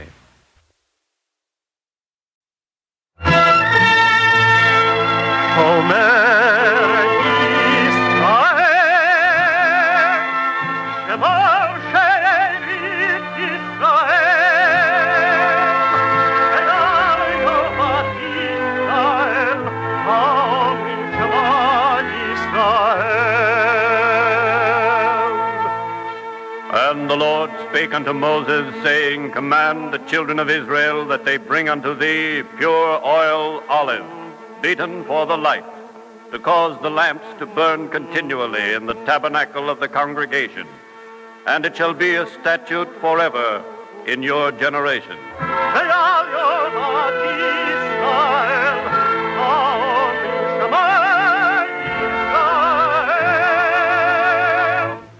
The eternal light.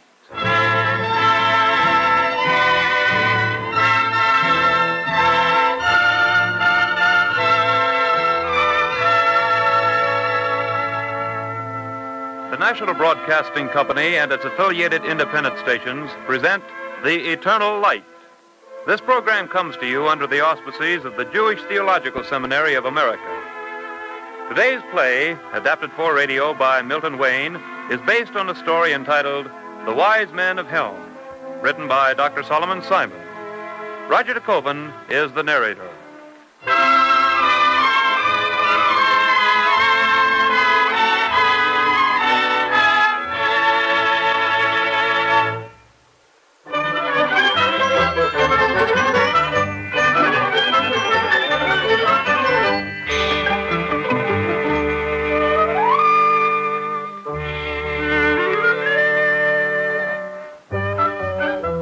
Once on the large maps of the world, there was marked a small town, the town of Chelm, for which fact let us be thankful.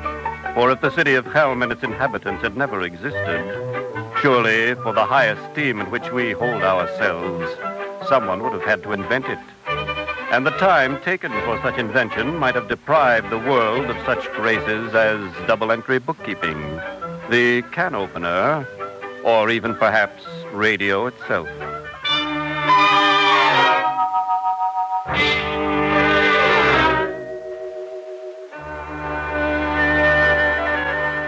But fortunately for us, the town of Chelm once did exist, and its citizens were known throughout all the civilized world as the Wise Men of Chelm. The Wise Men of Chelm? Sure, I've heard of them. But some people say that the Wise Men of Chelm are fools. Don't you believe it? Not for a minute. They're no fools. It's just that foolish things are always happening to them, as we shall see. Chelmites, after 7 days and 7 nights of uninterrupted thinking, we have come to a decision. No longer will we suffer a cold, bitter winter with no firewood to warm our homes. Oh, that's wonderful. Do you hear, Chelmites? A way has been found. New Gimple, tell us at once, what is the plan? This very spring, we shall build a high brick wall all around the town. And when winter comes, it will keep out the cold. A brilliant plan. It dazzles like a diamond in the sunlight. Amazing. It's really No longer need any Chelmite fear that thieves will pick the lock on his door and steal his goods. True. On the 7th night of the 7th day of discussion, we have found a plan. All Chelmites will remove their doors and carry them about on their backs. Thus, no thief will be able to break the lock and enter.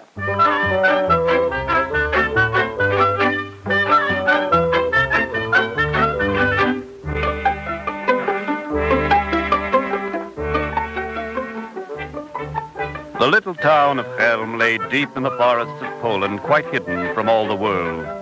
The men who lived there had long beards and curly side locks around their ears. They wore long, shiny black coats that reached to their ankles and striped prayer shawls with thick fringes, just like Jews all over that part of the world at that time, except that there was something peculiar about the worthy citizens of Chelm, something odd about the way they did things.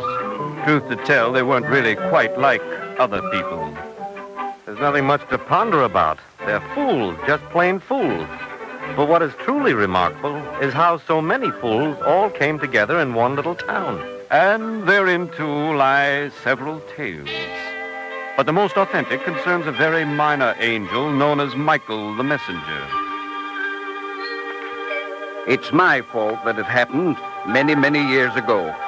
I was carrying a sack full of foolish souls back to heaven for repairs, and I lost my way in a terrible storm, and I flew over Chelm. The town, as you know, lies in a valley completely surrounded by high mountains. Well, on the topmost peak of the highest mountain stood a tall, pointed tree. Suddenly, as I struggled through the storm, the bottom of the sack caught and tore on the treetop. And alas, all the poor, damaged souls spilled out of the ripped sack, rolled down the mountainside into Chelm. And there they stayed from that day on.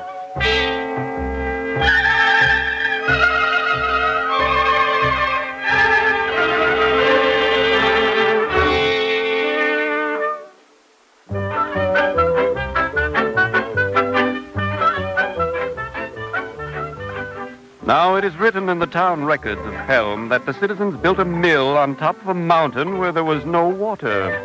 And when they found the mill did not work for some mysterious reason, they dismantled the mill. Thus, the Chelmites lost their opportunity to become wealthy, and instead became poor as blind beggars. And one day, little Beryl the beetle leaned against an empty herring barrel in the town square and poured forth his misery to Gimple, the town's leading citizen. The Almighty has forgotten us, Gimple. It's just as if we didn't exist. You're a fool, Beryl. Isn't it well known that God provides the weaver with thread and the beggar with bread? But all we have is potatoes. Sunday and Monday, potatoes.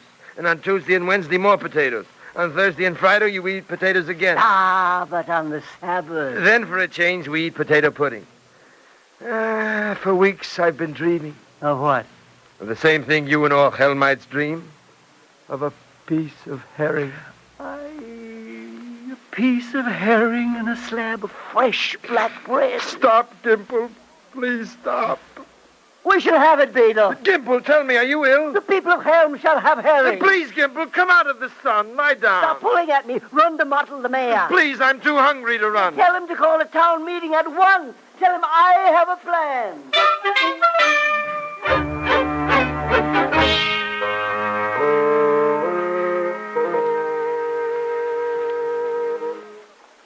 Chelmites, I have a plan. Let's buy 5 barrels of salted red herring and 5 barrels of salted white herring. Then we'll dump the herring into the Chelm River so that they can increase and multiply as do all God's creatures. A marvelous idea, marvelous! Wait till you hear it all. Next year we'll hire some fishermen who'll catch as many herring as we want. But we'll be smart. We'll make sure to leave a few fish in the river to increase and multiply again. In this way, we can have herring forever. An inspiration truly worthy of the foremost citizen of Chelm.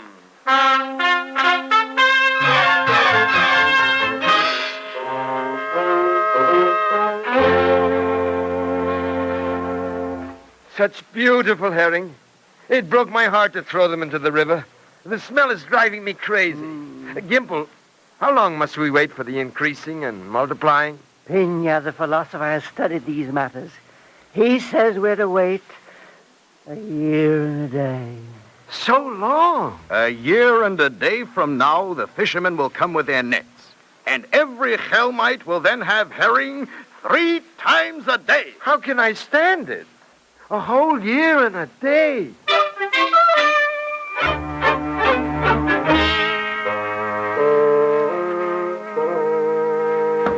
Gimple! You wake up! Gimple! Gimple! Muddlehead, what do you want? I kept a record. It's a year and a day. I'm famished for a piece of herring. I couldn't sleep a wink. Come. No, tomorrow, Beryl. We'll wait one more day for good measure. And tomorrow the fishermen will cast their nets.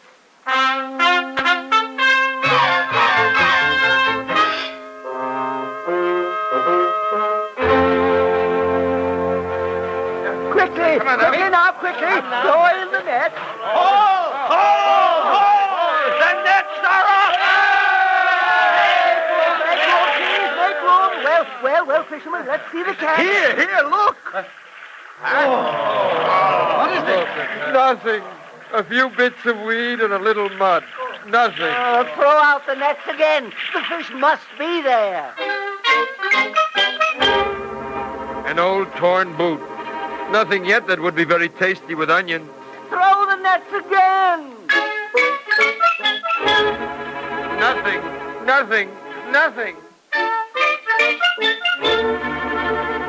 The sun will soon be down. Hurry. Throw the nets again.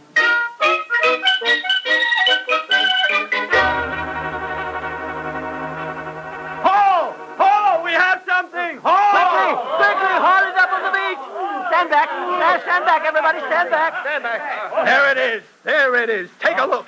Heavenly Father, those tremendous claws. We've dragged up a monster. No, a lobster, the biggest we've ever caught. Gimple, what's the matter? You look as if you're going to burst. Look, Helmut. Look there at your culprit. There is the thief. Look closely at this ugly, unclean monster, gorged to bursting with the blood of our helpless Harry.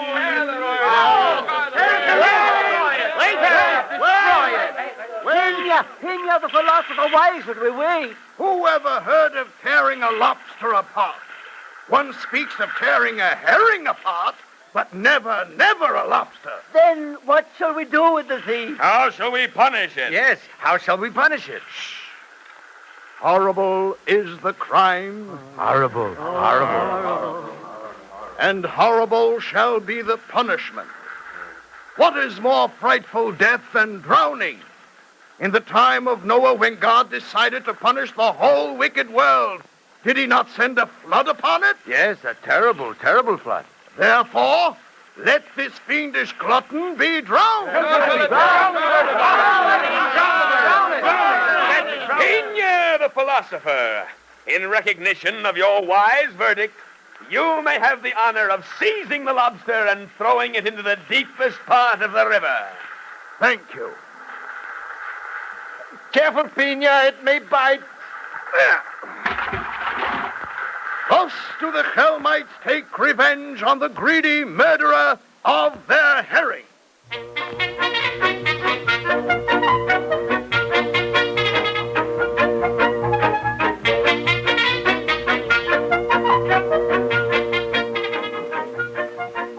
It was shortly after the Great Moon disaster, when the Chelmites attempted to capture that celestial body in a barrel, that they began to build their new synagogue. They worked with zeal, and in no time at all, the walls were up, and there was the roof, its bright red shingles proudly gleaming in the sun. So far, so good. No quarrels, not even a crossed word. That is sad to relate. Until it came to laying the floor. Then the fur began to fly. Chelm was split in two, those in favor of smooth boards and those against. Never was there such a commotion in Chelm.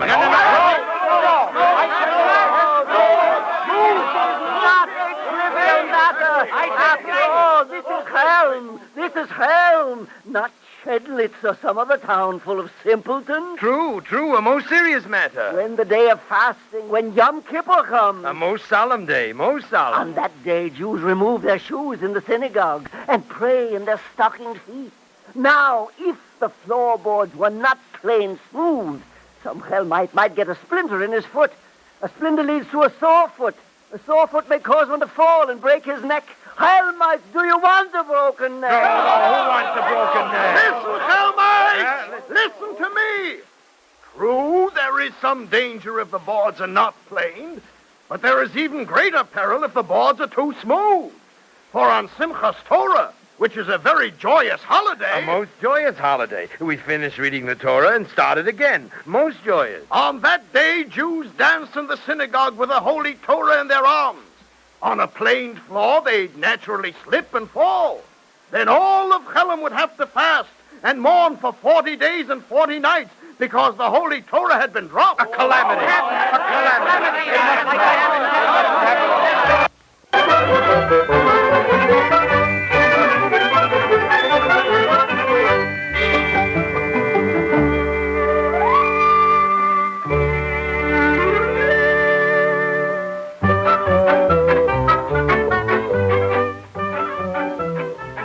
So the matter was referred to a meeting of the town's leading minds, and for 7 days and 7 nights they thought about it and thought about it. And finally, on the 7th night of the 7th day, a Chelmite solution was announced by Mottel the mayor. The boards must indeed be smooth because the danger of splinters on Yom Kippur is great. But let only one side be planed. Then lay the smooth, plain side face downwards with the rough side up, so that when the Helmites dance on Simchas Torah, they won't slip and fall with the Holy Torah in their arms.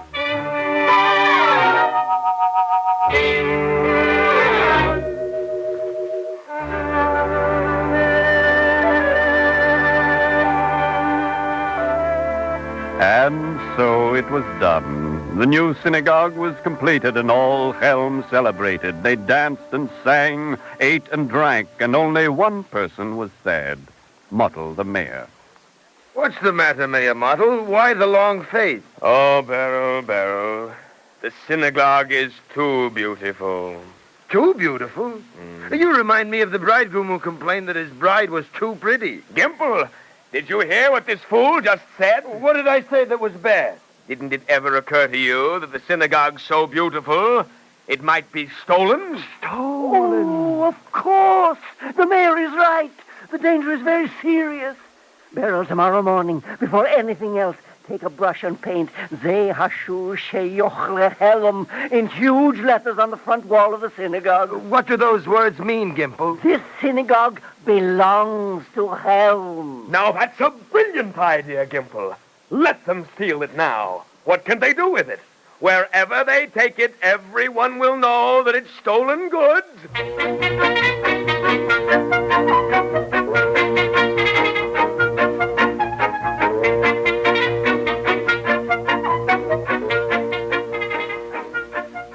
Some years passed. Things were going well in Chelm. The crops were plentiful and the bins were bursting with grain. Suddenly now there was too much of everything. The Helmites were worried. Oh, we've never had this kind of a problem before. Oh, something has to be done. Let's call a town meeting. For 7 days and 7 nights they thrashed the matter around, and Pinya the philosopher pondered and pondered. He took off his shoes and pondered some more, and no solution came forth but a small idea. Whereas Chelm never suffered from prosperity before the miller came to our town, and whereas we do suffer now, therefore let it be concluded that we demand an explanation from the miller. Beryl, run and fetch the miller at once.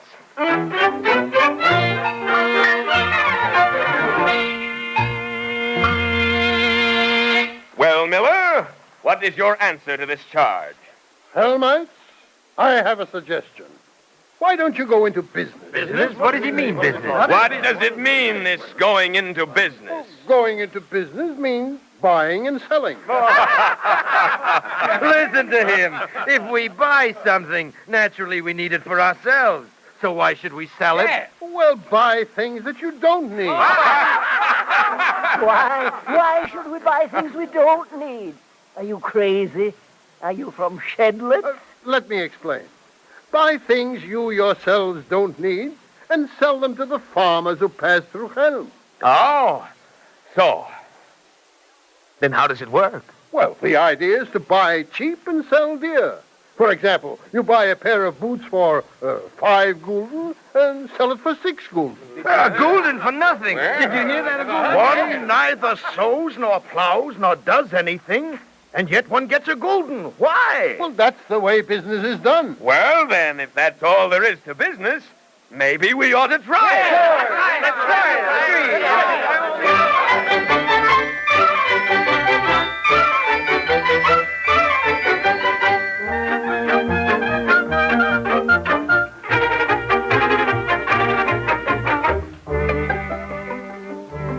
Thus business came to Chelm, and with it the rich got richer and the poor got worries. And as always happens, the poor came to be jealous of the rich, and the rich came to fear the poor. That was the way of the world, and even Chelm was no exception. Even in the synagogue, the wealthy would be seated in their own pews at the east wall near the Holy Ark and the pulpit, while the poor would stand squeezed together at the rear near the stove and alongside the wash basin. Finally, one hot summer Sabbath, the long-suffering poor stopped the services and appealed to the rabbi. We claim our ancient right to interrupt the services and to prevent the Torah reading until our wrongs are righted. What are your wrongs, my people? Rabbi, why do the rich live on milk and honey while we live on air? Why do the rich wear Sabbath clothes on weekdays while we wear weekday clothes on the Sabbath? Rabbi, there is no justice in hell. True, my children. There is no justice in Chelm. But it must be somewhere. For does not the Torah say, justice, justice, let us pursue? It must have slipped away to some other place while we were doing business. Let us therefore send 2 messengers out into the world to pursue justice and bring it back to Chelm. Enough for rich and poor alike.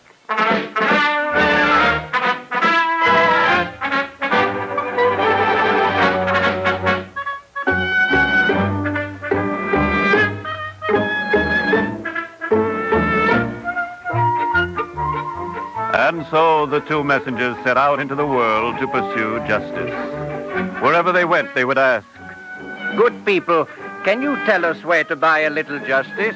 and everywhere they were given the same reply. No use looking. We too lack that little item. If we knew where to get some, we'd sell the shirts off our backs.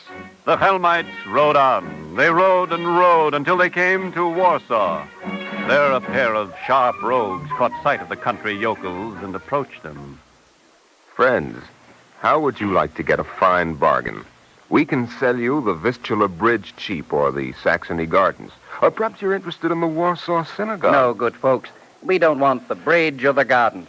And as for the synagogue, we have a fine new one of our own in Chelm. Oh, so you're from Chelm? Yes, we're Chelmites. And what is it then that 2 such wise men from Chelm seek in Warsaw? Justice is what we seek. We've traveled far and wide and cannot find a crumb of justice to save our lives. Look no further, Chelmites. Your search is ended.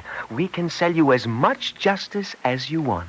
Can you sell us a whole barrelful? Well, justice, as you know, is a very expensive article. But if you can afford it, we'll manage to get you a barrel full. Will 2,000 gold pieces be enough? Is that all you have? That's every kopeck. Then it'll have to do. After all, we can't let you go back to Chelm without justice. Come with us.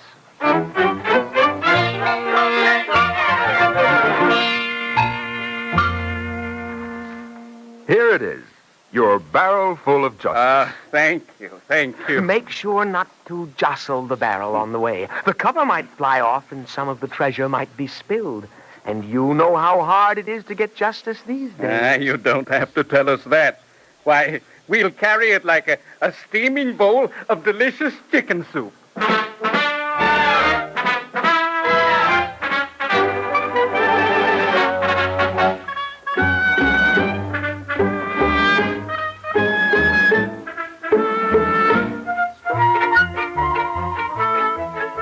The messengers finally returned, and there was great rejoicing in Chelm. After elaborate ceremonies in the town square, Mottel the mayor broke the seals, loosened the nails, and pried open the barrel cover while all of Chelm crowded around, eager to see what the justice of the world looked like. As he lifted the cover, Mottel the mayor sprang back in horror. Ah! It smells of rotten fish. Alas, the justice is spoiled. The justice of the world smells bad. The justice is spoiled. What shall we... Take heed, O you Helmites who complain of the justice of Chelm. There, that's the kind of justice you have in the rest of the world. Poor people of Chelm, listen to me. If there is no justice in Chelm, and even the justice of the world has been spoiled, then it doesn't matter what we do. We can take whatever we must.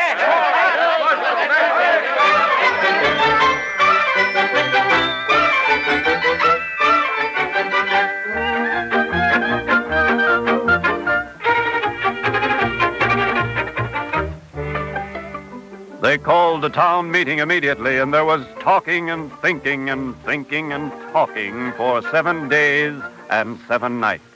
And at last they came to a brilliant compromise. From this day on, whenever an ox is slaughtered, let the entire animal consist only of choicest parts. Let all parts be alike. Then there'll be no difference which part one buys. Likewise, let it be known to all that the entire synagogue is the east wall and the center pews. Then, to be sure, there will be no difference where a person sits.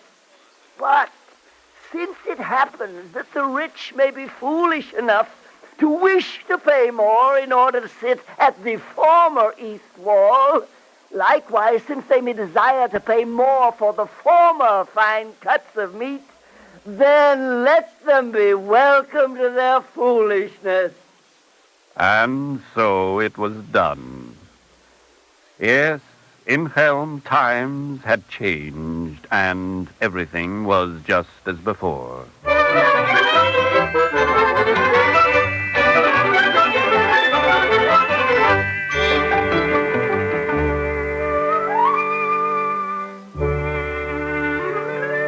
For many years, the town of Chelm stood unique in the world.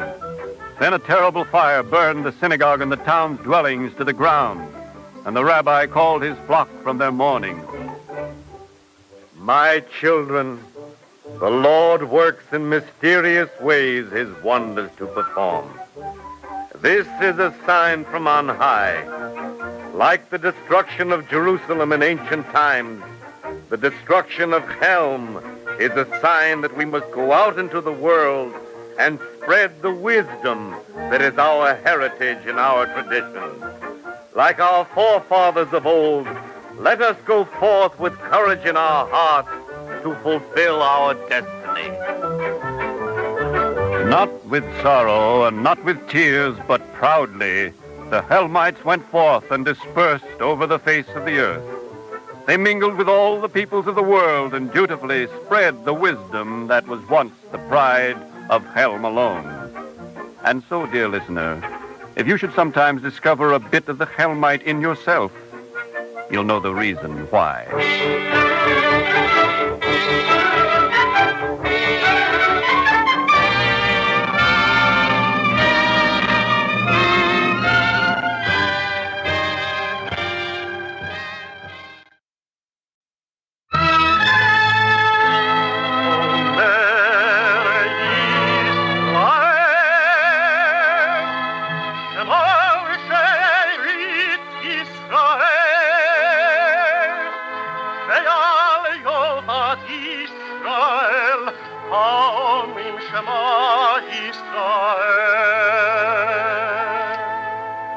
And the Lord spake unto Moses, saying, Command the children of Israel that they bring unto thee pure oil olive, beaten for the light, to cause the lamps to burn continually in the tabernacle of the congregation.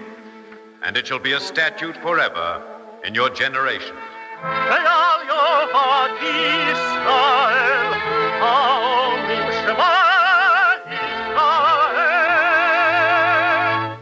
The eternal light.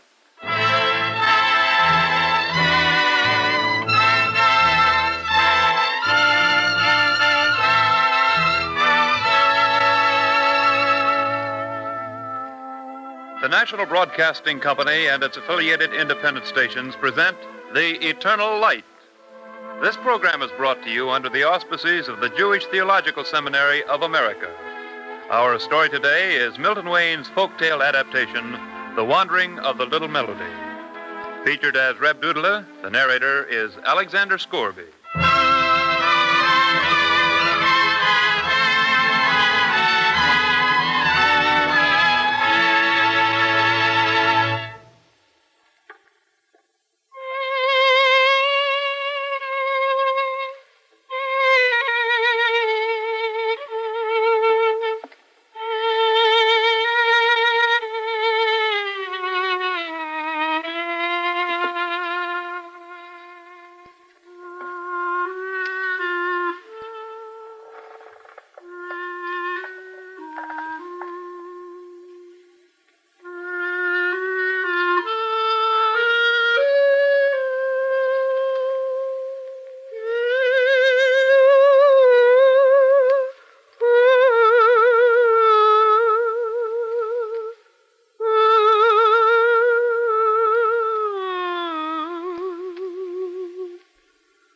The modest phrases you just heard played and sung introduce the modest hero of our story. For all stories, great or little, and no matter what they tell of, all stories have a hero. Our story, then, is no exception.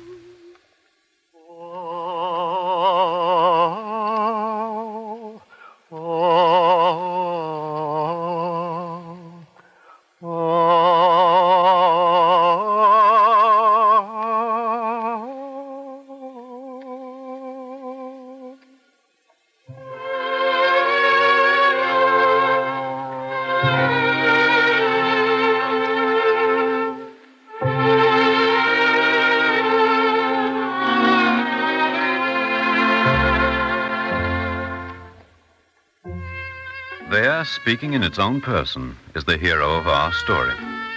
For the hero of our story is a melody.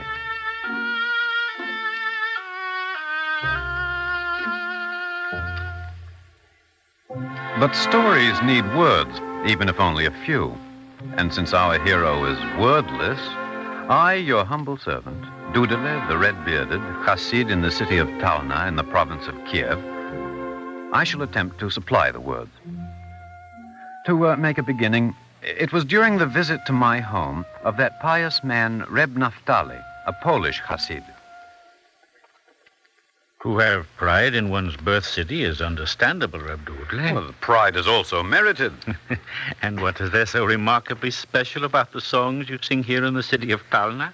Ah, Reb Athalie, my friend, you Hasidim of Poland are as wise and as pious as men anywhere in the world. You do us much honor. Yet it is a sad but demonstrable truth that you Polish Hasidim do not know how to sing. So? Hmm?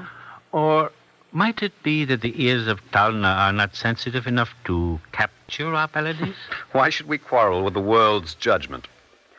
Here in the province of Kiev, here is where they sing. Among us, there's not a house without a fiddle or a clarinet. Yet to have a bird in a cage does not mean that the owner possesses the bird's song. True. But you should hear the sounds that come from our town. Sounds? Sounds. What sounds do you mean? Sounds of a good wife chopping fish in a wooden bowl? The sounds of the Rebbe blowing his nose in Cheder? The sounds of an old wagon on a frozen road? Do you mean those sounds? Yes, if the sounds join into a melody. For just as separate stones are piled one on top of another and made into a house, so the melody is no longer a combination of sounds.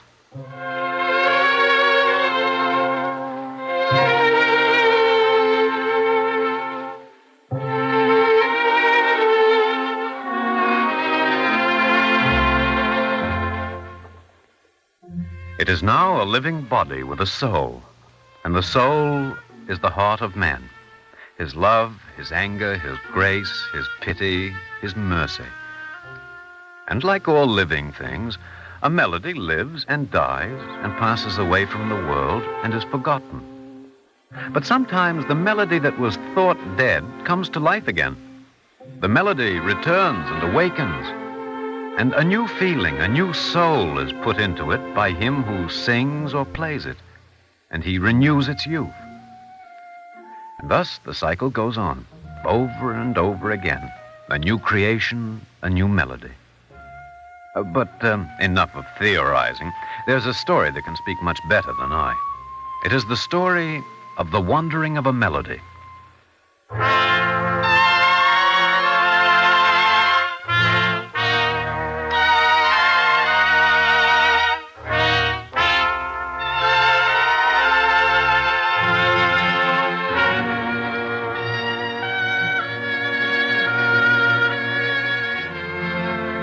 Now, in the city of Makhmovka, not far from Berdichev, there was a group of fine musicians. But the best of all of us is that little man Chaim. He is a plain Jew with a wife and children and very poor. But he's really an excellent klezmer. Ah, good composer, I take it. No, he's not a composer. That is, he can't create new tunes. But he has a very great special talent. Very great.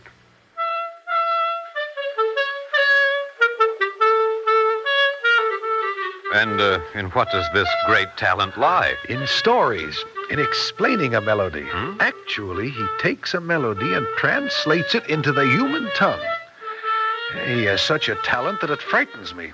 Look at him there, how small and frail he is.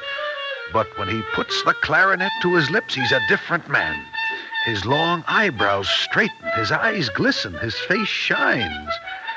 You begin to feel that he himself is not here, that his soul has gone up to heaven. But when he comes back to Earth, what does he do? He waits. Oh? What for?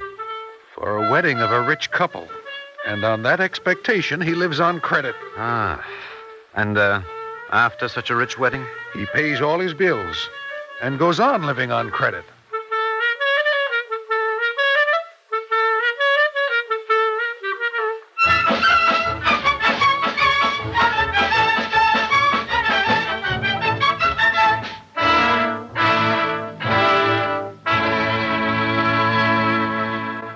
What now, Reb Chaim? A pair of shoes, please, Reb Moshe.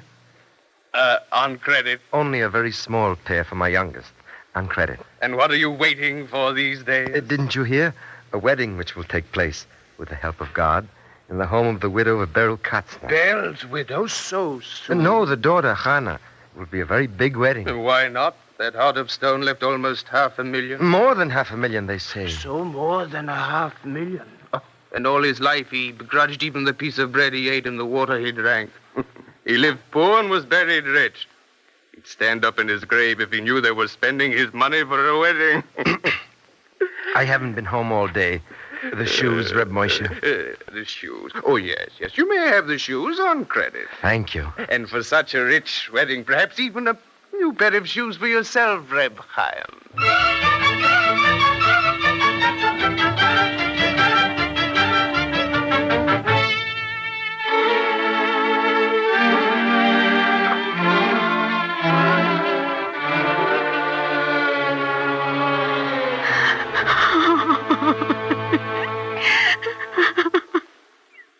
Esther, please don't cry. Look, 2 pairs of shoes I got from Moshe. 1 pair for the child and 1 for you. Look, Esther. You must take them back. We can't have them. But why not? What happened? That's Velvel. Velvel? What is there to ask Velvel? I just heard. Oh, Velvel. I didn't see you when I came in. What did you hear? The bad news. What bad news? Tell me what.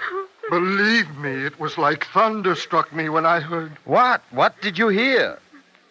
We are not going to play at the wedding. Oh? The widow Katzner is hiring Yossel from Berdichev. Oh.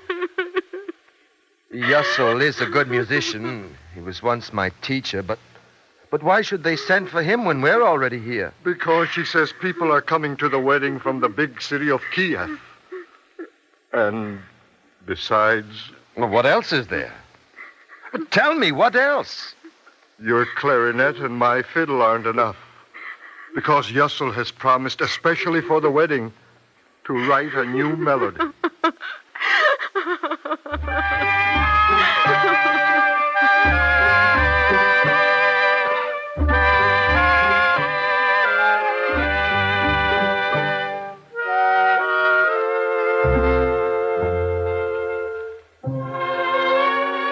When they heard the news, it was like thunder struck every person in that little town.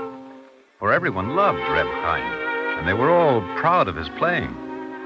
Like a storm, they descended upon the house of the widow Katzner, and for hours they protested the injustice to Reb Chaim. To all of them. This must be settled. Now, once and for all, this must be settled. Please, I'm a poor widow, alone in this world. Why do you begrudge me the joy of seeing my only daughter married? We all wish you long life and happiness.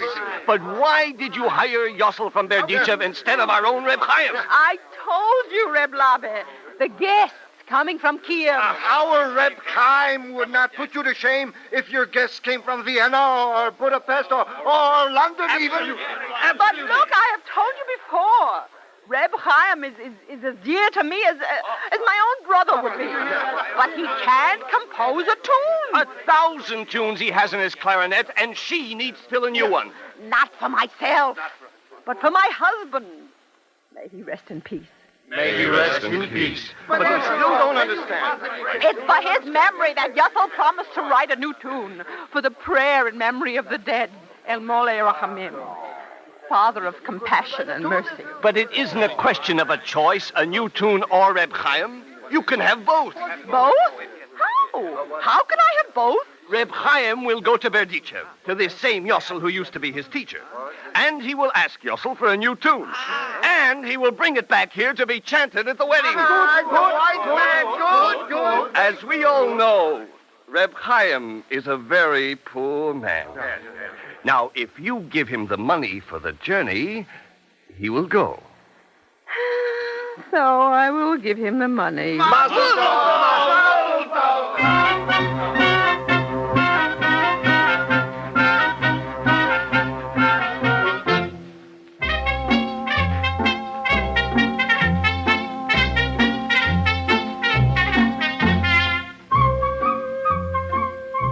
So Reb Chaim went to Berdichev. But nothing comes easy to the poor. Otherwise, perhaps, there would be no poor. And when Reb Chaim arrived in Berdichev, he found that Yossel had just left to play in the city of Talna.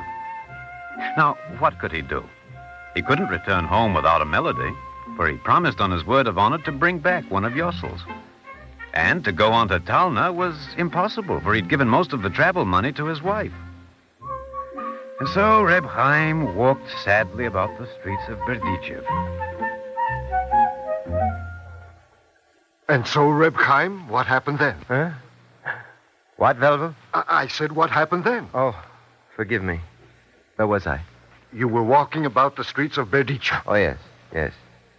And there, suddenly I saw a woman. She was dressed in the beautiful clothes of the Sabbath.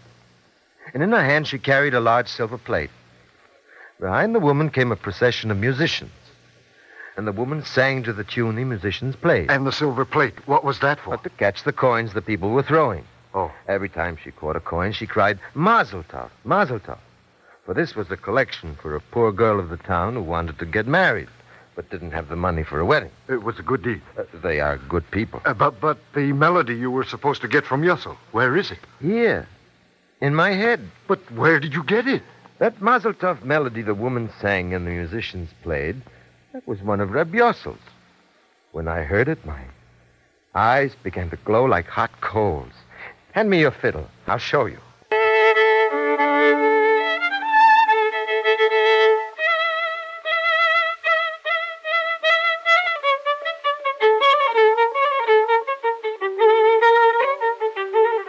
A melody like I'd never heard in my life. It laughs and cries in one breath.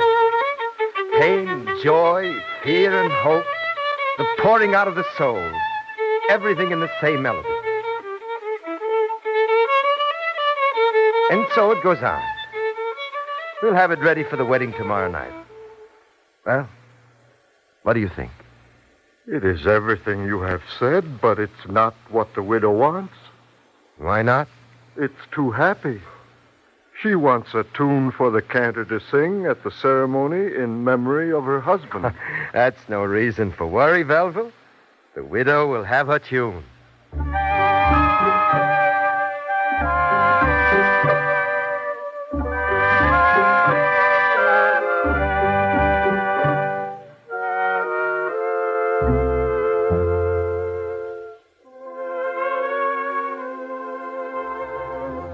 Reb Chaim took his clarinet and went off by himself. He played through the Mazeltov tune a few times, and then the melody, which is the hero of this story, began to change. It changed into a plea to the Father of compassion and mercy.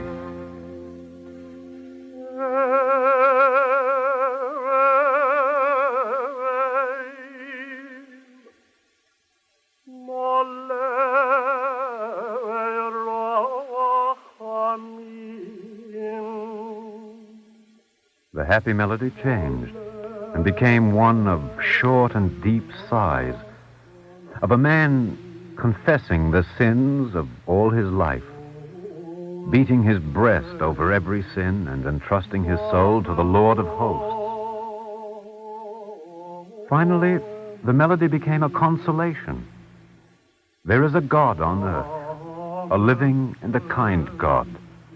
He hath given and he hath taken. Blessed be his name.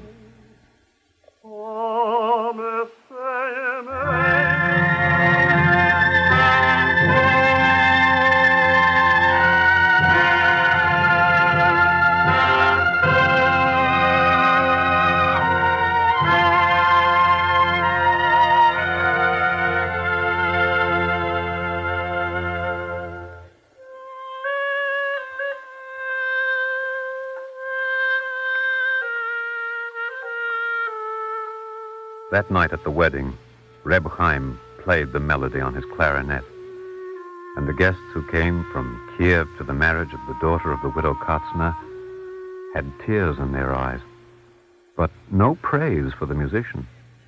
For whom, Reb Chaim? For whom was such a beautiful melody? For Beryl Katzner, of course. May he rest in peace. A golden melody for old Beryl the miser. If he were here at the wedding, do you think his daughter would be wearing silks and jewels? Play another tune so we can all dance. The widow sent me all the way to Berdice for this one. It's not necessary to play any other. But we want to dance now. Do you understand? I understand. Delvin, I'll start, then you join in.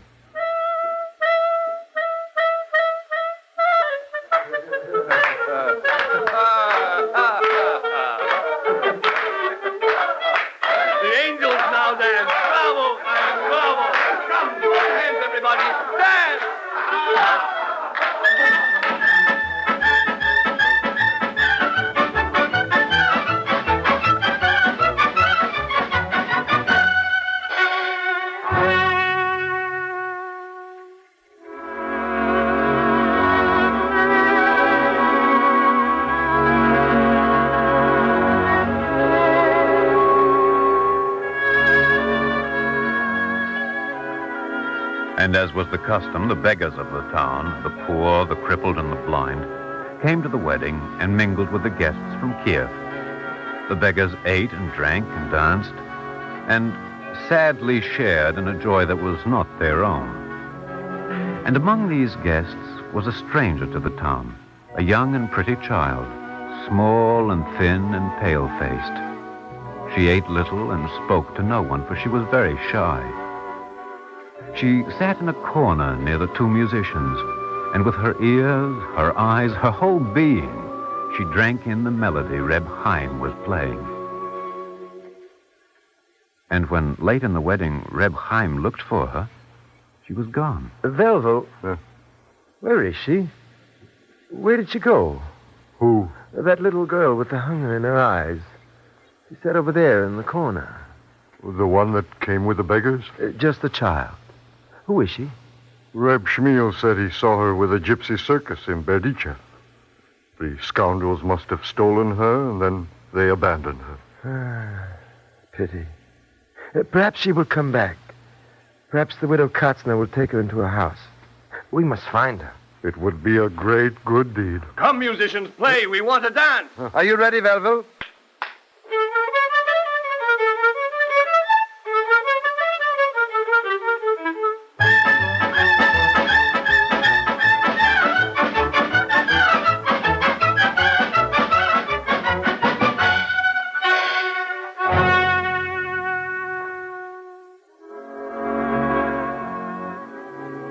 But that evening, the young girl left the town of Makhmovka and wandered on the road to the next town, and through the towns after that one.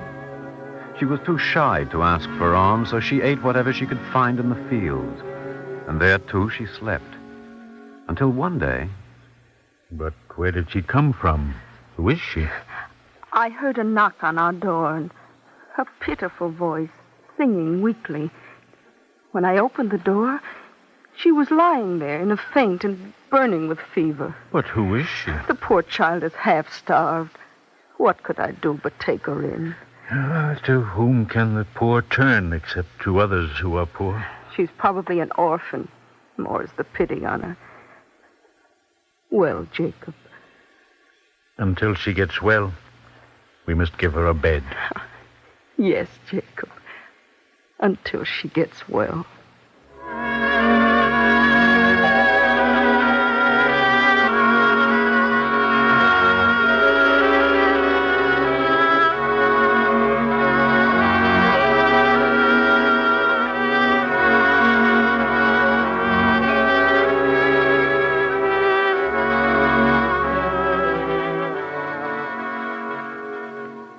After many days, the girl got up from the sick bed and left the home of Resela and Jacob.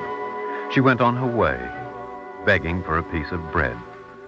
She was shy and didn't speak, but stretched out her hand and sang the melody she remembered, the melody Reb Chaim played at the wedding in Machmovka.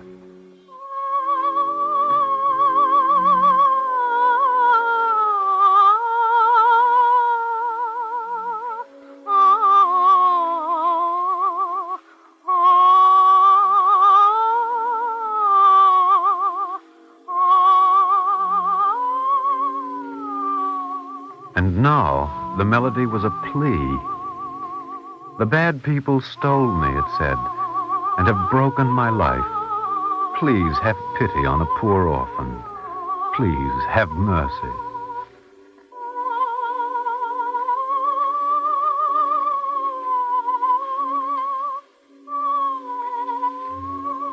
She wandered on thus for many days and many miles, and she came to a town where there was a very learned scholar who sat all day and studied the word and the law of God. He never went out of his house so that he would lose no time from his study. And once the girl came to his house. She knocked softly on the door and sang her melody, asking for a piece of bread. But the learned man refused to go to the door, for he would be stealing time from his study. He put his hands over his ears. But the song crept under his fingers. Then he could stand it no longer. He rose and flung open the window. Get away, shameless one! Get away from this house!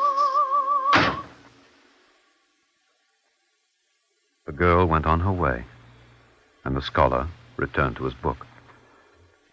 But now there was something that came between him and his book. A melody pulled his eyes from the page and his mind from the words he sought so hard to study. David, what shall I do? You must forget that beggar girl. Forget her song. Haven't I tried and tried? But it keeps ringing in my ears by day and by night. But more than a week has gone by now. Time alone will not wash out the sin I've committed. For I've been uncharitable toward a fellow being. Then come to the synagogue this Sabbath.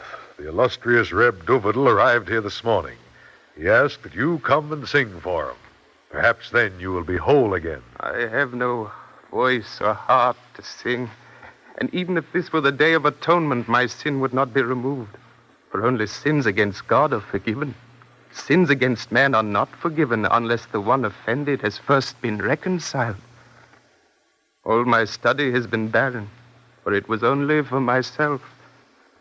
And if I am only for myself, what am I? Now I must leave this house. But please, Reb Dovidel has asked for you. When I have found that girl, when I have brought her back to her home and kindness, then I shall return to the synagogue and I shall sing.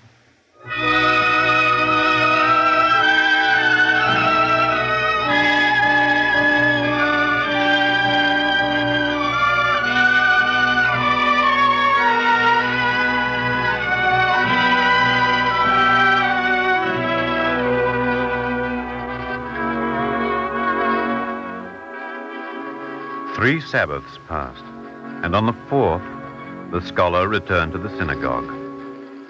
There he stood before the pious of the town at the time of the 3rd meal of the Sabbath, and he sang a new melody.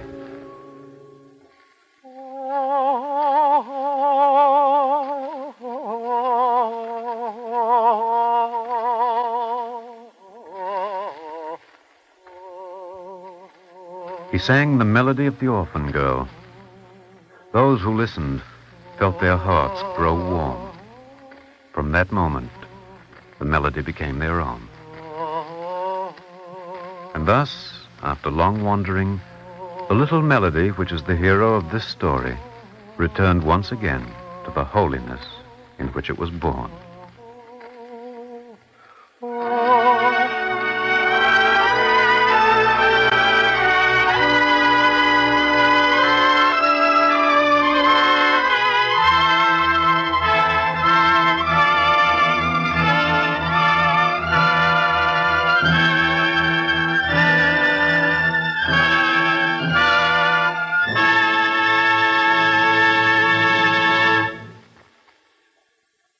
Today's radio play was a folktale adaptation written by Milton Wayne.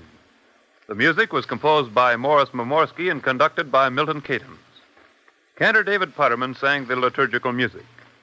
The role of Reb Doodler, the narrator, was played by Alexander Scourby and Reb Heim by Joe DeSantis. The entire production was under the direction of Frank Papp.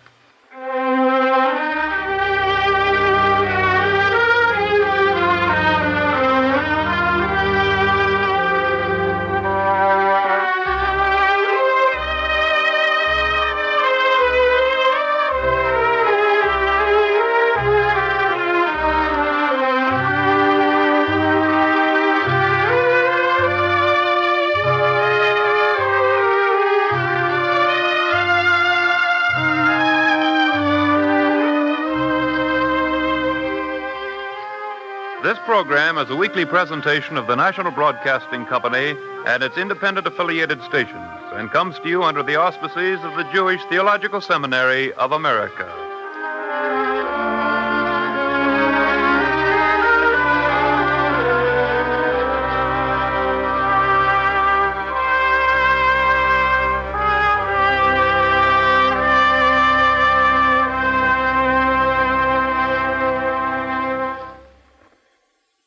This is NBC, the National Broadcasting Company.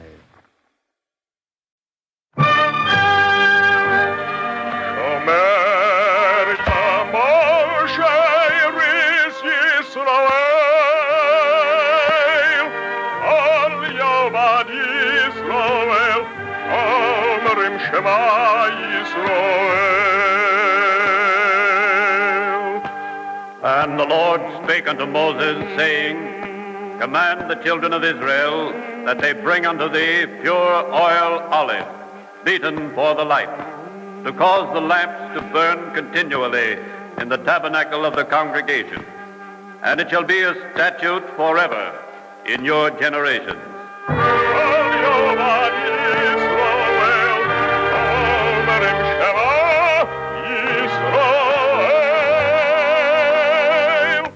The eternal light.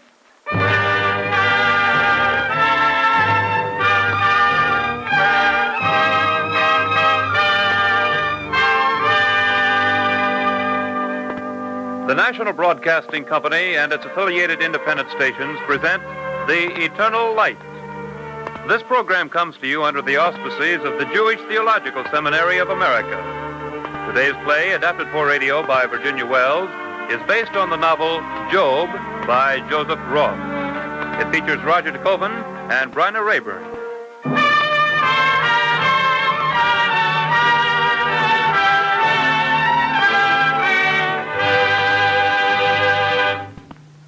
I, Mendel Singer, am sitting alone, my Bible open at the book of Job. It is too dark to see the words. It does not matter, I know them. I know them, Job, because you are Mendel Singer, and I am you.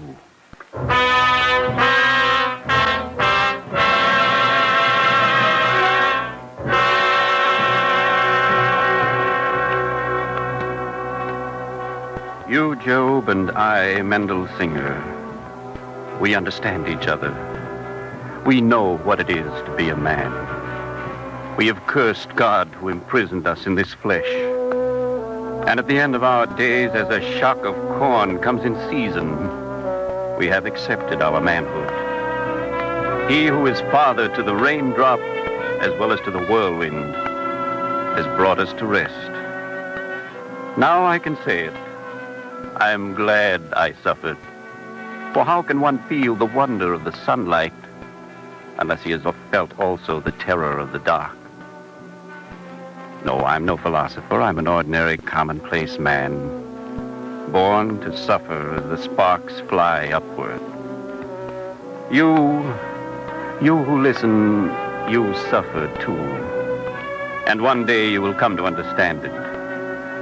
Then the book of Job will be your book, just as it is mine.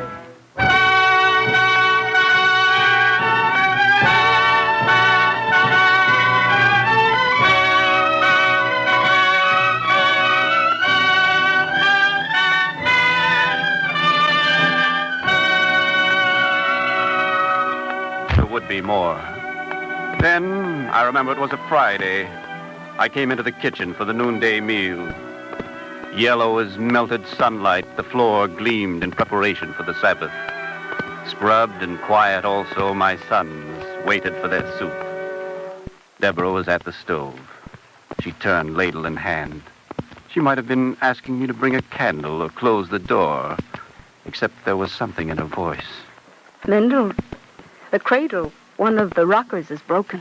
The cradle? I brought it from the storeroom today. There's no doubt the rocker is broken. But the cradle? It will have to be mended. Please, Deborah, you say... It will have to be mended unless we are so rich all at once we can afford a new one. Deborah. Deborah. Oh, the children, Mendel. The cradle, where is it? I'll mend it now. While the soup grows cold? No, there's time yet. Jonas, Shamaria, come eat. Let them wait. Deborah. Yes, Mendel. Deborah, you are an inhabitant of Lebanon. Thou art nestled in the cedars. How gracious shalt thou be when pangs come upon thee. The pangs of a woman in travail. Mendel, I have a very learned husband, haven't I?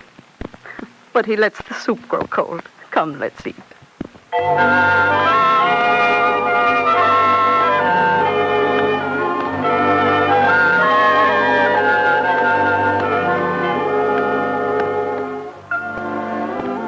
Deborah's time came on a hot midsummer afternoon.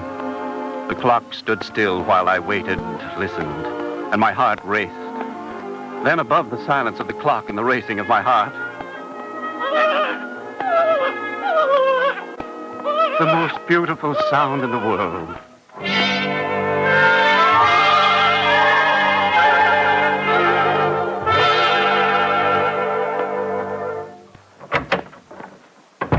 A boy or girl, Anna Berkovich? A boy, Mendel. You're the best midwife in Russia. Let me see him. Let me see my son. Mendel. The child... I want to see him. Anna, I tell you I want to see my son. Very well. Take him. Look at him.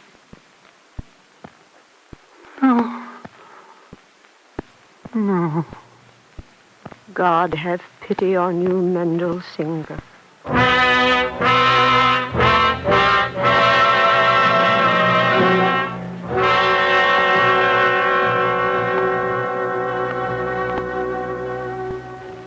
There are scars a man carries with him all his life. It was not a normal baby the midwife put into my arms. An enormous head, a broad brow crisscrossed with wrinkles, two lifeless legs, like two wooden bows. Menuchim, my son. Mendel. Deborah. She does not know yet. She's sleeping. Look, Anna. We'll let her be happy a little longer.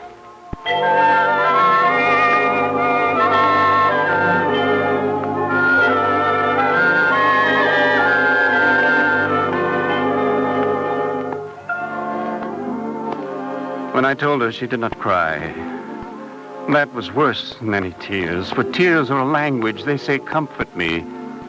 But where there are no tears, there is no comfort, no communication. I could not reach her. Dry-eyed, like a stone she was. Mendel, the neighbors, keep them away. Don't let them see him. I cannot bear their pity yet.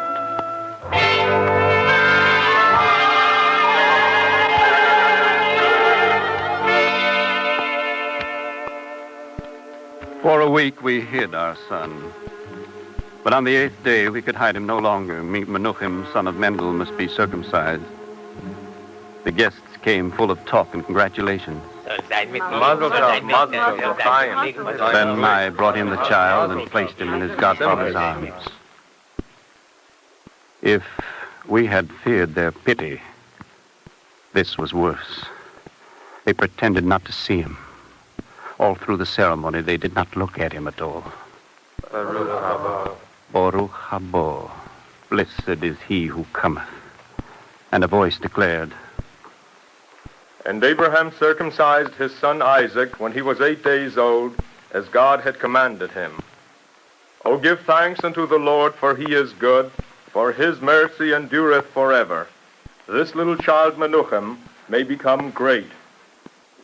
And every word spoken was a knife.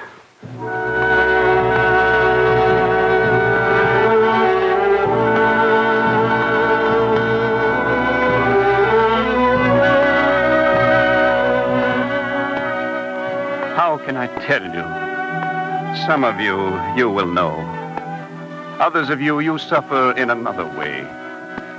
At 2, he was still a shapeless bundle of misfortune. He could not sit alone. He could not speak. He could only look at us with his suffering old man's face. When you love someone, it is as if you had 2 skins. I think I felt Deborah's sorrow as much as my own. I used to come into the kitchen and find her crooning to him.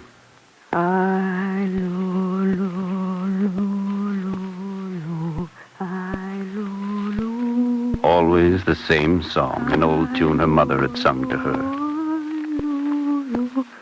One day when she was singing to him, something happened. The skinny arms began to wave. His head rolled from side to side. And just for a moment, there was almost a smile on his old man's face. Mendel. I saw. It was the singing. He liked the singing. Try again. Smile. Smile, little Menuchim. Smile for your mother.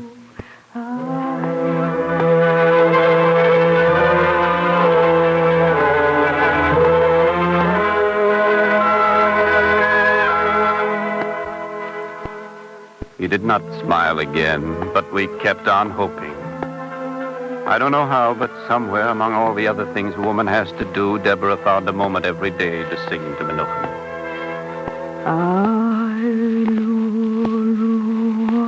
Menuchim's song, we called it.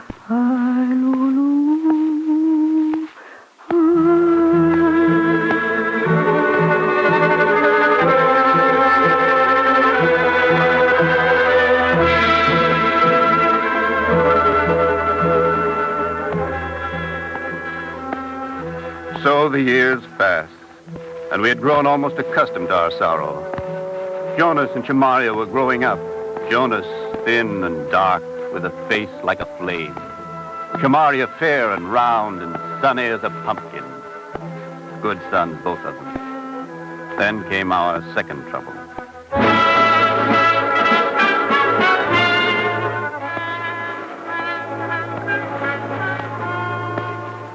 Without warning, they were called up for military service. Just before the High Holy Days, they journeyed to Targi for their physical examinations. Deborah and I waited at home. Mendel, they won't take them. Not when they see them. They are children. Only to us, Deborah. Mendel, don't just sit there staring at nothing. Think what it would mean to lose both our sons. I am thinking. If out of their going any good should come, if even one man were better off or happier for it, I could bear it. but to give them to the army of the Tsar, an army of oppression. And for 25 years. Do you realize the term of service is for 25 years? Even 1 year, 1 hour is too long to serve injustice. To see my own sons wearing the uniform that people hate and fear, it's too much. If only... What? They shouldn't pass the physical examination. Reb Shulnik's son has 1 finger missing. They turned him down for that. But Jonas, Shamar... If only there was some small thing wrong. One doesn't really need 10 fingers.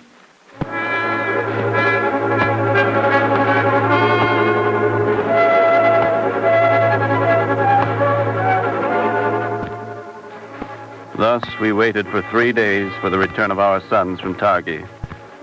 On the evening of the 3rd day, suddenly they stood in the kitchen doorway. I looked at them, and for the first time I knew my sons were boys no longer, but men. Jonas, Shemaria, tell us. We have been taken, Mother. Both of us. That's all. We've been taken. On Saturday, we leave for maneuvers. No. Those are our orders. Cannot happen to us. It has happened. What have we done that the Tsar should take both our sons? Mendel, do something. Don't just sit. Go, run, ask. Run where? Ask who? Wait. Under the straw mattress, there is 23 rubles.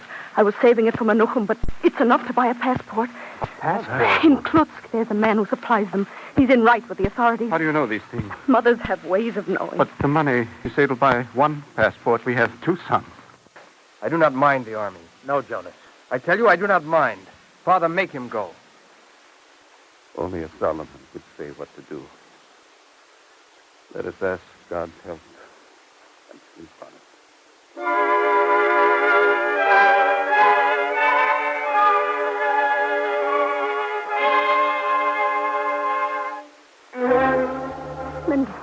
Mendel, wake up. He's gone. Jonas is gone. And he's left the money on the table. Then, is God's will that Shemaria have the passport and get out of Russia? Jonas, my firstborn, gone. Gone. For 25 years, the army of the Tsar. And we did not even say goodbye to him. What is it that people can say to one another, Deborah? When they part, perhaps for life.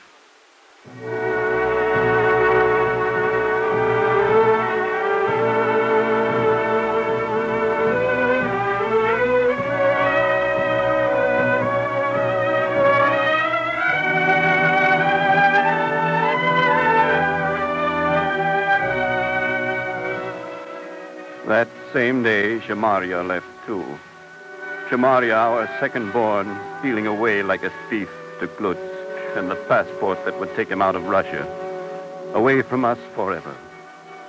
When he had gone, Deborah and I sat for a little while together. Just sat. Then suddenly she rose. It's a wonderful thing to be a woman. Threw her shawl about her head and took down her market basket. You will look after Menuchim, Mendel, while I'm gone? Deborah, you're not going to market today. One has to eat.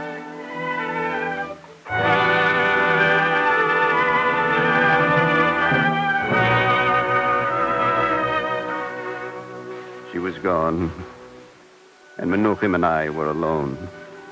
Menuchim propped up on pillows, staring at me with his troubled old man's face. Menuchim, the only son that was left to us. God forgive me, but I could not bear to look at him now. I turned away, and as I turned, he made a faint, small sound. Menuchim. Menuchim. Were you calling me? You trying to speak? Oh, Menuchim, my son, talk to me. Say something. I'm all alone now. Your brothers have gone away. You're my youngest son. Speak to me. Just a few words. I'll sit beside you, be your teacher. I've taught other men's sons. Why not you? Say the words after me. Bereshit bara Elohim es hashamayim v'ha'orez. In the beginning, God created the heaven and the earth. Say it. Say it, Menuchim. Bereshis Boro Elohim. Bereshis Boro Elohim. Say it with me. Bereshis Boro Elohim. I beseech you, Menuchim, say it. You are all that's left to me now.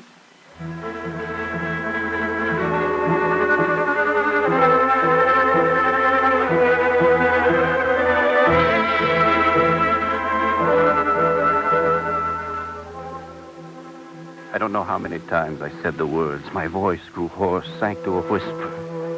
Evening came in at the window. The child's head rolled over against the pillow, his heavy eyelids closed. Menuchim was asleep. There was no use. That night, for the first time in my life, I tried to pray and could not. God was too far away. What did he know of Mendelssohn and his trouble? I lay on the straw mattress on the floor and tossed from side to side. And suddenly, I thought of you, Job. You knew what it was to be a man. Better than anyone, you had said it. Man who is born of woman is a few years and full of trouble. He cometh forth like a flower and is cut down. He fleeth like a shadow and continueth not. The waters wear the stones. Thou washest away the things which grow out of the dust of the earth, and thou destroyest the hope of man. His sons come to honor, and he knoweth it not. They are brought low, but he perceiveth it not of them. But his flesh upon him shall have pain, and his soul within him shall mourn.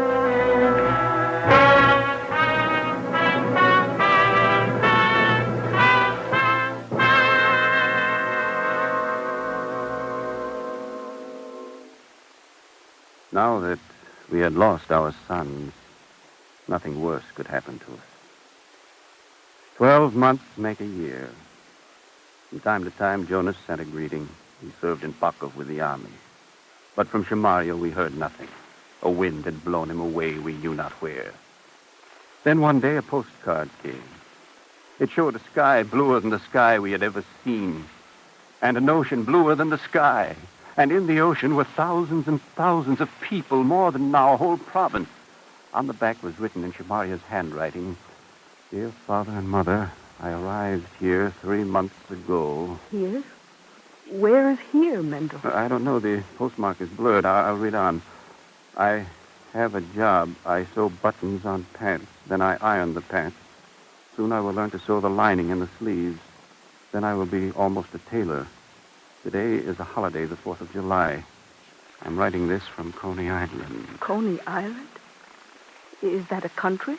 No, it's not a country. What then? Where is our Shemaria? You will ask the rabbi. He's very learned. Maybe he knows Coney Island.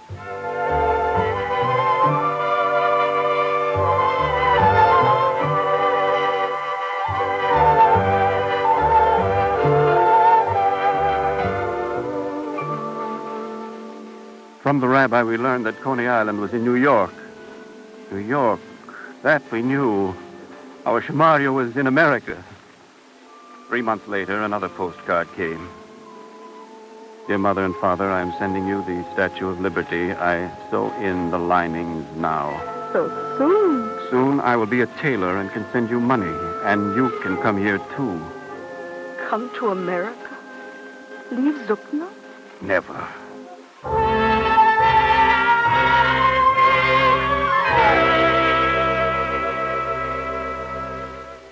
It was almost a year before we heard from Shemaria again.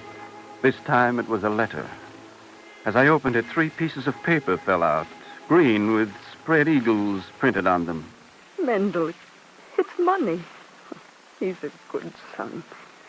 Read what he says. I waited to write until I had the money for your ticket. Ticket? I want you to come to New York. I work for a tailor in a shop on Essex Street. I can find jobs for you. Oh, the boy is crazy. If we all work hard and save our money, soon we can have a tailor shop of our own. That way we can get the money to send Menuchim to the best hospital in Russia. I have not forgotten it was Menuchim's money that Mother gave me for the passport. He remembered. After all this time, he remembered. When he is cured, we can bring him to America to live with us. Bring him? But he'll go with us. Oh, who's going? Deborah, you're not thinking of going. To get Menuchim cured, I would go anywhere. But haven't they doctors in America? Why? Why can't we take him? Wait, he tells us why here. I know you will hate to leave Menuchim behind, but people who are sick like him are not allowed to enter the country. It will only be for a little while anyway if we work hard. Aunt Sarah would look after him, I know, until we can afford to put him in a hospital. He has thought of everything, Mendel. He is a good son. I will ask Sarah. Deborah, you mean you're serious? You would go? How else could we ever get the money for Menuchim? Think of him, Mendel. Well, like other children. To leave him behind. It's a long, long way to America. I know, but think of him well. I'll go now and speak to Sarah about leaving him with her. Tomorrow I will find out about how to get our passports and our steamship tickets. What is it, Mendel? You are sad. Why must it always be so hard? What's so hard? To be a human being. Is there something else you'd rather be?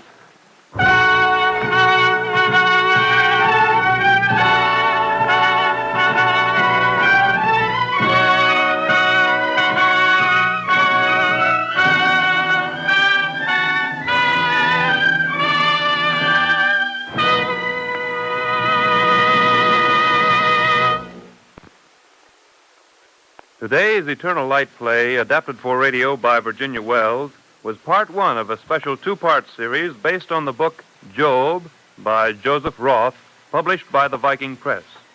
Listen next week to the second and concluding chapter of this series. The music for our program today was composed and conducted by Morris Momorsky. Liturgical music was sung by Cantor Robert H. Siegel. The role of Job was played by Roger de Koven, and Deborah was played by Bryna Rayburn. The entire production was under the direction of Frank Patt. And now we present a brief talk by Dr. Samuel Blumenfield of the College of Jewish Studies in Chicago, Illinois. Dr. Blumenfield speaks to you from Chicago. Job has become the classic figure of untold suffering that goes hand in hand with vigorous protest and with the reaffirmation of faith in the goodness of life. Though he slay me, yet will I trust in him. This is the central motif of the book of Job in the Bible. And this is the theme of the novel Job, built around the life struggle of a Jewish family in modern times. In this morning's program, we have listened to the first part of the drama of our modern Job, calamities piling up upon calamities, followed by an outcry of despair and protest, which is to end with a triumph of Mendelssohn in the episode to come. From history and contemporary experience, we have learned that the story of Job is not limited to individuals alone, but is also to be found in the life of groups and peoples. As one traces the checkered history of the Jewish people, one finds the recurrent motif of endless tribulations, refusal to yield to adversity, and the triumph of faith in God and in man. In our days, the tragedy of Job is being reenacted in the vicissitudes of the Jews of Europe and Palestine. With the rise of Hitler, there came great misfortune to our people. Hardly had the Jews absorbed the shock of persecution and expulsion when the greatest calamity in the annals of human history befell Israel, the martyrdom of 6 million men, women, and children. As if this were not enough, the few who escaped are being kept even now, a year after the victory of the Allies, in detention camps, where they live as beggars and pariahs. And as if this were not enough, we read daily that those who tasted the horrors of gas chambers and crematoriums are being murdered in Poland and harassed in other lands of Europe. To climax it all, we have lived to see the rights of our people in the Jewish homeland Palestine trampled upon and violated. Out of the depths we cry, Eli, Eli, lama azaftanu. O my God, why hast thou forsaken us? But while we feel the sharp pain of wounds inflicted by friends and the shame of humiliation perpetrated by allies, we have the deep conviction that we are witnessing only the first episode, and that the tragedy of Israel will yet unfold itself into the drama of creative effort and the triumph of good over evil, of divine purpose over satanic machinations.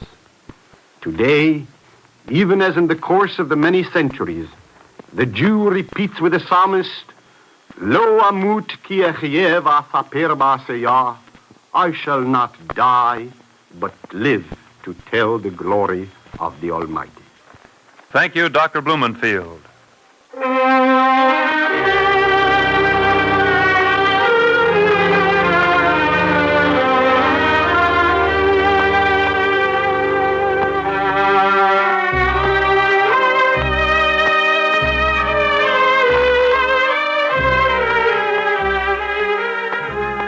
This program is a weekly presentation of the National Broadcasting Company and its affiliated independent stations, and comes to you under the auspices of the Jewish Theological Seminary of America.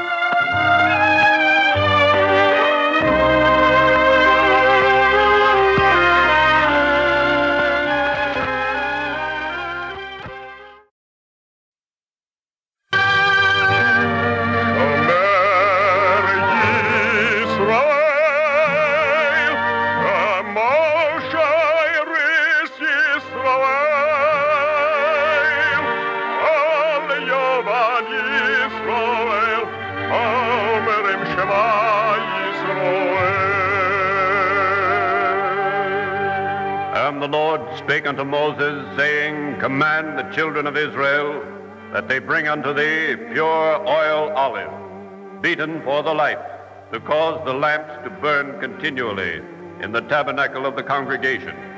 And it shall be a statute forever in your generation.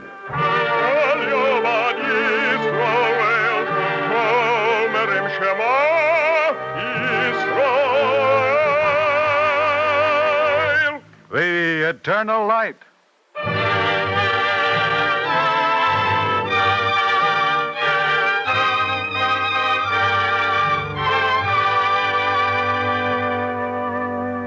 The National Broadcasting Company and its affiliated independent stations present The Eternal Light.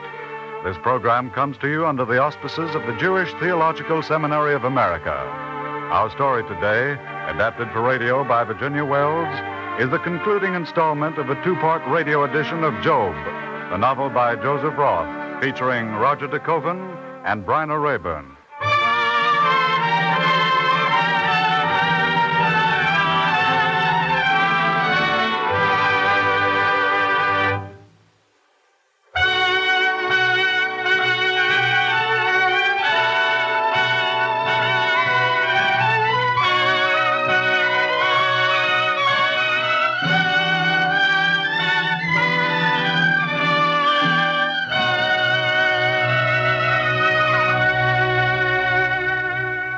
Did you ever say goodbye to a child, even a well child, without a sudden tightness in the throat? Our son Menuchim was an invalid. We were leaving him, perhaps forever. He lay on the floor on his pallet, staring up at us with his old man's face. Menuchim the idiot. That's what the neighbors called him behind our backs. An idiot. How easy for them to say the word. But who but God could say what misery or terror lay locked in that speechless brain? Mendel, he's afraid. I know he's afraid. No, Deborah. Menuchim, listen to your mother. It is for you we leave Russia. For you we go to America. There we can earn the money to get you well. What is America to us? Who do we know there except your brother Shamaria? It's a far country, a strange one. And yet we go. Because of you. Deborah, the cart is waiting to take us to the train. We must go, Deborah. Mendel, I can't leave him. I thought I could, but he looks at me so... Deborah, remember once long ago when you sang the cradle song to him and he smiled? The only time he ever smiled. Sing it now.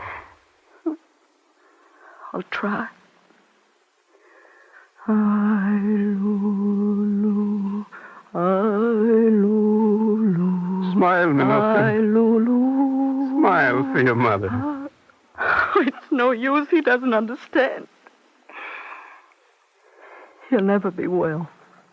I know it. And I shall never see my son again.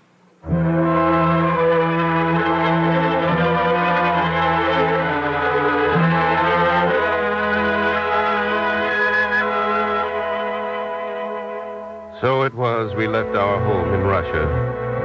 How long ago it seems. I, Mendel Singer, am old now.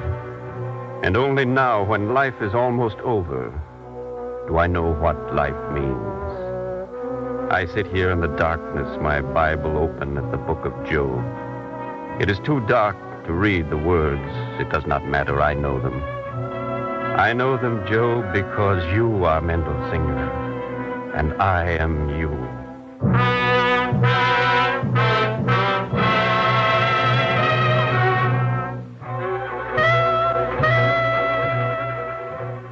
We were in America. Hundreds of people flowed about us. Hundreds of new sights and sounds and smells. America, it pressed down on us. It overwhelmed us. Even our son Shamaria seemed strange. Samuel, Father. Call me Samuel. That's what they call me over here. Here is the subway. It'll take us to the tailor shop. Mr. Groshel's got a new steam pressing machine. He's buying it on the installment plan. Oh, America. It's a wonderful place.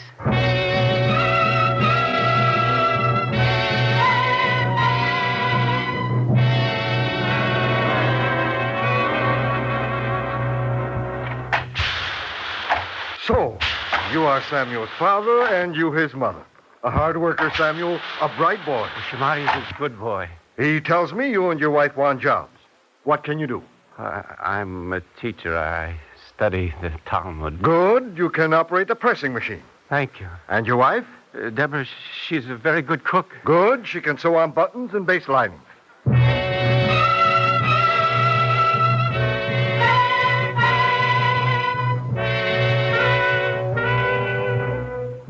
Looking back, I do not remember if we were unhappy that first year. There was no time to ask one's heart what it felt. It was only work.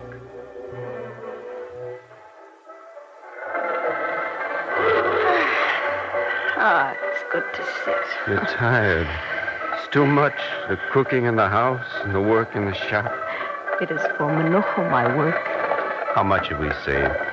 $91.58. And we've not been here even a year. Perhaps in another year or two at most, there'll be enough to send him to the finest doctor in all of Russia.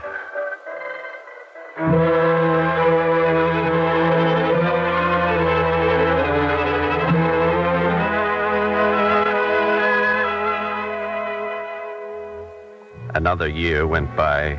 We took out our first papers. We worked hard. We kept our health. And if Jonas was in the Tsar's army and Menuhin was an invalid, was not Shamaria like three sons to us? One day he came to us. Mother, Father, I want your blessing. Her name is Miriam. My mother's name. God bless her. And you, Shamaria. You'll love her. She's good and she's pretty. Bring her to see me. Tomorrow. You'll have to teach her how to cook. Her mother's kreplach. I had some. She doesn't put enough filling in to fill a hollow tooth.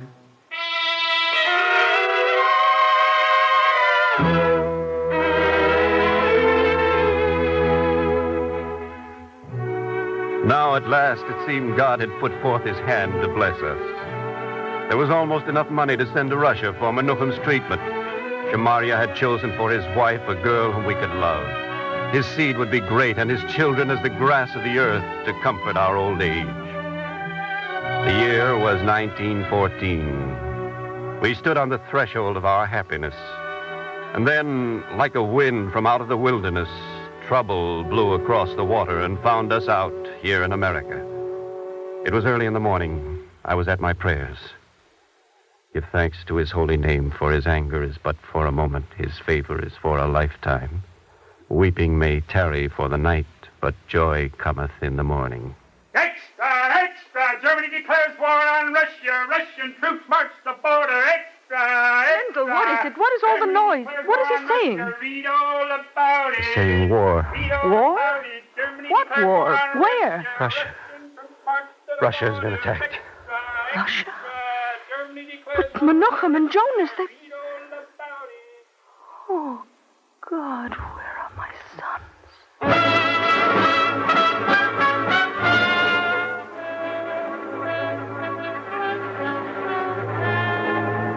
There was no one to answer Deborah's question. No word came out of Russia. It was a void, a silence. And we waited, living two lives. One where the war was, one here. I don't know how, but we kept on working. I was at the pressing machine when Shamarya told me. Father, where is she? Mother? In the back, sewing linings. Is it Menachem? Jonas, I heard through the Red Cross. Dead? Yes, Father. Blessed be the righteous judge. You'll tell her? Yes. I'll tell her.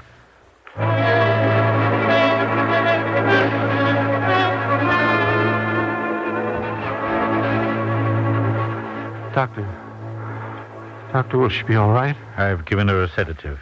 She's resting. There's nothing really wrong, is there, Doctor? It's her heart, Mr. Singer. It's tired. She's worked too hard, too long. Then this shock. But she will get well. She won't. She'll get better. But she can't stand any more strain. Remember that.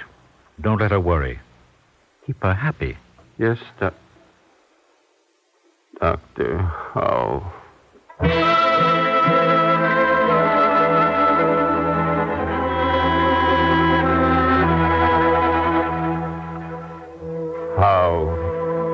How could I keep her happy? I was a leaf driven to and fro, and the world was a land of darkness, as darkness itself, and of the shadow of death without any order. She could work no longer. Whatever hopes we had now were all in Shamarya. And then suddenly we woke up one day and the war was here on Essex Street, and Shamarya was saying to me, Father, Manny's gone, and Joe and Saul, almost everybody on Essex Street but me. I feel so funny about it. I've been waiting for this. Tell me what to do, Father. I can't tell you what to do, Shamarya. I can only tell you what is right. A good Jew is duty-bound to go to war when his country fights for right and justice. America is your country now. She took you in, gave you work, the right to live in peace. Now that right is threatened. To defend it is a duty. Cowardice is shameful. And death, if it comes, necessary. You were saying I should go. But, Mother, what will she say? How will she feel? Like any mother.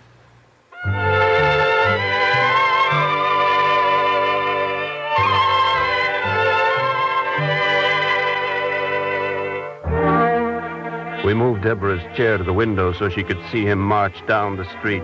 The school children made a parade for him, and Miriam ran along the sidewalk holding a penny flag and waving to him.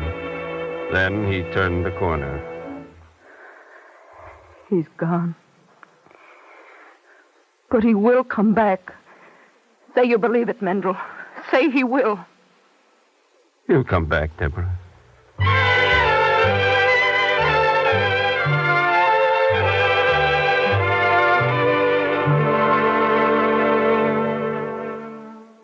I lied to her, God forgive me for it. I lied to her because even before it happened, I had dreamed the scene. I knew what was coming as though it had happened long ago, as though the pain of it had turned many years ago into grief. I knew even that it would be a winter evening, that snow would be quietly falling, that I would be sitting with Deborah pretending to read. I was waiting for the knock. Go, Mendel. Perhaps it is Miriam with a letter from Shamaria. Go. Why are you just standing there? I'm going. Mr. Singer? Yes? A telegram. Sign here.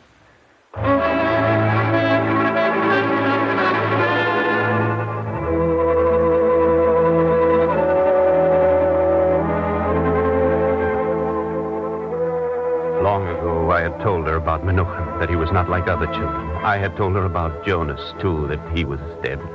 I had told her about Shamaria when he knew he had to go to war. But I did not have to tell her this. She saw the telegram in my hand. She tried to speak, but no sound came from her. And she sank back into her chair, a crumpled heap. Deborah. Deborah. Deborah.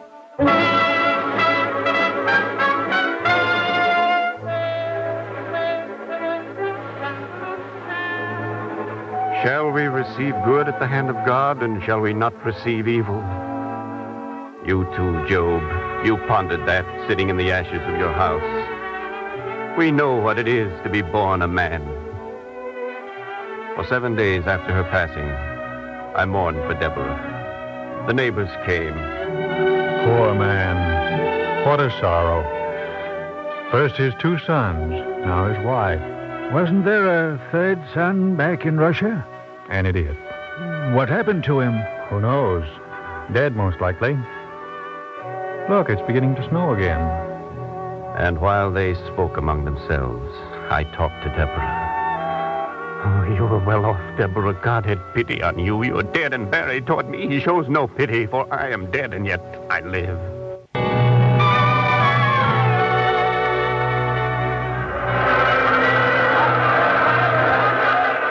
One morning, I was wakened by a great noise. I went to the window. Minkus, what is it? What has happened? War! The war's over! My Joey will be coming home again!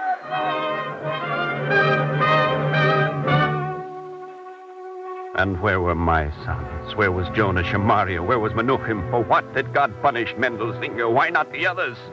Their sons were alive, would marry, bear children, while my remembrance would perish from the earth. Every morning since I was a boy of 13, my hands had spread over the prayer shawl, had unrolled the phylacteries and bound them about my head and arms. This morning, too, my hands obeyed the custom, but my lips would not. I began the prayer. Give thanks to his holy name, for his anger is but for a moment, his favor is for a lifetime. Weeping may tarry for the night, but joy cometh. No, it is not true. There is no joy. There is no mourning. I will not say it. I will not.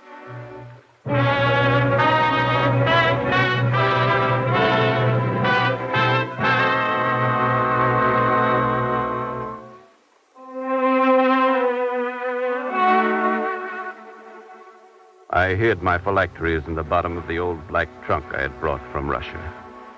I would never pray again. God was my enemy now. It was good to see it. Every day while I worked at the tailor shop, under my breath, under the angry hiss of the pressing machine, I berated God. All my life I have obeyed you. And see how you treat me now. You call this justice. No, you care nothing for justice. You care only for your power. You command the sun and seal up the stars and spread out the heavens, but is that enough for you? No! You must break Mendelssohn into little pieces and scatter him like chaff.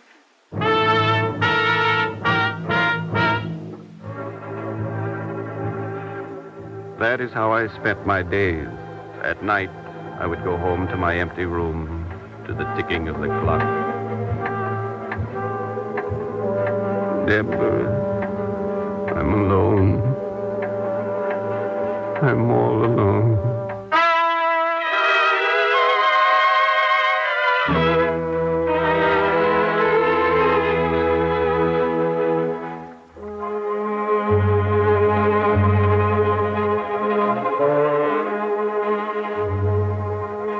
So my years ticked away like the clock.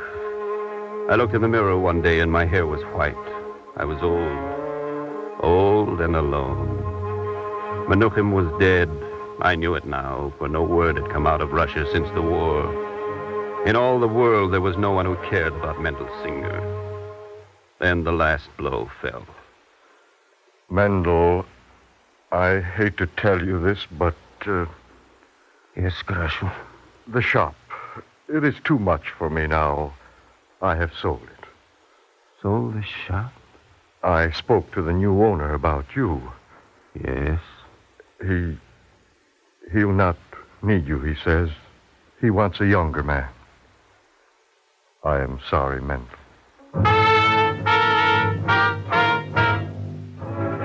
I turned away. This was the end. There was only one thing left to do. At home, I made a fire in the kitchen stove. Then I went to my old trunk and took from it the little red velvet sack that held my phylacteries. My hands trembled. It was a dreadful thing I meant to do. My phylacteries were my one last link with God. When I had burnt them, all would be over for me. Nothing would remain but to destroy myself. I would curse God and die.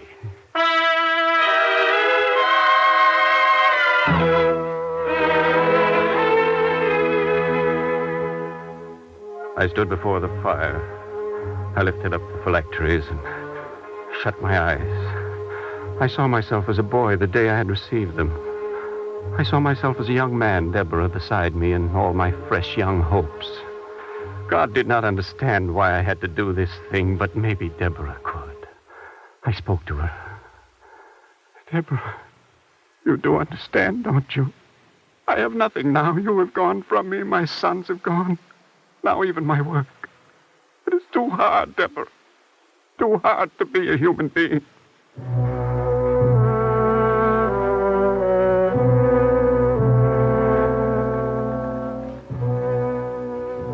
Out of the whirlwind, Job, God spoke to you. He spoke to me now through Deborah. There by the kitchen stove, from some long ago time, her voice came back to me. Too hard to be a human being, Mendel? Is there something else you'd rather be?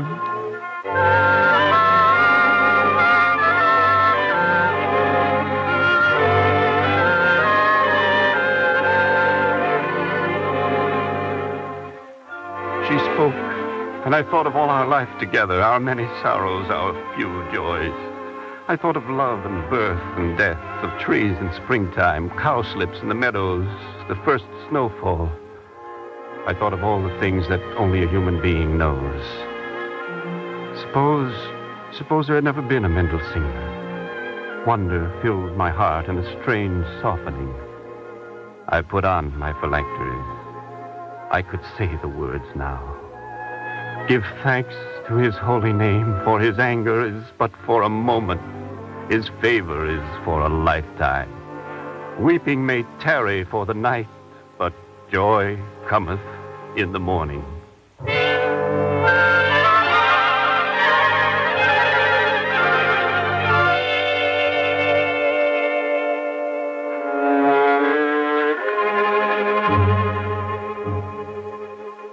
What I have to tell now sounds like a miracle. And I do not know if I believe in miracles except the miracle of life itself. Call it what you will.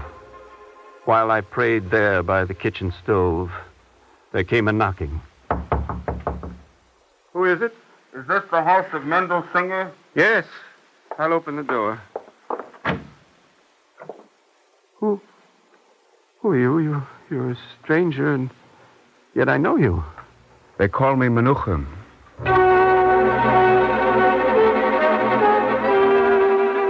Miracle? I do not know. Call it what you like.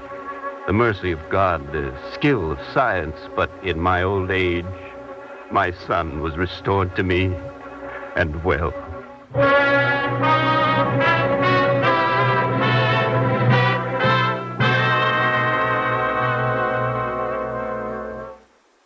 I don't remember very much, Father, but this is what I was told. When war came, I was living with an aunt in Zuchno. Your mother's sister, Sarah? Yes. The town was shelled, our house burned. She was killed. But someone saved me. Later, I was taken to an orphanage in Kiev. There, a doctor saw me. He operated on my brain. It was what we wanted, why we left you, what we worked and sweat for all those years. Menachem, do you remember anything of the old life, the house in Zuchnov? No. Your brothers? No. Your mother, do you remember your mother, Menachem? I remember a face. A woman's face. And I remember snatches of a song. A song? Sing it. Sing it, Menachem. I'll try.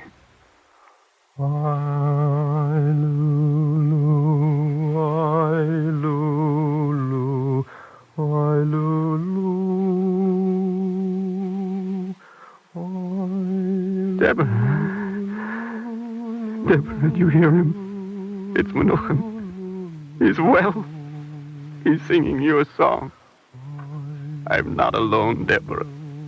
I'm not alone.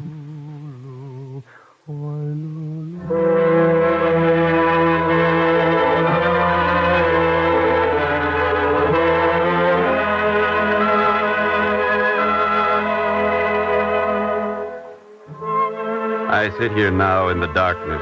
My Bible is open at the book of Job. It is too dark to read the words. It does not matter. I know them. I know the beginning and I know the end. As a shock of corn comes in season, I have accepted my manhood and come to rest. He who is father to the raindrop as well as to the whirlwind has brought me to rest. Now I can say it with you, Job. I have heard of thee by the hearing of the ear, but now mine eye seeth thee.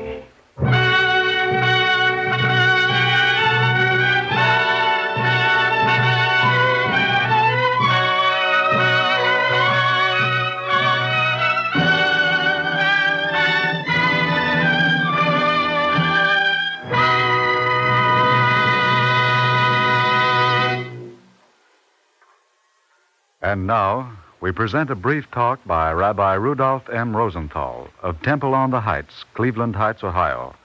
Rabbi Rosenthal speaks to you from New York. Rabbi Rosenthal. The majestic drama of the book of Job deals with the difficulties of reconciling evil with God. Finally, to Job was revealed God's answer. Job had been too self-centered in his sorrows. To pose our human will against God's will is to presume that we know as much as God, or more. And to expect God to be used by us is black magic. But to be used by God is high religion. To act as if we own God is to utter blasphemy. To be possessed by God is the ecstasy of divine love. Job asks, shall we receive good at the hand of God and not evil? When evil comes, Job sees behind it good, and above good and evil he perceives God. Religion is not an escape from evil, nor is it an immunity from death. Religion is a power to confront all of the circumstances of existence, sustained by God. Out of the deepest night of his darkest doubts, Job brings the mighty affirmation of his heroic faith. Yea, even though he slay me, yet will I trust in him. Yes, evil and good are inextricably bound up in the pattern of God's divine economy. For how would we know what is good if we did not experience what was bad? And if it is difficult for the religionist to explain the presence of evil in the good universe, then it is well nigh impossible for the non-believer to explain the presence of good in a bad world. For how out of a world created by the devil could saints emerge? Today there is much planning about a better world, but there will be no one world until there is a world worthy of one God. During the war, we were united in the hatred of a common enemy. But there will be no peace until we are united in the love of a common God. Let men learn to look up to God, the Father of all men, and they will cease to look down upon humanity. Let men learn to fear God, and they will cease to fear men. Job said it so very well. The fear of the Lord, that is wisdom, and to depart from evil is understanding. Thank you, Rabbi Rosenthal.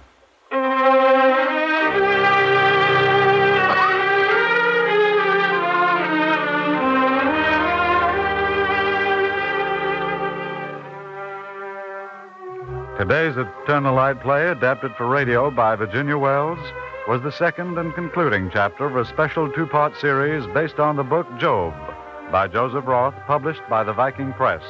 The music for our program today was composed and conducted by Morris Momorsky.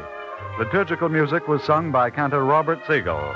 Roger DeKoven was featured as Job and Bryna Rayburn as Deborah. The entire production was under the direction of Frank Patt.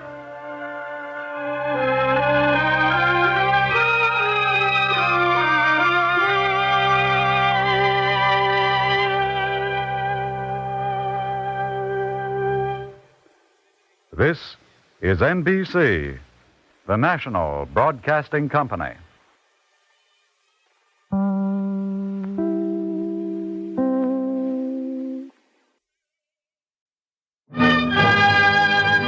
Shomer Yisrael,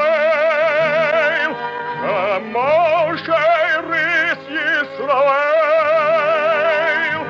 Al Yovad Yisrael, Omrim Shema Yisrael.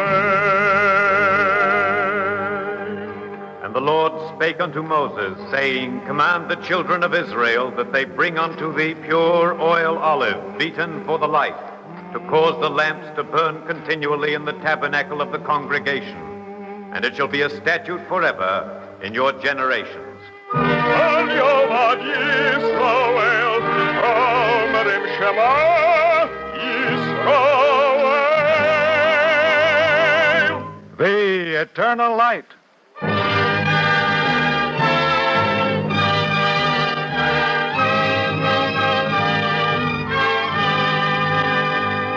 The National Broadcasting Company and its affiliated independent stations present The Eternal Light, a program which comes to you under the auspices of the Jewish Theological Seminary of America.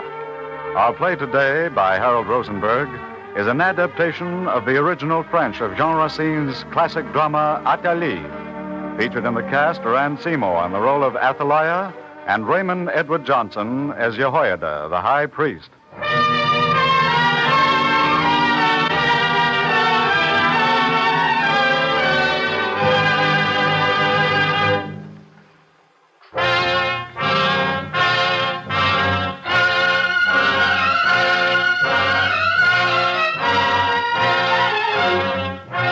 8 kings had reigned in Judah after David, and then a woman sat on the sacred throne, Queen Athaliah. Death and murder had placed her there, for her husband died in misery and her son was slain. Then Athaliah murdered her son's children, the heirs of David, so that she might rule over Judah. For 6 years, the murderess Athaliah sat islanded on her throne, surrounded and safeguarded by a sea of dead. And Baal, the idol of sensuality, reigned with Athaliah in Jerusalem, and the queen hated God. And her Tyrian gods hunted those still loyal to David's house, and her priests of shame threatened the holy temple itself. Judah lay helpless under the terror of this hard, jealous woman, when suddenly, one morning in her palace at dawn,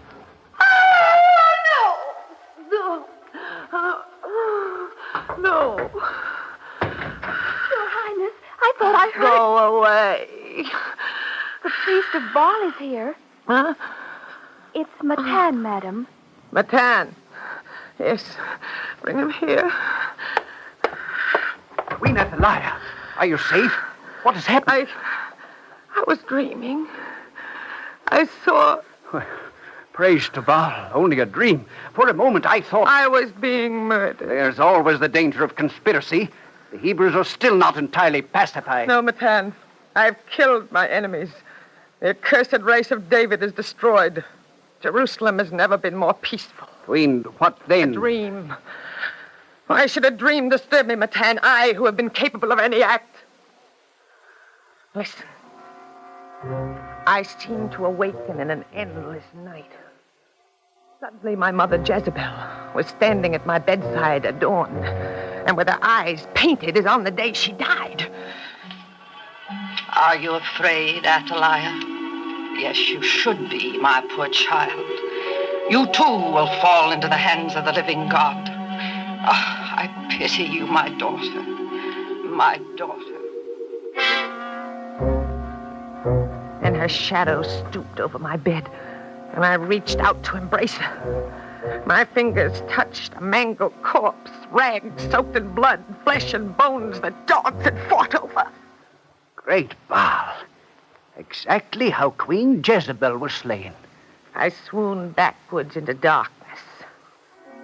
When I opened my eyes again, a young man stood before me in the white robes of a Hebrew priest. The sight of him revived me.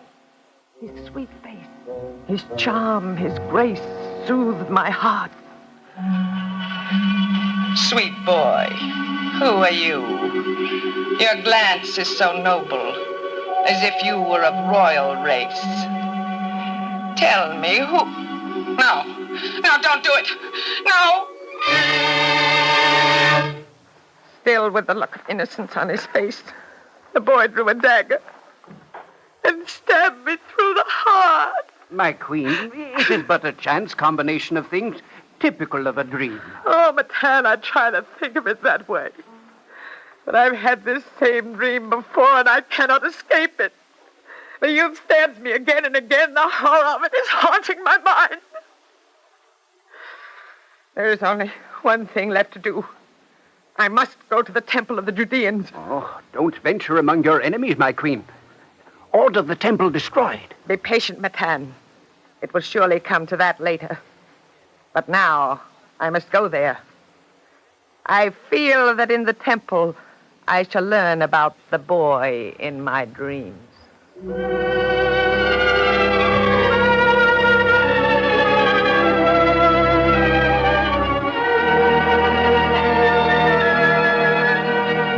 At dawn on the day when loyal Judeans were to celebrate the giving of the law on Mount Sinai, celebrated in sadness for the wreck of David's house, Abner, a royal officer still loyal to Judea, came to the temple before services began. In the portico, he met the high priest, Jehoiada. Happy holiday, O high priest. Happy holiday, Abner. We still say happy holiday. But alas, how times have changed, even for us who are not old. How joyful the temple used to be on this day, all covered with beautiful festoons and wreaths. And when the sacred trumpet blew, what crowds came through the gates, each man bearing the first fruit of his fields to the God of Israel. Now the people run to the shameful mysteries of Baal. Malice of one woman has caused all this. I fear she may go even further. What more can this tyrant do? Already she's blotted out David's royal line by murdering her own son's children. You yourself may be in danger, and this house of God. Athalie is in a dark mood, and Matan, who rules her mind, speaks of the temple as if some secret menace were hidden here. Suppose there were, Abner. Where would you stand? What are you saying, Jehoiada? For 6 years, an idol-worshipping alien has usurped David's throne, having dared to bathe her hands in the blood of our kings. And you, an officer trained in the camp of our great king Jehoshaphat, stand as a prop in this criminal state. You know I fear the God of Israel. Then act. What can I do? Since David's line was wiped out, Judah has lost its old daring. They feel that our God has forsaken us. Forsaken us? Our generation has seen the lying prophets overwhelmed and heavenly fire fall on the altar. The powerful Jezebel dragged on the earth for her crimes. But where is the promised reign of David that was to bring peace to the world? Why do you doubt God's word? Is not the tree of David dead to the roots? Can the babies that Athalie slaughtered rise from the grave? If one had escaped, if only one son were left at David's house. Suppose such a boy were alive. Why, everything would be changed. Our faith would return, our tribes would rise. But why torment ourselves? We saw all the princes die. Let's go now. Prepare for the morning prayers. Farewell, Abner. You understand, Jehoiada, if there's anything I can do... Abner, you will see that when God has promised, his will is done.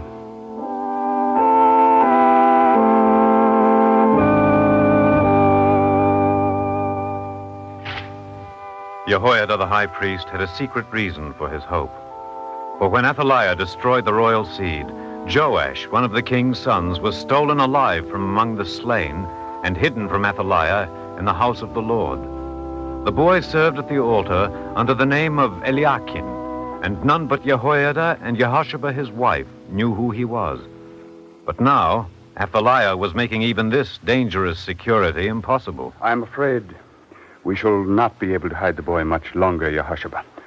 We must act, or see incense offered to Baal on the holy altar. Jehoiada, what can we do? Show the boy to the people and openly declare him heir to the throne today when every faithful Judean is at the temple. There is no other way. Only in an heir of David will the people find the courage to revolt. But when Athaliah hears that a royal child lives, won't she order her foreign troops to attack the temple at once? Who will stand against her bands? Our priests and our Levites. Can their faith make warriors of them? Oh, Jehoiada, what can their innocent hands, always lifted in prayer, know of fighting and bloodshed? Won't Athaliah succeed once more? Have you forgotten that the God of Moses, Joshua, and David fights on our side? God who protects innocent orphans and who hates tyrants? Forgive me, my husband, but I still see that horrible room filled with young princes, and Athaliah, dagger in her hand, urging on the barbarian gods who are murdering them, and Joash bleeding, left for dead. God wants us to trust him, Jehoshaphat. A king must sit on the throne of David.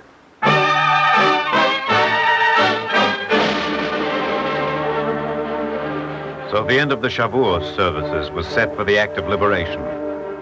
But as Jehoiada was offering the first fruits of the harvest on the altar, a dreadful event took place.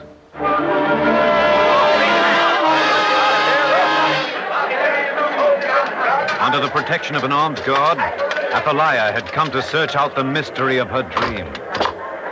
Leaving her men in the aisle, she strode forward alone to the altar like a sleepwalker, straight into the holy place where none but Levites may step. And Jehoiada the high priest turned upon her in rage. Queen, I order you to quit this sacred ground. The house of God is forbidden to you for your crimes and your impiety.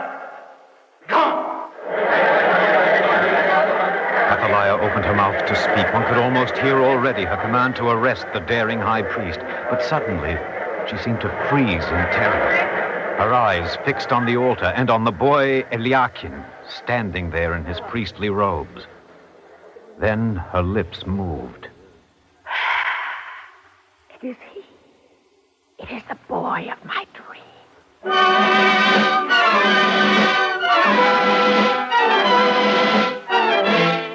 So Athaliah, recognizing Joash, the true heir to the throne, as the boy who had stabbed her in her dream, fled in fear to her palace. Oh, Matan, you Abner, what does it mean? There he was beside the high priest, the youth of my fear. It was he in the same white garb and with the same noble look. What is going to happen? There's something frightful about this dream that changes into reality. Ah, Abner, you saw him. Who is he? I don't know. He's been serving at the altar for a year or more. Why discuss the thing? We must make sure of him. If he is guilty, he must die. What crime can the boy be guilty of? Heaven has shown him to the queen with a dagger in his hand. What more do you ask for? Blood seems to flow too slowly for you, O priest. Madam, what have you to fear? A dream, a feeble boy whom you thought you recognized. Perhaps you were mistaken. I wish I were, Abner. Perhaps this dream has been in my mind too much. Very well. I shall have a closer look at him. Have him brought to me. Oh, Madam, I fear... There can be no reason to refuse, Abner. Bring him. I command it. And let them remember the temple in which they worship still stands. It will not be well for the high priest to insult me again.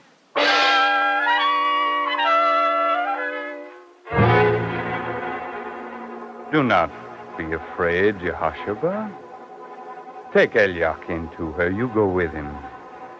There will be great things done in Judah today.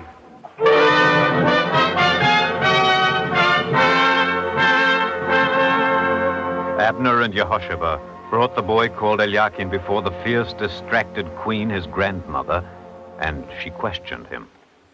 Who is your father? Answer me, boy. They say I am an orphan. You have no kin? They abandoned me. What country do you come from? The temple is my country. Who took care of you? God never lets his children want. He feeds the sparrows in the field. He blesses everything that lives. Abner, this child troubles me strangely. How can I hate him? I feel pity. So this is the terrible enemy. Oh, it's plain your dream was false. We will go now, madam. No, not yet. Boy, how do you pass your time? I pray to God. I study the law. What does it teach, this law? That one must love God, that he is just, that sooner or later he takes revenge. He studies what all children do. Why do you answer for him? Let him speak for himself. What can such a baby tell you? He's too young to know how to lie. Let him answer my question. Yes, boy. God takes revenge. God takes revenge on those who blaspheme his name. What else does God do? He is the defender of orphans. He humbles the proud and punishes crime. I see. Now tell me, there are a great many men in this temple of yours. What do they do? They pray to God. And what pleasures do you have? I assist the high priest at the service. I hear the singing. That is all? Listen, boy, come to my palace. You will learn the joy of living. The joys of the wicked soon run dry. The wicked? Whom do you mean? Please, madam, he is only a child. I'm interested in the way you've been teaching him. Eliakim, you please me. You see, I am a queen and I have no heir. I want you to share what I have. You will be my son. Your son? Yes. What do you say? To leave those who love me for... Yes. For a mother like you? He has learned his lessons well. In everything he says, I see Jehoiada's hate. This is how you infect the youth and cultivate in them a horror at my name. I am satisfied. I wanted to see. I have seen. Go! We shall meet again.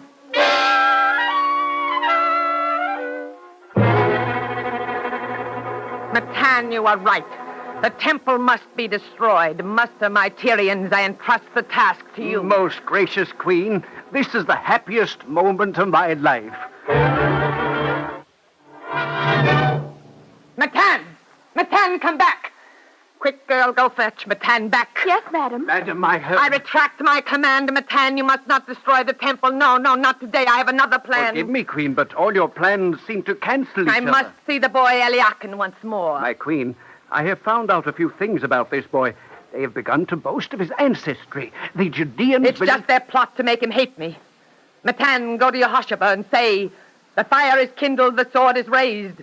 Nothing will keep your temple from destruction unless you send me this boy as hostage.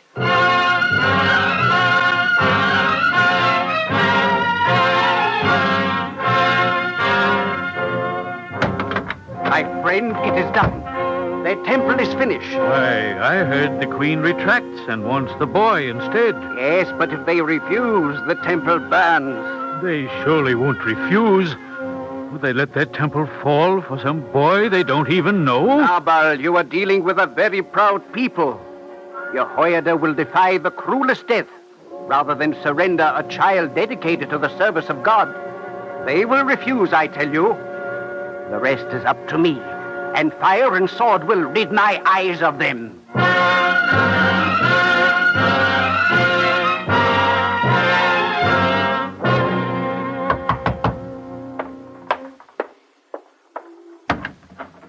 Madam Yehoshua. Yes? I come from the Queen with a message of peace. That would be welcome. It is rumored that your husband, the high priest, is involved in dangerous plots. Naturally, these charges are false, but the Queen simply insists on a guarantee. The young orphan she saw here. Eliakim? Frankly, I regret that Her Highness gives so much weight to a mere dream, but you know how women are. And that is the message of peace you bring? Why should you complain? Are we taking your son? What is this boy to you? They say your husband has great plans for him. You find such rumors useful. Now tell me, madam, aren't these rumors true? You won't say? Well, suit yourself.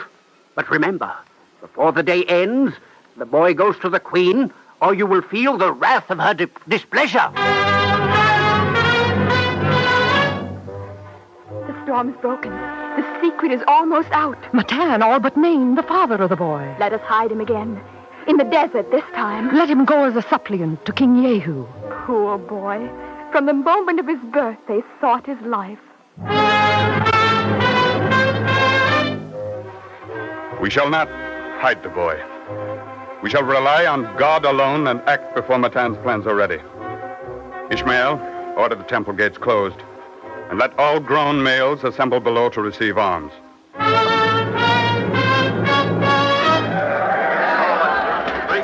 Arm yourselves, sons of peace, with these swords and lances, which David consecrated here long ago to the God who shielded him from harm. And lo, here in my hands I hold the royal crown that rested once on David's brow. Come, let us crown our king and restore the sacred law. By the scroll of the law, Jehoiada the high priest crowned the boy called Eliakim with David's crown as Joash, king of Judah. Swear that you will punish evil and protect the innocent, I swear.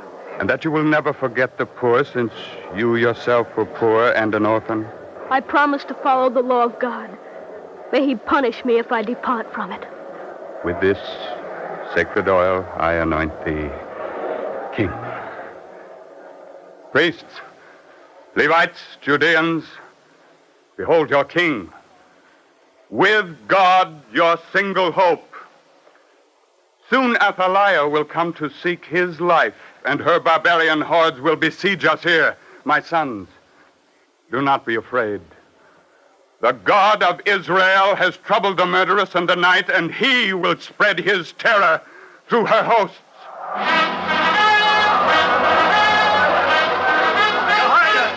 Jehoiada, the enemy soldiers have come. The temple is surrounded. I could see lighted torches among them. They have not kept us waiting. Let us divide our forces. You, Ishmael, take your men and guard the eastern gate. You, Abram, take the south. You, the north. You, the west. Azariah, guard the king, and from the ramparts let the people be told he lives. Each man shall stand his ground till death. The enemy expects unarmed victims paralyzed by fear. We shall surprise him. To your posts, remnant of a valiant people. Let me have a sword. Jehoshaphat, bid the choir sing.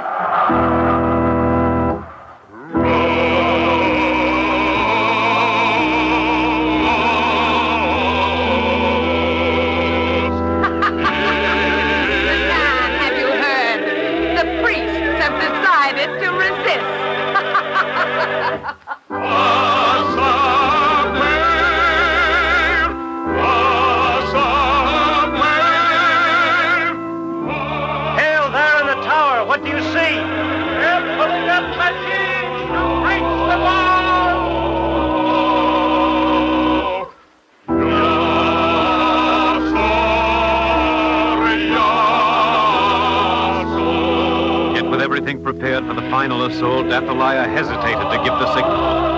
Perhaps she could not bear to think that the boy Eliakim would hate her still more.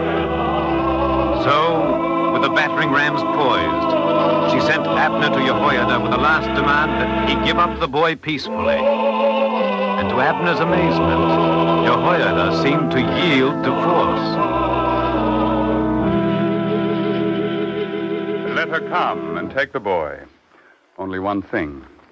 She may come with her chief officers, but her men must stay outside the walls. They shall not pillage the sanctuary. And Abner, the boy... I swear I will protect him.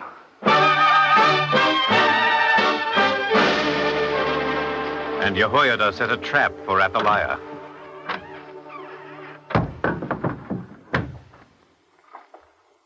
How quiet it is, Matan. Are you sure? No doubt they are hiding in panic. Ah, there is the high priest, posed like an ancient prophet in front of that screen. So, Jehoiada, it was better to yield. Or are you still hoping for some miracle from your God? Come, where is the boy? Remove the screen. There! Behold your king on his throne, Joash, your son's son.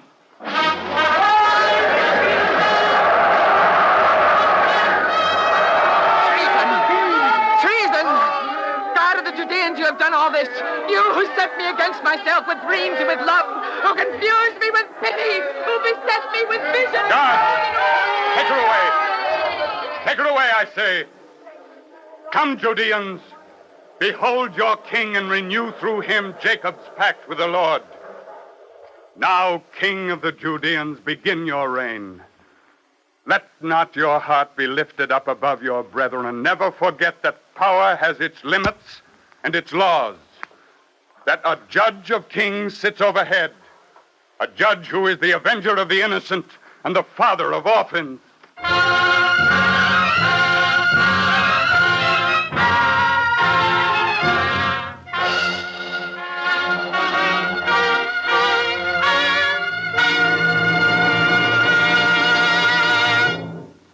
And now, we present Rabbi Edward Schoenfeld of the University Heights Jewish Center.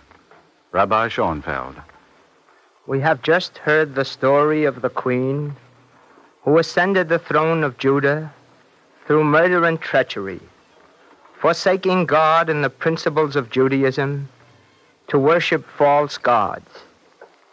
On Tuesday next, the Jewish people will observe Tisha B'Av, the fast of the 9th day of Av, which commemorates the destruction of Jerusalem and the Holy Temple. Events which remind us of Jewish heroism and self-sacrifice in the highest degree. You recall the story of Hannah, who sacrificed her 7 sons rather than permit them to worship idols. She believed in the one and only God. So she trained her sons to believe. They died gloriously, but they live everlastingly. Our children after us will only manifest such qualities as stir the admiration of the world if their mothers lead them to God, if their mothers live the religion which they desire their children to follow. The mother who kindles the lights on Sabbath Eve, which are the symbol of her religion, likewise kindles in the souls of her sons the light which only death can extinguish. Give me the mother who fills the fairy palace of her child's growing imagination with a story that points the way to unselfish service, and I will show you the mother who blesses herself and her child.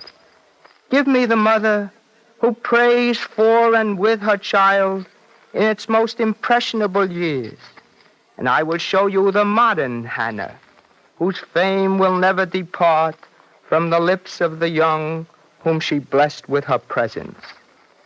When a mother rears her child to service, to a consecrated spirit of usefulness, she is doing her part to rear that temple of humanity which must yet be constructed by the united efforts of the nations of the world.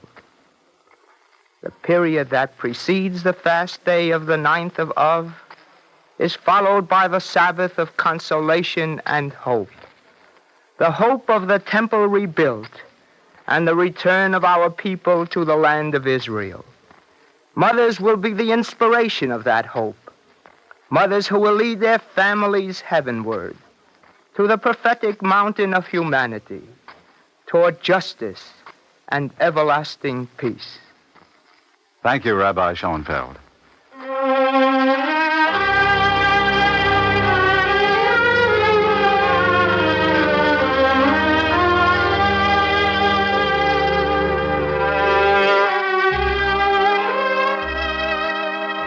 Today's script was an adaptation for radio by Harold Rosenberg of the French classic Athalie by Jean Racine.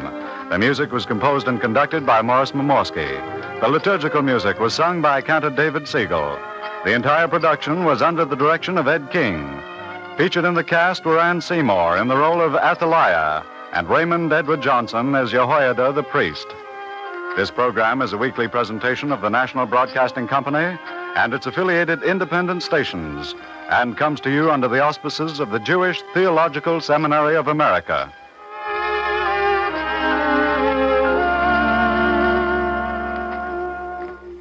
This is NBC, the National Broadcasting Company.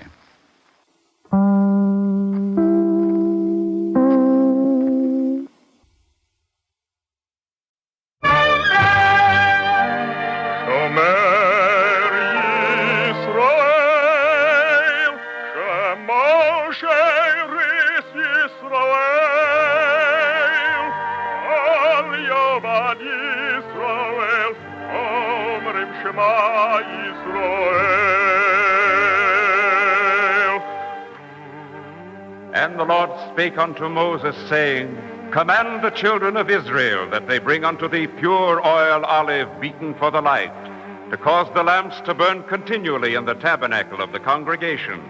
And it shall be a statute forever in your generation.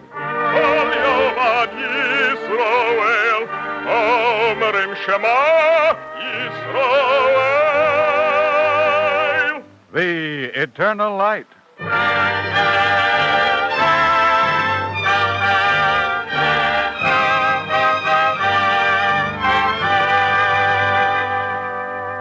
The National Broadcasting Company and its affiliated independent stations present The Eternal Light. This program is brought to you under the auspices of the Jewish Theological Seminary of America. Our story today, The Would-Be Pauper, is written for radio by Harold Rosenberg and is based on a story by Abraham Ransom. Featured as Reb Yoseber is Edgar Staley.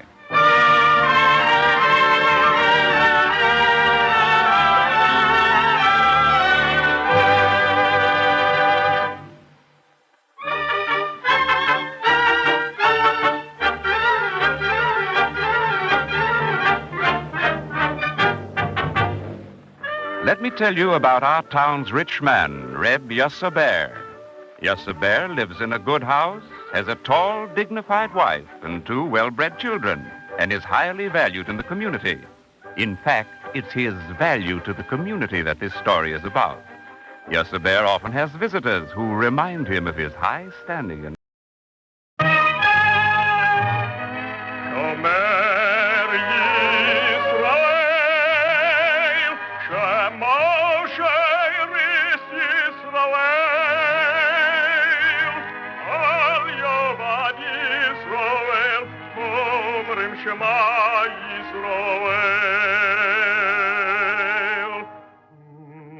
And the Lord spake unto Moses, saying, Command the children of Israel that they bring unto thee pure oil olive, beaten for the light, to cause the lamps to burn continually in the tabernacle of the congregation. And it shall be a statute forever in your generation.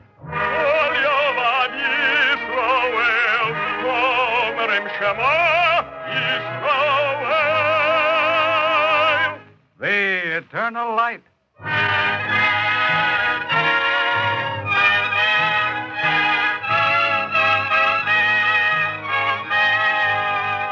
The National Broadcasting Company and its affiliated independent stations present The Eternal Light, a program which comes to you under the auspices of the Jewish Theological Seminary of America.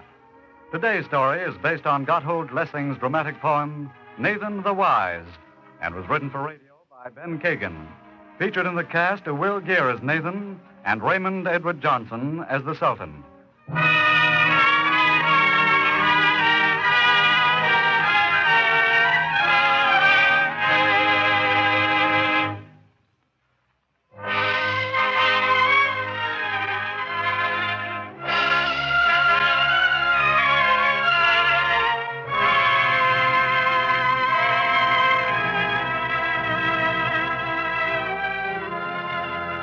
The sword comes into the world for the delay of justice and for the perversion of justice, and on account of the offense of those who do not interpret the Scriptures according to their true value.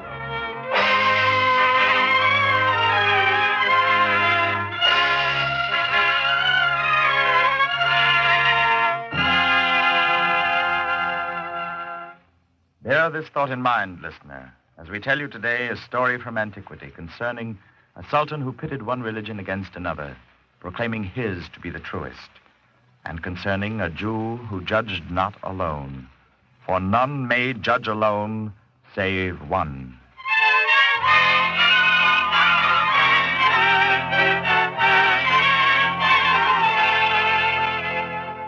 The Sultan's name was Saladin. He was a fearless warrior. He loved children and was widely known for his honesty and wisdom. He had one burning prejudice. He was hostile toward infidels and many times proclaimed, "Let us purge the air of the air they breathe."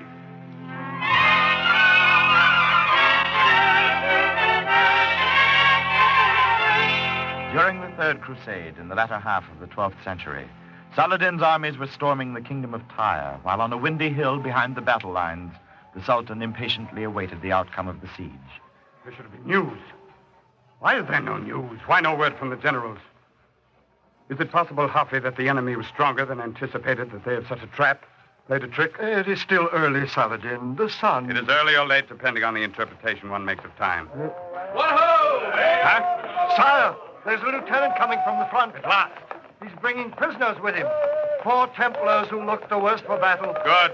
Poor devils, I pity them. Come, Hampshire. For a royal treasurer, you have strange thoughts. I only meant I pity their fate. They are so young. The young are no less wicked than the old.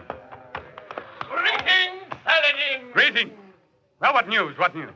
The infidels are retreating, sire. On your instructions, the army is pursuing, driving them into the sea. Thanks be to God. So falls the last stronghold of the Latin Empire. Our task is almost done. These prisoners, sire, the first of the infidels to be captured. I brought them with me so that you yourself may have the pleasure to decree their fate. Have them beheaded. They're good for nothing else. Yes, sire. No. Oh, wait.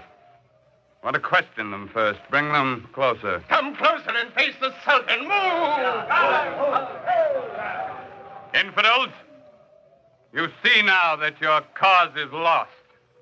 I give you my word, nothing will save you except one thing. Adopt the Muslim religion. You see, I am a merciful man. A man who believes in justice and bears no grudge against his enemies.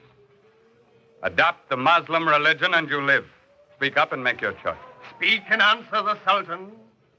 We will not adopt the Muslim religion. You prefer to be beheaded then?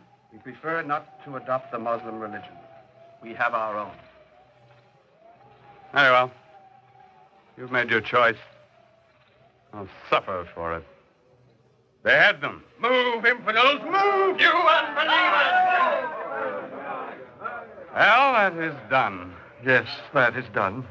Poor devils. Perhaps tomorrow or the next day we shall return to Jerusalem where we can concern ourselves with peaceful matters. Yes, that will be a pleasant change. I much prefer to look at wine than blood. You are squeamish, Harvey. You sometimes act, but oh... What's that? Are those the horns? Methinks they are. The signal. Then the moment has come. It has really come. Victory is ours. The Templars have been routed and victory is ours.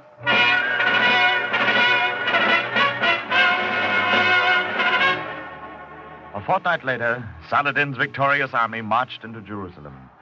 The people welcomed the conqueror, the man who had defeated the infidels and united the unruly East. The streets were festive, the beggars flocking from all directions. The citizenry proud, they too becoming heroic in their adulation. For doesn't the iron pot want silver tongs to draw her from the furnace, that she may dream she's made of silver too? But at the palace gates, the picture changed. It changed not for the people, but for the Sultan. The Grand Vizier had startling, shocking news. It is about your sister, Sita, Saladin. Was she ill?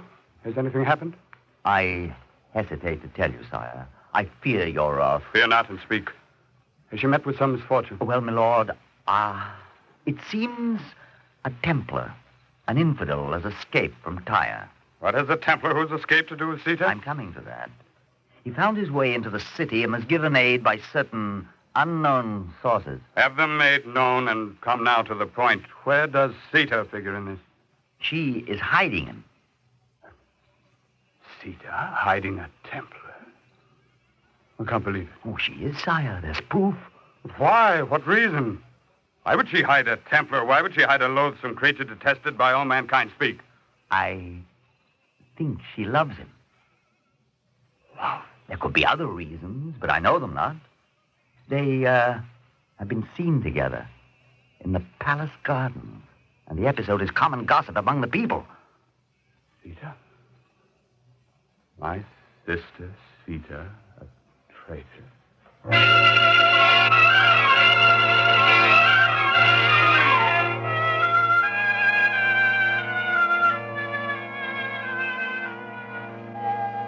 Please, Saladin, please listen to reason. I shall tell you all you wish to know. I've heard enough. I've done nothing, believe me, nothing except to spare a life. Nothing except betray our God. Whom does God belong to? What kind of God is this who belongs to one man who needs to be fought for by his worshippers? Where is this Templar, this infidel? I will tell you, Saladin, but promise me. I promise nothing. But you must. You must believe me, my brother. I only want to set him free. You love him. Do you deny that, Sita? No. That I do not deny. Traitor. For that very reason, I want to help him get away. Please, Saladin. I realize too well that he and I can never... I have no other plan. And I have. The man shall be beheaded at dawn tomorrow. Oh, no, Saladin, no. What harm has he done to you? Is he not a human being like yourself entitled to his fate? Your mind has already been poisoned by this Templar's beliefs. You speak not like my sister, but like an infidel. If for no other reason than that, the man must die. I give you 1 hour to bring him forth.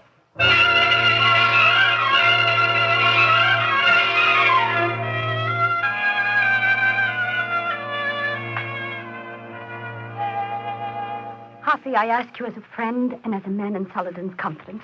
Help me. Speak to my brother. Plead with him to revoke this. That's easier said than done. Speaking to Saladin about this matter takes more than being in his confidence. I'm only the royal treasurer, not a magician, Sita. But they have apprehended the Templar. He will be executed tomorrow morning. I know. Hafi, you have been my friend for many years. My friend, my brother, my father. Talk to the Sultan. Convince him that he is wrong. You, Hafi, can change his mind. You can make Dear him...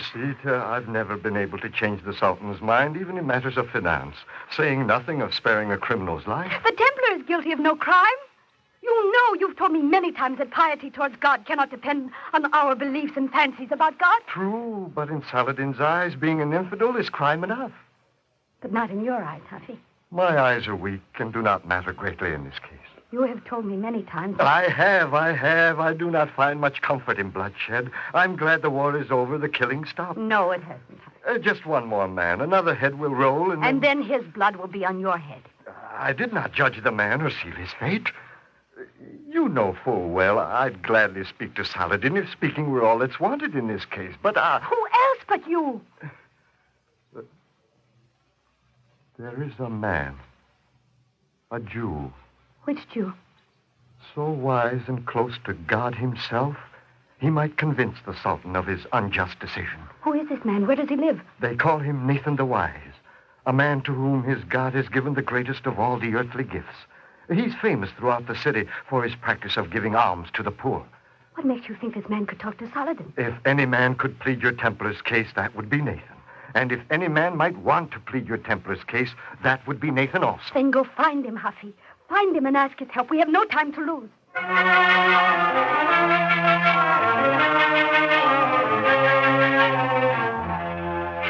And thus it was that Hafi went to Nathan to ask his help, and the day being the Shabbos, found him in the synagogue immersed in prayer.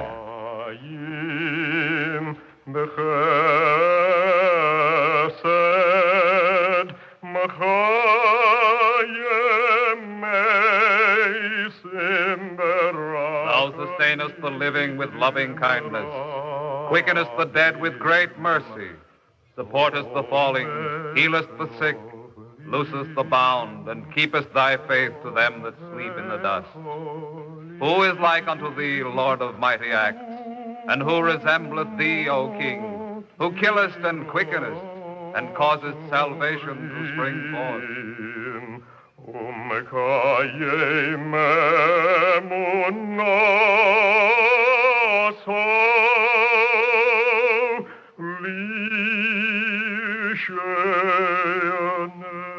Happy waited until the services were over before approaching Nathan. He waited respectfully until the reader spoke the last of the benedictions and the worshippers closed their prayer books and removed their prayer shawls. Then he came to Nathan and greeted him as he emerged from the temple. I listened to your prayer, Nathan, the benedictions to your God. They are in many ways the same as ours. Does that surprise you, Happy? The history of faith is common. Have we not one Father? Has not one God created us? True. That brings me to the very subject I want to speak to you about. I come at the request of Sita. She wants your help. Help? How can I help Sita? You heard about the Templar she's been hiding. It was decided between us that only you can plead the Templar's case before the Sultan. I? Only you, Nathan, can make him change his mind and set the Templar free. The Sultan will listen to you. Why better to me than to you? Because he knows me for his treasure and nothing else. And because he knows you to be wise, unprejudiced, and close to God. Because you are a Jew and he a Muslim, and still you both respect each other's beliefs. You've learned to know and understand one another. But the third man comes from a faith he does not understand. Engaged in open warfare with Saladin. Despised. Yes, despised and condemned without a hearing. Do you not see the injustice of it? Remember once you told me, Nathan, despise my people if you will. Nor I nor you have chosen our people. The man's an infidel, but who's to say he's worse for it or that we are better? Do you agree? I do agree, but obviously the Sultan doesn't. That's why I've come to you on Sita's behalf, that you go before the Sultan and please... But, Happy, I have no spatial assets, no mystic hold upon the Sultan, no supernatural power, no magic tongue. It's the will that makes the givers, Nathan, not the gift. You have the will, an asset which makes you wise. Which all men think they are. Still, man's truest interests, which lie concealed from vulgar souls, are not concealed from you, Nathan. This alone proves you are wise. And being wise, you are the better man to plead the case. I can see, Happy, that you are determined to bury me in flattery. I'm determined to make you come, Nathan. I cannot go today. Today's a Shabbos. Can you wait until tomorrow? Bless you, Nathan. Yes, come tomorrow. Tomorrow morning.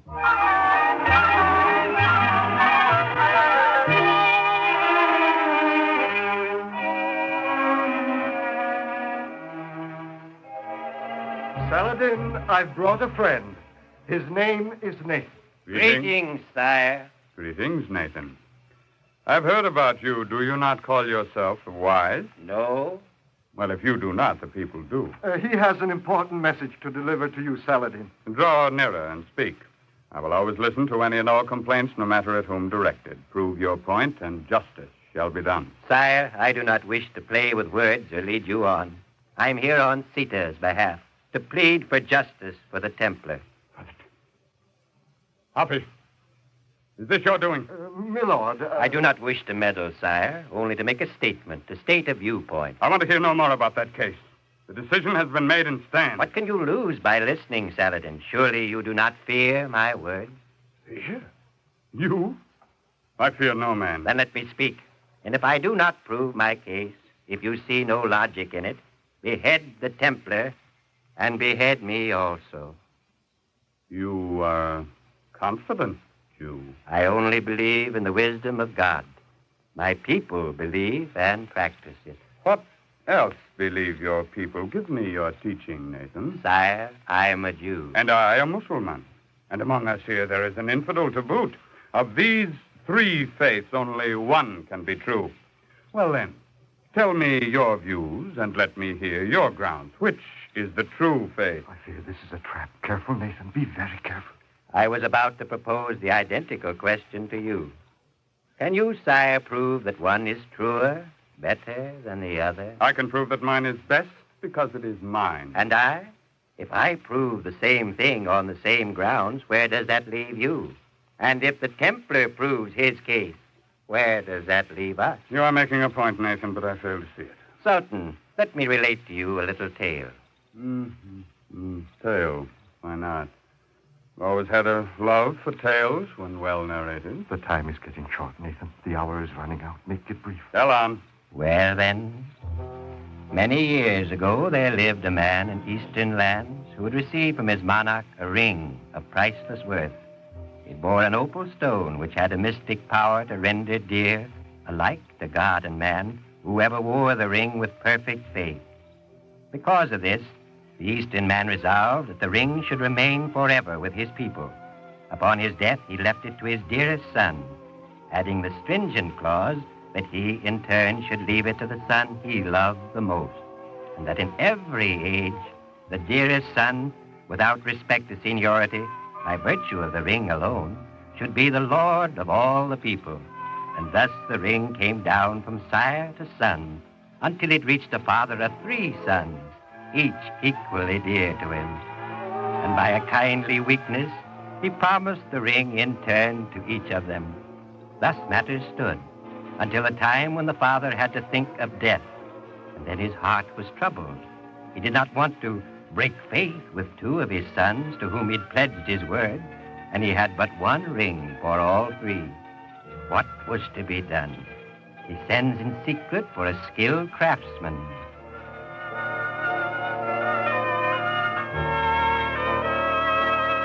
You are the only one who can help me. You must.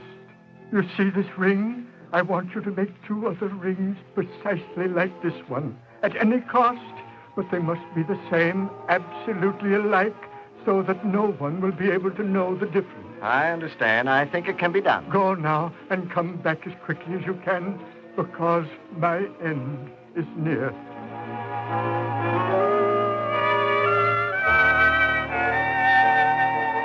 When at last the craftsman brings all 3 rings, even the father can't say which is which. And with joyful heart he summons his 3 sons, but singly and apart.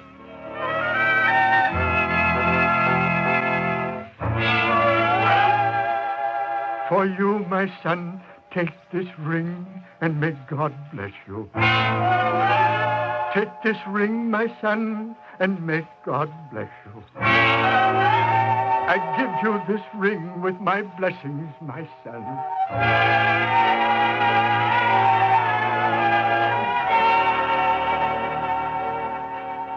And then the old man died. You hear me, Sultan? Yes, I hear you. Scarcely was a father dead when each son comes forth with his ring and claims to be the lord and master of his people. They investigate, recriminate, and wrangle, all in vain. Which was the true, original, genuine ring could not be proven. Just as it cannot be proven by us which is the one true faith. Nathan, is this to pass for an answer to my question? No, Sultan. It is only meant to serve as my excuse for a better answer. How could I presume to pronounce a distinction between the rings that the father purposely designed to be quite undistinguishable? Well, go on, Nathan. Go on and prove your theory. I will, Sultan. Let us now return to the rings once more. Quickly, Nathan, quickly. The hour is almost up. As I have said, the 3 sons brought suit against each other, and each swore to the judge he was the rightful owner of the genuine ring. You must believe me, Judge. My father promised to bequeath the ring to me alone. That was the truth. He lies. My father was never false to me. He promised the ring to me alone. And this was true also. This is a trick, Judge. A trick by both of them to swindle me. I demand justice. Yes. I've heard enough. I'm not here to solve riddles. Unless you bring your sire and place him before the judgment seat, I must dismiss your suit. But first, let me give you some advice. Accept the case precisely as it stands. If each of you truly received his ring straight from his father's hand, let each believe his own to be the true and genuine ring. Perhaps your father wished to terminate the tyranny of that especial ring after his death. One more thing. Of this you may be sure. He loved you all, and loved you all alike.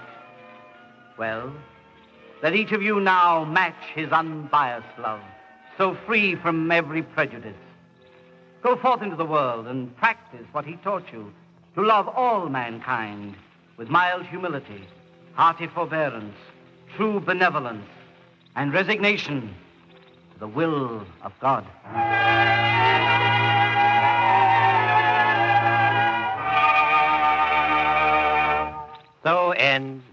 sorry, Sultan.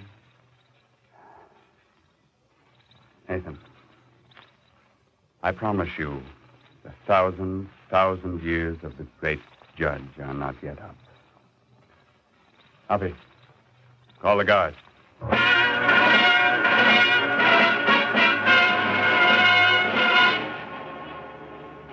You summoned me, Saladin? Yes, Sita? Where's Nathan? He's gone. Gone? Then nothing's changed. In some ways, no. In other ways, yes. It's over. There's no more hope. Oh, Saladin. Yes, hope there is from this day forward. For you and me, dear Sita, for all our people, an era has begun. Please tell Saladin, if the Templar's dead, then nothing matters. Your Templar is free. Free? He returns now to his native land. Oh, thank you, my brother. Oh, no. It was Nathan's doing. Dear Nathan. He is indeed a wise and kindly man. It is a pity the world has not more like him. It has. He has opened my eyes to that. We have but to look for them, Sita, to find them everywhere. We have but to look for wisdom in the Word of God.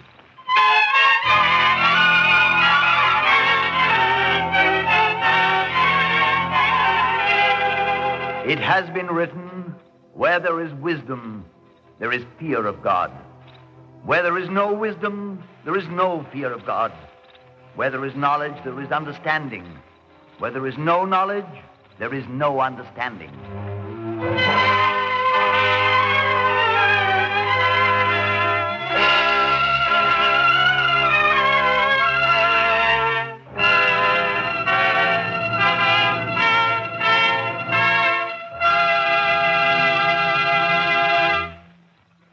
The script you've just heard was based on Gotthold Lessing's dramatic poem, Nathan the Wise.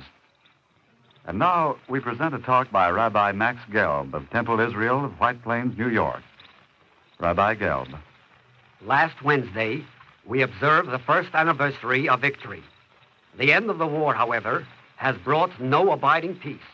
Millions of people in all parts of the world still live in fear and want and are denied the elementary rights to life and liberty.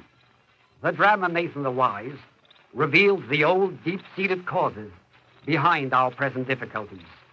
It portrays the evil consequences of intolerance, the folly of the claim to exclusive possession of the truth, and the tragedy of racial prejudice and religious antagonism.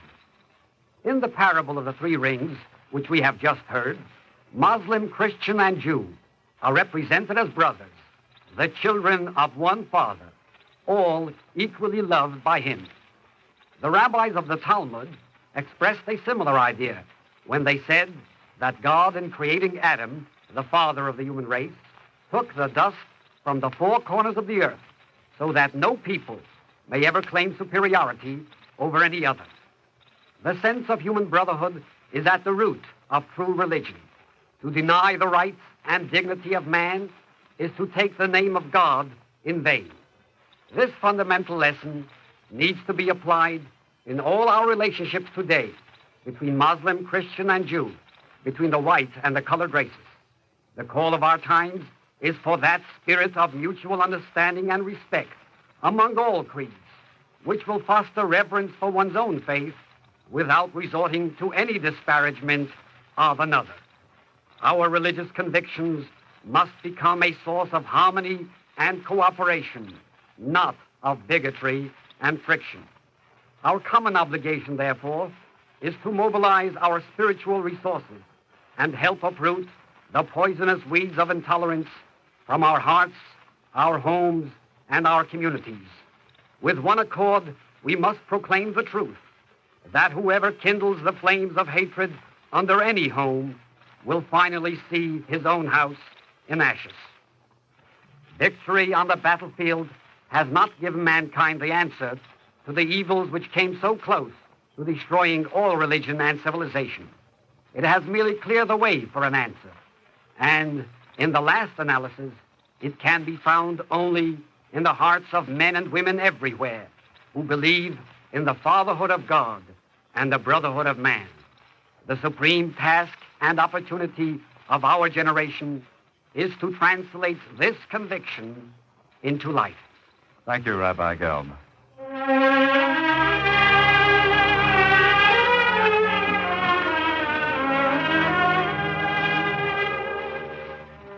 Today's Eternal Light program was written by Ben Kagan. The music was composed by Morris Mimorsky and conducted by Milton Catums. Cantor Robert H. Siegel sang the liturgical music.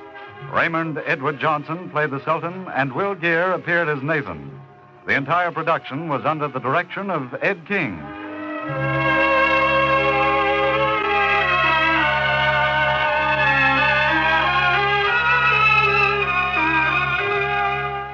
This program came to you as a public service of the National Broadcasting Company and its affiliated independent stations in cooperation with the Jewish Theological Seminary of America.